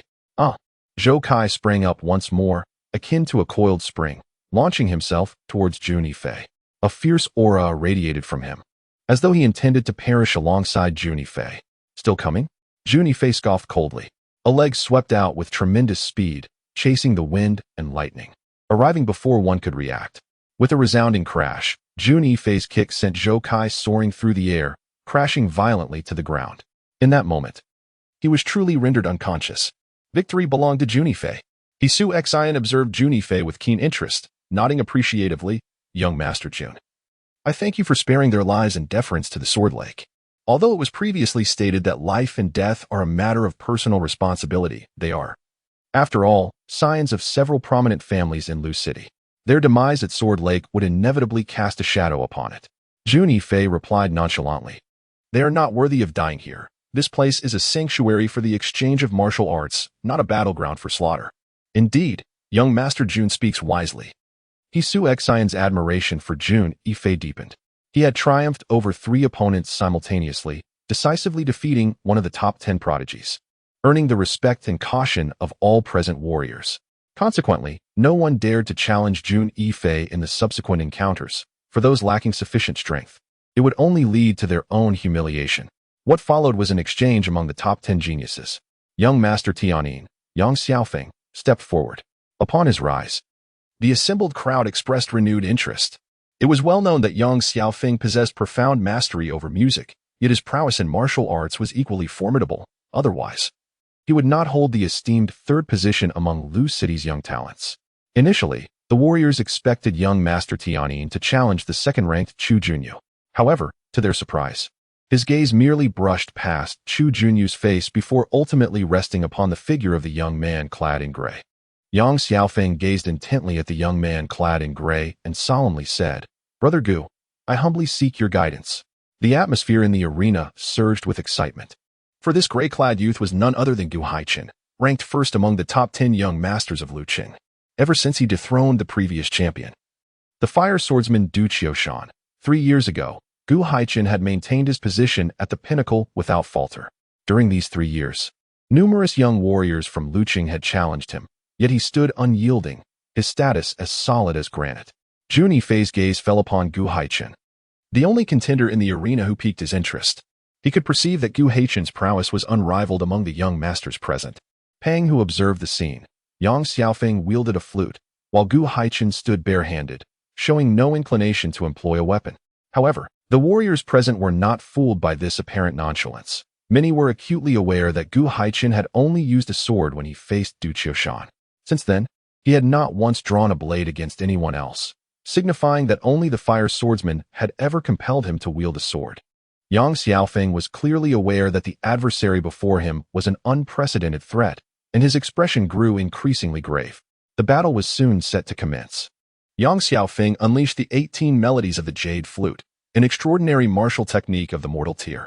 Each note struck forth as a formidable sonic assault, capable of disorienting his opponent's mind, a manifestation of the harmonious blend of music and martial arts. Gu Haichen, inevitably, felt the effects, causing a slight diminishment in his speed. Nevertheless, he swiftly devised a strategy to counter Yang Xiaofeng's sonic abilities. Yang Xiaofeng's sonic power had ceased to be significantly effective. After 10 exchanges, Gu Haichen seemed to have deciphered Yang Xiaofeng's techniques. With a ghostly agility, He maneuvered to Yang Xiaofeng's side and delivered a powerful punch, sending Yang Xiaofeng staggering back several steps, his expression waning and complexion pallid. "I have been defeated," Yang Xiaofeng lamented, feeling somewhat disheartened. Although he understood the considerable gap between himself and Gu Haiqin during the last Jinhu martial arts conference, he had managed to withstand 20 exchanges under Gu Haiqin's prowess. Yet this time, he had succumbed after merely 10 exchanges, despite exerting all his strength. Meanwhile, Gu Haiqin had not even unleashed his full potential. It was evident to all that Gu Haiqin's greatest strength lay in his swordsmanship. To date, his sword had remained sheathed. Clearly, had he wielded his sword, Yang Xiaofeng suspected he might not have endured even 10 exchanges. It seemed he had made progress, but Gu Haiqin had advanced even more remarkably over the past year. The latter appeared as an unfathomable abyss, inscrutable and profound. Shaking his head, Yang Xiaofeng felt a tinge of bitterness. "I concede." Gu Haiqin nodded at Yang Xiaofeng in acknowledgement. Next, the 5th-ranked Yuan Binglin took to the stage, challenging her opponent, Chu Junyu. They were among the rare female talents in the top 10 of Liuqing's young martial artists. Ultimately, Chu Junyu triumphed over Yuan Binglin within 30 exchanges, deepening the audience's understanding of her capabilities. However, after her victory over Yuan Binglin, Chu Junyu did not immediately exit the arena, evidently contemplating her next opponent. The martial artists present were abuzz with excitement, speculating on whom Chu Junyu would choose to challenge next, with Gu Haiqin being the most likely candidate. As the ranking of Gu Haiqin still surpassed her own, it was only natural for Chu Junyu to challenge him, given her prowess. In the previous Jinhu Martial Assembly, the two had clashed, and ultimately, after 103 exchanges, Chu Junyu was defeated. She was the only one capable of enduring over 100 moves against Gu Haiqin, who had chosen not to wield his sword. Nevertheless, Chu Junyu did not fix her gaze upon Gu Haiqin. Instead, her eyes scanned the crowd and eventually settled on Jun Yifei. "Jun Yifei, I challenge you," Chu Junyu declared solemnly. "Challenge me?" Jun Yifei responded, momentarily taken aback. The martial artists present were somewhat surprised, yet it was within the realm of reason. Jun Yifei's strength was on par with Gu Haiqin, making him one of the only two opponents worthy of Chu Junyu's challenge. Shaking his head, Jun Yifei ascended the stage, seemingly reluctant. Upon closer observation, Jun Yifei discovered that Chu Junyu was indeed as beautiful as a celestial being, particularly her frosty demeanor and ethereal aura, which ignited a sense of conquest within men. Even having seen numerous beauties in his past life, he found himself captivated by Chu Junyu. "Jun Yifei, I hope you do not disappoint this young lady," Chu Junyu remarked, her tone cool as she frowned slightly under Jun Yifei's audacious gaze. With a swift motion, Chu Junyu unsheathed her longsword, its sharp brilliance eliciting a faint admiration from Jun Yifei. "A fine sword," he noted, recognizing that Chu Junyu's weapon was at least a 7th-tier mundane artifact, a rarity in Lu City.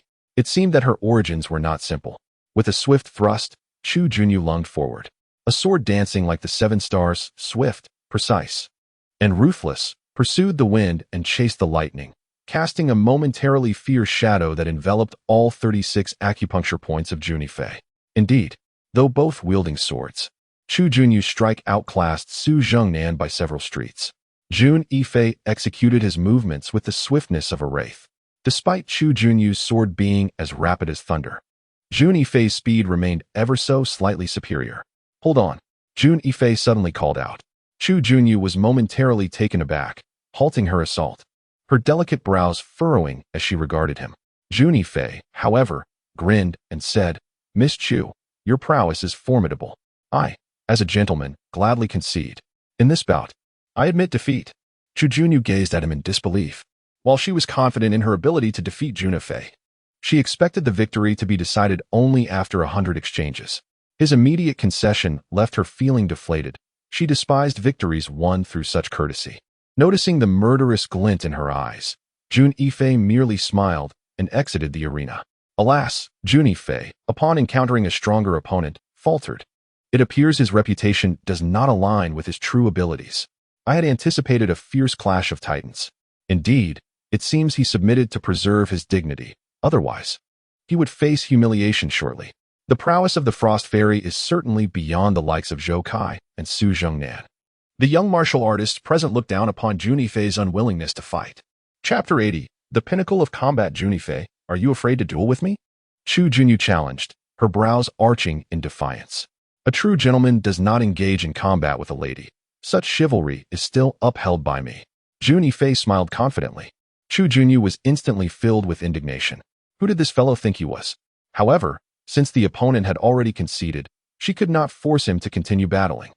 After Jun Yifei exited the arena, Fat Tiger and Bamboo Pole raised their thumbs in admiration. Fat Tiger grinned and said, "Boss, you are truly dignified. A paragon for us men. Indeed, cherishing the delicate is always my principle," Jun Yifei replied with a shameless smile. Hearing this, Chu Junyu frowned and shot him a fierce glare.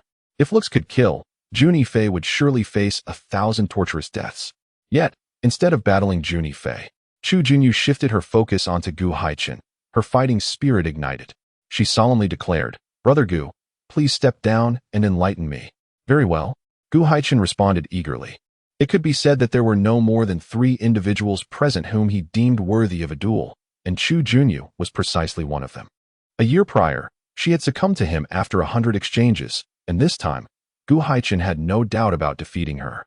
However, he intended to best her within 100 moves.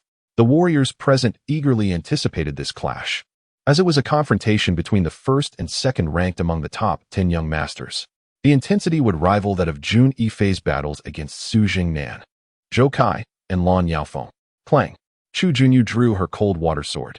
Without hesitation, she unleashed the Xian Frost Weeping Willow technique to its fullest extent. An upper-tier martial skill of the mortal rank? Jun Yifei narrowed his eyes, immediately recognizing that Chu Junyu was employing precisely that.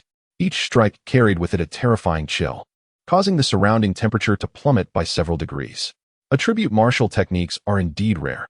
After all, they possess elemental attacks, much like his thunderclap explosive fist, which harnesses the power of lightning, rendering it significantly more formidable than ordinary techniques of the same tier. Yet, Jun Yifei discerned that each move executed by Chu Junyu with the Xian Frost Drifting Willow sword bore an unfinished momentum, as if certain transformations had been deliberately simplified. Could it be a simplified version of the Xian Frost Drifting Willow sword?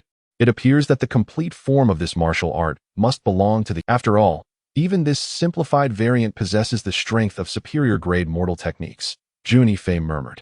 Moreover, the more he observed this martial art, the more familiar it seemed, as though he had encountered it somewhere before.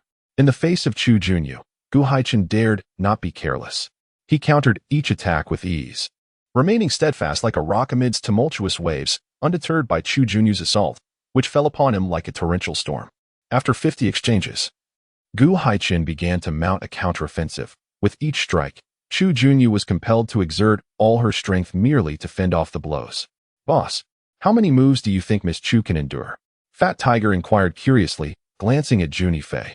Despite Fat Tiger's relatively weaker prowess, he possessed a keen sense and could clearly see that Chu Junyu was undoubtedly no match for Gu Haichin. If this continued, she would likely succumb after about 90 exchanges. Jun Yifei spoke with unwavering certainty, his voice resonating clearly, especially given their proximity to the martial arena. Thus, both Chu Junyu and Gu Haichin within the arena heard his words. Gu Haichin's heart jolted, for Jun Yifei's statement coincided with his own thoughts. He too was preparing to conclude the battle after approximately 90 exchanges. "Is it true, my friend? Can Miss Chu truly not endure beyond 100 moves? Last time, Miss Chu was only defeated by Gu Haichin after 100 exchanges," the Bamboo Pole inquired with some regret. "Indeed, I had hoped that Miss Chu could last until the 100th move," Fat Tiger concurred. "It's not entirely impossible. Were I in Miss Chu's position, I would not extend my footwork to such a wide radius. I would restrict my movements to within 3 meters, allowing for a denser attack pattern. Otherwise, it becomes easy to exploit any openings," Jun Yifei remarked lazily. On the stage, Chu Junyu, engaged in combat, felt a jolt at Jun Yifei's words and instinctively adjusted her footwork to remain within a 3-meter radius. Indeed, this adjustment diminished Gu Haichin's offensive strength. After all, Chu Junyu's Xian Shuang Piao Lu sword style excels in gracefulness. By narrowing her movement radius, her attack density increased, thereby diminishing Gu Haichin's advantage. Gu Haichin frowned, taken aback that Chu Junyu had been enlightened by Jun Yifei's seemingly casual remarks, compensating for her previous weakness. Although he could still easily defeat her, it would now require more than 100 moves. Of course, This was under the condition that he did not employ his trump card. Otherwise, the situation would be quite different.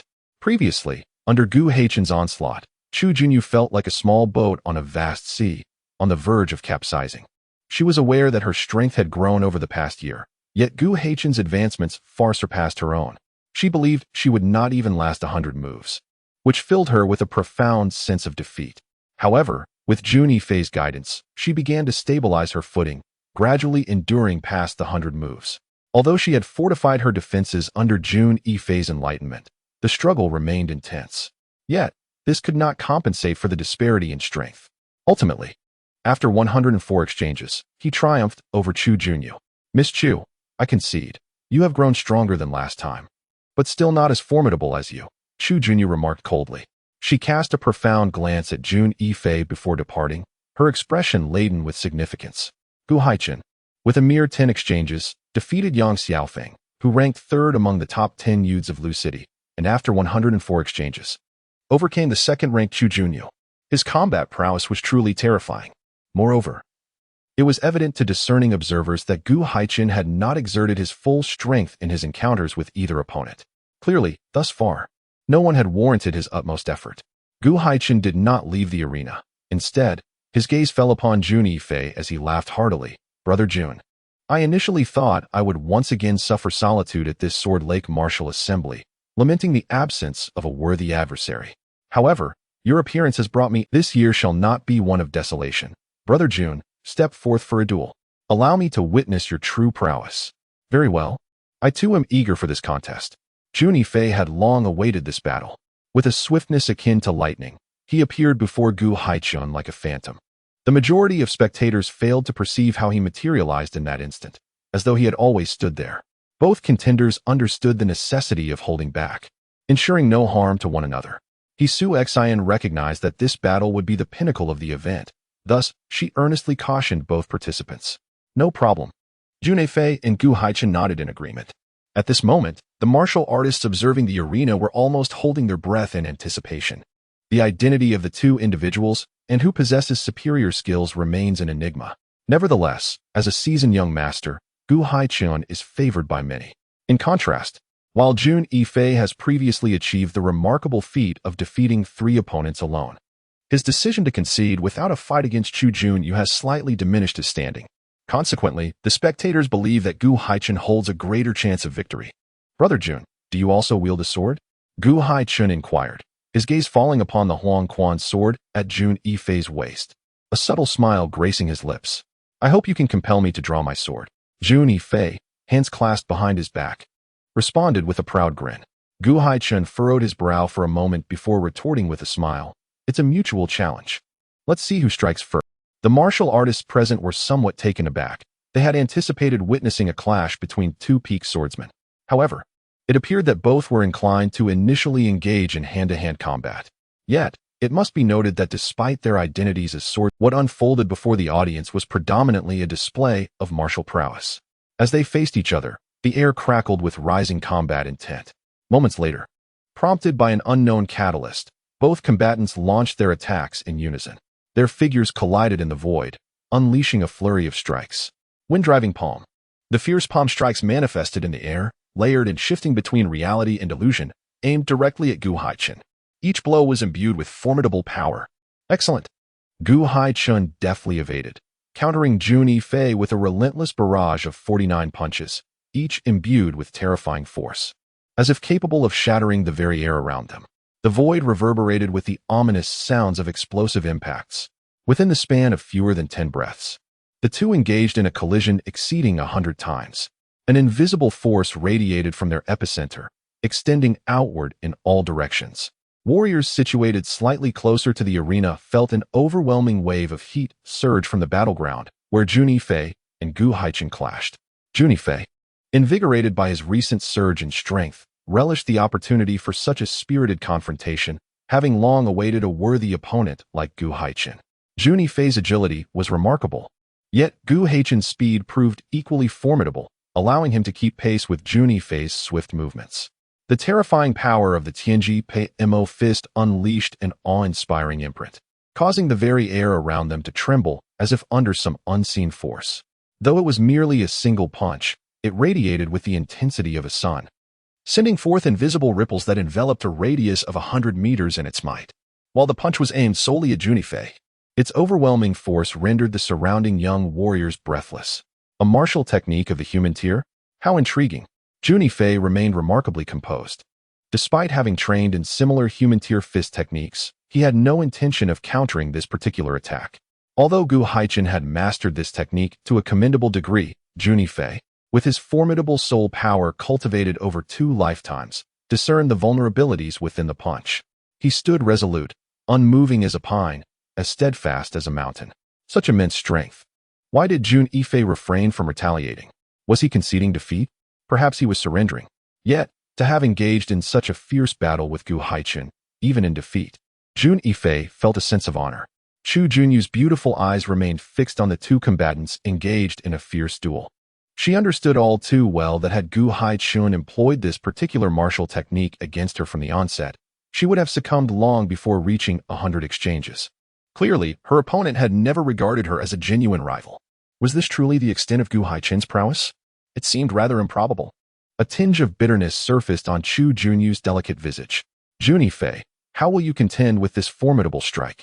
Surely, this is far from your limit. Chapter 81. The complete essence of the sword. In a flash of lightning, Jun Yifei sprang into action. His speed reached its zenith, rendering him nearly invisible to the onlookers. The deadly leg. Jun Yifei materialized in the void, unleashing a barrage of 64 kicks in rapid succession. Each kick, imbued with destructive force, collided with the vulnerable point of Gu Haichen's punch. The earth-shattering impact reverberated through the air. As the 6th kick connected, Gu Haichen's formidable punch finally shattered, unleashing an unstoppable wave of energy directed toward him. Each sweeping kick seemed intent on obliterating everything in its path, causing the air to explode around them. Though Gu Haichen was taken aback by Jun Yifei's ability to dismantle his punch, he regarded the incoming flurry of kicks with a powerful strike. He retaliated, unleashing an overwhelming punch that crushed all of Jun Yifei's attacks effortlessly. The 2 stood at a distance, each retreating, their battle intent palpable. Jun Yifei regarded Gu Haichen with a faint smile, saying, "Brother Gu, allow me to deliver a punch." With that, he unleashed the thunderstorm explosive fist. Jun Yifei's aura suddenly transformed into a sharp and menacing force, flickering with electric brilliance. What kind of power is this? Gu Haichen observed Jun Yifei's transformation with a hint of surprise, his expression growing solemn. Human tier martial technique? Upon sensing the powerful energy emanating from Jun Yifei, Gu Haichen was taken aback. He himself practiced human tier martial skills, thus he recognized that Jun Yifei had indeed invoked such a technique. It is astonishing that in this remote location, a human tier martial technique exists. When did such skills become so commonplace? Gu Haichen's mind raced with astonishment. He was well aware of the immense value of high-grade martial techniques. Even superior-grade techniques would incite fierce competition in the outside world, let alone those of higher caliber. They would surely provoke chaos and bloodshed. The thunderstorm explosive fist, when unleashed, was nothing short of terrifying. Countless arcs of electricity danced around him, resembling serpents of lightning tearing through the air. Gu Haichen felt a chilling dread as an overwhelming pressure bore down upon him. The celestial breaker fist. Gu Haichen retaliated with a powerful strike, causing the very fabric of the void to tremble. The winds howled furiously, akin to the tumultuous roar of a stormy sea. Boom! The 2 forces collided in the air, unleashing a terrifying surge of energy that radiated outward from their epicenter. Nearby young martial artists were forced to take several steps back, their faces etched with astonishment as they beheld the fierce duel unfolding before them. In a moment of tension, Gu Haichen emitted a low grunt as he felt the sudden surge of power from Jun Yifei during their intense exchange. The jolt of energy momentarily paralyzed him, causing him to stagger back like a deflated balloon, retreating several steps before regaining his footing. Had Gu Haichen truly been forced back? The spectators, skilled martial artists themselves, were taken aback, for it was the first time in many years since Gu Haichen had participated in the Jian Hu martial gathering that he had been pushed back, and particularly while ostensibly in a position of advantage. The master of Jian Hu, hidden behind the window, also wore a look of mild astonishment. Although he understood that Jun Yifei and Gu Haichen were evenly matched, Jun Yifei's ability to gain the upper hand was somewhat unexpected. Gu Haichen, draw your sword. Otherwise, you shall not be my match. Jun Yifei declared confidently, his gaze fixed upon Gu Haichun. Not necessarily. It seems the one who must draw their sword is you. Gu Haichun replied, a smirk playing on his lips. You have no choice but to do so. Jun Yifei lunged at Gu Haichun once more, his movements swift as lightning. In an instant, he appeared directly in front of Gu Haichun, having covered several meters in a heartbeat. Thunderclap, destruction fit. Jun Yifei's eyes glinted coldly as he delivered a punch imbued with electric energy towards Gu Haichun. The very air around them quaked, whipped into a frenzy by the force of his attack. Gu Haichun, with a confident smile, addressed Jun Yifei, prepared to witness the true strength of this young master. With that, an overwhelming aura radiated from Gu Haichun, a palpable pressure that enveloped the spectators, rendering them nearly breathless, as though an invisible mountain were descending upon them. What? A marrow transformation realm martial artist? The martial artists present were those who had reached the bone exchange realm, aside from the city lord and the alchemist guild, undoubtedly stood at the pinnacle of martial arts in Lu City. The leaders of the major factions in Lu City were all practitioners of the bone exchange realm. However, the emergence of Gu Haichun as one of them was nothing short of astonishing. Indeed, he was a prodigy of this generation. This was a dire moment for Jun Yifei. The disparity between the bone exchange realm and the blood condensation realm was not trivial. It was a chasm of unimaginable proportions, particularly when it involved a genius. Originally, Jun Yifei had a chance to dethrone Gu Haichun, but that prospect had now become exceedingly difficult. The martial artists present could only lament. Jun Yifei smirked disdainfully. He discerned that Gu Haichun was not merely a practitioner of the bone exchange realm, but one at the second level of that realm. Yet, what did that matter? As long as they remained on the same tier, he feared no one. Boom. A powerful aura erupted from Jun Yifei, manifesting as a tangible force that swept outward like a tempest, causing some unprepared martial artists to stagger back a few steps before they could regain their footing. What? Jun Yifei was also a practitioner of the bone exchange realm? The martial artists present felt utterly confounded. One Gu Haichun was already astonishing enough, but now even Jun Yifei was revealed to share the same status. How young were they? Jun Yifei was not even 15 years old. This was the bone exchange realm? Hadn't it been said that Lu City was home to 3 wastes? If Jun Yifei was considered a waste, what did that make them? Were they inferior to a waste? Break for me. Thunderous explosive fist. Jun Yifei unleashed a punch, the terrifying fist imprint coalescing into a singular point. Its explosive power surpassed even that of the initial strike. The thunder slash in ferocity. It is indeed the second move of the thunder explosive killing fist, Thunderstorm. The transformation into the bone exchange realm has commenced, marking a significant metamorphosis. The chasm between it and the blood condensation realm is nothing short of immense. At this moment, Jun Yifei displays the prowess of a martial artist in the bone exchange realm, executing the second move of the thunder explosive killing fist with unparalleled might. The air crackles with electric brilliance, as if countless thunderous dragons are roaring in fury. Boom. The forces of both combatants collide fiercely in the void. Gu Haichun senses an overwhelming power bearing down upon him, the ferocious might of thunder erupting, rendering him momentarily paralyzed. The sheer force sends him reeling backwards, overwhelming him with an intense sensation of internal combustion, a surge of blood rising within him. Surrender to defeat. Jun Yifei propels himself from the ground, darting towards Gu Haichun like a bolt of lightning. His speed is akin to the wind, ghostly and swift. Crash. Jun Yifei's fist is unstoppable. The sheer terror of his blow dims the very essence of the void, an exceedingly frightful sight. Clang. Gu Haichun's expression shifts slightly as he swiftly draws his treasured sword, unleashing a flurry of 49 strikes towards Jun Yifei in an instant. The sword has been drawn. Gu Haichun has finally unsheathed his blade. The young warriors present gaze in astonishment at the sword in Gu Haichun's hand, for it is the first time in years they have witnessed him draw his weapon. You have finally unsheathed your sword. Jun Yifei regards Gu Haichun with a smile that is not quite a smile. You are worthy of my blade. Gu Haichun meets Jun Yifei's gaze. His expression impassive, yet his eyes blaze with an intense and formidable fighting spirit. The space here is too confined. We cannot fully unleash our abilities. Let us venture outside. Gu Haichun smiled faintly. That is precisely my intention. With this, Jun Yifei propelled himself off the ground, his form darting forth like a bolt of lightning. And in the next instant, he stood upon the surface of the lake, treading lightly upon the water. Although martial artists at the Marrow Exchange realm are incapable of true flight, they can, through exceptional agility, stand upon the lake's surface. Of course, this requires an extraordinary level of skill. Only a select few among the martial artists of the Sword Tower possess such prowess. Simultaneously, Gu Haichen leaped forth, and the two stood opposed on the Lake of Swords. Above them, the youth of the Sword Tower crowded the windows, eagerly observing the duel between the two swordsmen. Their excitement was palpable, for this was a battle of the highest caliber, one that would soon reveal a victor. With a sharp sound, Jun Yifei unsheathed the yellow spring sword, its icy brilliance radiating ominously.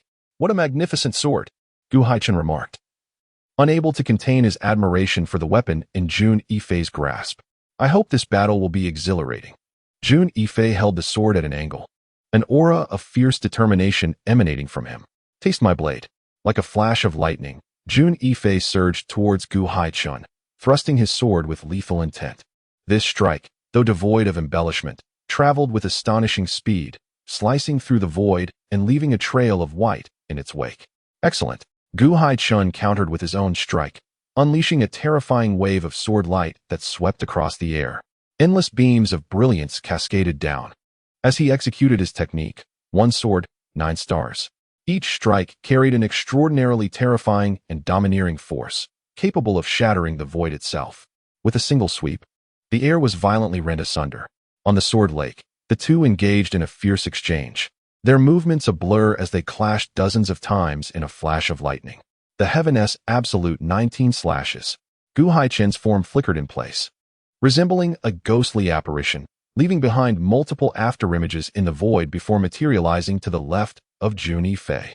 The fierce sword shadows carved through the air, unleashing a series of terrifying beams of light, descending upon him with lethal intent. The dread sword shadows radiated an indomitable power, sending ripples through the void. Jun Yifei's strikes were swiftly dissolved by an unseen force, vanishing like a cow sinking into the sea. Simultaneously, a horrifying sword thrust through the void, attacking with lethal precision. It was akin to a sword of death, moving with unrivaled swiftness, obliterating everything in its path. The essence of Jun Yifei's swordplay was utterly dismantled in the blink of an eye. Frowning, Jun Yifei realized, "This is your true strength. Your defeat is justified." Gu Haichen unleashed another strike, a fearsome blow akin to a celestial being descending from the heavens. The fierce sword light bore down upon Jun Yifei. The terrifying sword intent had locked onto him. "Did you think you were the only one who comprehended sword intent?" Suddenly, Jun Yifei laughed. Chapter 82, Defeating Gu Haichen. Boom. A formidable sword intent erupted from Jun Yifei, revealing a complete mastery of swordsmanship once more. The intensity of this sword intent soared skyward, rivaling that of Gu Haichen, if not surpassing it. "What?" Gu Haichen's expression shifted to one of astonishment. Unable to maintain his previous composure, understanding the complete essence of the sword has always been his greatest pride. The difference between a 9/10 mastery of sword intent and a complete mastery may seem minuscule, yet the disparity in power is monumental. Only formidable adversaries can propel my growth. Gu Haichen quickly regained his composure.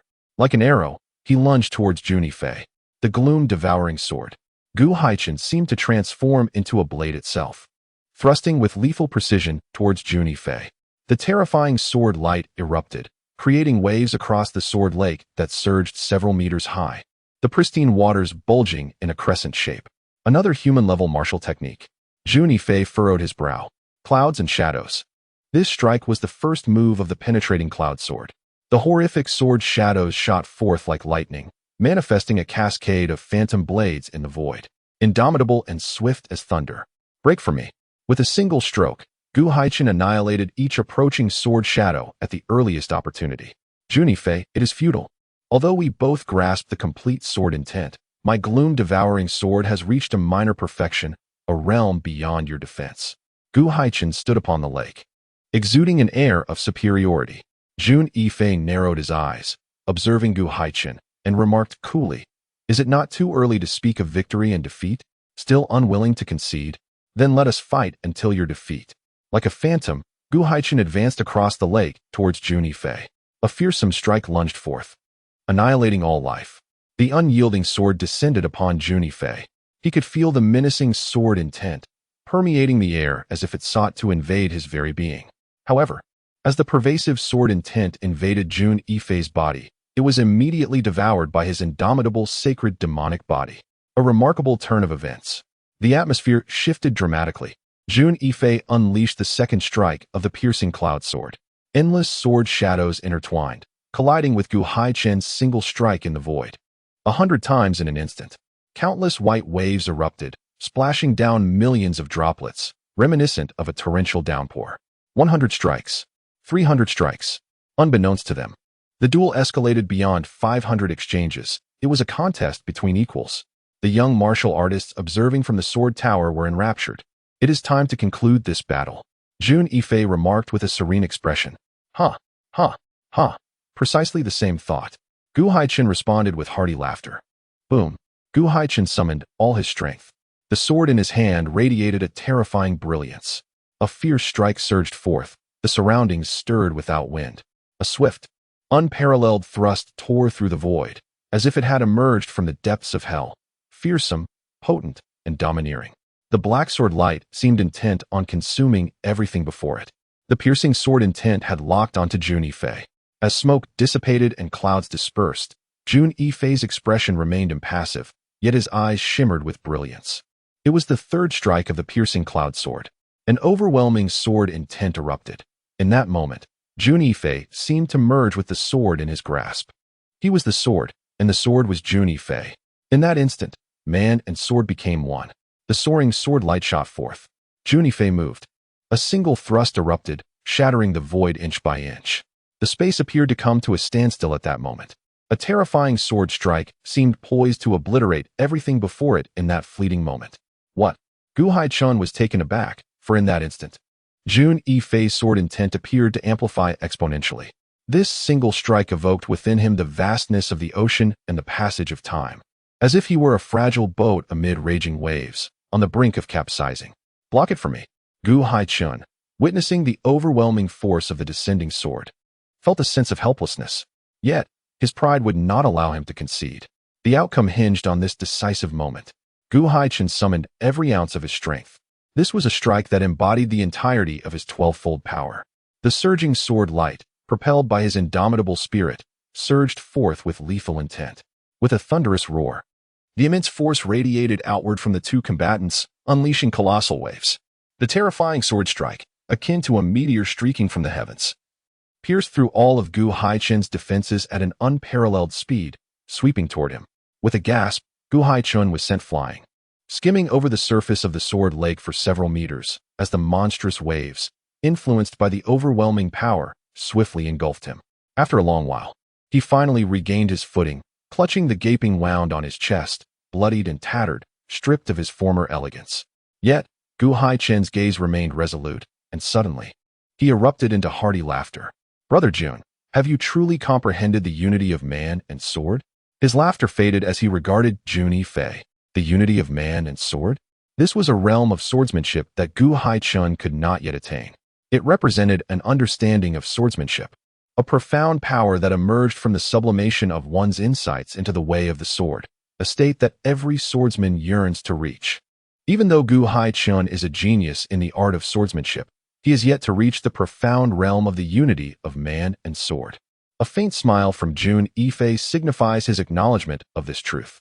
The concept of the unity of man and sword, as a pinnacle of swordsmanship, remains an insurmountable chasm for the vast majority of swordsmen, a distant aspiration, yet not for Jun Yifei. After all, possessing the heart of the sword diminishes this challenge by more than 100-fold.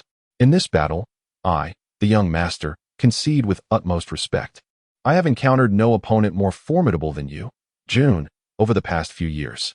However, I shall not yield so easily. I will undoubtedly return for further enlightenment.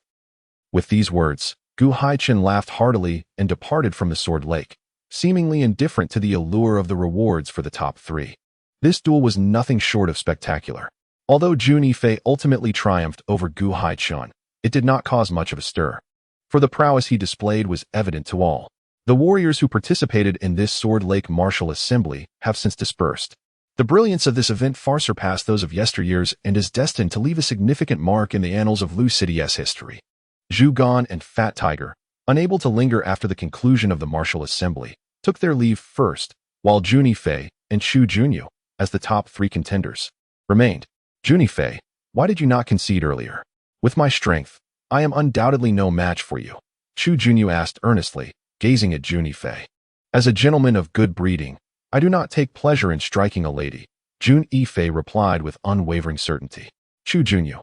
Clearly, Jun Yifei's response was unacceptable to her, and she shot him a fierce glare. Please follow me, Hisushin said with a smile, glancing at Jun Yifei and Chu Junyu. The two accompanied Hisushin as they made their way toward the inner hall of the sword tower. That Gu Haichin is indeed quite impressive. Even refusing the rewards from the Lake Master. It seems you have benefited from his decision. According to the rules, Gu Haichin has essentially forfeited, which makes you the second-place winner. Jun Yifei remarked teasingly, directing his words at Chu Junyu. Chu Junyu furrowed her delicate brows and shot a glance at Jun Yifei, pondering the implications of his words, as if he was insinuating that she enjoyed taking advantage of others. Soon, they arrived at an inner hall. Behind a folding screen, a shadow was cast. It was none other than the Lake Master of Sword Lake. Jun Yifei felt a wave of astonishment. He could not fathom why the Lake Master had always chosen to remain concealed. What could be the purpose behind his long-standing oversight of the Sword Lake Martial Arts Assembly? Chu Junyu, you were originally third, but due to Gu Haichin's forfeiture, you have now claimed the second spot. You must be on the verge of reaching the pinnacle of the blood condensation realm. Thus I bestow upon you a condensation pill. The Lake Master's voice echoed with an icy clarity. Thank you, Lake Master, Chu Junyu exclaimed, her expression brimming with excitement. Transitioning from the blood condensation realm to the bone transformation realm is indeed a formidable leap, a fact that is scarcely surprising. Jun Yifei thought with conviction. The Lake Master appeared momentarily taken aback by Jun Yifei's assertion. Jun Gongzi, have you achieved the unity of man and sword? The Lake Master inquired after a brief silence. Perhaps, Jun Yifei replied with a nonchalant smile. Chu Junyu's brows knitted together, as if she were hearing the term for the first time. Jun Gongzi, having attained the unity of man and sword before the age of 15, is a remarkable talent indeed. How many martial prodigies would feel overshadowed by such an accomplishment? Might this humble Lake Master inquire how you achieved such mastery? The Master of Sword Lake inquired with great curiosity. Is it really such a difficult task? Just practice, and you shall master it. Jun Yifei appeared rather perplexed. Ahem. The Master of Sword Lake seemed at a loss for words and decided not to dwell further on the subject. Young Master Jun, having secured first place, you possess a certain privilege. The tone of the Master regained its icy composure. Oh, what privilege might that be? Jun Yifei asked, intrigued.